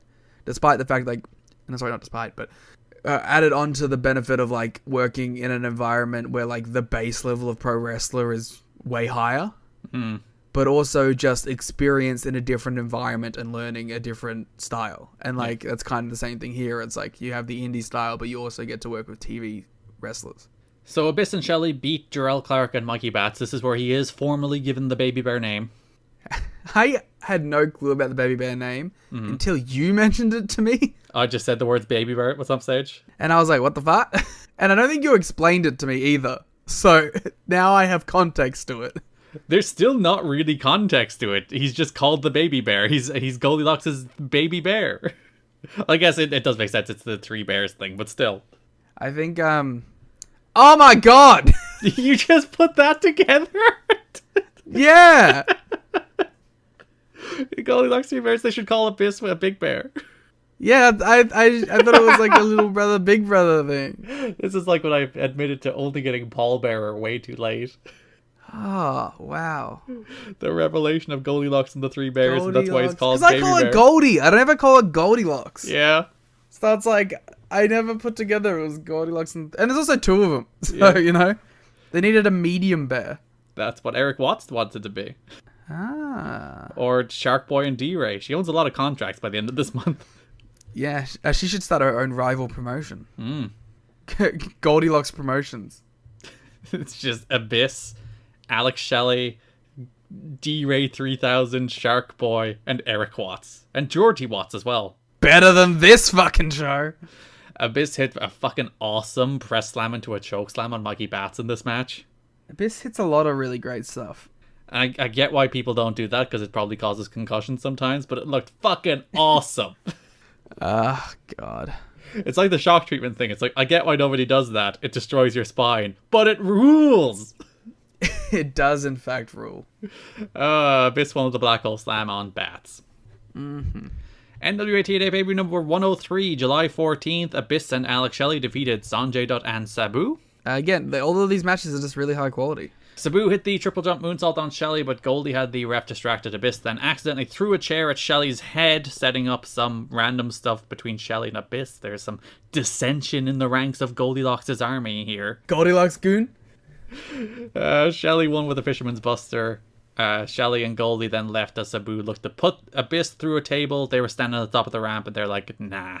But then there's some Raven stuff that we will talk about when we're talking about Raven. Yeah, there was a little interlude with Abyss and Sabu during both of these feuds.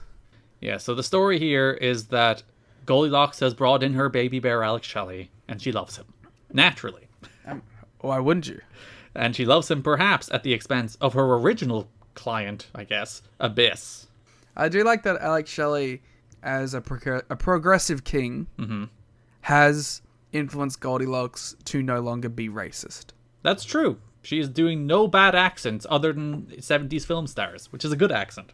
Because it's not a real one. So feel free, go ahead. Yeah. I like this team a lot too. I'm kind of bummed that they're already breaking it up. Because as soon as they started doing the descent, I was like, ah. At least give me an AMW match before they break up. Yeah. But also I guess like the sooner they break this up, the sooner Alex Shelley gets to do cool X Division stuff, so.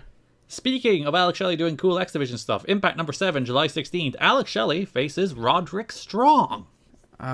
Roderick Strong. I mean, speaking of two of my favorite wrestlers, is this the time for me to go on my Roderick Strong top 5 wrestlers of the 2010s rant? You can do it whenever you want. There'll be a decent number of Strong appearances from now until 06, but, shoot your shot. I'll save it to his last shot. I have nothing but respect for Roderick Strong. That dude is one of the best wrestlers fucking ever to me. This dude, especially like when, I'm gonna do it a little bit now because I want to talk about Roderick Strong, and this is my fucking show.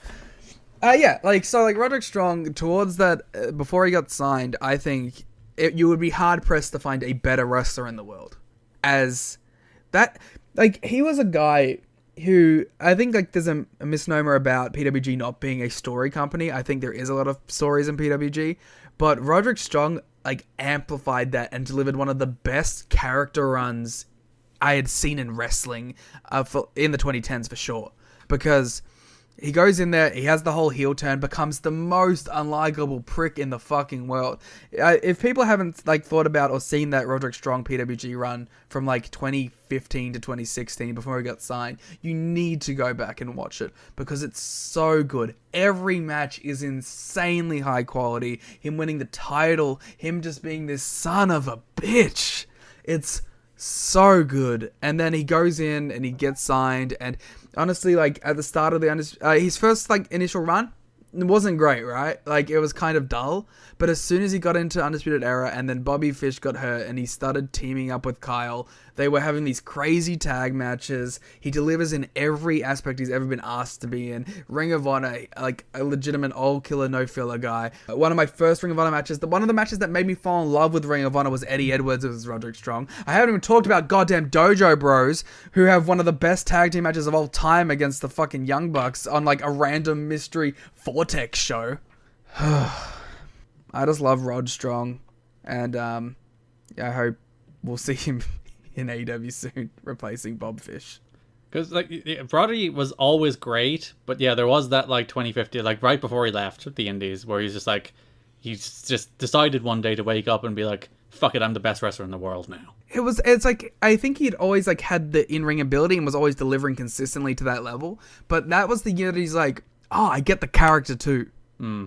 And like that's when he put it together as a full package. And it sucks that we only got like 2 years of that full package, but he's still consistently one of the best. And if he does end up leaving like he's been trying to do and ends up going to AEW, I do hope that we get to keep elements of that and he doesn't become like a background guy to Adam Cole cutting promos, because he's so good as a piece of shit heel. I think TK should have sent Triple H an email and be like, "Hey pal, how you feel about Mal Black for Rod Strong? Sound good?" Yeah, I mean, legitimately. I guess, like, that's probably logistically impossible. Like, from a contract standpoint.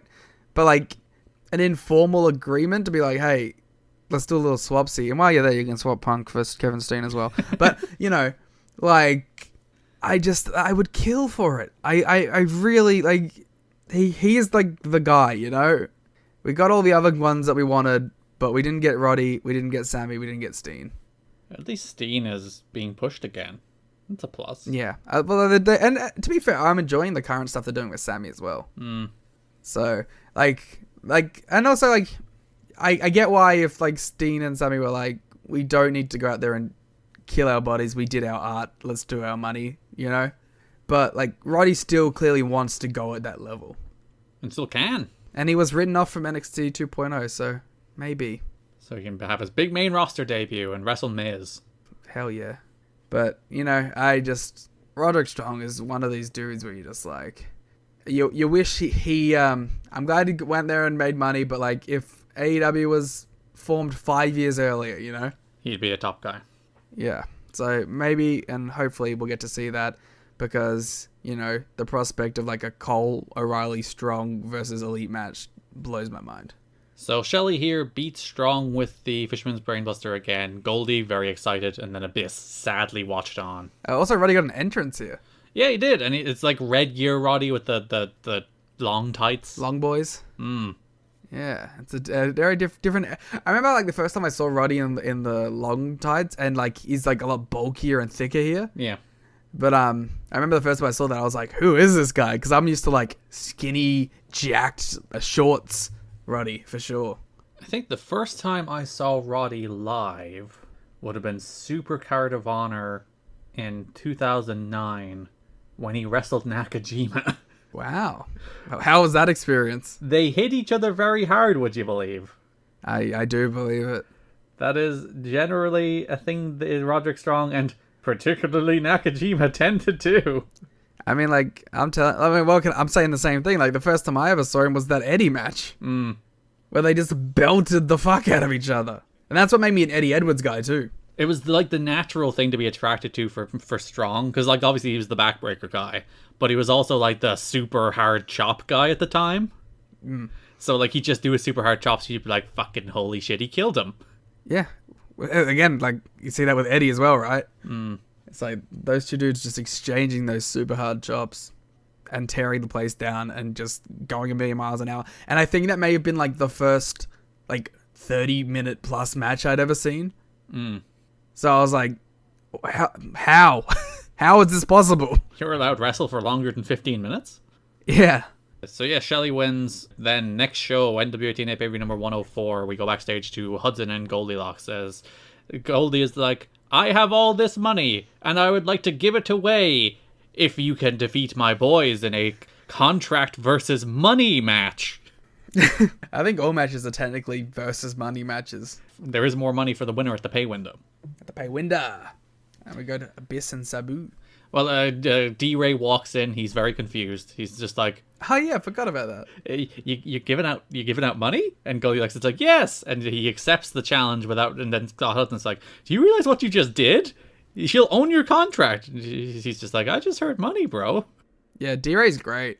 I really enjoy his like character. I think he's a lot of fun. I will admit, I am disappointed at his change in gear. He swapped to like more, I guess that you would say they're high quality tights, but I liked the tie-dye. They don't work quite as well for D-Ray, do they? No, he just kind of feels like a guy now with those tights. When he had they kind of like reminded me of like Mikey Whipwreck. With like all the colors and stuff, and I thought they looked cool. But you know, do what you gotta do, I guess. He should at least have gotten tights similar to Shark Boys. Oh, that would have been fun. He could have got, blue. We'll talk about Abyss and Sabu and the Raven stuff, because there's not much Goldilocks development there. No. So, Impact 8, July 23rd, Abyss and Shelley face Abismo Negro and Mr. Aguila. I think a big sign of confidence about both Shelley and this story is they're on every fucking show. Yeah, they've become a pushed entity immediately. And they're winning. They're always winning. Yeah. Which is like, you know, that's how it works. In fact, I think they win every match they have this month. Yeah, I don't think of one of the, like, except for the, you know, the initial singles, but as soon as they get into this act, it's all wins. They win all their tags. Shelley wins the singles against Strong, and Abyss wins the singles against Sabu. So once they get into the Goldilocks orbit, she's the manager of champions, Liam. They keep winning. Yeah. Yeah, so Shelley and Abyss against Abismo Negro and Mr. Aguila. Nice little match. It's always fun to see Shelley in there with guys who can do different styles because he can do different styles. No, he can match anyone, and that's another like crazy thing about Alex Shelley. It's like you put him in there in any environment and he'll succeed. Like he obviously he does the indie thing, he does like the TV wrestling thing, and then he goes to Japan and becomes like one of the best super juniors for like 5 years. He's so diverse. And then like you can put him in there with like any of these like technical luchadors, and he'll have these crazy matches with them too. Like he's the coolest and the best. Sorry, the coolest is Frankie Kazarian, but I will give you the best. Okay. There's a fun thing where it's Abyss against Abismo Negro, so it's Abyss versus the Black Abyss in this match. The finish here, Abyss hit Abismo Negro with the Black Hole Slam. Shelley hit Mr. Aguila with a double stomp at the back of the head. Shelley got the pin. Abyss was pinning at the same time, but the referee counted Shelley's pin. So the idea was Shelley stole Abyss's limelight. Shelley stole the pin. And Abyss, he's getting sick of this shit. Yeah, he's upset about Goldilocks having her new baby bear. I mean, wouldn't you too? A quip from Conan. Conan hasn't lived up to his reputation for being outspoken since he left WCW, at least until Wednesday night. After being informed that he and the other members of the 3 Live crew weren't booked for an Impact match, Conan asked someone in management, "How is it possible that we don't have a storyline, but Goldilocks has one every week?" Well, because Goldilocks is entertaining, you fuck. Wow, shots fired at the 3 Live crew. Yeah, the worst act in the company. I can't deny that. I think they are the worst act in the company. NWA-TNA pay-per-view number 105, July 28th. We have another tag match. This time, D-Ray and Shark Boy have accepted the challenge, so they will face Alex Shelley and Abyss in a money versus contracts match. Another really fun match. I do think Abyss and Shelley should deal with these two a little faster. Yeah. Sure. But also, like, it's not like they're complete jabrones. Yeah. Like, they're the Impact jabrones, you know what I mean? Like, it's not Mikey Bats. It's Shark Boy, who is like the mascot of the company, and D-Ray, who has like actually been involved in storylines. They're the main event jobbers as opposed to the undercard jobbers. Yeah, they're the jobbers who will beat other jobbers. So Abyss was briefly infatuated with D-Ray's comb, which I quite enjoyed. He just started staring at it. There's a lot of hair continuity with Abyss. He is fascinated with hair, it's true. He should have been a hairdresser character. There's a moment I liked where Abyss was just sitting on the apron, looking sad. Yeah. But they'd eventually accept a pretty aggressive tag toward Alex Shelley. Abyss want the Black Hole Slam on D-Ray, so Goldie now owns D-Ray and Sharp Boy's contracts. For with another big story development afterwards, Desire attacked Goldilocks. And everyone seemed very confused by it. It's like, we don't know why this is happening, but sure. Yeah, maybe Desire will be Mama Bear. So later in the show, Hudson has Shelley and Goldie. She talks about how she knows why Desire did it. Georgie Watts put her up to it, didn't she? Yes. Before it turns out Desire comes in and they explain that they need the money for their kids because they're broke. That, again, is the actual story here. That Desire and Sonny Siaki have no money to feed their children. To employed pro wrestlers for this company. They don't have any money to feed their children, so they need to try and win Goldilocks' money. Siaki seems to accept a match against Shelley, but then Goldie is like, you won't face Shelley. You'll face my Abyss. Which I thought was actually a good bit too. A cool little a little swerve for them. You're not getting what you think. And one would presume that match will be on the first pay-per-view of August. So there's all your Goldilocks and Alex Shelley. No Eric Watts this month. She does own his contract. Icing him out. So are you happy? We led off with, frankly, I think about 20 minutes on Goldilocks. Well, we let off on about 20 minutes of Alex Shelley. I don't know. I think we mostly talked about Goldie. Actually, we might have talked about Roderick Strong. Everybody but Goldie. Goldie's going to be upset. It's like, this is her big month and we didn't talk about her. But she did a cool Fraser accent, so... Yeah. Toss salad, scrambled eggs and whatnot. I really... this whole world title scene, man. I just don't care about any of it. Actually, wait, before you go in, I need to go eat something. My stomach is hurting. Alright, we'll take our intermission. Let me just grab something real quick. What you get? Just a sandwich. What's a sandwich? Well, it's a sandwich that you don't consider a sandwich because it's just peanut butter. Oh, I'm fine with peanut butter being a sandwich. Did I give out about that? No, I think you said it doesn't count as making food. No, it doesn't. It is. I'm literally making it. No, you make a sandwich, but it's not making food. That involves cooking. No, it doesn't. Yeah, it does. It doesn't. If you're like, I'm making a sandwich, I'm fine. Like, if I were to go to your house and you're like, yeah, we're all preparing some food for us, and you said that to me and you gave me a sandwich, I'd punch you. Fuck you. First of all, I can make a wonderful sandwich that can be a meal. Uh-huh. I can chuck Prosecco on it. I can put spinach. I can put a bunch of shit on it. Fuck you. Sandwiches can be full meals.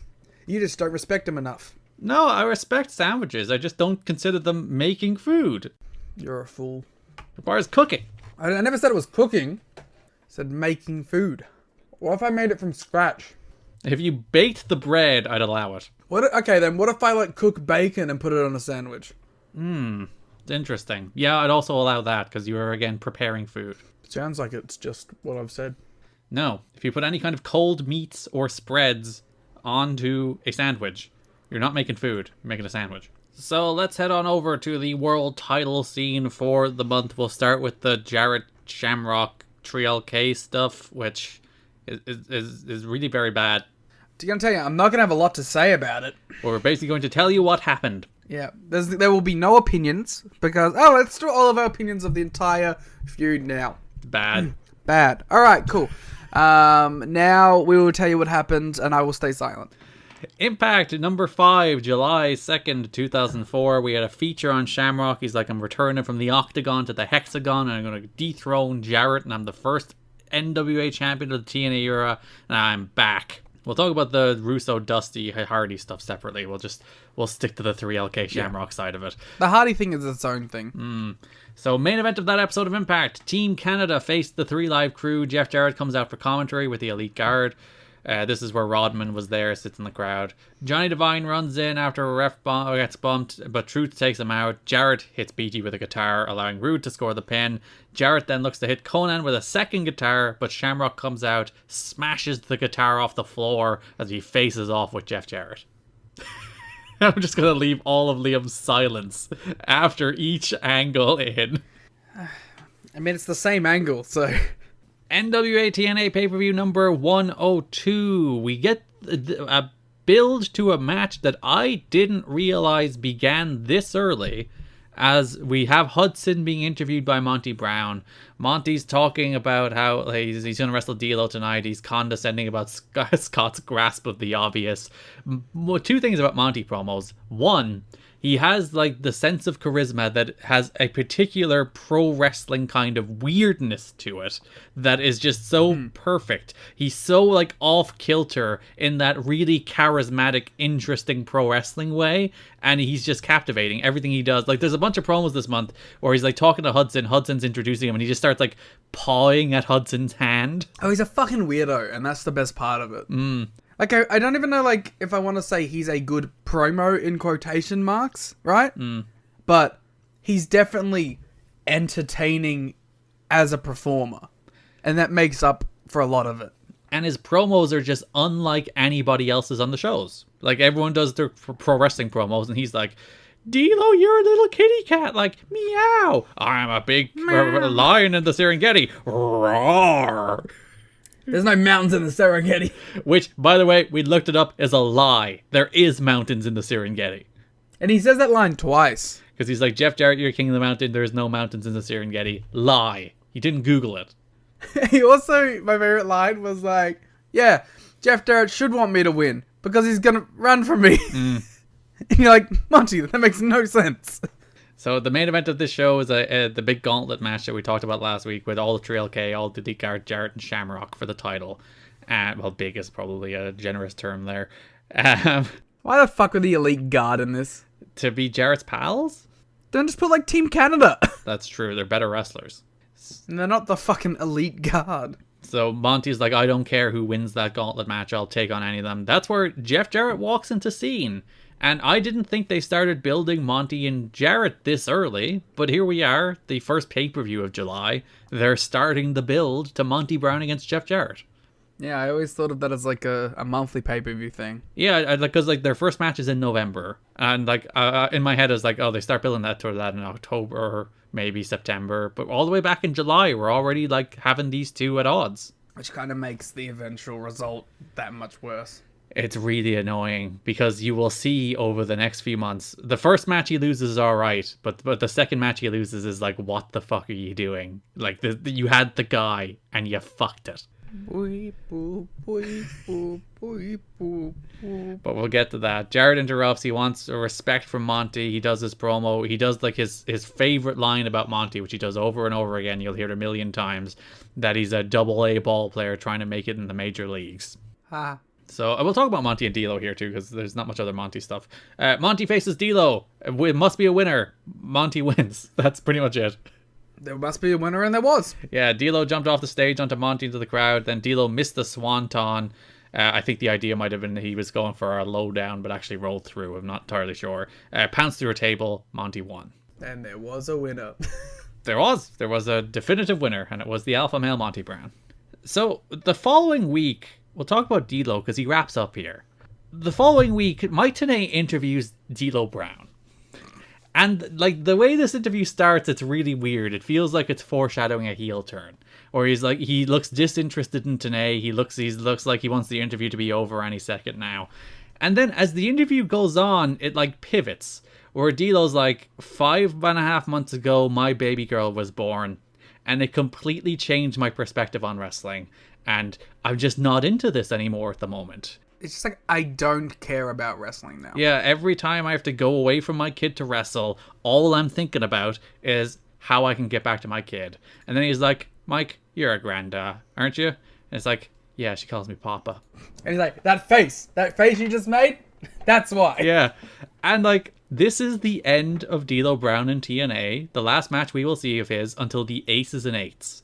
And I kind of loved it as a write-off. It was weird, but like, it was a very real reason for someone to stop caring about pro wrestling. Yeah. And it weirdly contextualized D'Lo's recent, like, half-assed run in a way that almost made sense from a character's perspective. Wow, I didn't even think about that, but that does make sense too. That's just like, he's aimless and wandering around the card because he's aimless. He doesn't care about this right now. And I just think, like, dude wants to be with his daughter is such a fun little way to write off a wrestling character. It's so different.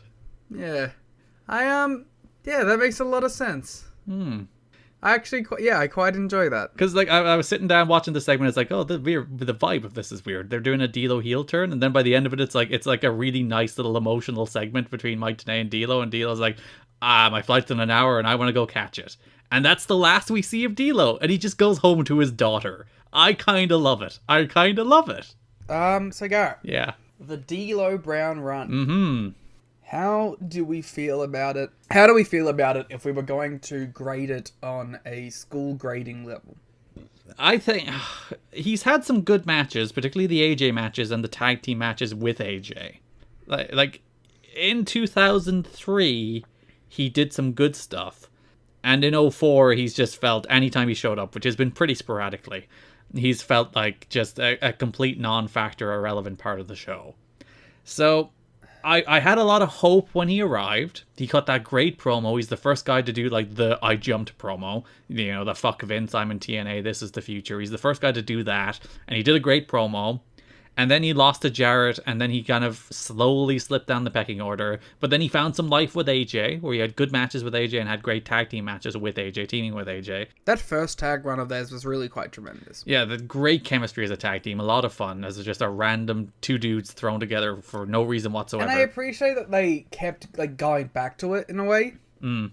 Like they didn't just leave that run as its own separate thing. They were like, yeah, these guys are boys, and they will occasionally team up afterwards. And actually, as it turns out, his last match, it didn't air. It was a dark match at Impact, but it was teaming with AJ. Oh, that's cute. Which he did after this one, actually. But after this promo with Mike Tenay. So, yeah, I'd put him in like a C. Yeah, my instinct was C-, just because it was a disappointing run. Because when he came in, he did feel so hot. Like, he felt like a big deal that maybe he could be like a top main event level guy for them. But he never, like, even though he was in those positions, I don't think he ever had the sustainability to really feel like a legitimate payoff to it. Yeah. And, like, it's tough because, you know, one of his priorities was working All Japan. So he just never had the consistency in TNA. He was always in and out. Well, you could argue there that, like, maybe that is the responsibility of the company to lock the dude down then. If you feel like he can be a guy to that level, which it seemed like he could have, especially early on. Which is the thing they did do with Christopher Daniels. Yeah. So it's like, it's not like it was a completely unprecedented thing to be like, get this guy locked down so you have him whenever you want him. But yeah, he falls under the classic TNA. It's a story of what could have been.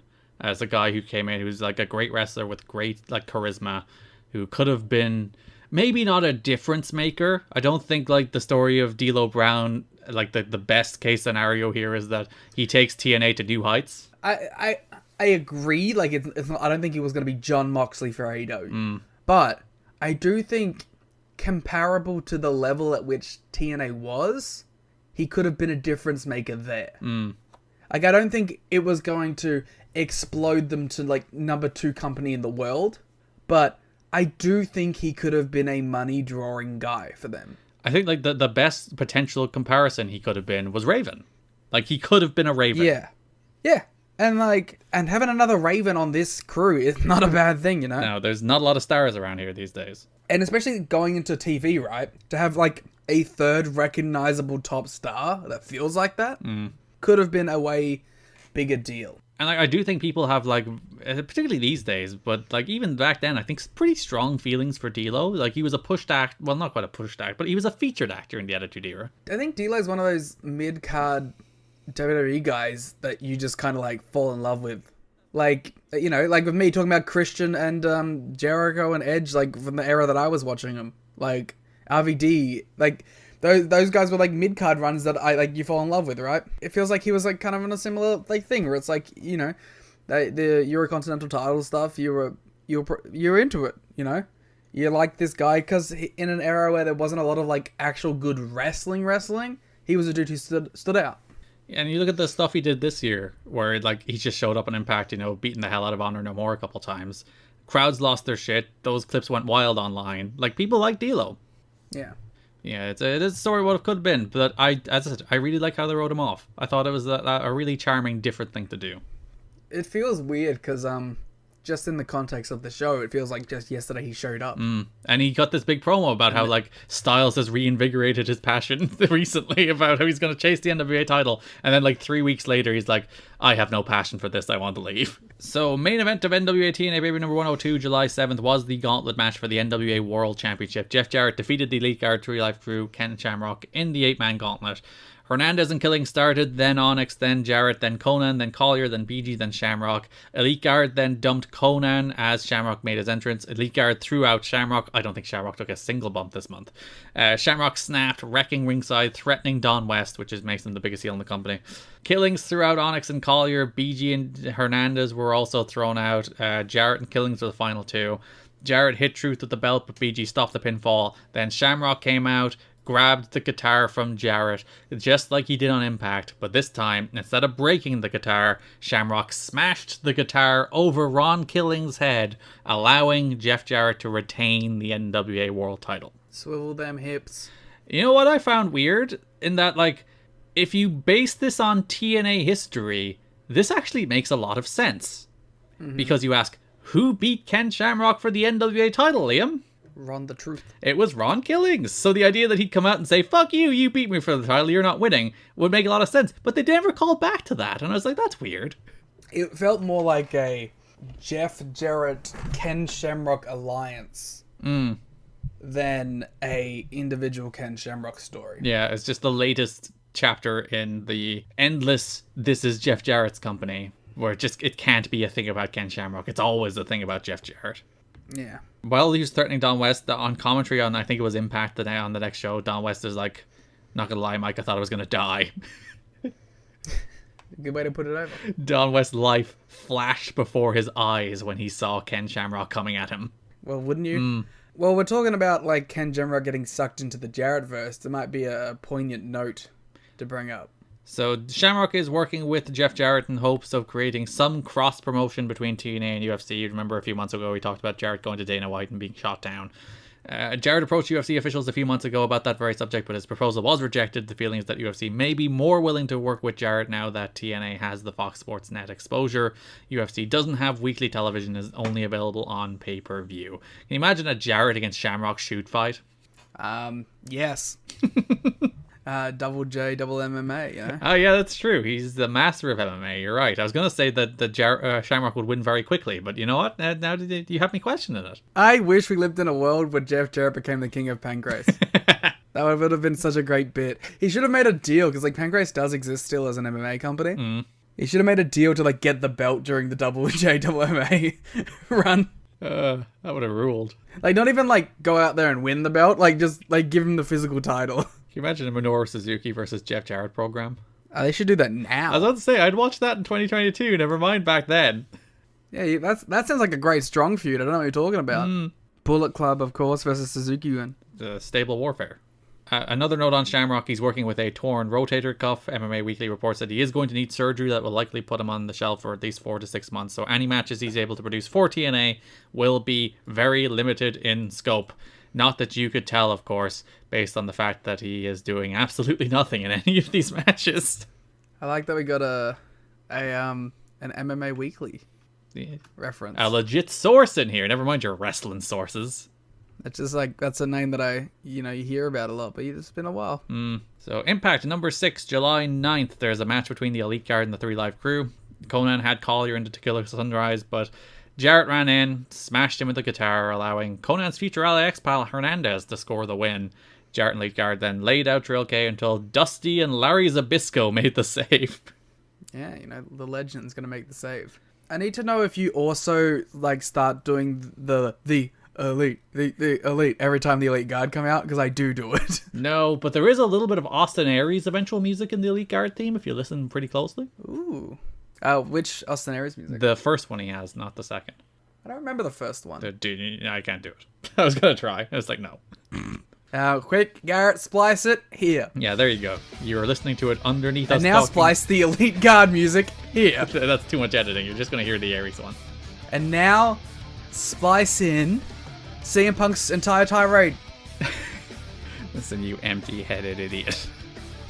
No, you fucking empty-headed fuckhead. Oh, sorry. I've been calling people that like all week. it's such a funny insult. I hope like there's like not wrestling fans and just people are completely aghast. That's why you're being mean to them. Oh, it isn't wrestling fans.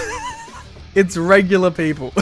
They just think I'm a piece of shit. So Dusty and Larry Z were still in the ring after the break. Larry is sick of the guitars. He has a bunch of tickets to Larry Land because it'll be...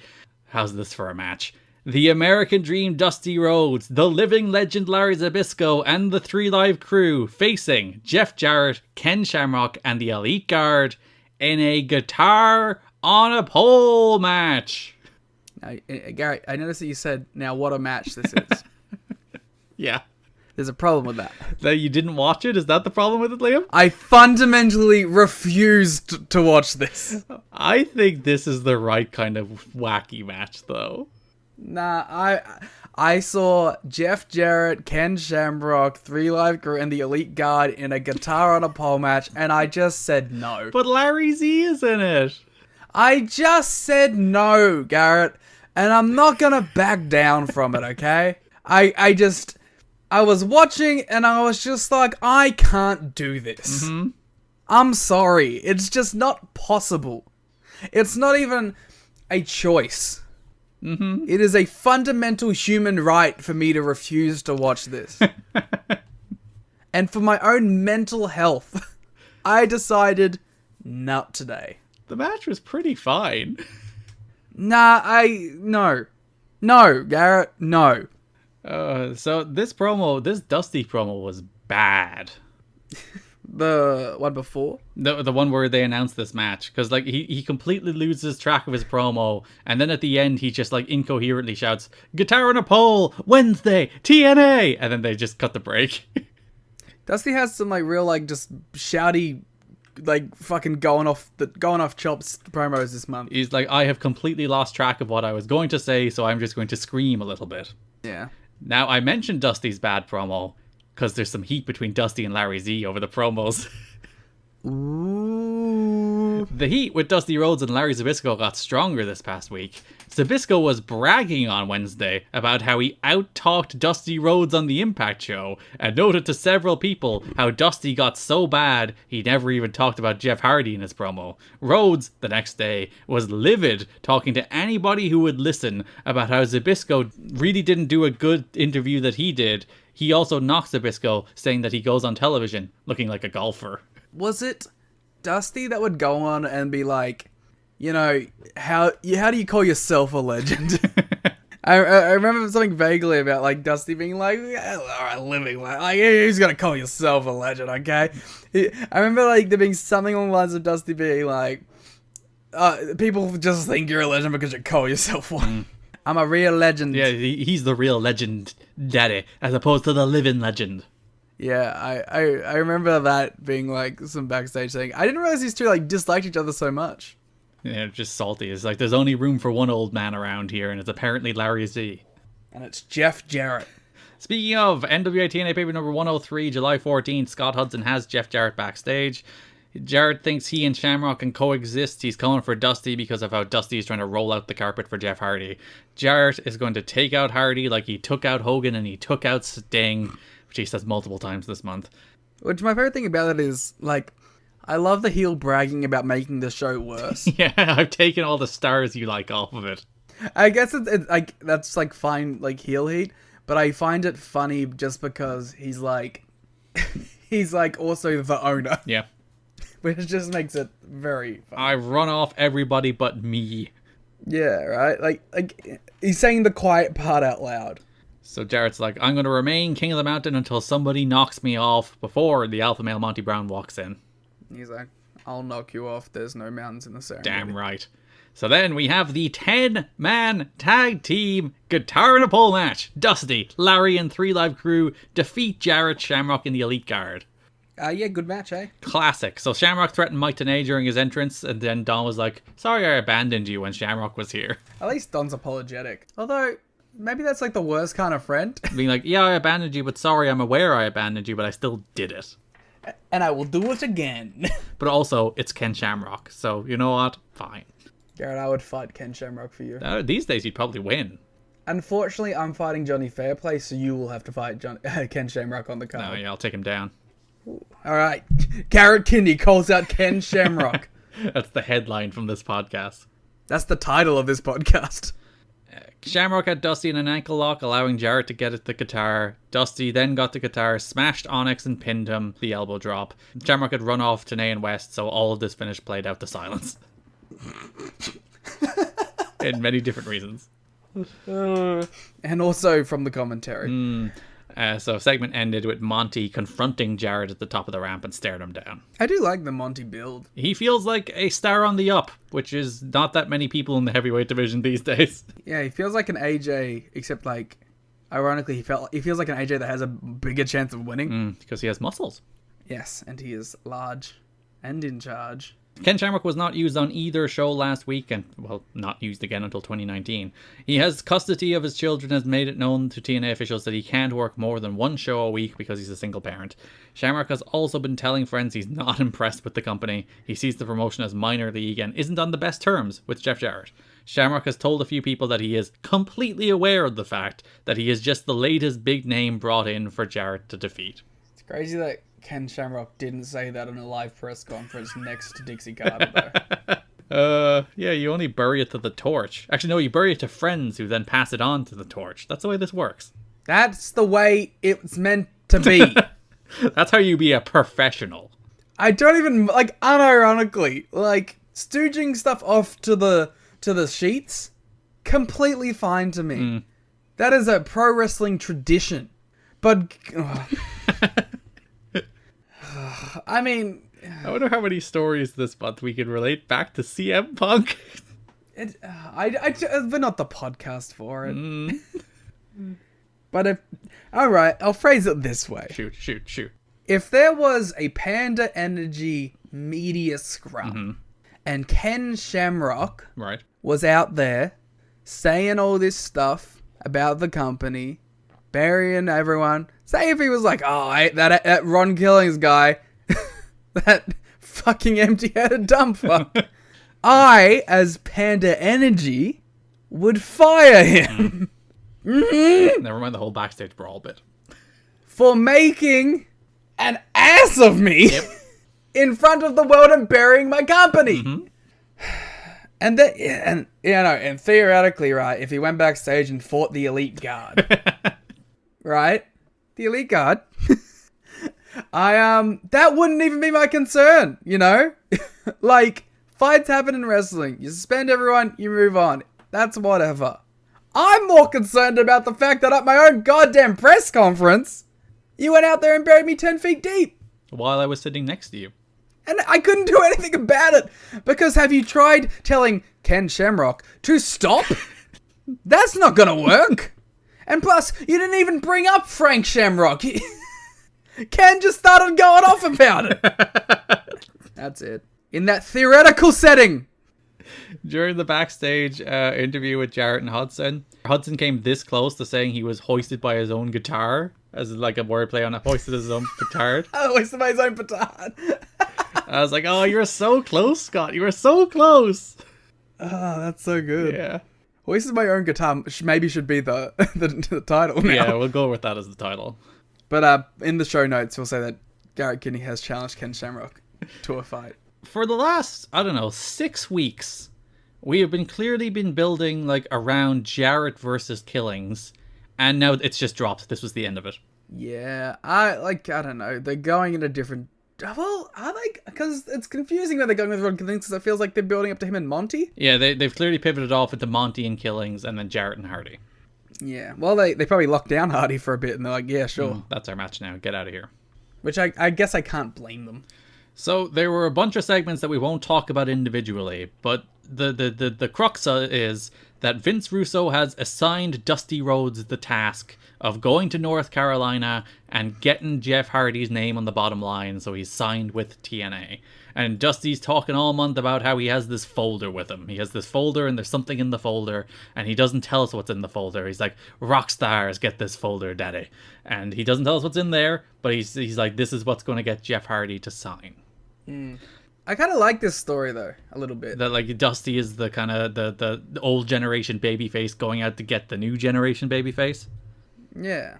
And it would also, like, Jeff, and maybe because he is anyway, but like feels like the biggest deal at the same time. So I don't know. I'm into it. So this builds to NWA-TNA pay-per-view number 104, July 21st, in which Jeff Hardy returns for the first time since his debut against AJ Styles. He's here to sign the contract. Dusty comes out. He introduces Jeff Hardy. Jeff Hardy comes out. He soaks in the reaction. He goes to all four corners. He makes a meal of it. He milks it before he does eventually sign the contract. So he's officially on the TNA roster. Jeff Hardy's a fucking insane person. Why? This is not a real human being. He does exist. He's one of those guys that just feels like he exists on a higher plane of existence. Yeah, you know what? He's like one of these guys, and like you see it a lot with like actual eccentric artists, right? Where you're like, you operate in a different world where normal rules don't apply.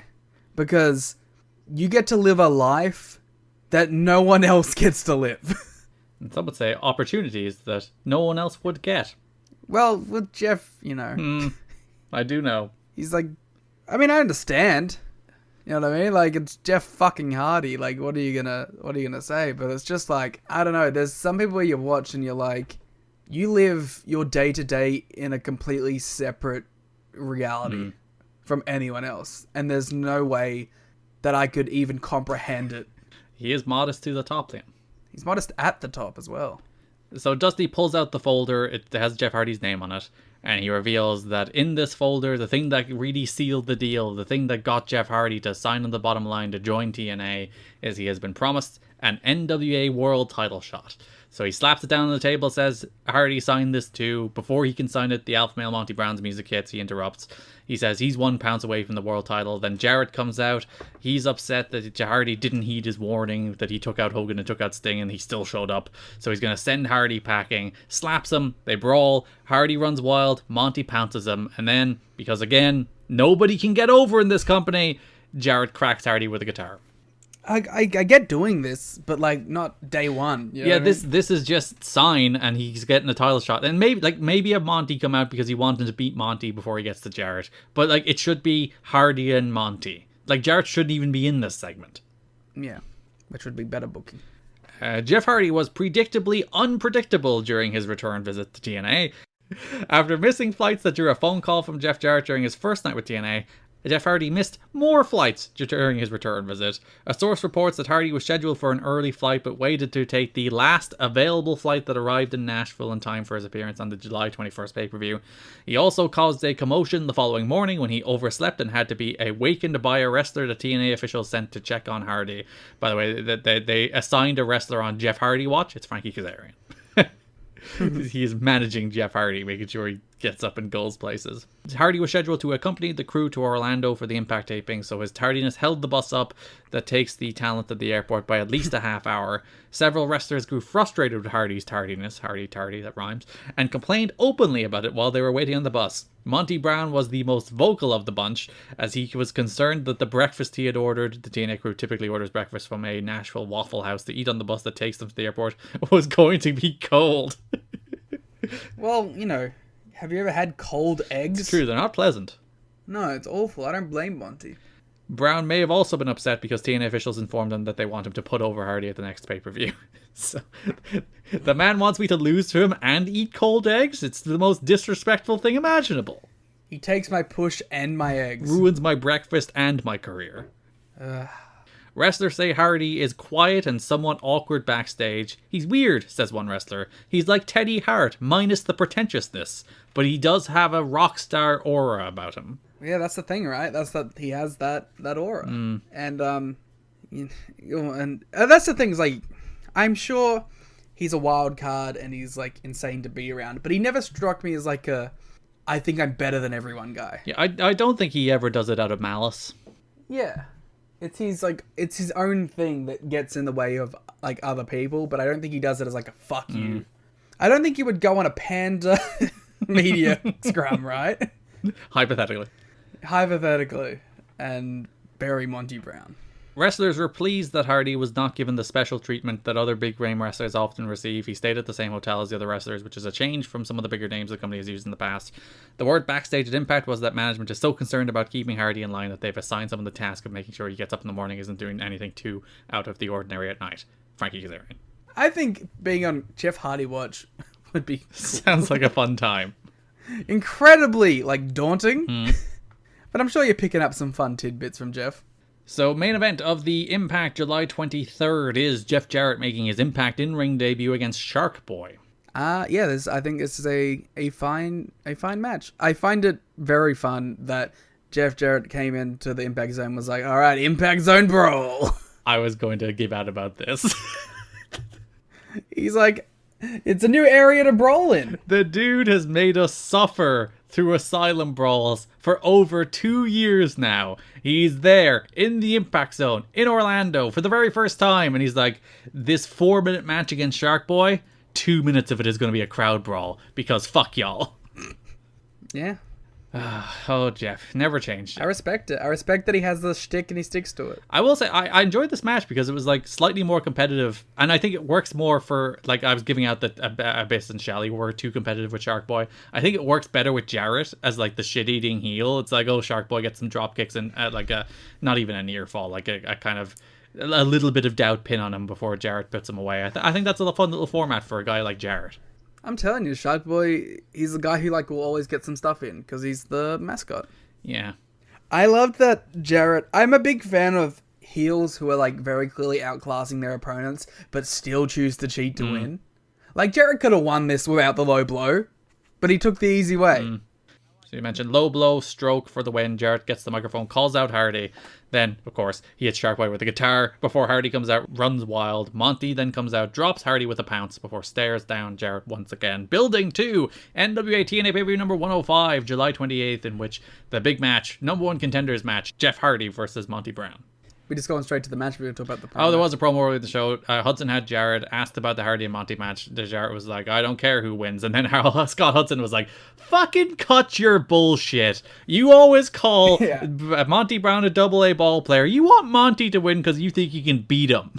Yeah, and that of course goes later on into the Monty promo where Monty's like, yeah, he wants me to win because he's scared of me, which makes no sense. Yeah. Of course, Hudson, the clear voice of reason on this show now, just calling people on their shit. Yeah. We also get the Ron Killings Monty pull apart. Yeah, so there's a couple of Monty promos where he mentions Killings, and this one he's going to beat Hardy, become #1 contender. He calls out Killings specifically, and then they brawl. And again, like, this was the one where Monty was just like batting at Hudson, and he was walking around him, sniffing him, and like hunting him on the interview set. And it's just such a unique charisma, and you can see it already here. It's like, this dude's a star. Like, as you said, there might not even be good promos, but he's so charismatic and different that it's like, star. He's just a star. I like the idea that Ron Killings is like off to the side watching this before he has to do his like run in. And he's just like, what the fuck is this guy doing? He's just staring agape at him, like being like, oh, he said my name. Yeah. Or it's like the classic AEW principle where anybody in a promo that's about to be talked about is literally standing off set immediately there to interrupt. I mean, like, even outside of a kayfabe perspective. Yeah, it's like, what the fuck is this guy doing? Watching him sniff Hudson and like pat his arm. It's just like, huh. Yeah, right? Like, that has to put you in a weird mindset before you're going in to be like super serious character, man. So then Hardy versus Monty. Hardy wins, hits the twist of fate. Jarrett comes out, pulls Monty out of the way of the swanton. Monty misses the pounce. Hardy rolls him up. Hardy and Jarrett brawl. Hardy goes to hit Jarrett with the guitar, but then Monty pounces him. 3LK save. Dusty comes out, declares Hardy the next world champ. And then Russo's like super mad. He's so upset that Dusty has done this. He's whispering in his ear. And then Dusty is real mad about Russo looking sad and being mad about it. Basically, these two are mad at each other for reasons that aren't entirely clear. Yeah, I think Russo is angry that Dusty went above him to give Hardy this shot. But also, he did tell Dusty to like do what it takes. Yeah, go get him. So, I don't know, man. Maybe, like, if you didn't want the title shot to be on the table, tell Dusty. Yeah, also, like, why does Russo care? It's Jeff Hardy. Why are you mad at and he, like, it's not like, you know, he was handed #1 contendership in the end. He earned it. So why is Russo so mad? Well, he's not a top 5 ranked competitor, obviously. He beat the undefeated Monty Brown. In a #1 contenders match. But, you know, maybe Russo never signed off on it. Dusty going into business for himself. Last show of the month, last Impact, Hardy beats Kid Romeo in a squash match on Impact, Swanton. Jarrett beats Lex Lovett in a squash match, Stroke. I don't think any of the Jeff Hardy matches have actually been good. No, the AJ match isn't good, but it's at least novel. I'm also not including that as like part of this run necessarily. Like that was like a prelude. Because like Monty's green, so it's always tough to tell like is Hardy good in a match against Monty. But like even in like a company that has really fun squashes, his squash wasn't fun. Yeah, like Kid Cash on this show has a squash against Mikey Batts where he fucking killed him with a moneymaker. Every other squash on this show was way better. Even the Lex Lovett one. So yeah, he's not looking the sharpest. But you know, he does get there, so... That's true. So on the show we had a lot more Russo and Dusty drama. Dusty was the judge. He was meant to be watching the P.D. Williams Bobby Roode against Gerald Clark Mark Lornoff match. But then he was shouting at Russo at ringside. That's where Russo looked saddest. That's where he did the face and the hands. Then later in the show, backstage, franchise has Russo. Russo's like, Dusty, there's the misunderstanding. Actually, later in the show, Russo comes out to TNA and West, and he's like, stop talking about it. Stop talking about this Dusty stuff. There's nothing there. Before Dusty comes out and confronts him again. I like it. Yeah, so Russo announces that he'll have a number of announcements on the next pay-per-view. He'll talk about the X Division co-champions, which we'll talk about, the tag titles, which we'll talk about, Jeff Hardy, and he'll name a new championship committee. And then Dusty showed up again, shouted at him, and Russo's like, get out of my face. He should talk about ending the weekly pay-per-views. That's what he should talk about, yes, on the first show of August. I'm sure he doesn't. So there is your world title picture. Jarrett versus Hardy is your direction, along with Monty Brown versus Ron Killings. Which sounds good on paper, but we shall see.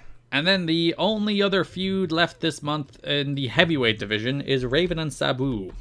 Yeah, I don't think this month was as good as the initial month, but I do like that it spread over onto Impact. Yeah, so these stars are actually on the show, and there's angles on the show and story development on Impact as opposed to just squash matches. So NWA-TNA pay-per-view number 103, July 14th, we had that Abyss and Shelley versus Sabu and Dutt match that ended with Goldie and Shelley walking up the ramp as Sabu was about to put Abyss through a table before the lights went out. And an audio clip of Raven played in the building as the Sheik dummy hung in the old TNA dancer's cage. Then Abyss dropped Sabu with a shock treatment and powerbombed Sabu through a table. So Raven is haunting Sabu. Ooh. Sabu had a squash match on the July 16th Impact. He beat Alistair Ralph, Liam. Alistair Ralph. Everyone's favorite Team Canada member, A1, making his debut. I didn't even know that it was A1. You saw Alistair Ralph and you weren't like, it's A1! No, I was like, yes, the House of Ralph. You're a bad A1 fan. I'm sorry. My favorite part of this was Sabu won with the triple jump moonsault, but A1 kicked out on 3. He's like, I'm a big star. I'm doing that post 3. You can't kick out. Yeah, surprised that was cool. Listen, he's the Team Canada guy. He can get away with whatever he wants. Also, he's big. True.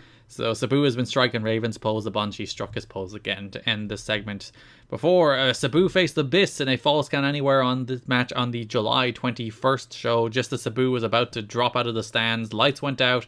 Raven appeared, hanging Sabu from the stands before dropping him onto a table. Didn't break. Raven then, in a moment of panic and calmness, I guess, a bit of both, did an elbow drop out of the stands through the table, allowing Abyss to pin Sabu, and Raven is back, trying to torment Sabu once again.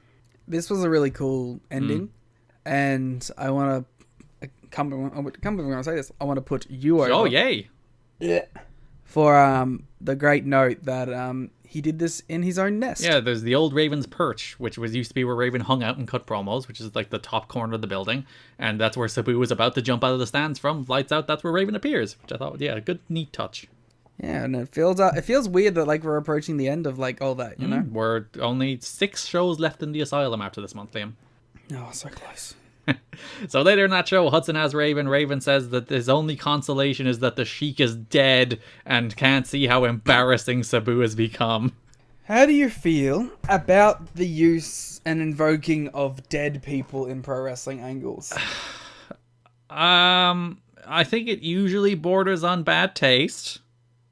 Nearly always. But I also always get the impulse to do it. Yeah. I also think there's a certain level of like, oh, this guy's a fucking worker. He'd love this. You know what I mean? But I also think that's generally used as kind of an excuse to do whatever you want. Yeah, but it's the goddamn Sheik. Yeah. The Sheik is fist pumping. He's hooting and hollering at this. He's very happy up in heaven.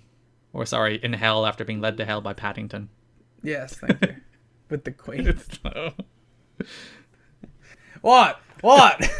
Listen, I wasn't happy about it, but it was there. It's William Regal's fault. Yeah, Regal. So he asked Sabu to make a decision by Impact, which is actually a thing that doesn't happen very often. Like, they actually don't promote either things or angles or matches for Impact very much on the pay-per-views. Not very much, no. It's very much an other way round situation, which I guess makes sense. That's like the much smaller audience is watching the pay-per-views, the bigger audience is watching television, so the bigger audience should push the paid audience. But I find it weird that that this is like the first instance I can think of where they set up an angle on the pay-per-view to directly push to the TV. Well, they do stuff like, we'll find out the answer on Impact. Yeah, which is usually, we'll give you the actual answer on the pay-per-view. Yeah, which we saw. I think at least twice they've got, because the Russo killings decision thing was like, find out on Impact. And on Impact, Larry Z is like, we'll tell you on the pay-per-view. Which is some bullshit. Raven has a squash match. He makes his Impact debut on the July 23rd show, first time. Actually, on the show, full stop, I think. I don't think he's actually been on the show at all. Never mind wrestling on the show. Yeah, I don't think he's even... because that was one of the things I gave out about. So yeah, squash, Raven effect. Raven wins. Sabu comes out after, stares down Raven. Sabu goes to do Raven's pose, but then Raven slaps him, and then Sabu finally snaps, fights back, and they brawl a little. Yeah, I really like Sabu's gear. Oh, his gear always rocks. He's the best. But, like, he's clearly, like, bringing out the good gear because he's in a big feud that he cares about. A lot of two-tone stuff, which I really appreciate. And then last show of the month, Mike Tenay's in the ring. Tenay announces that it will be Sabu versus Raven on the next pay-per-view, and it'll be their one and only match. They insist, one and done. That's what I think. It actually turns out to be the case. Not for reasons you'd expect. Why would you setting it up as if it wasn't then? You made me look a right fool. Garrett, this would be like if you were at a Voices of Wrestling press conference, right? And you were sitting next to Rich Crash. I am fucking sick and tired of working with these kids. Yeah. I'm old, I'm hurt, I'm tired. So today introduces Raven. Raven is dressed as the Sheik. He has Die Sabu on his chest, which is presumably German for the Sabu. Thank you. Raven kicks Tenay out of the ring and talks about how he's waited 16 years for this. Raven calls out Sabu to fight now, but he knows Sabu won't come out, so he's going to burn the Sheik's gear. So he puts that in a trash can, but he's like, this isn't enough. This won't get Sabu out here. I have to murder someone. I like that he's like, oh, I'm going to do something a little unhinged, a little wacky. I'm going to murder someone. Yeah, so he pulls the body bag from under the ring, which turns out Sanjay Dutt's in there. Sanjay takes a hell of a bump into the trash can. Yeah, Raven dumps him in there and starts pouring lighter fluid on him. And he's like, I'm going to set you on fire. My favorite thing is he has this little like lighter stick. I don't know what you call those. You know, the long kind of lighter things. It looked like a big match. But it like had a little flame. I thought it was like a comically large like cartoon match. Yeah, but it turned out it's one of those things where you just pull a little button and the flame comes at the top. But my favorite thing was like he briefly mixed that up for his microphone and the crowd laughed at him.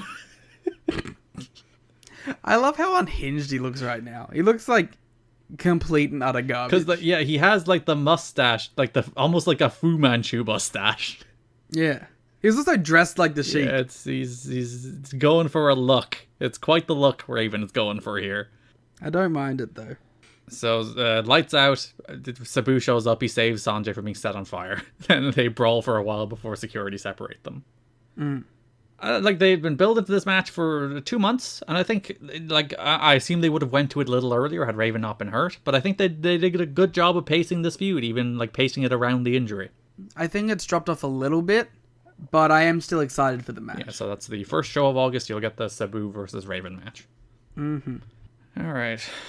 Let us head over to the X Division, which mostly featured a single program all the way through the month, which is rare of TNA. And a program with, like, consistency. These guys are actually on the show all the time? Yeah. And, like, it's not being bogged down with a lot of other stuff. So we have a lot of Michael Shane and Frankie Kazarian matches. Michael Shane and Frankie Kazarian beat Amazing Red and Chris Sabin on the first Impact of the month. Nice little match. Dusty's the judge. Sabin lands a pump kick, followed by a Shane super kick on Sabin for the win. Shane and Shazarian also beat Shark Roy and D-Ray on the first pay-per-view of the month, July 7th. Shane pins D-Ray with a super kick. Following Impact, which was main evented by P.D. Williams versus AJ Styles versus Chris Sabin in a really nice little three-way match. Yeah, I thought that was fun.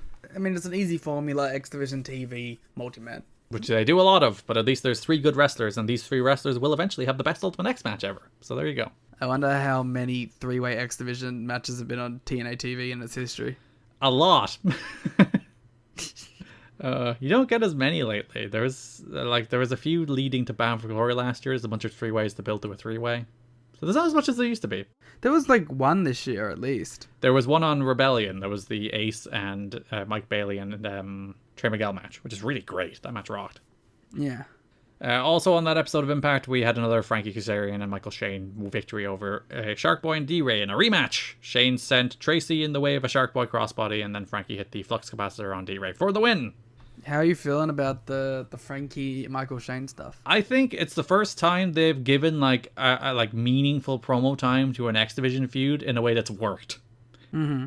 I don't think Shane and Kazarian ever really clicked as characters individually until now. Like Shane was doing the fun stuff with the Shawn Michaels cousin, which was you could laugh at it, but he didn't feel like his own standout character. Whereas now it feels like they're actually fleshing these two out as individual people.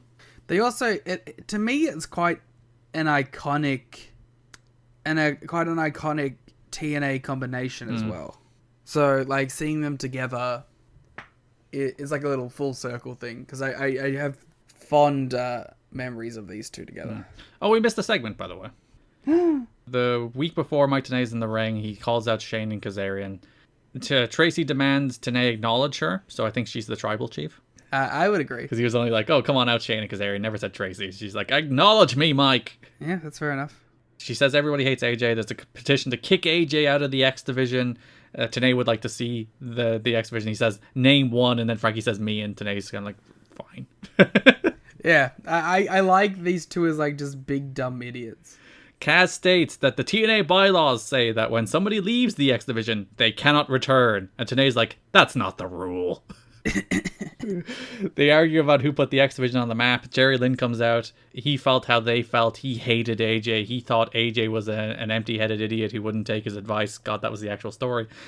Jerry knows for a fact AJ has earned everything he's gotten. Jerry points out that he's beaten both of them and Frankie lost the X title to AJ. Jerry says that Shane and Kazarian are afraid of AJ because they can't beat him. They attack Jerry. AJ makes the save. AJ then says, I'll face you next week. And it will go fine.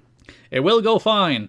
So AJ interrupts the announcers when they're doing their card rundown, the classic thing. He says he'll wrestle either one of them, doesn't care, next week, and then he'll wrestle the other one the week after. Shane interrupts. He's like, I will one-up you. How about you wrestle both of us in the same night? And if either of us beat you, we get a title shot. But if one of us can't beat you, we'll leave the X Division. And it all goes perfect. It does. So that then leads us to NWA-TNA pay-per-view number 103, July 14th, in which the show opens with Michael Shane versus AJ Styles. And it all goes perfect. Yeah, they work a nice little match. AJ's running wild. Shane goes out to the floor. AJ does his classic flip dive to the floor, but he hits his legs off the guardrail, and he sells them, and referees and officials come out, and Jerry Lynn comes out. Russo also comes out. They stop the match. Michael Shane is declared winner. I thought they did a really great job with this finish. Like, AJ, like, he did the dive, and he just smashed his legs off the rail. It's not like he, like, did smoke and mirrors. He just did the thing, and then sold the thing really well. Yeah, I thought it was real for a second. You thought it was a shoot, brother. Yeah. So Michael Shane, by virtue of defeating AJ, has earned himself an X Division title shot. And, AJ's going in hurt to the Frankie match. Yeah, so there was a commotion about whether or not AJ would actually do the match. Jerry Lynn comes out. He says, I'm subbing for AJ. And a thing I absolutely loved, Kaz was like, no. Yeah, that's not what I agreed to. Yeah, he's just like, this is bullshit. If AJ can't compete, I should be awarded a win. AJ comes out, he fights on. Shane and Tracy come out as well. Tracy distracted the ref. Shane hit a super kick, but AJ kicked out. Styles hit Tracy with the Styles Clash. Styles had Kaz in a roll-up, but the ref was checking on Tracy. Styles was then going for the Clash, but Shane clipped his knee, and then Kaz picked up the win. So both Kaz and Shane have pinned AJ, both of them earning X Division title shots. Yeah, I didn't think either of these matches were super blow away, but I did like enjoy the show long story. Yeah, and again, it's just nice to have stories in the X Division, which is like it's always the big knock against the X Division, that it's like, oh, it's great wrestling, but there's no stories. And like, frankly, it's a little bit the opposite this month, where it's like, this isn't a great story, but you know, Shane and Kazarian are good nerds. Styles is the perfect babyface. Jerry Lynn is out here being called Geriatric Lynn by Frankie Kazarian, which is top-notch wordplay, frankly. Frankly. And, like, you have stuff like Styles, you know, he's working this match with an injured knee, and he goes for the springboard moonsault DDT, and his leg gives out, and it's just good wrestling. AJ's good at this stuff. I'm really looking forward to AJ and Alex Shelley. I think it only happens once. Wow! Maybe twice, but they're only quick TV It's like matches. when we did the rundown of how many times AJ and Jeff wrestled, and it was, like, very little. They never had, like, a top pay-per-view match. Yeah, you'll be shocked. Like, Shelley and Joe only have one match, and again, it's only like a 10-minute Impact match. 10-minute UFC/TNA show. Oh, those have been the house shows, yeah. Which we might have. And an 8-minute Impact match. Which we definitely have. And a 6-minute Impact match, and that's it. What's the date of the house show match? 30th of September 2006. We probably have that match, so we'll probably cover that on the Patreon during 06. Which is the longest match they've had ever. Which is probably like 10 minutes, is it? 10 minutes. Yeah. They had a dark match on an Impact coming up. Actually, I think that might air. Aha! I think that's on the episode that we were talking about, that Hurricane episode. I think they pulled that out of the vault for that episode. When was that? Do you have a guesstimate of when that was? I think it was like September. Was it the Best Damn Wrestling event period? No, that's a different show altogether. They do have one 3 at TNA Impact 16. That seems about right, but we'll find out. Which is 7 minutes. But it's probably good, so that explains why it was only 7 minutes probably as well. If it was a dark. So Impact number 7, July 16th, we have America's Most Wanted versus Shazarian, goes to a time limit draw.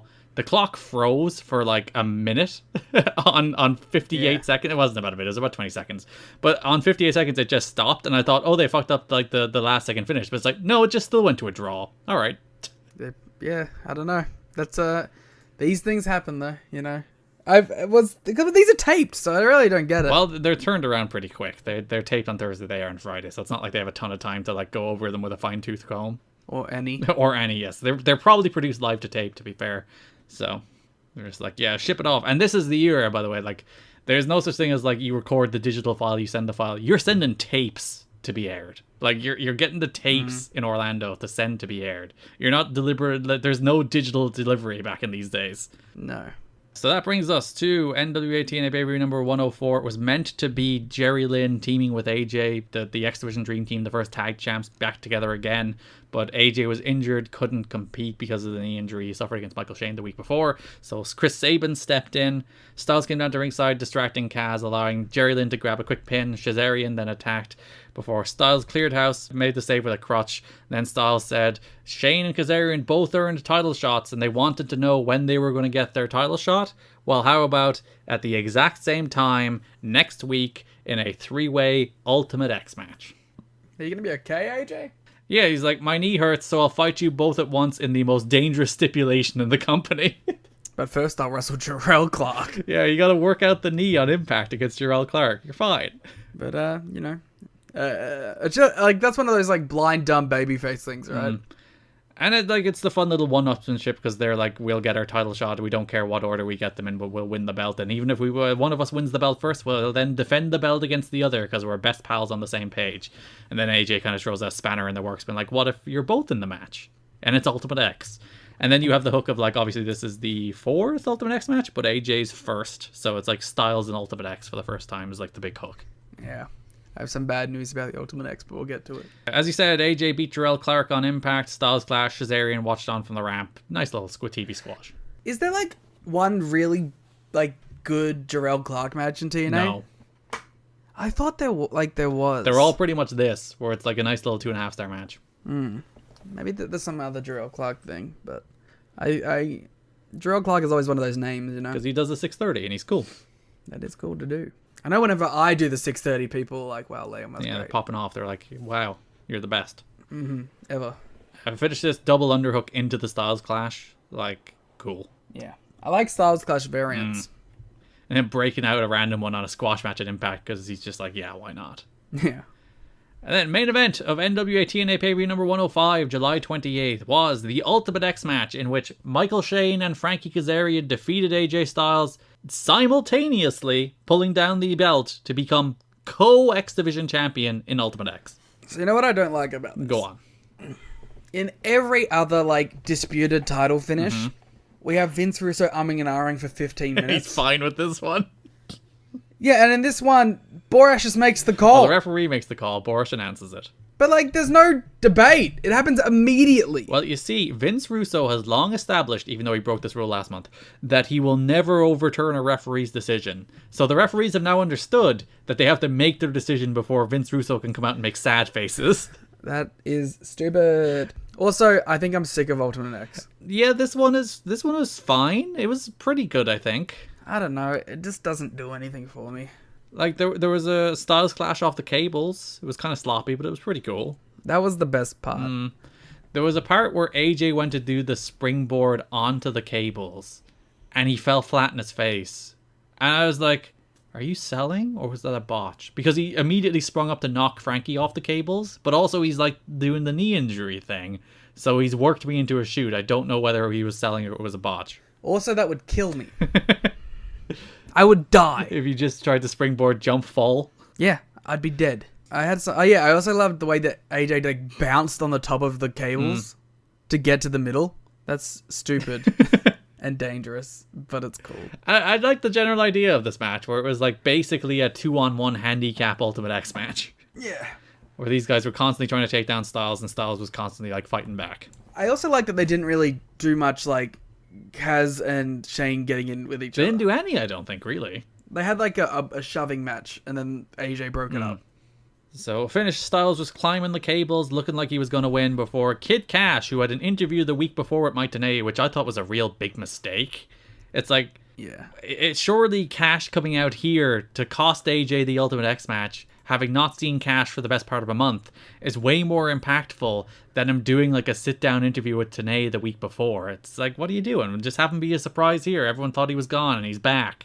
I don't know. Though that interview with TNA did have the line, "We're two freaking ninja juggalos," which you quite enjoyed. That's going in the It's intro. going in the intro. They are two freaking ninja juggalos. Now we are the two freaking ninja juggalos. So that TNA interview was all the same stuff, like AJ special treatment, Cash better than AJ, AJ sucks, AJ and AMW are bad at promos, which is true of AJ and not of AMW. AMW's promos are good. AJ's they're terrible. He's really bad.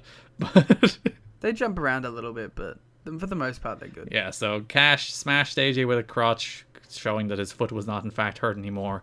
Then Shane and Kazarian climbed the cables from opposite sides, met in the middle, unhooked the belt, dropped to the mat simultaneously, both holding the belts, and the referee declared them co-X Division champion. So Shane and Kazarian, your co-champs, and then Styles and Cash is your feud coming out of that as a non-title thing going forward. I'm into the co-champions though, because again, I have quite fond memories of it.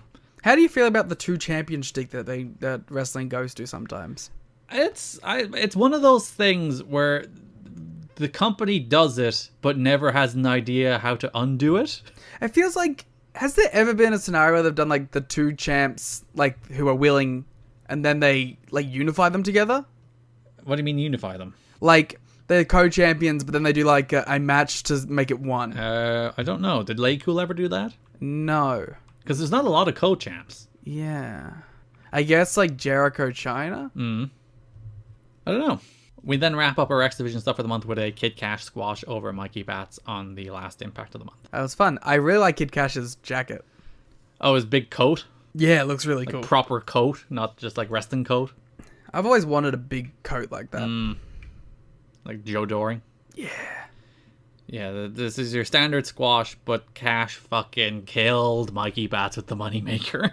He killed him. Yeah, I love Kid Cash, man. That Moneymaker was such, like, that's the classic, oh, that's an extra quarter star on this match, pal. Well done. He slaughtered him. Weirdly, Mikey Bats came out to an instrumental version of Iron Man? That's how I would describe Mikey Bats.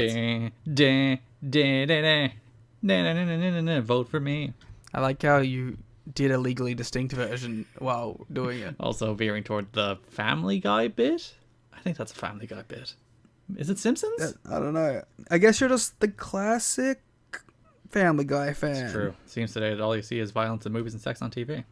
If one thing I know about Garrett, he always goes, top 3 favorite shows. Number 1, Family Guy. Number 2, Parks and Rec. Number 3, Frasier. Speaking of violence on TV, let's move over to the AMW Naturals feud in the tag team division. Please acknowledge the quality of that segue. Yeah. First in battle of the month, D'Lo and AMW defeat Nasawa Miyamoto and Make Inu. Yeah, what the fuck? Cage Match says Make Inu is Masada, which I love Mazada. I don't think that's true. Nah, it doesn't look like Mazada. I think it's David Young under a mask. I was going to say, in that it looks like a white guy.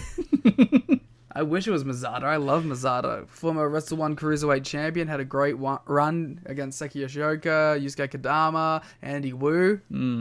So the big story here, AMW won with the death sentence, but the Naturals showed up who had already stolen AMW's gear, have now stolen AMW's tag titles. In both the literal and in the figurative sense. That's true. So that sets us up. A tag team title match on the next show. Hudson as AMW asks if they didn't take the Naturals seriously. The Naturals stealing the tag titles was their breaking point, and they're going to get exactly what they deserve tonight. Which leads us to an NWA World Tag Team title match between the Naturals and America's Most Wanted. Or actually, we gave out about last month, where they did the video package with all the teams. And they listed like 9 teams, most of which weren't even teams, and they left out the Naturals.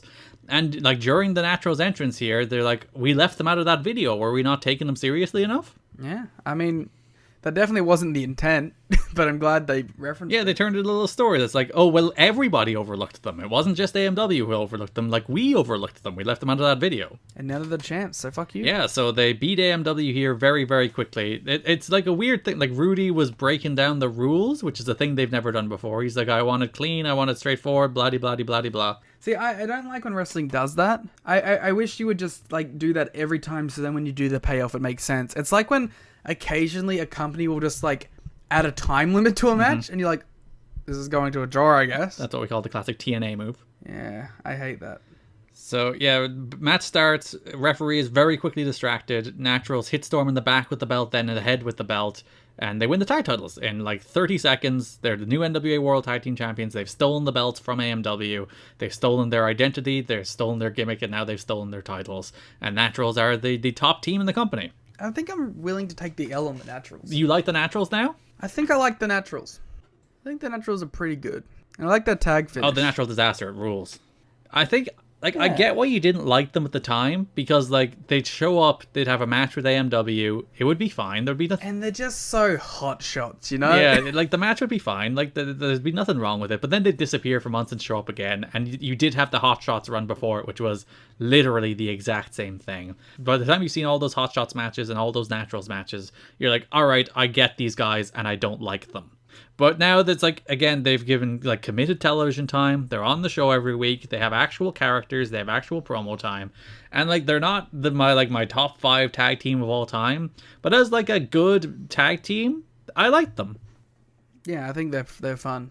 And they get tag team wrestling. Which I guess is a low bar, but not a bar that everyone achieves. So later in the show, Hudson has the Naturals. They're very happy. They talk about how they've gone for the gut checklist, the champs, before Russo comes out and he's like, I have a problem with you guys.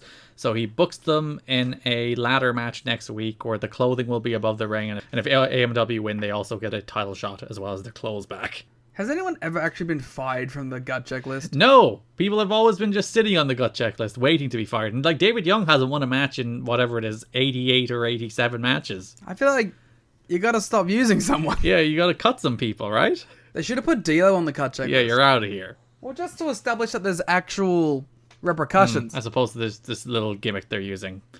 It's just like, we want to indicate that these people are doing badly. So they're on the gut checklist. So they might be cut. But no one is ever cut. Yeah. Maybe we will see that with David Young. So the Naturals will face AMW in a ladder match the following week, which they go to a 10-minute draw with Triple X on TV. The Naturals do the first time limit draw in Impact history. Yeah, but I don't mind it because they've established it. Yeah, so this is episode 6. So they went 6 episodes without doing a draw, which I think is fine. I think AEW did about the same before they did Park and Mox. During this match, they had the ticker, and they accidentally put an extra W in TNAWrestling.com. You would have been furious. I was staring intently. It's like looking for typos in their ticker. You know what? The Impact social media team of 2020 wouldn't have let that go through. Never.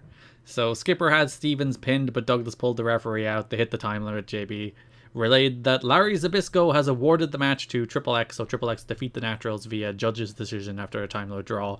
Naturals attacked, AMW saved. I do feel like the Naturals always get fucked. Yeah, the management is against them. Larry Z is against them. Like, Russo makes the match, and then Larry Z chooses against them. It's just that it feels like they get the short end of the stick. Even like the fact that they're wrestling AMW in a ladder match, and then they have to wrestle like the other top contenders on Impact. AMW get the entire show off. It's some It's bullshit. a conspiracy. For sure. So, next show, NWA-TNA pay-per-view number 103, July 14th. Main event of the show is the ladder match for the title shot, as well as AMW's gear, which is the reason it's called a double ladder match for some reason. I thought it should have been 2 ladders. It's just a ladder match. It's just a ladder match. It's not a double ladder match. They should have double the amount of a regular ladder match. Or they should have hung up 2 separate items. Which is what I thought they were going to do. Like, one is the title shot, one is the gear. But no, it's just they're both hung up. Yeah. In fact, AMW, because there is 2 things up there. There's the clipboard for the title shot and the gear, but they're all both hung above each other. Yeah, they should be on 2 separate ones. And AMW only ever actually pulled down the gear. They never pulled down the contract, so... That's all you need, apparently. Before the match, we had an interview. Hudson had AMW. They're taking the Naturals seriously now because those titles mean more to them than anything in the world. And the Naturals are going to learn how hard it is to stay champions tonight. Triple X walk in, say when AMW win the belt, Triple X want the first shot to prove who is best. I think those 2 could have a good ladder match. A good steel cage. There is no precedent for this. Don't talk nonsense. No, I'm sorry. So, double ladder match. AMW defeat the Naturals in a match where these 2 teams killed each other. Yeah. It seems to be like a reoccurring theme in TNA ladder matches where it's like, I don't think it was a great ladder match. I didn't love it. But also these guys just went out there and killed each other. Yeah, it's kind of dull though. Like there was sunset flip power bombs off ladders and like hip tosses off ladders, and like my favorite spot in the match was Andy Douglas was too far away from the hanging things, the gear and the contract, so he tried to jump off the ladder and grab them in midair, but then Harris jumped off the ropes to spear him out of midair and fucking rocked. I think I'm just like ladder match fatigued. You watched like 7,000 of them and you finally had your fill. Yeah. I think I'm everything fatigued besides just regular wrestling. Yeah, just wrestle. Just wrestle. Which is why I'm like, I beg for new matches. You want your painbow. If this was a painbow match. Triple X watched on. Chase pushed Storm off the top of the ladder through a table. Douglas threw powder in the eyes of Harris. Powder is kind of their thing. Powder and chair shots. Harris speared Douglas in midair, allowing the AMW to pull the gear down to get the tag title shot. And Harris said next week they'll take the title shot in their dream match. It will be the first ever 6-sided cage match as 6 Sides of Steel debuts in TNA. Cool. Quite the historical match for Impact. Obviously, we will get sick of it very quickly when they start to do Garrett's weird, fantasized every match in the cage pay-per-views. Why is that my weird fantasize? Because you keep putting it over to me and I say it's dumb. I don't know. I like Lockdown. I don't know. I think it kind of devalues it. It's like Hell in a Cell or TLC. Now, you see, I think cage matches have already reached that stage of being like tables matches, where it's like they're good matches, but they're not like you have to protect it. So you can just do a show of cage matches. Nah. Impact, July 16th. The main event was the AMW against Shazarian match. Again, went to a time limit draw. Dusty made the call, awarded the match to AMW. Naturals run out, Triple X run out, brawl. You also had a Triple X tag on that show too. They beat Miyamoto and Nasawa. No Mazada Yes, though. the Powerplex on Nasawa. Team Canada comes out to confront Triple X after the match. Mm-hmm. To set up the first 6 Sides of Steel match in the history of Impact Wrestling. Again, before the match, another AMW interview. They're going to make history. They're going to win the belts back tonight. Triple X walk in and reinforce. They're 4-1 against AMW, and when AMW beat the Naturals, they are going to face AMW for the titles. And Triple X are also on a bit of a run too, because they not only beat, Team Japan, they also beat Team Mexico on this show. Yeah, they're running through all the X Cup teams. They also got the time limit result against the Naturals, so they have a victory over the Naturals by time limit judge's decision. I don't know. I think it's maybe like a lack of match quality, but Triple X are on a run at the moment. If their matches were good, it would be real good. Yeah. Oh, they also won. We didn't even mention it. There was that 3-way tag on, was it the first show of the month? Yeah. Which was Team Canada versus Triple X versus Amazing Red and Chris Sabin in a match that was a fucking disaster. I don't remember much. It was a match that on paper, you're like, all right, you have Edith Skipper and Christopher Daniels, Petey Williams, Bobby Roode, Amazing Red and Chris Sabin in the ring. You're like, oh, this is actually going to be really good. But they did it like the triple threat rules where 3 guys in the ring are in the ring at all times. That's so stupid. And it was just chaos, and they didn't work it out, and it was just... everything was messy. And for a match with 6 wrestlers who are, many of whom are among my absolute favorites like ever, including Chris Sabin, one of my favorite all-time wrestlers, full stop, match sucked. It was terrible. Yeah. Just one of those matches where guys went out there and nothing landed and everything went wrong and it was just a mess. It happens sometimes. I was thinking during that, like, I would much prefer a Sabin Jerry Lynn team in the tag division. Just as I think there's a lot of people to work with. Which we do get a little of, and Red disappears again. Yeah. So yes, the Naturals defeat America's Most Wanted in the first TNA 6 Sides of Steel match to retain the NWA World Tag Team titles. Listen, this will always sit in the shadow of the AMW against Triple X match, which was a much better match. But I thought this was a pretty darn good cage match. Yeah, like, by any other wrestling standards, it was just okay. But by Wow. NWA-TNA standards, it was like a match of the year candidate. By the low bar this company sets, where they have like 1 4-star match every 3 months, if that might be generous. I was like, wow, you're giving them credit. This 375 match is probably one of the matches of the year. This has been a bad year for TNA belt to belt, all things considered. But like, it's a 3 3/4 star match. I think this match is really good. I still think like the visual, they all bleed a lot.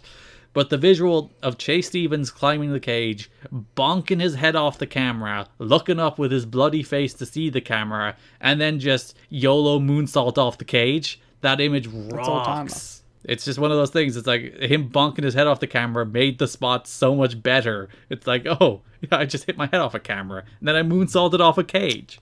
Yeah, but of course one of the most iconic shots in company history too. Yeah. You also had Storm just doing a Steiner screwdriver. Yeah, what the fuck? Which I don't think he ever does again, but he's like, fuck it. This is a cage match. I'm doing a Steiner screwdriver. And it looked good too. Yeah. So, finish, Harris and Stevens got stuck outside the cage. They fell down. Stevens and Harris were about to get back in when Team Canada swarmed the cage, took out Harris. Triple X came out to try and run them off. But then Stevens got back in the ring. The Naturals hit the Natural Disaster, but Storm kicked out. Then they grabbed the chair, hit him twice in the head with the chair, retained the titles. The Naturals, still the NWA World Tag Team Champions. Which I think was kind of a surprise too. Yeah, again, the idea is like the cage match is AMW's match. It's the match they asked for. It's the match they called their dream match, and the Naturals beat them in it. Fair enough, with outside interference from Team Canada, but still, it's an attempt to establish the Naturals by having them beat AMW in their own match. Yeah. One of those, one, read all these notes in Glenn Gilberti's voice, and 2, really sign of the times changing notes. Some wrestlers were chuckling at the Naturals in AMW for walking through their entire cage match prior to the show. However, one wrestler defended both tag teams. They don't know any better, the wrestler said. No one taught them, and there's nowhere for them to learn. Which, again, let's talk about veterans being condescending and talking about young guys learning. And 2, that's the way all wrestling works now. Like, everyone walks through all of their spots. It's also a steel cage. Yeah, you don't want to just go out there and wing it. I like that, you know, the idea of, like, Raven or someone being in the back and being like, oh, you're not listening to Dutch Mantel? I'd like you to go up to Dutch and tell him that you're working through your steel cage match. Like, even by 04, though, I think we were firmly in the every match is planned down to intricate detail territory. Like, it's not the 90s where, like, Savage and DDP were ridiculed for it. Like, 04, the tide had firmly turned in the favor of, like, intricately planning your matches in advance, because for the most part you can have a better match that way, and the only problem you run into is if your match is dying, you might not be flexible enough to change it on the fly. But like, tide had changed by 04. This is even an unfair criticism of these guys in 04. Yeah. God forbid people care. AMW beat Petey Williams and Bobby Roode on the July 28th show. Heart attack. D'Amore pulled the ref. They hit the heart attack. No one had a heart attack. The wrestling move. But D'Amore distracted the ref. Storm super kicked Roode, and Harris got a jackknife pin for the win. Team Canada attacked AMW after the match. Triple X made the save. All of these tag teams are being interwoven. but some of them don't get along. As illustrated, as the Naturals defended the NWA World Tag Team titles against Triple X, D'Amore comes out, distracts Daniels, who was about to go for an Angel's Wings. Then the Naturals hit the Natural Disaster for the win. Then we'd have like the inverse of what happened in the opening segment, where Team Canada attack Triple X, AMW make the save, Storm say they're the best, but then Skipper gets in with Storm. It seems like it's building up to like an 8-man tag, where it's Triple X and AMW against the Naturals and Team Canada, but then Storm and Eagle Skipper, Triple X and AMW start getting into it. They should do 2v2v2v2 like a Wrestle Kingdom opener. This was the match where it's like, none of these matches are that good, and Triple X aren't interesting as baby faces. Yeah, I agree. It's just like, oh. Like, it should, like, the Naturals against Triple X should be a good match. America's Most Wanted versus Team Canada should be a good match. Again, 2 matches that have 8 good wrestlers in them across the board, and the matches just didn't turn out to be particularly interesting. No. And there you go. There's all your tag team stuff for the month. It was okay. I like that there is clearly multiple teams in the division that are getting pushes and stories. And they're making like a real conscious effort to like tell you about that. It's like, oh, we have a loaded tag division. We have AMW, we have the Naturals, we have Triple X, we have, you know, the other Team Mexico, Team Japan, we have all that, and Team Canada. We have all these teams. I do wish they just delivered at a higher level. Yeah, and it's like part of like the Asylum environment is just dead. And they're better. They're better than they were a few months ago, but it's still not great. Yeah. Even though there is like bitter beef between the Asylum and the Impact Zone now. There's a sign in the crowd at one stage that's like, Asylum owns Studio 21. Owned. That'd be known if you've seen the Saban section signs in the crowd. I finally bit the bullet and bought SabanSection.com. Yeah! So if you head to SabanSection.com, you can find our Patreon. Can you get Paparazzi Productions? Let me look into it. Yeah, and on that last Impact, we also had another Team Canada squash. Oh yeah, and Triple X faced Shazarian. DQ, Skipper had Kazarian pin, but everyone runs out. Yeah, we have, just like we ended this month the exact same way we ended last month, Liam. A classic big ass brawl. Hell yes, that's what I love to see. We had Triple X, we had Shazarian, we had AMW, we had Team Canada, we had Styles, we had Cash, all out there, all brawling. So the last 2 things to cover, 2 very exciting feuds to talk about here, Liam. Let's start with the absolute classic that is Pat Kenny feuding with Big Vito. I mean, go ahead, King. We are coming up on like probably by the time this is edited like 3 hours into this show, and we're gonna talk about Pat Kenny and Big Vito. Correction, you're gonna talk about it. NWA-TNA pay-per-view number 102, July 7th, 2004. We had a mixed tag team match in which Big Vito and Trinity defeated Sonny Siaki and Desire. Yeah, it was a match. Men versus men, women versus women, classic mixed tag rules. Vito pushes the ref into the ropes. Vito followed with an Impaler DDT. Kenny then showed up, ran off the heels with an Irish whip, which they called an Irish whip, as in a strap, not the wrestling maneuver. They should have not done that. They should have been like, So NWA-TNA pay-per-view number 103, Vito and Pat Kenny are brawling backstage. I did appreciate they were brawling into rooms we haven't seen in the Asylum before. Yeah, we got some like, which is weird because it feels like we're only just getting it, you know? Yeah, we're leaving and they're like, look at these rooms. There's a whole bathroom we haven't seen before. And they're like a random, I think they brawled into one of the bathrooms and someone was just looking at them and was like, oh, hello? Yeah, there was a kid like washing his hands. Seeing Vito and Pat Kenny brawl up on them. Hey, when you gotta go, you gotta go. Later in that show, Hudson has Pat Kenny. He says jumping him from behind makes Vito extra Italian, which seems super racist. Like, this is a full-on Irish-Italian race war. Why do you hate the Italians? It's because of Italia 90. They knocked us out of Italia 90, and we have not recovered from that since. I know what that is. It's a football tournament. Ah. Is that a football tournament that will stop running because of the Queen? No, it's the World Cup. Oh. Where we got to the knockout stages, and then the Italians knocked us out. Oh. Aren't they, like, historically good at the sport? They're much better than us at the sport. That is true. So, you know what? You can't blame yourself. I can. It was very rude. We were doing the miracle run. Clearly not. No, clearly not. So he wants any match against Vito. Vito jumped him and they brawled before security broke it up. Which brings us to NWA-TNA pay-per-view number 104 as Big Vito defeated Pat Kenny in a Sicilian street fight. Which was the street fight. It was a match that happened. Trinity hit Kenny with a low blow. Vito hit a lifting DDT for the win. Post-match whipping attempt before security came out. Please tell me about your thoughts about this wrestling contest, Liam. It was booked. Do you have a single memory? We did the watch along for this, by the way, so we watched it together. Do you have a single memory of this big Vito Pat Kenny feud? Never mind the match. I have 2 thoughts. Give me them. One, Vito has the worst gear I've ever seen in my life. Isn't he just wearing a singlet? Yeah, but it's a singlet that's like straight up like just above the balls. Okay. Like it's so goddamn tight. It's like Dragon Lee. And 2, they used the trash can. Oh, they did. They did use the trash can a lot. So there you go. Vito won, which brings us to the last show of the month, last pay-per-view of the month anyway, NWA-TNA pay-per-view number 105, July 28th, in which Hudson had the Naturals. They were doing a promo. Afterwards, Pat Kenny comes in with Trinity. He's like holding her hostage. It's very aggressive. Yeah, that was weird.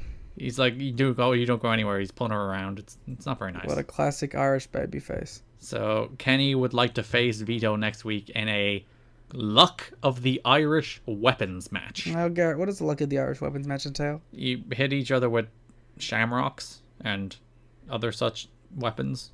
Bowrons, shillelaghs, hurleys. Do you have a shillelagh? I don't have a shillelagh, no. I don't even have a bowron. What the fuck?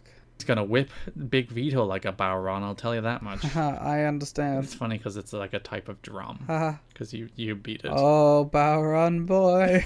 The pipes are calling. Alright, before we lose our mind, the very last thing to talk about on these shows is the big David Young, Mike Posey feud. The one you've been waiting to talk about, Liam. Big DK, Mike Posey. Donkey Kong? DK stands for dropkick. July 7th pay-per-view, you had the Shark Boy and D-Ray losing to Michael Shane and Kazarian. After the match, David Young comes out to shout at Mike Posey. Young slaps him. Posey fires up. Posey runs wild until Swinger and Disco come out.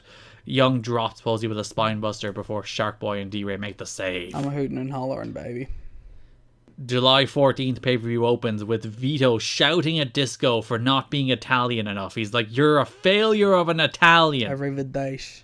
Then Gilberti's like, it's not my fault, it's David Young's fault, he's a horrible loser. And then David Young's like, it's not my fault, it's Mike Posey's fault, he's ruining my life. David Young isn't even Italian. Vito wants none of Young because he's not Italian. That's the story. Vito says Gilberti and Swinger better get their act together or he'll literally kill them. He's like, you will end up in the boot of my car. Maybe he's just gonna drive them somewhere. David Young is shouting at Mike Posey. Gilberti and Swinger join him. Posey gets a broom, clears house. Shark Boy D-Ray make the save. Same pretty much angle as last week. I like that this doesn't touch Impact. No, the David Young is not on Impact. Glenn Gilberti is not on Impact. Swinger should be on Impact. He should be just showing off his pecs, which is basically what he does all month. Of course. Just stands there flexing. So NWA-TNA baby number 104, July 21. Hudson has Young and Swinger. Gilberti's not there. He's in Hawaii. TNA advertising for this match, by the way, knowing he'd be in Hawaii. He has a booking in Hawaii. They were like, he's not going to be able to be there. But we're going to advertise him for this match anyway. Don't worry, I don't think anyone's buying the pay-per-view for that. I was going to say, probably under the assumption that no one will give a fuck if he's not there. And if anything, they might be happier. So David Young, he's gotten to about the referees.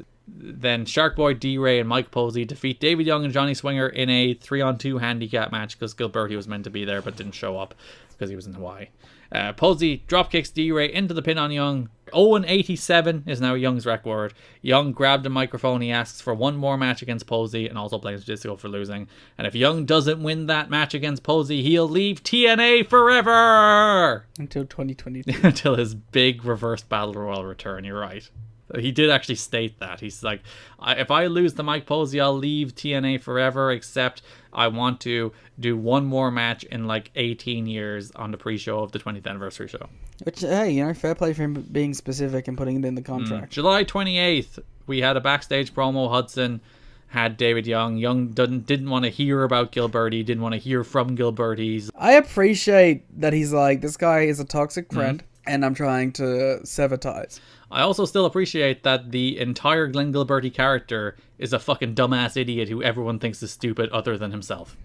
Even David Young Imagine getting owned consistently by David Literally Young. cuts a promo here being like, there is nobody in the world who would make me want to hear about or from the Disco Inferno. Which I agree. Young says he'll get a job in a 7-Eleven if he can't beat the referee. Glenn shows up and he's like, we need to help each other. We're both on the gut checklist. There's a referee conspiracy. They were bundling together there to talk about how they can beat you. Which is probably true. But also, fine. Which brings us to the match we've been building to for like 6 weeks. The match that the world has been waiting for. Mike Posey versus David Young. Posey dropkicked Young into Gilberti on the apron, rolled him up. Liam's given me nothing. He's got nothing left on this show. I am like CM Punk at the moment, at the end of my tether. I'm sick of carrying this company single-handedly. This entire podcast, I put it on my back, working with a bunch of young pricks who don't have a brain in their head. And I'm here by myself talking about Mike Posey and David Young at 3:28 in the morning, 3 hours, 46 minutes into this podcast recording. I'm going to kick the shit out of you and your dog. We're going to fight. Who's your friend that's going to bite me? That's the question. Griffin. So yeah, Posey dropkicked Young into Gilberti on the apron, rolled him up, scored the win. Gilberti pushed Young a bunch. He's mad that he lost, but then Young fought back. Swinger came out, sided with Disco. They beat down Young 2-on-1, and they shoved the gut checklist in his mouth, as that is all the developments of this feud for this month. Is David Young done? No. Thank God. I want to give David Young a proper, goodbye. And I can't do that now. You have about another 2 years of David Young. You're fine. What the fuck? Even though he just lost this, if I lose to a referee, I'll never show up again match. I thought David Young was gone. But he did a babyface turn after, so he's fine. Alright, well, let's give Black Label Pro a little shout out. Oh yeah, he's booked on one of their upcoming shows. Go watch David Young and Black Label Pro. In the Turbo 16. Which I believe that opens the door of a chance of a Shun Skywalker versus David Young match. Do it. Which needs to happen. If they book anything else, I'll be upset. Top 10 wrestler of the year, Shun Skywalker and David Young needs to happen. All right, that's it. July. Do you want to go show by show? No. Read any notes that we didn't read, and that's it. Yeah, patreon.com/kiddingme if there's anything we didn't cover. There's 9 shows. We got the most important stuff. I'm sorry that we didn't talk about... Let's find a match we didn't mention. Fucking... There's because a couple of Monty squashes on Impact we didn't talk. Oh no, there's actually one important one. He faces Antonio Banks in the television debut of MVP. Oh yeah.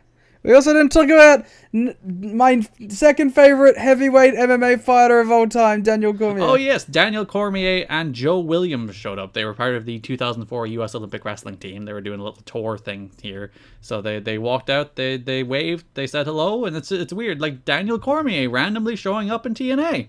One of the best heavyweight fighters of all time. Yeah, TNA announced that it has invited 2 members of the U.S. Olympic Wrestling team to appear on its upcoming Impact program. Daniel Cormier and Joe Williams will be appearing to garner support and publicize the U.S. team before they head to Athens in their quest for gold. Well, Daniel Cormier is a huge wrestling fan too. I'm surprised he's never done any, because he is retired now, right? Yeah, there was talks, WWE specifically, and I believe for a section that they wanted to do like a Lesnar thing, playing off of the MMA fight.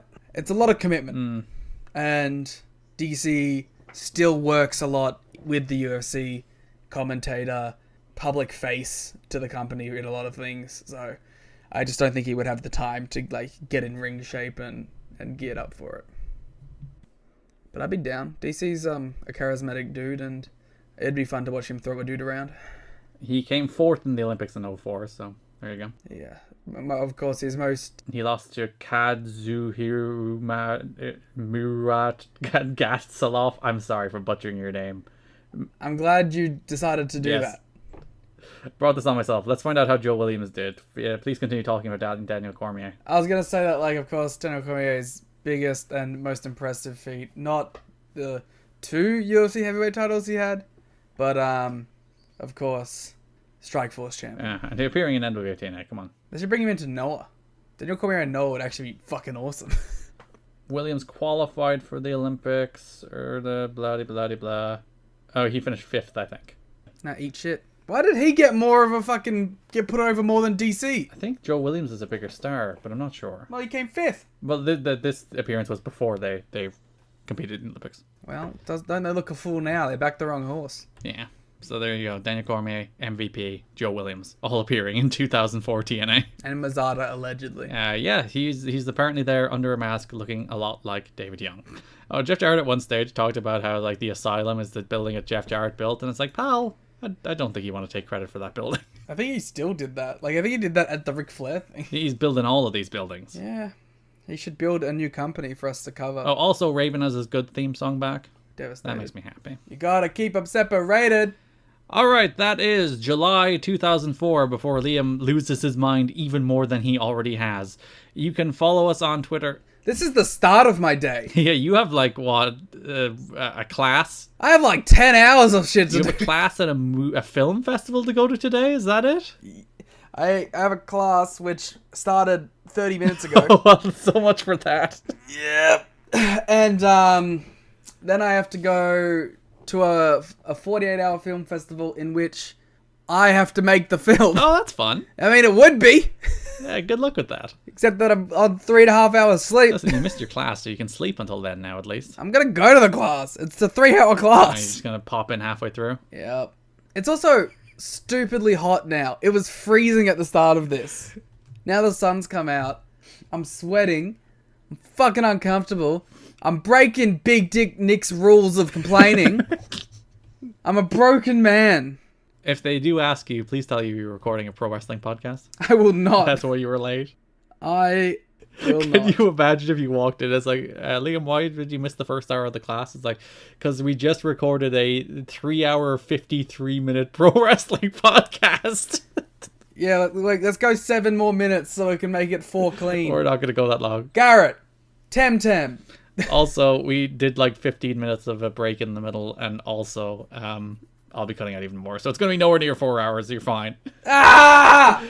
Patreon.com/kiddingme, TNAchat.com, or SabinSection.com. If you'd like to support us more on Patreon, you can get our watch-alongs, which we did for NWA-TNA pay-per-view number 104, which was where you had the first 6 Sides of Steel match between AMW and the Naturals. You can get a watch along of that on Patreon now. You can also get our Ring Ka King series. You can get our Global Force Wrestling series. You can get our Monday Night Wars series. You can get our drafts. You can get our year-in reviews and all other fun stuff. Patreon.com/kiddingme or TNAchat.com.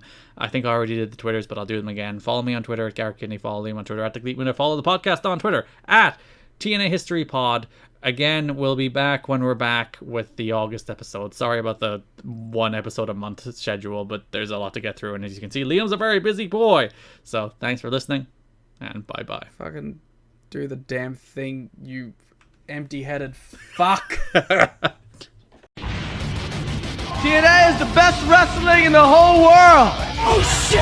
It's Vince Russo! Oh yeah, you can be king of these nuts. You know what I'm saying? You will feel the power. Period.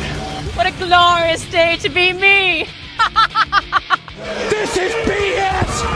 This sucks! I've lost my objectivity and I don't give a damn! Welcome everybody to You've Got to Be Kidding Me, a TNA history podcast where we cover TNA history 1 month at a time. This is episode number 28, where we're talking about August 2004. I'm Garrett Kidney. I'm joined as always by Liam Jones. Liam, hello. Wow, that was a lot of great different cadences on your voice there. Cadences even, not even Candaces. That, Lorray, Raw, let's talk about Raw.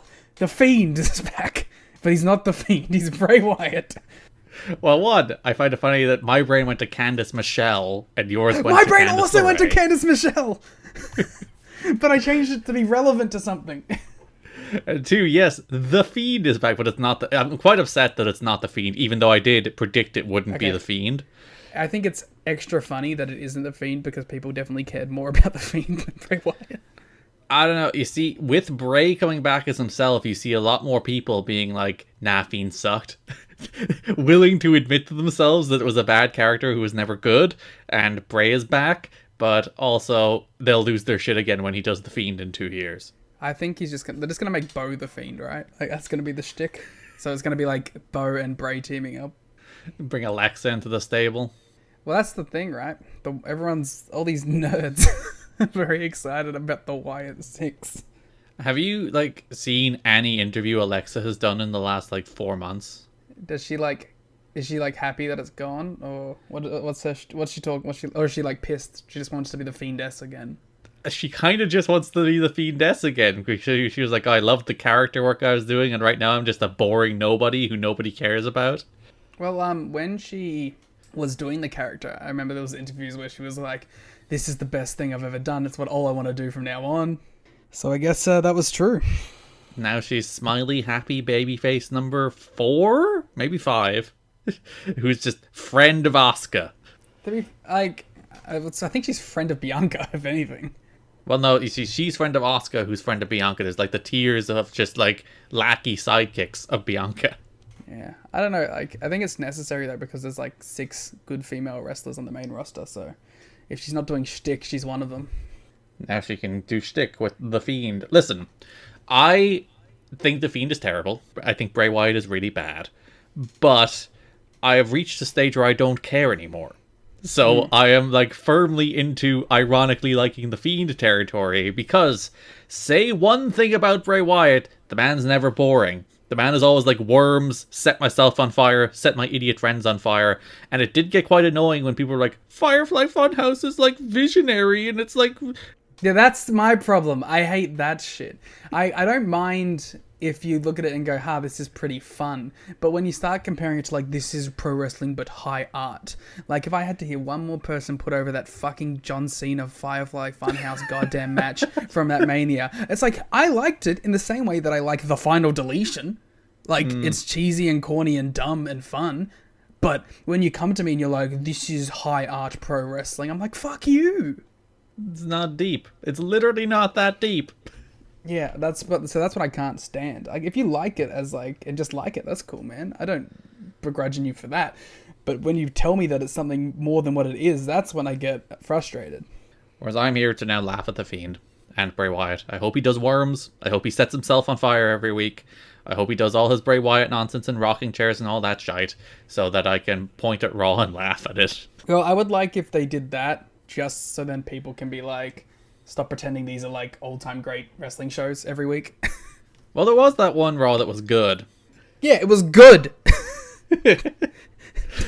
That's the problem, Garrett. I don't mind if you think they're good. My problem is when you think they're amazing shows. My favorite thing is that people are so mad at the idea that the people are enjoying Raw that they've concocted a cage match conspiracy. That they believe that people are juicing the cage match ratings for WWE. It's no, people just liked Raw. And then the next week it was back down to a 6. Oh, look, I guess the conspiracy only lasted 1 episode of Raw. Yeah, those ratings were still high. Say what you want. Those ratings that episode did not deserve 9s and 10s, okay? Wow, you are in the cage match conspiracy sect. I'm not in a conspiracy. I acknowledge that people did it. I just think that people are stupid. Wow, he's just trying to drag Triple H down. Yes, because everyone else is putting him up on a pedestal, and he doesn't deserve to be there. Other than The Fiend, how's your week going? Yeah, what has happened this week? Give me the wrestling highlights from this week, Garrett. We had Bound for Glory. Yeah, the world exploded because they changed the camera. Yeah, you have it facing the crowd instead of facing the stage. New Japan just announced a bunch of titles. Ren Narita is the son of Strong Style now. Oh, did you see the shot of him bleeding on Strong? Yeah, it was awesome. He's the best. He is Shibata. So, the cool thing about Ren Narita is I feel for a lot of people, he was the, one of the bunch where they're Ren, he'll be nice. But, I don't think people, expected him to break out in any big way. But it's looking like he's found a shtick, which is just being Shibata, but he's found a shtick that's going to, land him as an actual guy. Yeah, they have a bunch of good kids. You should bring them all home and push them all. But that's the thing, right? It's New Japan has a problem of having too many people out and too slow of an intake. But because of COVID, they've backlogged a lot of people. So in the next year, there's going to be 6 people coming back, which is what they've desperately needed. And I'm really looking forward to the G1 next year with a bunch of new heavyweights. Yeah, I'm looking forward to it. What else happened in the world of wrestling? Gleat drew over 1,000. Oh yeah, Gleat's doing well. We are the Gleat defense squad against all the haters who just want to shit on Gleat's success. Yeah, Kaito Ishida versus Tetsuya Izuchi may be the best match in company history, and also Kaito, like, I was watching that match, and I was watching in front of this, like, really full Gurken hole, and I was like, oh, man, this is, like, a giant show. This show, like, this, the Elite feels major league because of this. I'm excited for what people can cheer. Me saying that for the last 2 years. Yeah, well, it feels like we're approaching it, at least. It helps that, like, I think 40% of the next New Japan tour is in cheering venues. That's nice. Yeah, so, like, most of the tag leagues are going to have cheering. So, hey, you know, if you want to watch the least interesting New Japan tour... God damn it. Monkey Paw Curse. It's like, I want cheering back. It's like, well, we've got the World Tag League for you. Yeah, maybe it'll be fun because they've got a bunch of new teams and stuff, and they're bringing people in. We had a full Extreme Rules, which had a good opener, and the rest of the show was really boring. I watched the opener and then got very bored and just skipped to Bray Wyatt. Because, like, there was a bunch of... It's the classic, like, there was nothing wrong with Finn and Edge. Like, it wasn't bad, but it was also just very long and not very interesting. No. It's like an NWA-TNA main event. Oh, we'll get to that. At least it was nice that Finn won. It's cool that that young whippersnapper, Finn Balor, got a push. You see, he is reaching the classic over 40s pushed WWE division, so good for him. He's finally gotten there. Bunch of people finished up with Impact. That's fun. Not because they're leaving, but because it's just fun. You know, more free agents hanging around. Impact's got a hell of a roster, though. Like, I am a notorious, like, judger of modern Impact, but I will admit they have a great roster, and they bring in the most interesting outsiders of maybe any other company. Yeah. Like, oh, let's just have 2 weeks of, like, Mascara Dorado coming in and having cool matches. Yeah. Like, all right, cool, fucking sweet. Let's go to Texas and have Hyon come in, who is great and underrated and should be signed by someone. That's like one of the NWA-TNA legacies, isn't it? Which they honestly didn't do enough of in the year we're watching right now, which makes it a little boring. But when you're just willing to be like, if we, when you're willing to be like, we have access to a guy, it's not for very long, but he's good, so let's just do something with him for a little bit. Good. Let me direct you to Big Vito. Oh, who they're God. currently doing that with. Yeah, he's done, though. We've seen the last of Big Vito this month. Psychosis. Who looks jacked. He looks great, by the way. Got the mask back on, too. There's a Psychosis against Jeff Jarrett Impact match. The match isn't very good, but it's like the most WCW worldwide TNA has ever been. Mm-hmm. Yeah, that was fun. I enjoy. The cool thing about Impact is, too, they're like, all right, we have this guy for like 2 weeks. Let's just put him in like a one-on-one with a main eventer. He should win. He should have beaten Jarrett. Challenge for the NWA title. Psychosis versus Jeff Hardy would be really cool. So we are talking about the month that is August 2004. I don't want to talk about this month. Liam, I have a major confession to start with. I am known as a TNA historian. I am known as a guy who's watched every TNA show. This is my first time watching all of these TNA pay-per-views. Wow. How does it feel? They're really boring. I was vindicated and, like, be skipping them. So, take me back to when you did your first TNA watch through. What made you skip these shows? So yeah, it would have been, God, probably over a decade ago that I actually sat down and, like, went through all of the Asylum shows one after another. And, like, 2003, as we talked about, is, like, wacky and stupid. There's just people there every week for 2 weeks. You get Mike Awesome showing up every day. And has some good, like, months in there, too. And Raven's great. Yeah. Impact Hall of Famer Raven, by the way. Yeah, you're welcome. David Young next year. And then you get into 04, and just as the year goes on, it just gets less and less interesting and more boring and more holding pattern-y, and Jarrett gets worse and worse. And I just stopped watching. There was just nothing interesting anymore. And once I cleared like all the X-Cup stuff, which at least I had some wacky intrigue in, then there's just nothing left. What am I going to do? Watch Raven and Todd Sexton on Impact? Actually, no, I've seen the Impacts. I've seen all the Impacts. It's the pay-per-views I haven't seen. This is my first time actually sitting down to watch them all. I've seen bits and pieces on these pay-per-views, but never all of them. I've never sat down to watch it here. I've never sat down to watch the Glenn Gilberti versus David Young final gut check match. I don't remember it, to be honest. I can think of maybe 2 things this month that are good. So, oh no, 3. I thought of a third one. Oh, that's nice. I think that Raven has had a good month. I think that the Goldilocks storyline has been good this month. Classic. And I think that I think I was just gonna say Alex Shelley, who was in the Goldilocks storyline.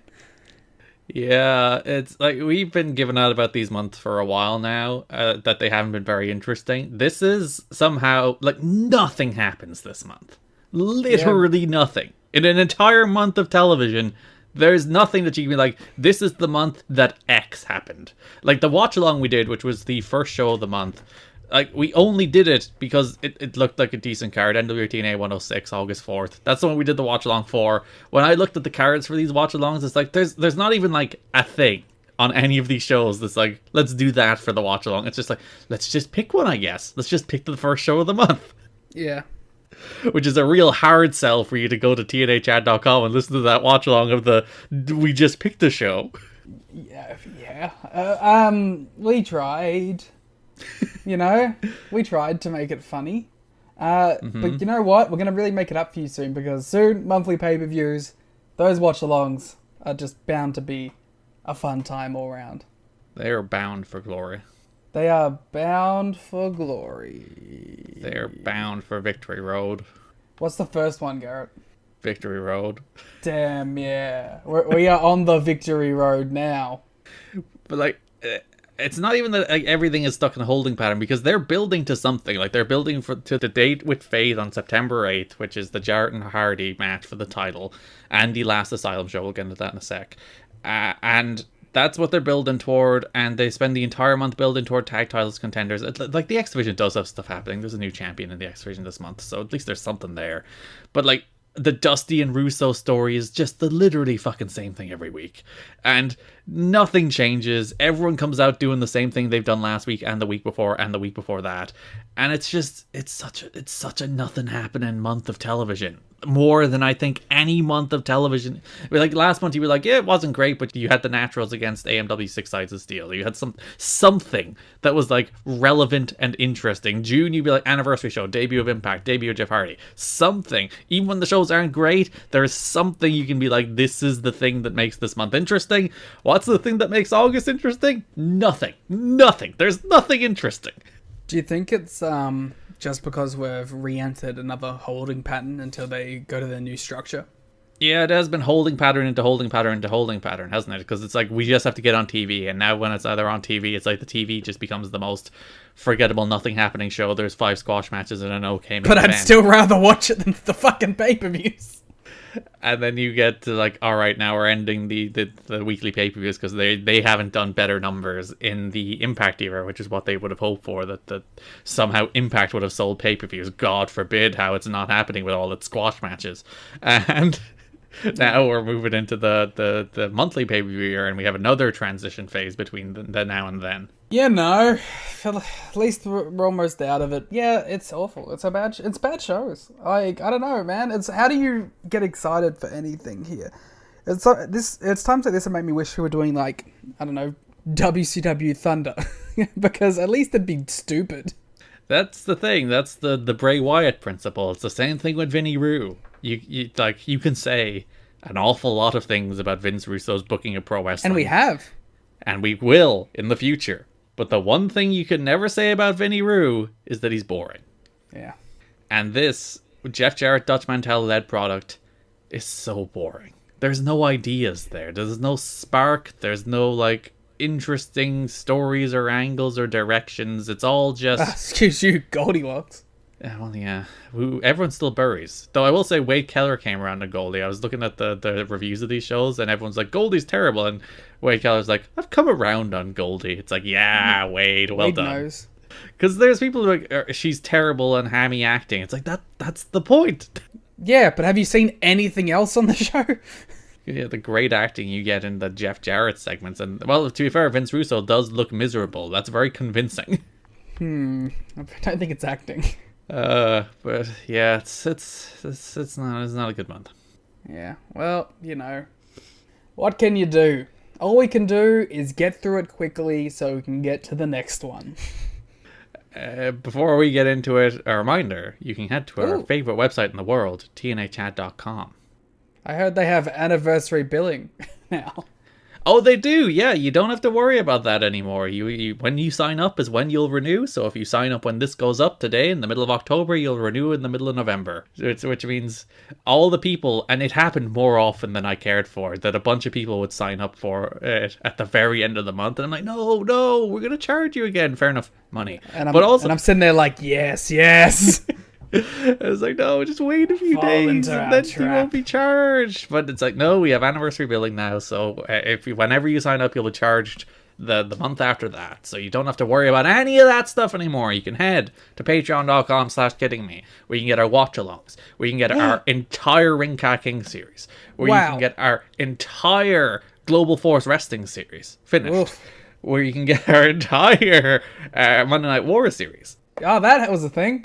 That one was fun. Things were bad. 14 episodes of Ring Cat King, I think 10 episodes of Monday Night Wars, 4 episodes of GFW. Starting next weekend, we'll be starting our Wrestling Society X series. That's some real sicko shit. Which Liam was very excited for. We've also done drafts of the end of year every year. We've done best of end of year awards.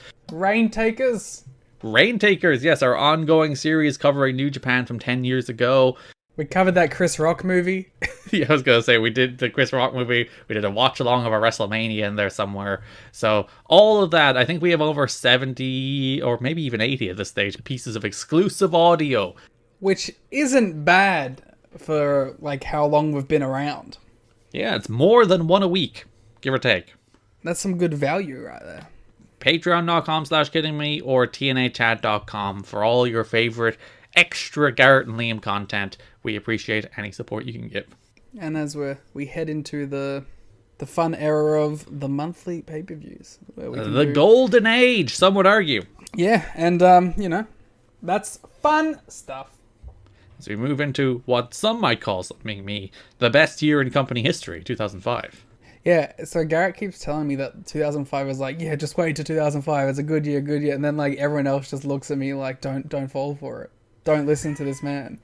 He's leading you astray. So I have like two very different sides as I head into this year. Who is the other side counteracting my siren song? One Rich Crash. No, Rich says it's good. It's just TNA. No, he keeps going, don't believe him. It's the best year in company history. Just that Rich got so mad that Monty didn't win the title that he stopped watching like a giant baby. Yeah, who would stop watching wrestling when they don't do the obvious thing that they should do? Let's get into August 04 with the first story that you will be very, very excited for. Weekly pay-per-views are dead, Liam. I mean, about fucking time. At the start of the month, the word within the cable industry is that TNA officials are strongly considering the idea of abandoning the Wednesday night pay-per-view format. I love the cable industry. I really hope the cable industry has like their own dirt sheets. Where like DirecTV is like, TNA are thinking about going to Sundays as opposed to those weekly Wednesdays, huh? And there's someone who's like got their subscription to Cable Observer, and they're just like, ooh, gotta post these screenshots to Twitter without giving credit. In favor of producing monthly events on Sunday nights. TNA has yet to clear this plan with its distributor In Demand, but that doesn't appear to be a concern. In Demand are like, they're doing no numbers, we don't care. They're like, do whatever you want, man. Among the main motivations behind the move is the feeling that DirecTV officials have given up on the weekly concept. They have, so should TNA, but would be more likely to carry TNA events if they were held monthly in the traditional Sunday night time slot. There are still other issues the company need to work out with In Demand, particularly how much the satellite company is owed because TNA failed to meet its number of weekly buys that were guaranteed in the contract, because they're doing as low as 6,000 a week now. But they think if they move to a monthly pay-per-view at $29, they could potentially make more money than the weeklies do. Then the following week, they officially announced that details of TNA's plans for a major overhaul of their business model continue to become known despite no official announcements. September 8th will be the final live weekly pay-per-view. It's the end of an era. They'll be running best-ofs for the rest of the month. October will be dark, other than Impact, of course, and then November 7th, I believe, was the official date, will be the first monthly pay-per-view, so you'll just have Impacts in October. It's over, Liam. Oh my god, what a show that's going to be. We'll get that done in like 12 seconds. It's the end of an era. They do intend to move toward more competitive matches on Impact after the weekly pay-per-views are over. But yeah, it's the end of the Nashville era. We're coming up on it. The next month will be the end of the Nashville era. I don't know. Rest in piss. What do you want from me? I have no love for this era. You have no nostalgia for the Asylum? You think I'm gonna come here and lament this decision? No, this is the best decision I've ever made. It's not fun. I don't like it. You'll be like pining for Lollipop dancing in her cage. They got rid of that eons ago. I've moved on. You'll be thinking about all your sex memories. I didn't remember. I did have a brief sex memory, as they used the sex theme song in one of the openers for the TV this month. So I was like, oh, been a while since I've heard that. Just to bring back some nostalgia for you. Yeah, I there was a sign that was like, please don't sell out Nashville. And I was like, fuck off. Because this is second week of the month where like the plans leaked officially that like the last Nashville show will be in September. And I feel like the Nashville reactions, which weren't great in the first place, just tanked after that. They were like, you're leaving us. We don't care anymore. Big Full Sail chanting that they want to get the takeovers back. And like, there's still a bunch of rumors about where they'll hold the monthly pay-per-views. I think that Dave has that like they might be considering doing like every few in Nashville, and there's like a big push from Jarrett we'll talk about in a sec where he wants the pay-per-views in Nashville, but they're like, nah, Orlando, we're moving base. Everything's in Orlando now. They talked about doing the house shows, so it's like you could still run some house shows in Nashville. That's the thing that I find interesting is like how their touring schedule like stops. That's what I'm looking forward to seeing, the development of like, because to my understanding it's basically just Florida now, right? Pretty much. So like I feel like maybe that's a misstep. I feel like you could get away with still doing like shows in Nashville that just aren't on TV. But I don't know. Maybe that's just too much effort. In terms of televised events, there's not another televised event outside of Orlando until Bound for Glory 06. So we're in Orlando for a couple of years. They do start doing house shows in 05-06. Well, that makes sense then. But it's going to be an interesting development as we see how the company's schedule changes. If they can double the buy rate for the Sunday show compared to their weekly pay-per-views at the higher price point, they can break even and even make a small profit. With a weekly budget of $100,000 a week for their current pay-per-views, they can cut out $250,000 of that by running in the monthly pay-per-view instead. TNA is also banking on cable companies getting behind more traditional Sunday night format, remembering the glory days of the WCW versus WWF war. TNA will also move out of Nashville entirely, taping Impact for Fox Sports Net on Tuesdays now rather than Thursdays in Orlando, and may even start doing double headers, taping two at once as opposed to taping every week. So that's a big issue for talent, because as it is now, talent usually get about 4 to 10 dates a month from TNA. They get like Impact every week and the pay-per-view every week, and depending how many there are a month, that's how many they get. If they cut away the pay-per-views from 4 to 1, they're losing 3 in paydays. If they're cutting Impacts down from taping 4 times a month to twice a month, that's another 2. So they're suddenly gone from working 8 to 10 times a month to working 3 times a month for TNA, and suddenly talent are making a lot less money from TNA. You know, that sucks, but I don't want to watch these shows, so sorry. I guess like the trade-off here is that like I don't know where the current stance is of TNA controlling their indie bookings, but that needs to be given completely back to the workers at this point. When you're like, suddenly we're not only cutting it, it's not even in half, it's down to a third of the dates we were giving you. Just take your indie dates. We can't tell you not to work Ring of Honor anymore. But also, like, we're not going to take that percentage from your indie dates anymore. I think the company still need that, so that's probably not going to happen. There needs to be some consideration put into place here. It's like, you're going to earn a lot less money, so maybe you have more control of your outside bookings. The reason September 8 is the date with Fate is they were scheduled for a 2-week hiatus after that because of the state fair anyway. So they're like, let's just do that and we're gone. Peace out, suckers. We'll never see you again. It's so funny that they always took the backseat to the state fair. Listen, you can't usurp the Nashville State Fair. It's world famous. They should be running at the Nashville State Fair. I've seen Heels. That was their giant show in the climax of Heels. You would have done your best number. Yeah, they did crazy. They did like 50,000 people in that Heels episode. Wow. Shoot 50,000 for Stephen Amell's wrestling promotion? Yeah, it was brother versus Wild Bill in a ladder match. I haven't watched any of Heels. What the fuck is wrong with you? Heels rocks. Season 2 coming soon. I'm clearly just a hater of Heels. If it was a babyface show, I'd watch it. Nah, but that's the thing. The baby face is a heel and the heels are the baby faces. Wrestling. I hope the hashtag for Heels is hashtag Heels. It should be. Have you... Well, you should have been watching it because they had TNA footage in it. Oh yeah, they do. The rival promotion's TNA. Yeah. They had Abyss taking like barbed wire and they were like, look at this garbage wrestling happening down in Florida. So, speaking of Garrett wrestling in Florida, Jeff Jarrett apparently fought hard to keep some shows in Nashville. Specifically, Jarrett lives in the area and tried to convince Carter to hold monthly pay-per-views, but she's like, nope, we're going to Florida. There is said to be some friction between Carter and Jarrett over this move, but nothing that can't be worked out.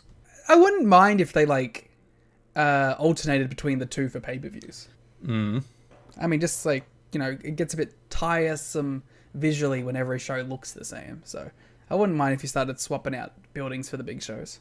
On the flip side, the Asylum's a bad-looking building. I mean, yeah, but if you're running it like once every 2 months, you could probably go for something a bit bigger. This is one to keep our eye on for the rest of TNA history. Observers say that while Jarrett and Dixie have had their share of disagreements in recent weeks, there is no sign that their relationship has fallen apart. Wrestlers said it appears that TNA upper management keep Dixie very well insulated from criticism, and even when Dixie lets them know that she didn't care for one of the shows, she is quickly reminded that she doesn't understand the wrestling business as well as the Jarretts and other officials do. Listen here, toots. Don't give your opinion on our wrestling shows. Let the men do the men business. And like, there surely reaches a stage where she's like, we're giving away tickets for every show, and we're drawing 6,000 pay-per-view buys every week for a tenner. How well do these people know the wrestling business? And Jeff Jarrett hasn't followed me on Twitter yet. And that's the biggest metric. And he might be like, Dixie, I don't know what Twitter is. And she's like... That sounded like my Dixie impression. I see, they're both like, you just go to southern accent for both. And I'm like, I can't quite do like the Dixie. I tried to put an affect on it, but no, sorry. Well, Dixie. I did Jerry. It's way too deep. It's way too deep for Jeff. I can do Jerry, we've learned, at least. Jerry looking good, by the way. Saw him on the Tales from the Territory show. Man's hanging in there, looking well. Oh yeah, and he was on the Ric Flair's Last Match show as well. It's nice to see him. Nice to see Jerry making his face known again. Getting all his credit for NWA-TNA. And for Memphis, apparently. Yeah, but surely Dixie's like, these guys, they don't know wrestling. They're full of shit. Yeah, it's clearly not working, so... You can't blame her for being like, maybe Vince is the one, because it clearly isn't working when it's not Vince. More than one wrestler has countered that claim by pointing out that while Dixie may not have as much experience in the wrestling business as some of her employees do, she is a wrestling fan, and her views on booking isn't that far off from how other fans see the show. So she's bored out of her mind too. Yeah, Dixie was basically the TK if TK didn't have full booking power. Was there ever a time in TNA when Dixie just did have full booking power? I'm curious if what the Dixie Carter shows would look like. Dixie was never a booker. She like influenced decisions, and she probably came in with edicts. I know for a fact she did in 2012 in terms of who should main event that Bound for Glory. It was apparently a Dixie call that, like, she's like, Jeff Hardy's main eventing that show. Well, that seems like a good show. I mean, that seems like a good choice. Maybe Dixie should have been given this book. Well, like, the problem was they were building the Storm and Root thing, and there's like, Jeff Hardy's main eventing this show. But also they already switched to Aries at that stage anyway. So you know, I don't know. I would have liked to have seen the Dixie era. What's Dixie's vision of wrestling? Yeah. What if Dixie's vision of wrestling was just like Dynamite? Dixie, I literally can't imagine Dixie sitting down to write a wrestling show. She's like, and then we'll have Abyss versus Brother Devon. And then... Devon over clean in 10 minutes. I cannot picture that. I cannot picture that woman sitting down even caring the single amount about that. Just formatting the show. Yeah, it's like, all right, we need a vignette for Jeff Hardy. getting really pumped about this Alex Shelley versus Austin Aries match she's booked. It's even funnier if, like, yeah, she's like, all right, we got Roderick Strong in for 3 weeks. Let's put him against Alex Shelley. That'll be a great work rate match. The internet fans will love that one. The sheets will love that one.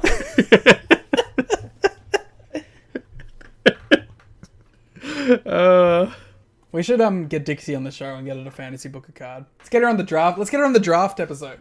They leave like the Jim Cornette books so-and-so year for a company. It's like Dixie Carter books 2012 TNA. Yes. All right, Dixie, outstanding invite. Jeff Jarrett held several talent meetings with various groups of wrestlers prior to the pay-per-view last Wednesday. This is like the third week of the month, to inform them of the company switch from weekly pay-per-views to monthly events. There was a bit of a lag there because it got out in the media before they actually informed talent, which is never ideal. Tell your talent things, for the love of God. But evergreen statement. I know. And many wrestlers are understandably concerned because they will be losing 3 dates per month and maybe 2 more if the company decides to tape Impact on a bi-weekly basis. Then again, not all of them were working every Impact taping, and it wasn't long ago that there were only 4 dates a month. Like, this current setup has only been since June, so the good days didn't last in terms of the paydays they were getting from TNA. Yeah. Listen. I mean, I don't know, I'm into it. Like, I want to know, like, how many of the wrestlers thought this was actually going to be good for the product, though. I'd imagine most of them are the exact same as us, sitting here being like, these shows are stretched too thin. There is not enough content for 8 shows a month, and it's just resulting in some of the most boring, nothing happening TV you'll see in a long old while. And I think a lot of them would be like, it's probably better off if we're running less shows and building to one destination point.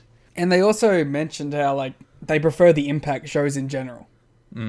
Because, well, part of it is because the crowds are hotter, which may not be the case this month. But yeah, because that crowd has been given nothing for 2 months. So, of course, they're like, all right, I'll just sit here and watch my freaking Jeff Hardy squash match where he does nothing and hits a swanton. Garrett, I have breaking New Japan news. What's your breaking New Japan news? I believe the King of Pro Wrestling title has been destroyed. Oh, no. We may have seen the end of the KOPW. Leave the memories alone. As El Phantasmo jumped on it and it exploded everywhere. That's as good a write-off for a belt as any, I guess. Much like the write-off for the NWA-TNA weekly pay-per-view. We have a Dixie quote here, Liam, if you'd like to read it. Oh, hell yeah!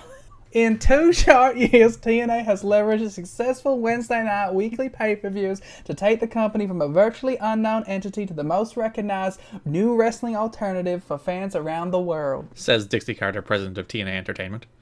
As we continue to grow the company across all platforms and take advantage and respond to the ever-changing cable and satellite marketplace, we strongly believe the move to a monthly pay-per-view event format will be another positive step in establishing ourselves as a serious contender in our industry. Carter added. This change in business strategy has been very well received by our pay-per-view partners. Please follow me on Twitter. So like there's not much there. It's the classics like, oh, the industry is changing and we're changing with it, even though this weekly pay-per-view format never worked and would never work. I think it's also like it's big corporate speak of like, we're doing something which could be perceived as bad, but we're going to frame it as like this great decision that everyone's going to love. Yeah, that's the best natural next step for the company because the first 2 years were so successful and now this is going to become more successful. This is what the 2 years were building toward, of course. Not that the monthly pay-per-view model never really worked. It never got off the ground. They only had a few real hits in the era and now they're trying to move to something else. But, you know, good! For the 20th time that I can say it.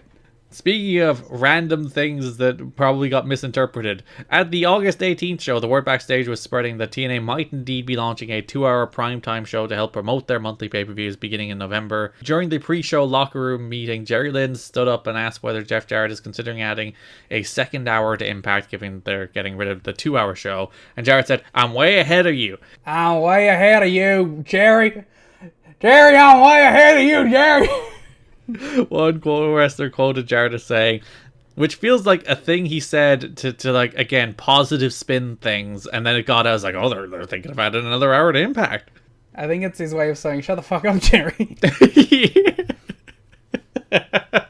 He's like, I don't even want to do this goddamn meeting. So yeah, there you go.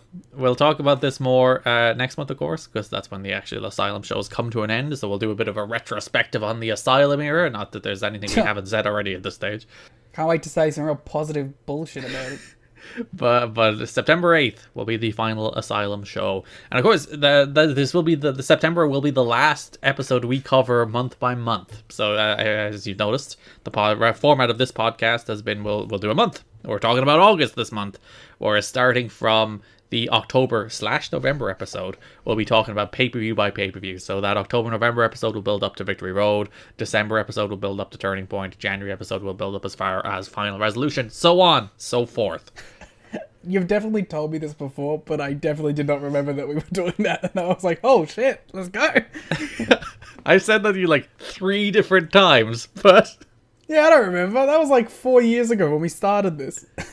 It just makes a lot more sense to cover, instead of doing half a pay-per-view build, a pay-per-view, and half a pay-per-view build, we'll just do the pay-per-view builds. That makes it's a lot cleaner. Yeah, sure. TNA's working agreements are kind of on the rocks, both of them. Whatever working agreement was formed between TNA and Carlos Colon of World Wrestling Council appears to have fizzled out before it even started. Although IWA booker Savio Vega and Dutch Mantell are still not on the best terms, it wouldn't be surprising to see TNA attempt to make a working relationship with Puerto Rico's top promotion. Please say the next line as flat as possible. The business relationship with AAA and Antonio Pena fell apart. Aww. Aww. As noted for months, it has been hanging by a thread, particularly when Armando Quintero had to book minis independently at the last minute for the anniversary show after AAA screwed up. No reason was given for the breakup other than the general impossibility of doing business with Pena and his frequent promises to come to Nashville or Orlando to talk about projects and then not showing up at the very last minute. So, AAA relationship dead in the water. Does there still, like, you still get La Parca? It's not the AAA La Parca because this is the year where it's LA Park and there's a AAA La Parca, but it's the good LA Park. According to Mike Tenay, it's La Park. Yeah, sorry, La Park. Which, like, I had to, like, double check. I was like, wait, what did he say? La Park? He was La Parca. So I guess when he's gotten rid of the A at first, he was just like, it's La Park instead of LA Park. LA Park is so much cooler there. So it is the real deal though, not the fake one. We'll see the fake one in like 2018 TNA. I feel bad for the fake one, because the fake one was also extremely over and good. And you also get Psychosis this month, so you do still get some Mexican wrestlers on the show this month. Hell yeah. Even with the collapse of the relationship with AAA, which does get repaired on and off a number of times throughout TNA history. They were talking about doing a joint pay-per-view in San Diego at some stage, but then he just stopped coming to talk about it. And they were supposed to trade talent back and forth, and TNA was bringing in Pena's guys at good money, while Pena would only bring in Abyss. So there's a lot of problems either side. Someone close to the situation believes Pena did this on purpose, as he didn't want a repeat of the mid-90s where he developed a whole crew of superstars and then they started to get over in the US and he lost the top ones. Even though TNA hadn't used Hector Garza, suddenly Garza decided he could make better money and be paid on time and didn't feel like being under Pena's thumb and quit. Though we'll see more of Hector Garza soon enough in TNA too. Fuck yeah. Speaking of people we'll see more of in TNA soon, and also less of, Brian Spanky Kendrick was backstage at one of TNA's events, and sources believe he will debut in the company maybe as soon as the X Division Gauntlet, which didn't quite work out, but he will be there as soon as a different X Division Gauntlet coming up soon. I don't know. Am I allowed to be excited for this now? No, that would make you anti-Semitic and racist and whatever else Brian Kendrick spewed out in his drug-addled brain. I mean, but like, who's surprised?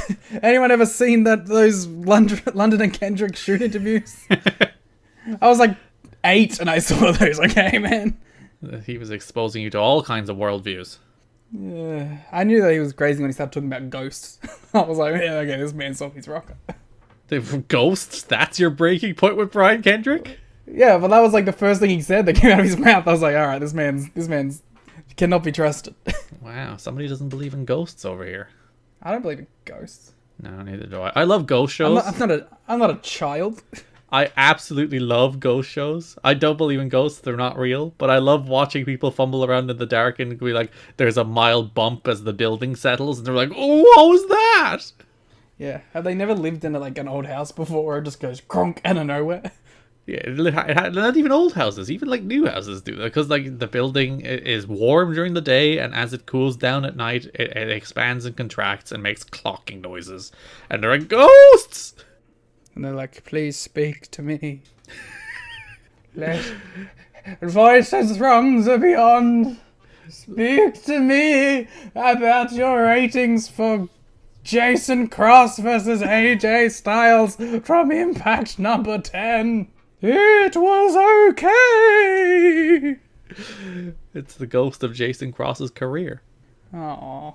Fox Sports is not dictating how much wrestling TNA should air each week. Basically, they don't care. There is some speculation that network executives have instructed TNA officials to limit the amount of talking and out-of-ring angles that take place in the show, but one industry source says that's not the case. They're paying for that time slot, so they can do whatever they want with it, within reason. They should do a live sex celebration. It did great numbers for the WWE. I like how there's a lot of speculation as what do Fox Sports want out of this? How are they feeling? It's like, money clears, we happy. I think most of the time the networks are just like, yeah, whatever, man. Don't tank your ratings completely and we're fine. And in this case, they don't even need to do that. They're like, yeah, just clear the check, baby. Yeah. And there is some instances in TNA history where they're like, stop hitting women. Stop it. We don't like it. Oh yeah, get them out of those cages. But no, there's an incident in 2007 where Tracy Brooks gets hit with a guitar, and for the longest time, it's like men can no longer touch women on this television show. Well, fucking maybe that's good. They really fucking default to that. And it gets the most over thing on every show because wrestling fans are terrible. Yeah, Jerry Lynn hits Tracy with an air raid crash, and the crowd go absolutely wild at one stage this month. Yeah. Here's a wacky alternate feature that might have happened. Mike the Miz, the reality star that WWE recently contacted, was one of the names Johnny Fairplay suggested as an opponent for his reality television challenge that never came to fruition. Mike the Miz could have been an independent TV darling. Imagine a Johnny Fairplay versus the Miz match in 2004 TNA. But just imagine the Miz with sheet credibility. What a weird alternate reality. I don't think he'd have sheet credibility even if he did the match, Liam. What if he stood in TNA for 6 years and it was AJ Styles, Samoa Joe, Kurt Angle, The Miz, TNA legends? No. I refuse to accept this alternate reality. I'm going to will this alternate reality into existence. I'm going to use every ounce of brain power and grey matter that I own to make this a reality. Oh, Brian Kendrick's over here. Oh, no. Vince Russo is no longer an active member on the TNA creative team and hasn't been for some time now. And apparently, that's a negative. Jeff Jarrett and Dutch Mantell are handling the bulk of booking duties, although Jerry Jarrett is a regular voice in his son's ear. Russo is still with the company as a talent and produces backstage vignettes, but he is no longer involved in the creative writing process. I hate to give Vince Russo any credit, but, these shows have sucked. But also, I want to do the Fortnite L on the head dance at every Vince Russo foible. So, fuck you, but I miss you. I'm glad things are looking down for you, but I do wish you were in charge. I'm happy for your lack of success, but I also wish that you had success. Listen, there is the middle ground where he chips in and has some nice ideas, and the show gets more interesting.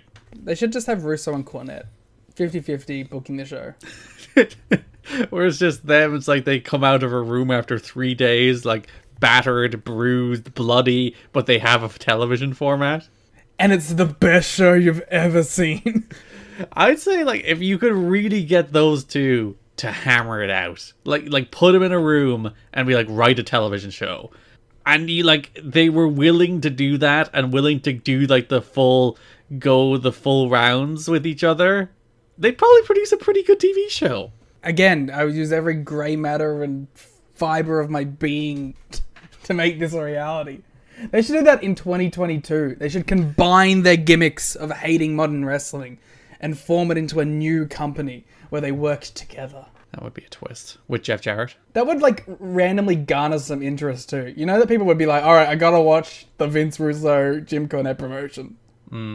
Freddie Prinze Jr. should bring them both in. The creative team's answer to anyone who has asked why there are so many squash matches on Impact is that they feel it's best to get over the characters.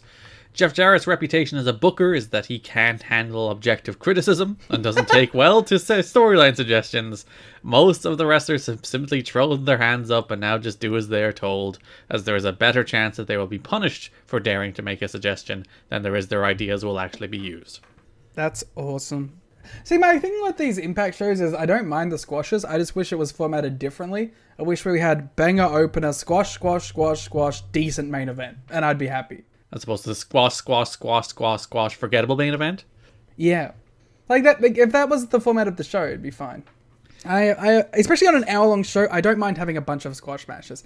It is hilarious to watch like a 44-minute show, and then I go to the sheets and it lists like 7 matches, and you're like, how the fuck do you fit all that in?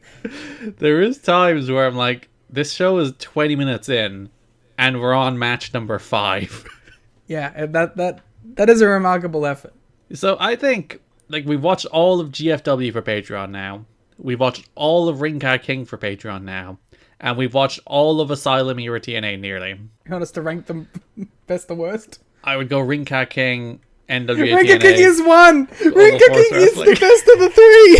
It is. It's the most interesting of the 3. If it had, like, the wrestlers of NWA-TNA, like, that would be the twist. But, like, Jarrett's pro wrestling creative instincts. Like, we've watched pretty much all of his directly influenced products. How are you feeling about Jeff Jarrett as a wrestling creative? Because I'll start with a hot take. He stinks. He's not good. I don't... Oof. I think there's a good skeleton there. Right? I think there's a good skeleton for a pro wrestling mind there. I just think that there's no meat on it. He needs an ideas guy. Yeah, he needs someone to add that flavor to it. It's like he can boil the chicken, all right? But there's no one there throwing spice in. There's no he needs a spice guy. Yeah. And Dutch isn't a spice guy. Arguably, in a crazy thing that we've worked out, both Russo and Jerry are good spice guys for him. Because I think the Jerry months were good. It's just him by himself. It's sustenance. It is a wrestling show that exists. You get some protein out of it, but you probably enjoy it the first time you have it. But when you have it twice a week, every week, month after month after month, you eventually get sick of the boiled chicken. It's true. You really got the most out of that cooking metaphor there. Yeah, I know, right? But yeah, I don't know. I think he's good. He got a good base for things, but he needs someone to add that flair to it. Woo. When it's just him, it's nothing. It's just nothing. You cannot feel strong emotions about his vision of pro wrestling. It is very simple. It's very by the numbers, and in some ways not in a bad way at times. But then, as you said, just when you keep watching that, it's like you're just begging, give me a good match, give me a good angle, give me a good promo, give me anything from these shows. And Garrett, if you don't want food that's by the numbers, you can go to hellofresh.com/VOW to get 16 weeks free. Let me check. Are we actually doing an ad read this week? Unfortunately, we do not have a HelloFresh ad this week. No. HelloFresh could have that one for free. Yeah, I don't even know if it is 16 meals free. I guessed. There's some sort of great discount. Russo wrote to the Wrestling Observer because Dave is constantly skeptical that Russo is actually gone. Every week he's like, when you said that, I thought you said Roosh. And I was like, holy shit. Roosh wrote into the Wrestling Observer about NWA-TNA? Yeah, he's giving his review. He's like, I love that Psychosis guy. I'm going to fuck up that LA Park guy in a few years. Vince Russo sent us a letter, the Us Being Wrestling Observer, saying he's been off creative for the past 3-4 weeks. The company had portrayed him as being off creative for much longer. He said until that time, he used to go back to Tennessee after the Florida tapings and stay with Jarrett and Dutch on Fridays, but hasn't done it in a while. He asked Jarrett to take him off creative. He said it's true, he did do the D'Lo Brown bit a few weeks ago. Wow, Garrett. Your favourite segment of the year was a Vince Russo joint. To be fair, it was meant to set up a heel turn. You know that those vignettes you've been seeing, Eric, that have like that boo music with a dude appearing? There's no fucking way that's D'Lo. That's a heel D'Lo. Fuck you. There's no way. That's like show. That's like show Tanaka. That never goes anywhere, but yeah, those vignettes have been airing. We haven't mentioned them, but they're weird. Like, he's in a blue room wearing this fancy gear with like dance music. I assumed it was some European for sure. Nah, that was meant to be D'Lo. That's so funny. But the crux of this message to Dave is that his heart's not in it anymore. He just doesn't care. He lost his smile. Well, no, he's trying to become a minister, so he doesn't give a shit about wrestling. Tell me a lie that you won't go. No more yesterdays. And if you watch him on the show, you see he doesn't care. You see it. You see it in the man's eyes, and also his mopey facial expressions. That's the character. The thing about it is, they now have like an on-screen replacement for him too. Like, just write him off, send him home. Well, that's ultimately what they're doing. That's where the Dusty and Russo stuff goes. It's toward the demise of Vinny Roo. Oh, Dusty could be the spice. The Dusty book. Oh, what a good idea. Maybe Dixie will do that. See? I knew it. I put it out there, and you fucking just out of park, you know? Out of LA Park. It is now August, and there is no end in sight. Please to the vote for us in the TV Voices of Wrestling End of Year Podcast Awards. Stalemate. Nobody knows exactly what has kept the deal from being put back together, but the cost is coming roughly 18 to 25% a week. I think that's probably the thing that pushed TNA into being like, let's just go monthly, because I think DirecTV will be more interested, and they hate these weekly pay-per-views. There's been a lot of heat on Frank Romano in the office for his inability to get the deal done, as even if DirecTV offers less favorable terms, TNA needs DirecTV far more than DirecTV needs TNA. Wow. Deep. And the last note for the month is a pretty exciting one. David Sahadi, a former TV producer with WWE, has joined TNA. He was tight with Jeff Jarrett when both were in WWE. Jeff Jarrett is very high in his work, as were many inside WWE, so expect TNA production values to go up considerably in terms of produced features and videos. The show looking good? Now, fair play to JB for a dude with no experience, for a dude who like literally just opened Premiere on his laptop and started producing all the videos. Yeah. It's been pretty good. It hasn't been awful. And he runs NXT now, so fucking man did well. So yeah, the JV production era is serviceable, got the job done. But you will notice a stark improvement in the quality of video on these shows with the arrival of David Sahadi. Do we know what show that happens on? You'll see it more in the next couple of months. Like, you will watch the Victory Road opening video and be like, fuck. Okay, I'm looking forward to this. Because this is around the time they start bringing in Barry Scott as well, the famous TNA deep voice guy. TNA Wrestling, cross the line. And that just, like, he is as indelible part of TNA as Mike Tenay and Don West and Jeremy Borash and all these, like foundational parts. Barry Scott is right there with all of them. Shoutouts to Deadlock, you know? Like, I don't know if it's the same guy, but they had we need a deep voice guy to go, welcome everybody. And every time it goes off, I'm like, yeah, I'm like fist pump in the air. Well, Liam, if you had listened to our entire 20th anniversary episode, you'll remember John mentioned hoping he could get Barry to do that, but Barry passed away. I did remember that. That's why I didn't say it was the guy, even though that would have been a better story. Go listen to all those things on YouTube, by the way. Those things are very good, and all the individual ones are up. You know, all the individual segments from our 20th anniversary episode are up on YouTube, where you can listen to the full episode in the podcast feed. Evergreen content. If you skipped over it thinking this isn't a regular episode of the show, you should go back and listen to it. It was a good episode. That brings us to broad topics. We'll start with everyone's favorite storyline, Vince Russo and Dusty Rhodes, which is undeniably the main event program in this company at the moment. Yeah.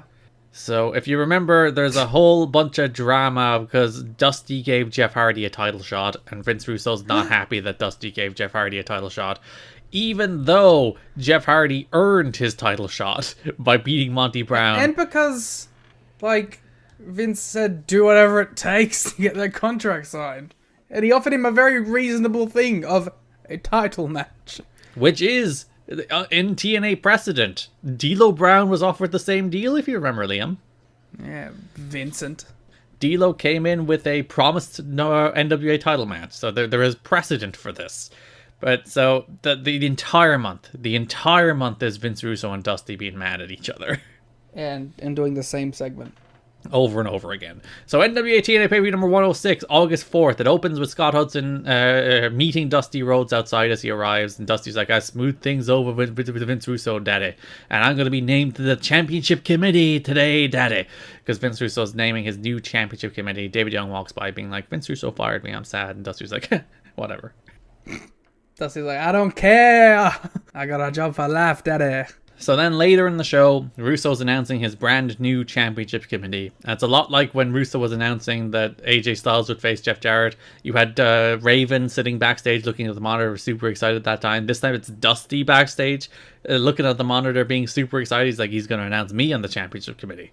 He's hanging out with AMW. They're just boys hanging out, ready for the announcement. Mm-hmm. Russo's doing his freaking same old. It's like, I'm a changed man. I have inner peace. I'm doing the right thing. I'm not going anywhere. Crowd boos. So he names his championship committee, which is Larry Zbyszko, Harley Race, and Dusty's like, it's going to be me. And then he names Terry Funk as the third man, who is actually never seen in TNA. He's on the championship committee. He's never seen. That's fine. I hope they were paying him just to use his name. Dusty's real mad. He comes out. He's like, I delivered Jeff Hardy to you. Why are you still mad at me? And Russo's like, you shouldn't have given him a title shot. Even though, again, he earned the title shot. He beat Monty Brown. He earned the title shot. Well, he got the title shot before that. Like, he was promised the title shot, and then he had to defend the title shot against Monty. Yeah, but he still earned it. Yeah, like, it was... Vince is mad on principle, not on what happened. So they're talking forever. So, of course, what happens when two people have been talking forever? Jeff Jarrett appears. Mm-hmm. Jarrett's like, look at you, Dusty, you're on the outside looking in. This is very funny because Jarrett's trying to look into the eyes of Dusty while cutting this promo. But Dusty is pacing back and forth up and down the ring doing a giant strut. And you can tell Jarrett's a little frustrated because he has to like match Dusty stride for stride to continue to look in his eyes. It's good stuff. Yeah, if I remember correctly, Jarrett just looked pissed off in this promo entirely. Like, Dusty would cut him off, and he's like, shut up, man, let me speak. So Dusty starts strutting, Jarrett tries to cut his promo, they get into it, Hardy runs out. Dusty goes to hit Jarrett with a guitar, Monty pounces him, Truth comes out to make the save as Truth and Hardy stand tall. Woohoo. There's going to be so many more of these segments. A little Jeff Hardy note. Jeff Hardy surprised several co-workers by showing up early for both the pay-per-view and Impact tapings. And also, by all accounts, he's not only fitting in with TNA wrestlers now, but he's telling people he's really enjoying participating in the wrestling business again, and that TNA management is giving him more incentive to build around him. Whereas early shows, there was concerns about his commitment. He's hanging out with Kaz. He's like, Kaz is the coolest. I love being here. The current 2022 X Division champion is a good influence. NWA-TNA pay-per-view number 107. We open with a 3 live crew match against Team Canada, where Team Canada won with a hockey stick, but then Dusty came out, told the referee what happened, who restarted the match. Conan rolled through in a crossbody, giving them the win to make them number one contenders of the tag titles, by the way. We'll talk about that in the tag section. Russo, though, was once again mad that Dusty has involved himself in the decision-making process, even though he has no authority here. Which I was also mad about. I was like, what the fuck, man? You have no authority here. How come you get to make this decision? And you did it to make the 3 Live Crew win? Fuck you. That is the biggest travesty here, making 3 Live Crew number one contenders with the tag titles. Instead of a cool Divine and Young match. So later in that show, Mike Tenay makes the official announcement that the September 8th will be the date with Faith, as Jeff Jarrett and Jeff Hardy will face for the NWA World Heavyweight Championship. That's the new big match they're building to. It's the same like format as Jarrett Raven, where they announced the match pretty much 6 weeks in advance. For this one, 5 weeks. So they're building to the big September 8th Jarrett and Hardy match. Cool.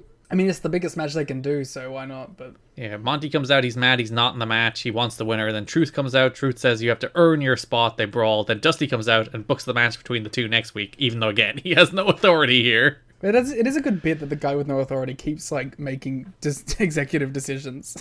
Well, when the other guy who's supposed to have authority keeps making mopey faces, whereas Dusty's just like, you wrestle. It's like, oh yeah, he is the better leader here, isn't he? Yeah, but I can't just walk into someone's workplace and start making decisions for them. Yeah, but Vince Russo will be like, bro, I don't know what to do. The two guys, they keep fighting, bro, and I don't know how to settle this. I don't know how to get them to stop. I'm putting my face in my hands, bro. I'm looking all sad. Now he has Larry Z and Terry Funk to make that decision for him. Later in that show, Franchise had Russo and asking him about Dusty making all these decisions. He says there will always be a place for Dusty Rhodes in TNA so long as Vince Russo is there. Jarrett interrupts. Russo says, why would he listen to Jarrett? Jarrett points out that he's been trying to do things the right way, but then everything's been going bad for you and you have no friends. Styles interrupts and says, no, I'm Vince Russo's friend, and then Jarrett and AJ brawl into the building. Monty comes out, AJ drop kicks them both, Monty bounces AJ, Killings makes the save, Monty and Jarrett get the better of them before Hardy makes the actual save. The most upsetting part of this is AJ Styles being in the general vicinity of the main event scene. Because when he's X Division champ, he escapes the Jarrett verse. Yeah, it's weird because he's still in an X Division feud this month. He's feuding with Kid Cash, but yeah, he's in the orbit, which is upsetting. He's in the orbit of Planet Jarrett.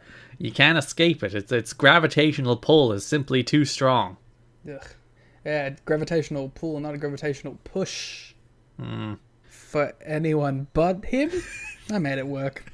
Impact number 11, August 13. Dusty comes out, he interrupts the card rundown. He knows that D'Amore... Oh, because Vince Russo has banned D'Amore from interfering from now on. He's not only banned from interfering, he's banned from ringside. Whereas Dusty's like, I know he'll interfere. Yeah, I'm just going to beat him up if he does. Yeah, and good old-fashioned fist fight. He's just... I like that. It's just... He's going to still interfere. Vince Russo's a dumbass idiot for not thinking he will. So I'm just going to show up and fight him when he does. Well, actually, Vince is in the right, because if he does interfere, then he has legal obligation and he can fire him. And then, but Dusty ruins that by getting into a fist fight with him and then making them liable. So technically, Vince was one step ahead and Dusty ruined it. He can countersuit for assault. Yeah, so once again, Dusty fucking everything up. Petey Williams versus Chris Sabin for the X title on August 18th. D'Amore tried to interfere on Petey's behalf, but then Dusty ran him off. Sabin hit the cradle shot, but the ref was distracted by the Dusty and D'Amore brawling. Rude ran in, Northern lariated Sabin, Canadian Destroyer. D'Amore tries to cheap shot Dusty, but then accidentally hits Petey. 3LK dragged D'Amore to the ring. D'Amore and Dusty face off for a second, but D'Amore bails. Then Russo shows up and gives out to Dusty once again.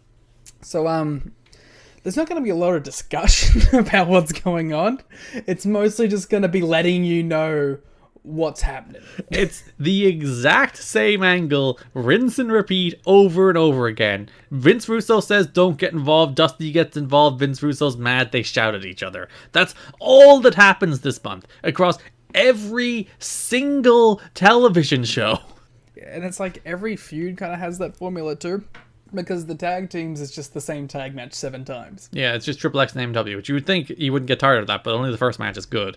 And it's just nothing is happening in this company. It's just the same segments every week. Not a lot of in-depth discussion going to come from this podcast this month, or not even like fun rambling us yelling about things either. Like it's just going to be finding out what happened. There is nothing to say about it.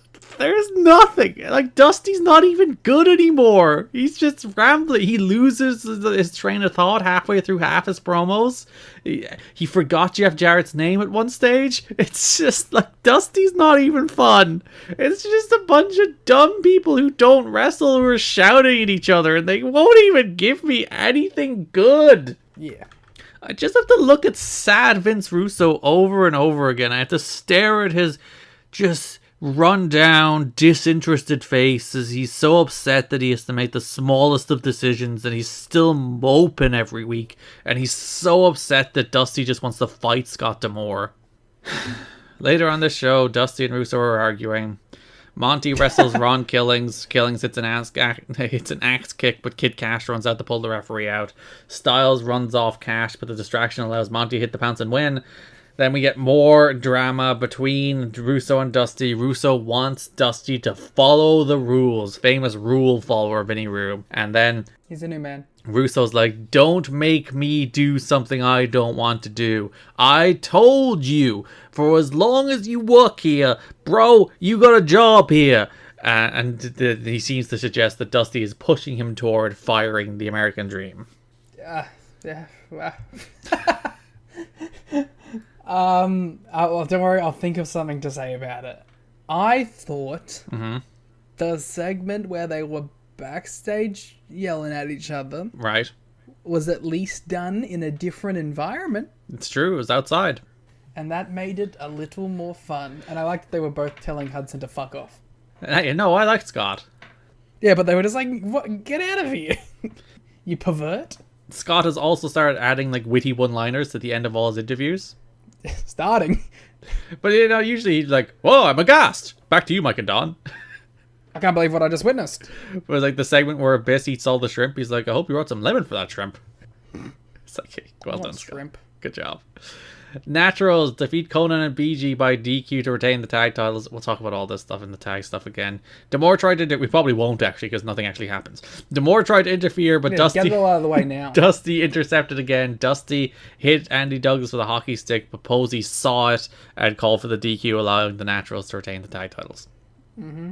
So Impact number 12, August 20th, we open with Petey Williams versus Eddie Villa. Actually, we don't open, that was middle of the show. Canadian Destroyer for the win. D'Amore comes out, Dusty confronts him, Team Canada attack D'Amore, Trail K makes the save. I literally just did like the Naito half fall asleep. Franchise has Russo. He wants to know what Russo's going to do about Dusty. Russo's like, I need to cool off, bro. I'll do something on Wednesday. Scott D'Amore runs up. He's mad. He wants to know what he's going to do. Russo's like, you're out of line, pal. Everyone on this show is like, I'll work it out on the next one. Don't worry. Everyone's kicking it down the line. Jeff Hammond, by the way, who we haven't even mentioned yet, and he's been on the show for 2 months.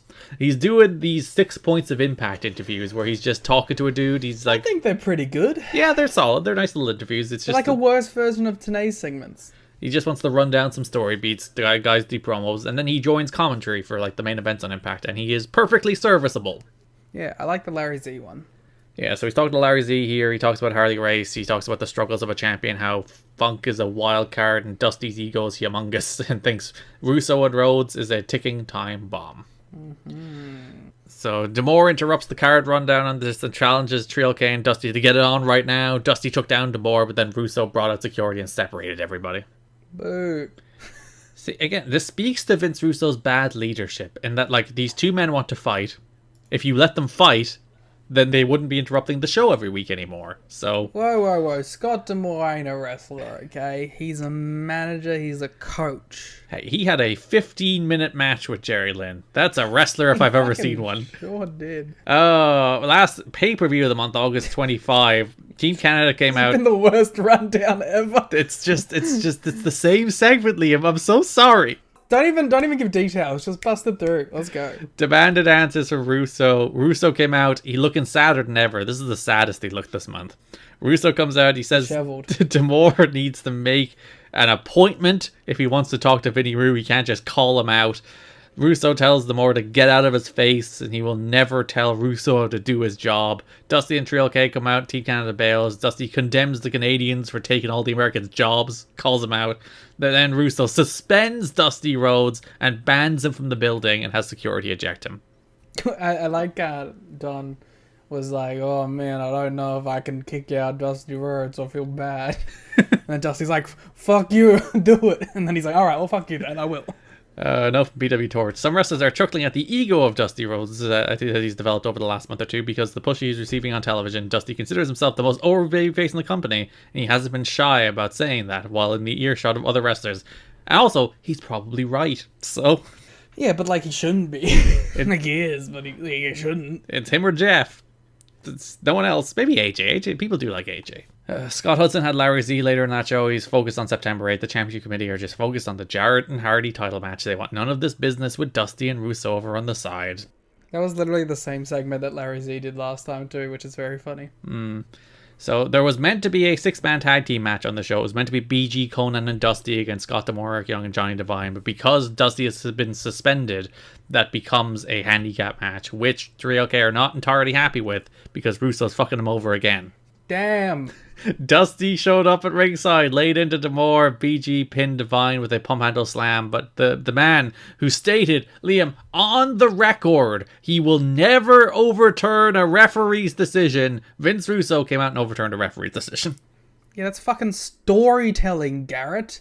Because they're doing the will he turn to be a bad guy again? He's going back on his word. I'm sorry that you couldn't pick up the nuances of this wrestling storyline in the NWA-TNA. He already went back at his word when he overturned the Killings decision. Yeah, but that time it wasn't a part of a storyline. This one is. Okay.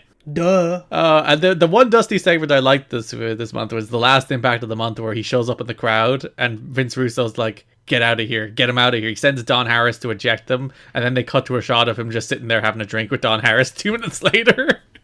Yeah, it was like a red drink. Drinking some kind of punch. I was very confused as to what he was drinking. I will say, though, Dusty did the whole I have a ticket thing. You didn't need a ticket to get in the Impact Zone. Well, he had one. There was no tickets. It was not a ticketed system. You stood in line. Well, he bought a ticket to go to the front of the line. Brought his own ticket. That's even funnier. I have a ticket. You don't need one. Team Canada defeated what was honestly my favorite job team on Impact so far. Ron Steele, Bruce Steele, Mikey Batts, and Jarrell Clark. When they were coming out and it said the Steele Brothers, I was like, yes. Because they all came out together. This is the time. It was the highlight of Impact this month to see all those 4 men make their entrance. So D'Amore shouted at Dusty. Dusty said he had a ticket. Dusty got stuck into Team Canada before security separated them. Russo had Dusty ejected before Petey Williams pinned Jarrell Clark with a Canadian Destroyer.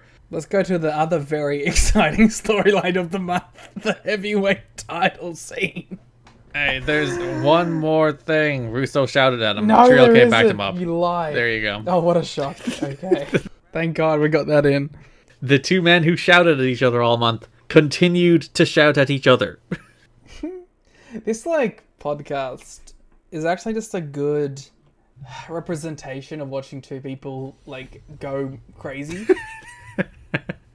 You're watching the deterioration of 2 people throughout this entire show. We started off with such gusto. Mm-hmm. And we were, an hour and 15 minutes in, and it's pure unhinged chaos already. Because we had to talk about what actually happened on these shows, which is nothing. Nothing happened. You know what it is? You know what energy we're in right now? Mm-hmm. 4th hour of recording. Yeah, and we're only an hour and a half into the actual recording. Oh. But this is how we are during our last hour normally.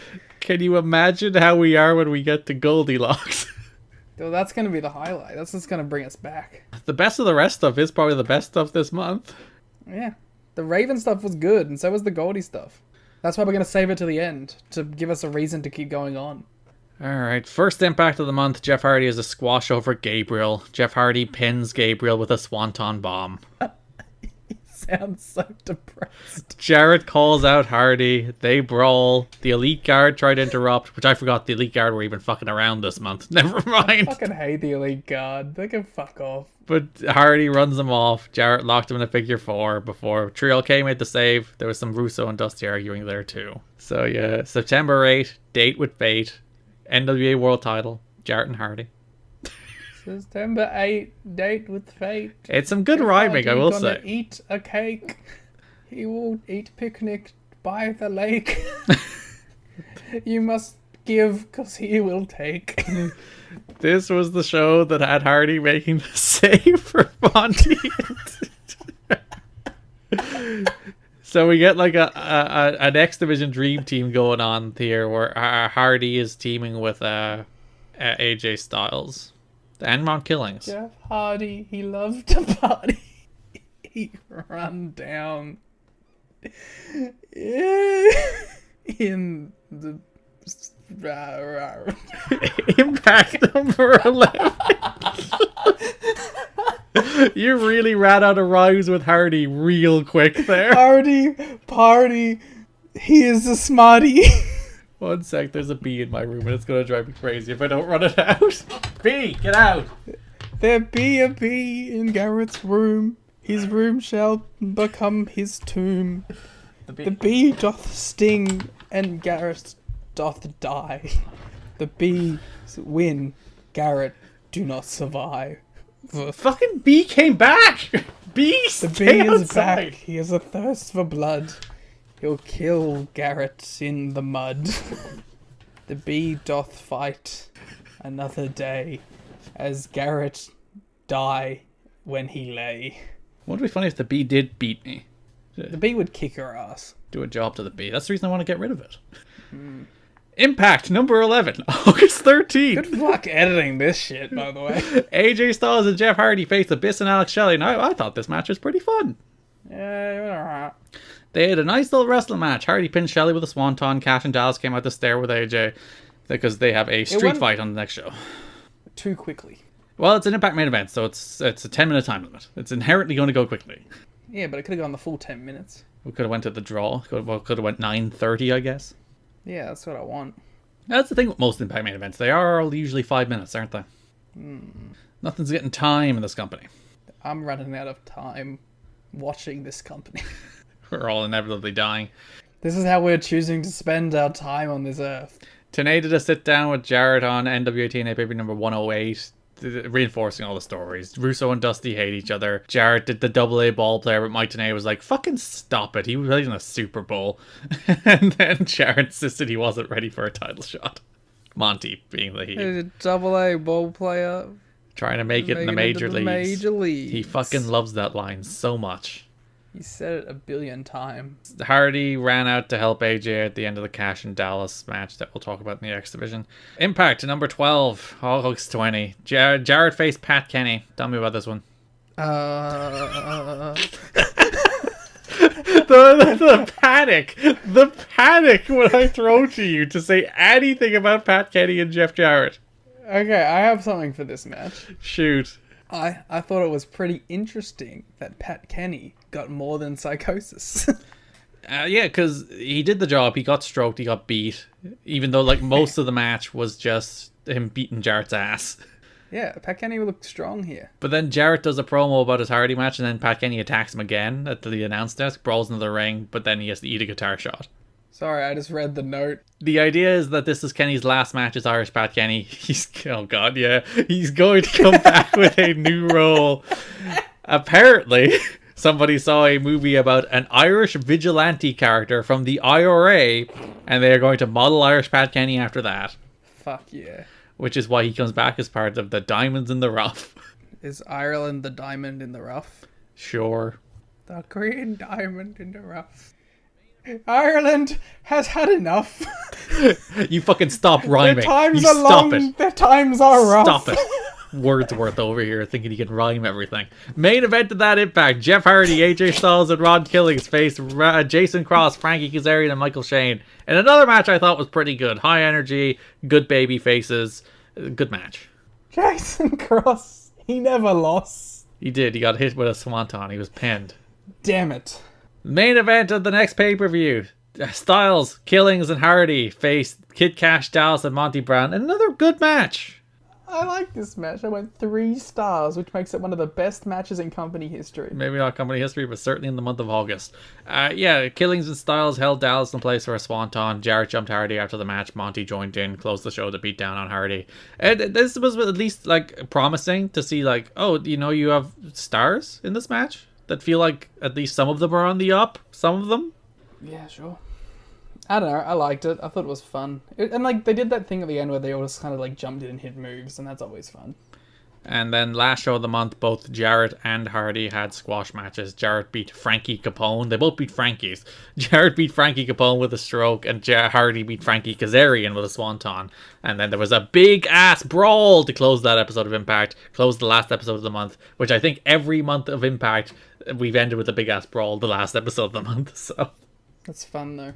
Or everybody runs out, everybody's like, oh, there's all these matches on pay-per-view. Yeah. So the build to Jarrett and Raven, they did the whole month. It felt like the biggest match in TNA history. Like that was the big success story. That's like, we did this 1 month build to this big NWA title match. It was Jarrett and Raven. It was the biggest match in company history. It did a real good number. It was really good. And here they're trying to do the same thing. It's a 1 month build to a Jarrett and Hardy match, which is a match maybe on level of, or maybe even a little bigger than Jarrett and Raven. For sure. How do you feel about it in terms of build, in terms of a title match, in terms of interest in Jeff Hardy? It started. Well, yeah, there's only 2 weeks left. We've been building to it for ages. It's way worse. Mm-hmm. I mean, because the Jarrett and Raven build was actually interesting and fun, and this one sucks and is bad. Yeah. Probably because it's not about them. Yeah, and it's not about Jeff, who has not cut a promo in this company yet. Yeah. He just hasn't opened his mouth. He's a guy who runs in, makes saves, does swantons, which some might argue is the best use of Jeff, but it doesn't make for a compelling build to an NWA World Title match. No, because every segment's the same thing. Yeah, it's just like Jarrett runs down, Hardy makes the save, occasionally Monty cuts him off and helps beat him up. Yeah. I don't know, like, it's just... This hasn't felt big. I think maybe it would have if they were saving this for the first actual pay-per-view. Well, you'll get it twice. Well, there you go. But, I don't know. Right now, it doesn't feel like a big deal. I'll be excited for it, because it will at least be a big match of stars, but, I don't know. How are you feeling about Jeff? Which one? Hardy. Is there even a way to feel about Jeff Hardy? He's I don't know. He's doing nothing. He's doing swantons. Well, his matches haven't been very good, which has been disappointing. But also, he hasn't been put in a position to have a good match either. But even, like, his TV matches with guys haven't been fun. Like, he had a Frankie match that could have been, like, a lot of fun. Yeah, but that was 4 minutes and he won with a swanton. Yeah, but that can still be fun. It's true. It doesn't need to be boring. That's NWA-TNA. Don't know what you mean. So it's like, I don't know, like, he's been in positions where he could have had really fun short matches, but he just hasn't. So I don't know what you want. Most of the time he's in tags or six-mans, I thought they're pretty fun. Oh, when he's in there with other people? When AJ can do most of the work, yes. Yeah, so, I don't know, man. I mean, I don't think he's been, like, a flop or anything, because he's clearly the biggest star in the show. But I'm not exactly excited about his stuff. I am looking forward more to, like, him, you know, slapping it up with the hardcore guys. Just jumping off ladders and falling through tables? Yeah. And then eventually becoming the ace of the promotion. Yes, in 10 years. He debuted in that Styles match, and that Styles match was pretty good. Like, it was a decent little match, but nothing special. And, like, the big thing that match had was, like, atmosphere. That Jeff Hardy felt like the biggest star in the company. It's Jeff Hardy. It's Jeff Hardy. And he hasn't felt like Jeff Hardy since then. It's just been a lot of matches that are fine. He did swantons, and it's pretty good. And, like, he gets decent reactions, even though the Impact Zone does kind of hate him. Well, there's a segment of the Impact Zone that does kind of hate him, that boos him all the time. But for the most part, like, biggest star in the company, hits swantons, but also does nothing interesting. Which, I don't know. I guess there's worse states you could be in. I think we've covered more or less all the Monty stuff already. He has a few squash matches against Jimmy Rave, against my favorite jobber name so far, Demetus Anglin. I've enjoyed the Monty stuff, I guess, because he's cool. He just pounces people and cuts good promos. Might be too strong. He cuts promos that are interesting. Yeah, I can't commit to saying they're good, but they're interesting for sure. Yeah, he beats Truth. Match is fine, nothing to it. And then he joins in the little, like, AJ, Kid Cash, Dallas, Hardy killing stuff. That those feuds kind of intersect toward the end of the month. Yeah, at least he's somewhat a part of it.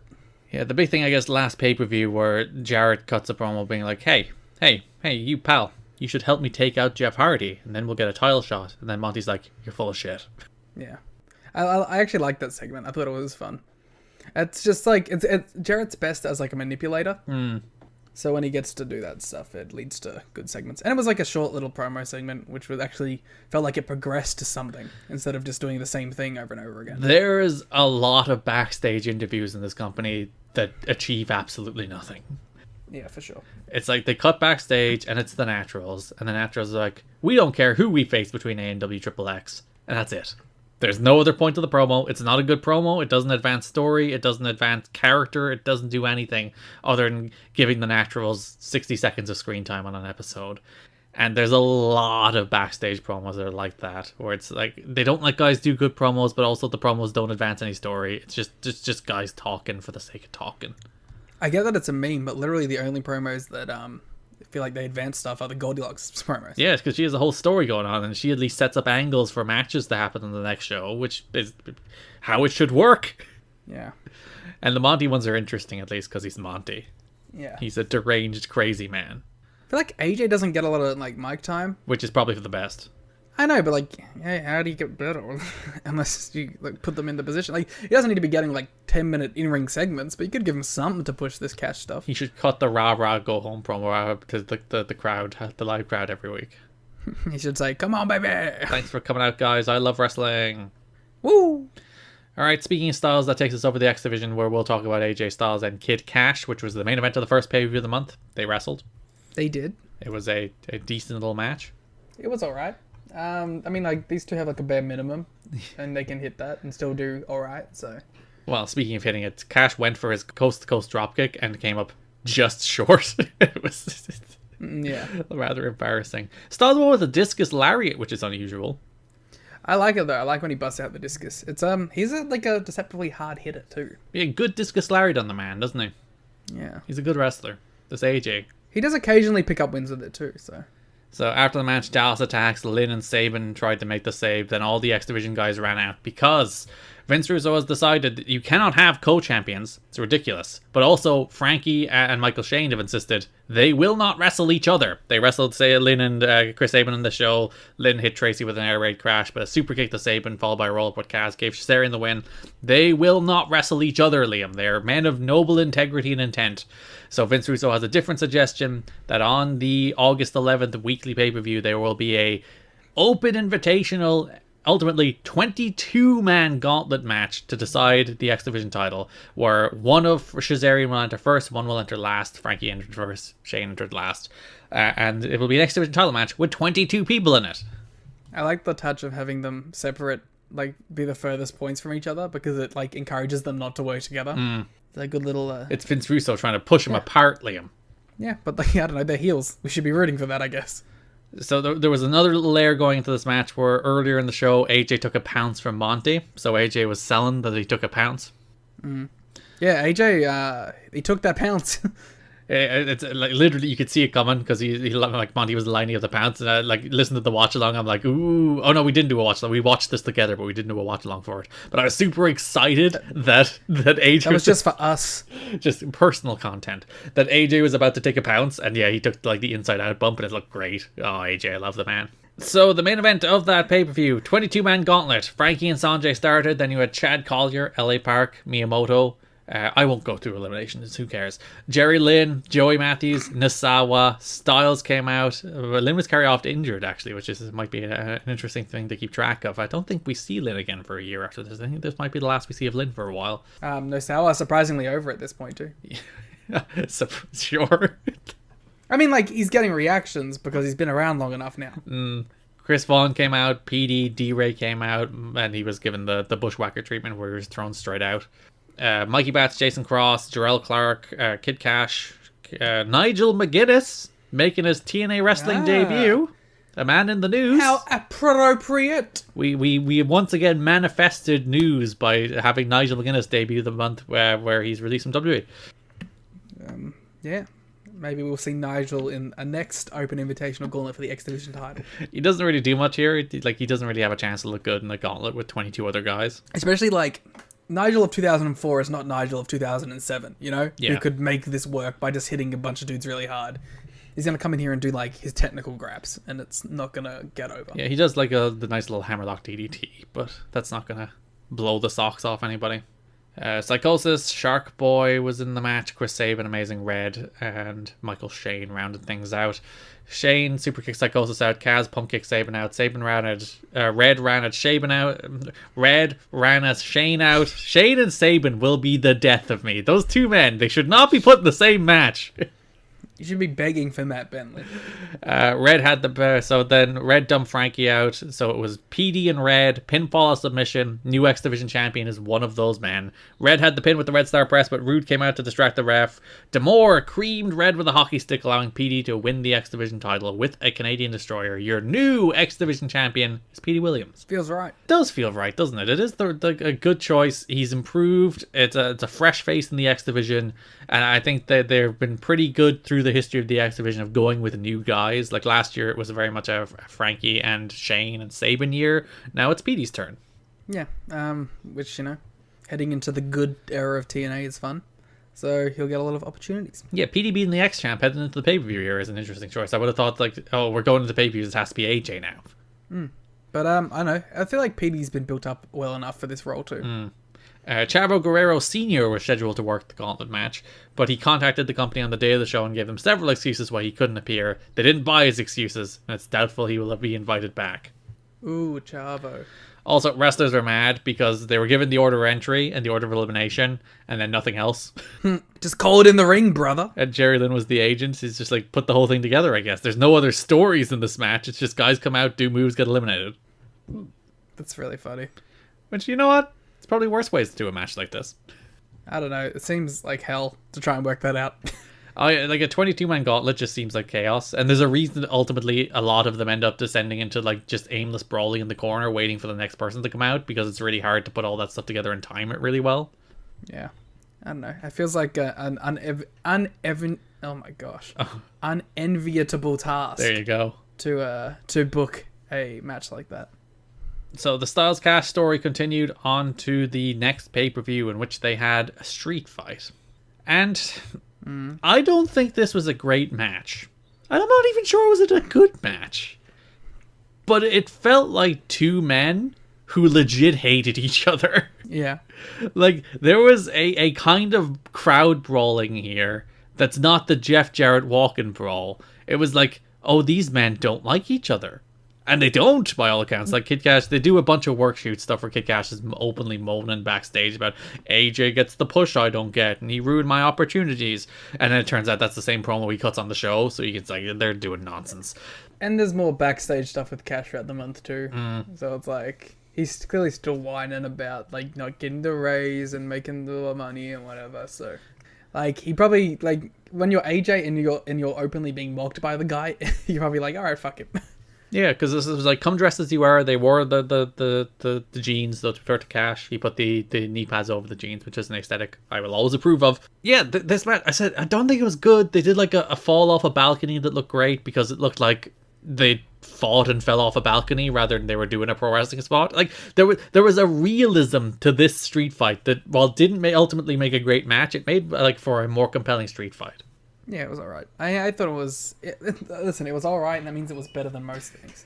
Yeah, and by that, I mean, I think I gave it 3 and you gave it 2 3/4. So, no, we both gave it 2 3/4. Yeah. Never mind. Yeah. Still like the 4th best match of the month. Yeah, but it's an interesting kind of street fight. There you go. We talked about all the other AJ Cash stuff. They spin off here into the 6-man tag, teaming with Monty against Styles, Killings, and Hardy to end the month. Good little match. I will admit that this feels bigger than the X Division, at least. Yeah, because you have, like, PD as champion after that. He does a squash on Impact. They crown a new contender. It's Sanjay Dutt defeats Chris Sabin, Joy Matthews, and Jason Cross to get he'll get the first shot of September. So Sanjay will be PD's first contender. Which, that should be fun, at least. Sanjay's coming off of the big match with the Raven, so... Yeah, we're getting a little Sanjay push here. We'll talk about that and the best of the rest. That's more or less the X Division. Not an awful X Division month. Not a super exciting one either. It's at least one of the few divisions where things happened. Yeah, the X Division is, like, I say all that, and it's probably still like the 3rd best thing going on at the moment, so... Yeah, you had the co-champ story, you had the gauntlet, you had the Styles and Cash stuff. It's at least... And Styles and Cash actually wrestled each other a couple times this month, as opposed to just doing the same angle. Let's get to a division which I did not enjoy. Tag division. So the big story of the month, Trio K are basically your number 1 contenders, and AMW and Triple X are doing a best of 3 series to determine the next contenders after that. That's the big tag team story this month. And again, we said earlier, you would think, yeah, just throw Triple X and AMW out there to have a bunch of matches. But those matches weren't great, so... Well, I guess like part of it was they were trying to save it for the last one. But when you go into that last match and you know that it's going to be some bullshit draw, like, you just know. Because I knew. I was watching and I was like, this is going to be some draw and they're going to go do another thing. And watching that, it just means that you don't care about anything that's going on, you know? You're like, how can I care about any of these matches when I know that it's going to end in some bullshit that isn't just a straight up win? Yeah, and the worst part is, like, the first match was best because it was just no bullshit. They went out there, had a match, and wrestled. There was 2 good tag teams having a good tag team match, and it was a good tag team match. Yeah. And then, like, the specter of the story could just kind of hung over the rest of it, because that match ended with Daniels hurting his shoulder, and Skipper was mad that they were, like, too aggressive in the match or whatever. And then the second match was just a decent match, building around the story of the shoulder, but they pulled out a cradle for the win. And then, as you said, third match between the two teams. You could feel it in your bones, couldn't you? Yeah. I think they got sick of it too. Yeah, so Harris pushed Daniels into the ref in the third match. The Naturals ran out, laid out both teams, causing a no contest. They did the classic thing that if there is no winner, there's no contenders. But then Larry Z comes out and he says, no, no, no. There will be a sudden death match on Impact with the Naturals banned from ringside. And then the winners next Wednesday will face the Naturals. James Storr was injured in the final match of the best of three, so he couldn't compete in the match on Impact. So that ended up being a Christopher Daniels versus Chris Harris singles match to determine who would face the Naturals. Which is stupid. But that also went to a time limit draw. Yeah. Which was then deemed a draw. Yeah, this whole system in TNA, that if there is a draw, you have a judge on hand to make the decision. They did have a judge on hand. It was Larry Zbyszko. Larry comes out and he's like, guys, I can't decide. It's going to be a triple threat on the pay-per-view. Larry... He had one job, Larry. One. He's there for one reason. Just to go, you or you, and he couldn't decide. I did like they worked that match super evenly, at least. So, like, at least they gave them a reason for it. I think ultimately what we're learning is Triple X shouldn't be baby faces. No, they're much better heels. I mean, also, it's like, can you blame them for kind of phoning it in towards the end? Like, who could possibly care about doing this match 5 times in a row? And then having that stupid finish to the whole, like, thing. They did it in a singles match. Like, fuck off. It's not even like the, you know what, we're just going to throw you in 3 matches, go kill it. Which is like, it's what I'd do. As opposed to throw them in 3 matches. They have one pretty good one, and then the rest are story nonsense, going to draws with the Naturals, going to time limit draws to set up triple threat matches. It's just, who's that for? You know? Who's that for? Who's like... And what does it serve? I want my Triple X and AMW match to be full of bullshit.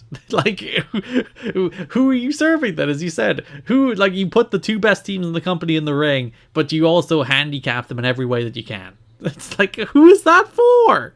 Yeah. The Naturals barely do anything this month. They set up that match with 3LK that ends in a DQ after there's a bunch of Dusty nonsense. And that's basically the only other thing the Naturals do this month? The Naturals are just there, but, like, not doing anything. Like, they're just hanging around. They're doing the odd promo. Like, do they have a single other match this month? I don't think they... Oh, they do. They have the one against Mikey Batts and Jarrell Clark on Impact. Ooh. Which, like, it's a fun idea that it's the first time the Jobbers beat the Stars. Like, 3LK caused the distraction when the Naturals are about to hit the Naturals disaster, which allowed... It's building to a 3LK match. That's the problem, yeah. So Batts rolls up Douglas. Naturals lose to Jarrell Clark and Mikey Batts. When did Jarrell Clark and Mikey Batts getting their titles? Yeah, that's a good point. It'd probably be better than the 3LK match. Because that's what I thought it was going to build to. I was like, fuck yeah, let's go. I'm ready for it. But yep, Naturals do pretty much absolutely nothing for the rest of the month. They just stand around, occasionally cutting promos. Cool. It's just like I got into the Naturals. Like I just finally was like, yep, the Naturals are good. And then they're like, oh, let's not book them. Yep. Let's do nothing with them and then book them against 3LK. The only thing they do is wrestle the Tree Life Crew. So I don't know. Yeah, that's your tag team stuff for the month. There's also a country whipping match on the first show of the month between AMW and Team Canada to blow off the Team Canada costing them the cage match against the Naturals. Match is fine. Nothing special.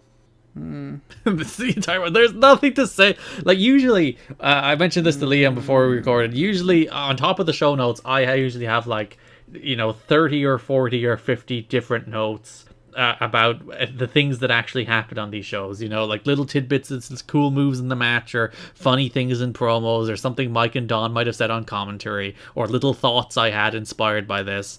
And I'm just sitting here looking like there's nothing. Modest still doesn't have lyrics. I didn't bring that up. The song sucks without lyrics. Modest to the top. It's just a and they, for some reason, there's a bunch of beatdown angles that they play Modest all the way through. Really annoying. Bad song. But like, that's it. That's it. I have no notes this month. Nothing happened in these matches. Nothing happened on these shows. That's your takeaway from August 04. Don't watch it. Nothing happened. Now, listen to Garrett of the past and just skip it. Yeah, I was so right. I was so right not to watch these shows because they were super boring heading into like May, June, July, and I was like, I couldn't be bothered finishing these. Like, there's just nothing going on. They're not worth finishing, and I'm vindicated in my not bothering to sit through these boring ass wrestling shows. Yeah. I mean, it'd be cool if we could skip months. Best of the rest. Liam, we've gotten there. You should be happy. It's Goldilocks time. No, I want to save Goldie for the finish. Let's do Vito, and let's do Gilberti, and then let's get to the good stuff. Alright, Big Vito had a Luck of the Charms weapons match.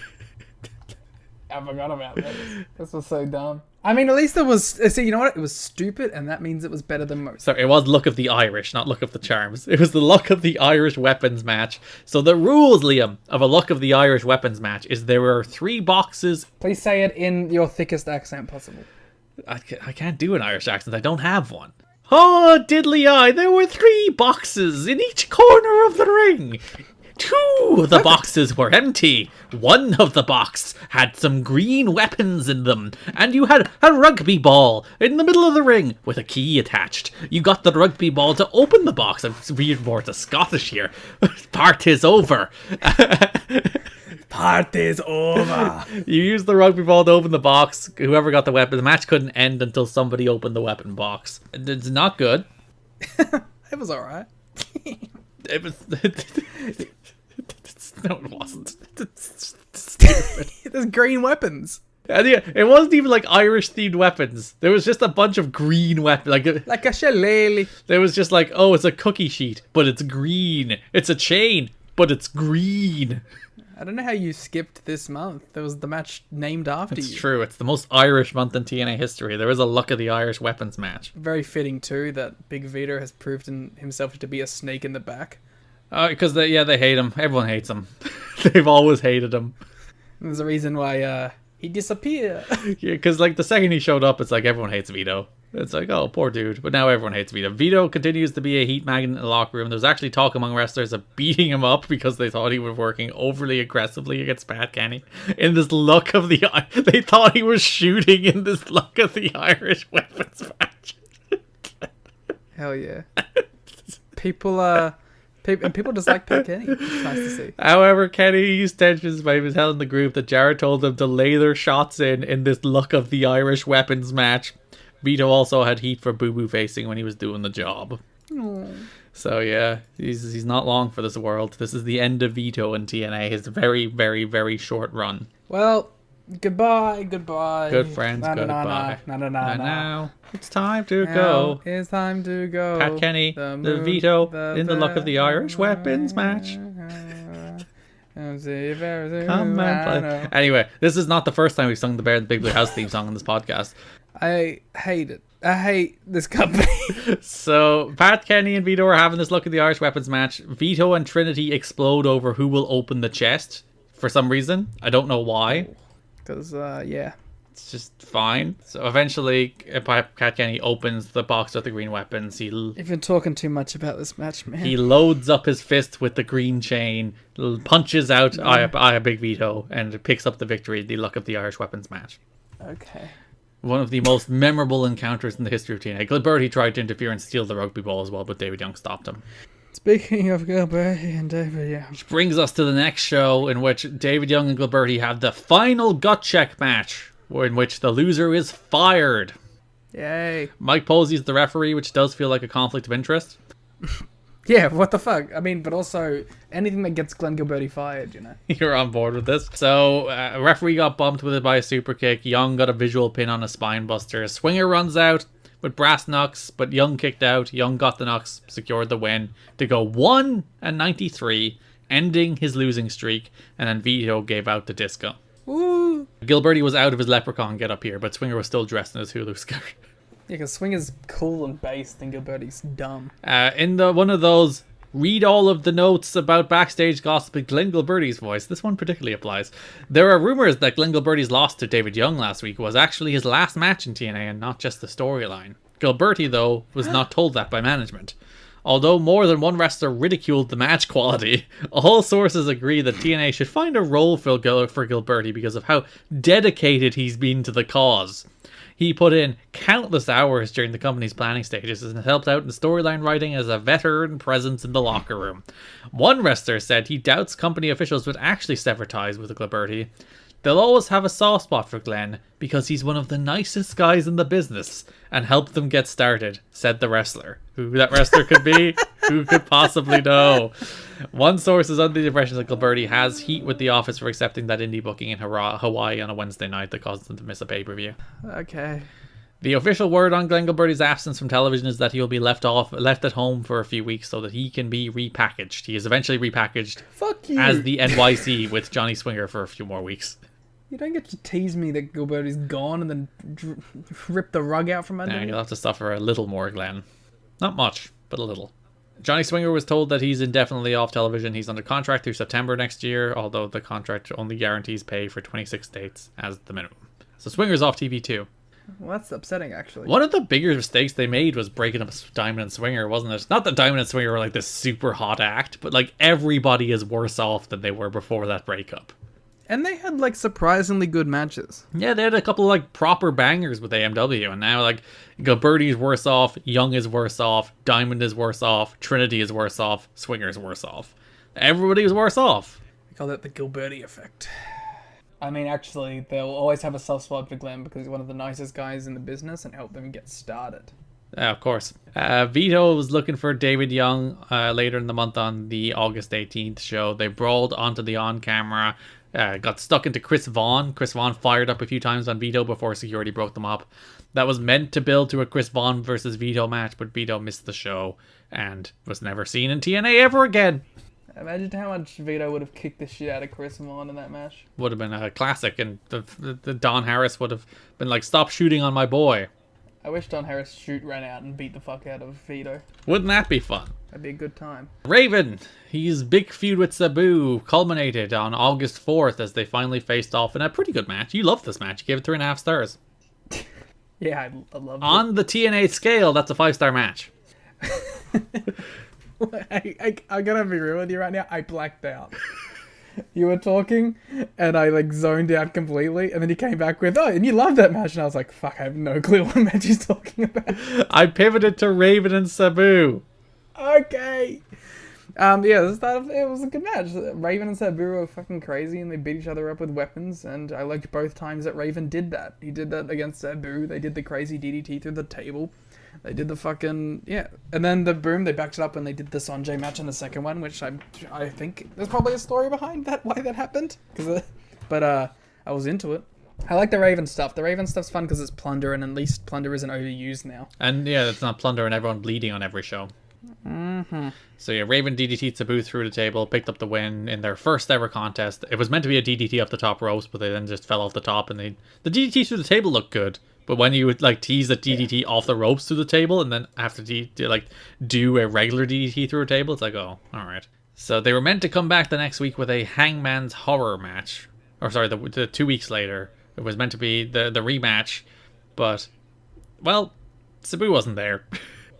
And that doesn't sound like him. He appeared to actually be injured, but there was also a lot of doubt as to whether he was actually injured because it's Sabu. Mm-hmm. And like there was a lot of talk that like Sabu was meant to go over in this match. Sanjay ultimately took the place of Sabu and went over. So like it wasn't the case that he was refusing to do a job. So he probably was hurt, or like his real life demons got the better of him in some way or another. Yeah, I don't see a reason for him to be like, I don't want to do this match, and I'm gonna win. Yeah. I liked the Sanjay Dutt Raven match. Yeah, too. After he showed up to do the job in the first match as well. Yeah. Sabu was meant to face Sanjay in this Hangman's Horror match on August 18th. Sabu wasn't there. Sanjay stepped in.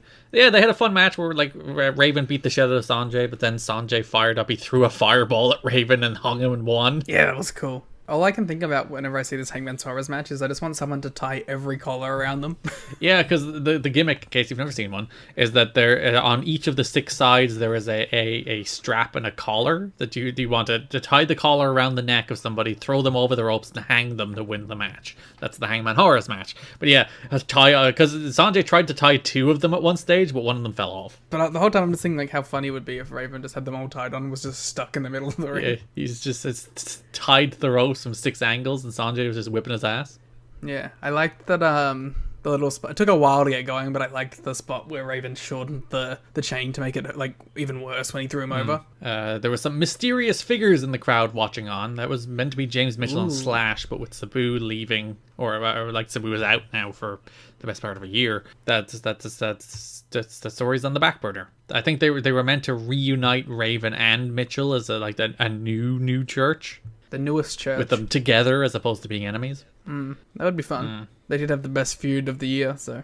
Sabu is once again on the bubble because of out-of-ring antics. More than one TNA official questioned whether the back injury Sabu had that he used as the excuse for getting out of this match was real, but then he missed a show in Puerto Rico after this, and everyone was like, okay, it's probably real.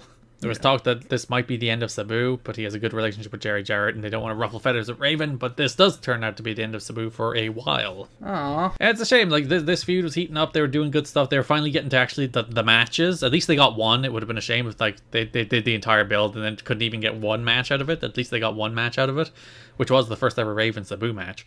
But yeah, it's a shame they couldn't do their full program. I just think there's been, like, some of the best and most consistent stuff on the show.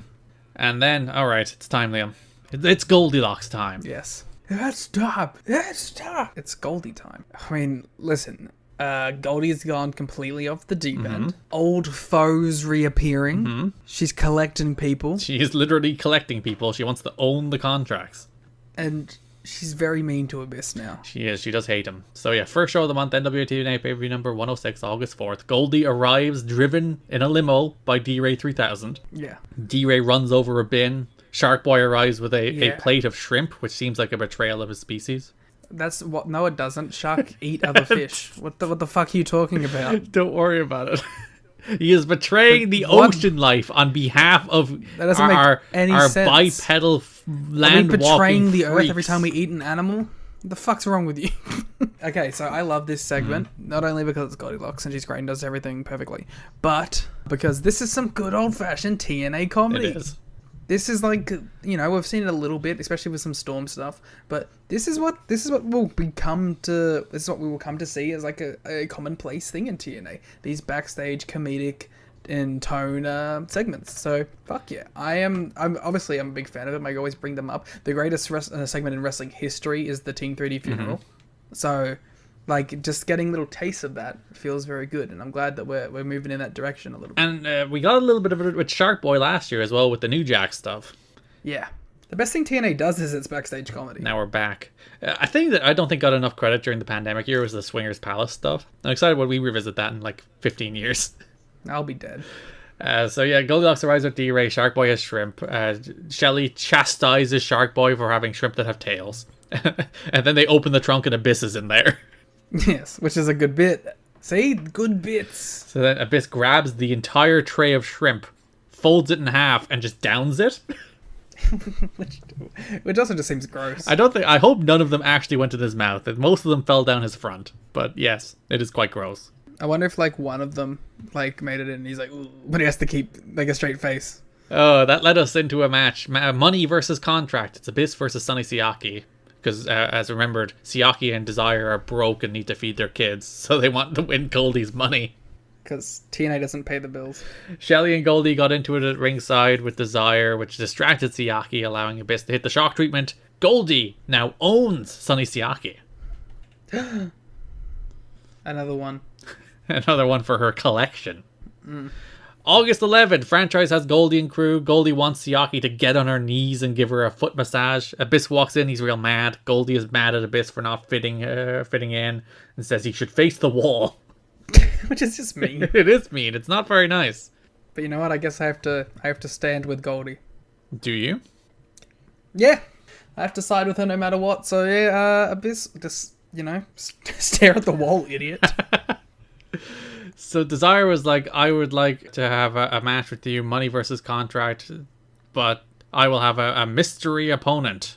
And it is... It's Ekmo, your pal, Umaga. On paper, this is the most Liam match that has ever existed. Unfortunately, it wasn't very good. Yeah, it's a very, like, it's about everything other than Alex Shelley wrestling Umaga. Yeah, if it was just that, then, you know, it would have been 10 stars. But, you know, it's cool that these two interacted. It's one of those, like, random, moments. Yeah, so Desire chased Goldilocks away from ringside. They came back to the catfight. Ekmo had Shelly beat with a splash, but referee was distracted by the catfight, allowing Abyss to hit Ekmo with 2 chair shots to the skull, followed by a black hole slam. Shelly picks up the win. I guess, does that mean Goldie owns Umaga? Yes. Abyss picked up the briefcase, but Goldie dragged it out of his hands and chastised him. A lot of chastising going on here. A lot of talking down. A lot of being mean to people. Good. Umaga, that's his last appearance, by the way. Should mention. Yeah. He didn't exactly have a barn burner of a run. He had that cool tag finish with Sonny Siaki, which was the press slam into the cutter. Yeah. Well, it's alright. Go off to the WWE and be the best big man that company's ever seen. Also, they had that fun thing where it's like it's continuity that she brought back his tag team partner. Yeah, that was fun. That was a nice touch. A low bar. Next pay-per-view, Hudson has Goldie. She's mad at her cronies. Desire comes in. She wants Siaki back, but Goldie wants to keep him. Desire offers to buy Sonny back, but Goldie's like, with what money, you poor bitch? I think she's like, has your welfare come in? And I was like, God damn, Goldie. Going for the jugular. Desire says, you have one thing I want. You have a contract. And I'm collecting contracts. Give me your contract. So she offers Siaki's contract versus Desire's contract next week. Then Abyss walks in. Goldie instructs him to clean up her slop. Clean up my swap. You like that Goldie in our world is just like the Wicked Witch. She is. Just basically what she's doing. She should do Broadway. Yes, and one for your little dog too. I want to do like an edit where it's like Goldie just being like to each of like, you know, D-Ray and stuff is like, and I'll take your contract and your contract and your contract and one for your little dog as well. Oh, good stuff. August 20th, AMW face Alex Shelley and Abyss. Wish that was better. Yeah, again, it's one of those matches that if they just went out there and had a cool match, it would be a cool match, but it was a story match. I hate stories. Wrestling shouldn't have stories. Abyss accidentally boots Shelley, allowing Harris to spear Shelley for the win. Goldie then gave out to Abyss, who cost him the match. Abyss was about to retaliate, about to snap on Goldie before Shelley stood between them. Abyss went to chokeslam Shelley, but Goldie talked him down, as the crowd were really into the idea of Abyss turning babyface here. Again, they'll probably fuck it up and make him a heel straight away after again. That's true. They did already do this angle with Kid Cash. Yeah, and it got over huge, and it looked good, and then they were like, alright, you're a heel now. It's a strange company. August 25, Alex Shelley faces Desire's mystery opponent, who turns out to be LA Park, who was in the opening match of that show. He and Psychosis faced Cesarian in a nice little match. Yeah, working double duty, like Park. LA Park strolls out doing double duty. Mike Tenay and Don West are skeptical as to whether this is the real LA Park. Well, they changed his gear, so... It's true. How would he have had time? That seems like that's like an hour-long process. He was wearing red gear in the opener and the more classic white gear here. I like the red gear, though. I like Candy Cane Psychosis. Wait, LA Park. Park won very quickly with a chokeslam, and Goldie was absolutely furious. Siaki is free of her contract. Then the real LA Park came out and was like, who the fuck are you? Hey! And then the big reveal. Yeah, the fake LA Park revealed himself as the returning Eric Watts. Holy shit. A, that's great. Just love seeing Eric Watts back. B, I like that LA Park's reaction to Eric Watts' reveal was like, fuck yeah, air guitar. Like, he was so happy to see Eric Watts. It's like, yeah, I'm gonna play guitar in my chair. So I hope that means that LA Park is now on the anti-Goldilocks spot. The Eric Watts La Park tag team we've all been waiting for. Yes, LA Park, Eric Watts, Sonny Siaki versus Alex Shelley, Abyss, D-Ray. What a team. Goldie began blaming Abyss again, and they did the exact same angle they did on Impact, where Abyss was about to snap, grabbed Shelley by the throat, but then Goldie talked him down once more. Woo. Even Goldie isn't safe from doing the same angle twice. No, it was literally beat for beat the exact same. It's like he was about to snap on Goldie, Shelley stepped between them, grabbed Shelley for a chokeslam. Goldie was like, no. It's the territories, man. We got to run the loop with it. We got to do it in Florida, then we got to do it in Nashville. Watts interrupted an interview later, being like, Goldie was so busy collecting contracts, she didn't realize my contract had expired. So he was a free agent, which means he could do whatever he wants. He's no longer under Goldie's control. She needs to get one of these many people whose contract she owns to run talent relations and keep track of contract expiry dates. I would have loved to have seen some segments where Eric Watts and Goldilocks were negotiating an extension. There was a number of people suggested for the spot that weren't Eric Watts. So Watts doing the fake La Parka gimmick was a funny story. This is from the Wrestling Observer. He was the third or fourth choice for Desire's surprise role. Once again, Jeff Jarrett proving to be a fool. The original idea was Jimmy Snuka. But when Snuka was contacted, he told him he'd recently undergone abdominal surgery and would like to work with them at some point, but couldn't right now. We will actually see Jimmy Snuka shortly. Another choice was Abdullah the Butcher. That would have been so fucking cool. Imagine Abyss and Abdullah the Butcher interacting. That's the dream. And the third was D'Lo Brown, but he was in Japan. Okay. Well, it would have been stupid to have D'Lo come back. So. Especially in the Goldilocks Eric Watts orbit. It's just like, oh no. Poor D'Lo can't escape the mid-card. If I was D'Lo, I would have been like, nah, man, I'm good. So Abyss faced Siaki in the last Impact of the month. Shelley tried to interfere, but Abyss decked him by accident, but then Abyss still won with a Black Hole Slam after Siaki was distracted standing on Goldilocks' fingers, which was quite rude. So, Watts did cut. There was a promo Watts actually cut when he said I was free. He wants him and Siaki against Shelley and Abyss on the first show next month with Sharkboy and D-Ray's contracts on the line. He wants to free all of the hostages. Which I would respond that they all have, they're all working still. They're all being paid. I don't know what the problem is. And honestly, I think Goldilocks is a better boss than Jeff Jarrett. I mean, they don't have to take bumps. Mm-hmm. They're still getting their full paycheck. They're not getting their dates cut in half. Who would you rather be your boss, Goldilocks or Vince Russo? Oh, that's a tough one. Scott Hudson. Oh, good call. I would like Scott to be my boss. He seems like a nice guy. Scott is your boss. Hudson, Liam. Oh, sorry. So that is our shortest podcast in a long time. I mean, and our best. These Asylum and Impact days, just the act of saying the things that has happened has made this podcast pretty long. It's exhausting. All of our recordings recently have been 4 hours plus. And this one, it'll be cut down quite a bit. But at the moment, we're on 2:25. And that included, a 10-minute intermission. So, that tells you how little happened in this month of TNA. Nothing's going on. Yeah. Who cares? Who cares about any of this? We just get to the victory road, damn it. Yeah, so we will be back in 2 weeks, back on regular schedule. No more of this month between episodes nonsense. We'll be back with 2 weeks with the last of the Asylum days, the final 2 pay-per-views, and then the rest of the Impacts for the month of September. Then we'll be back in 2 weeks after that with the Victory Road episode, which will be all the episodes of Impact leading up to Victory Road from the start of October.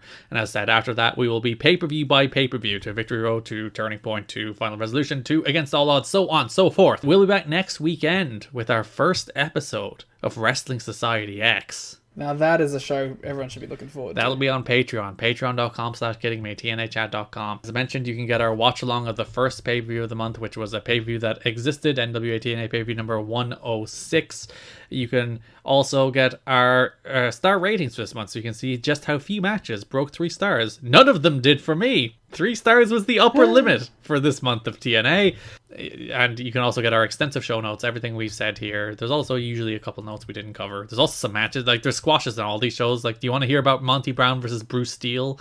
AJ Styles. Actually, no, AJ Styles, Jason Cross did have that cool slingshot on Prettier, so that match was good. You buried Jason Cross. I don't want to hear anything from you. Jarrett and Psychosis, Monty and Jimmy Rave. Listen to all these squash matches that happen on Impact.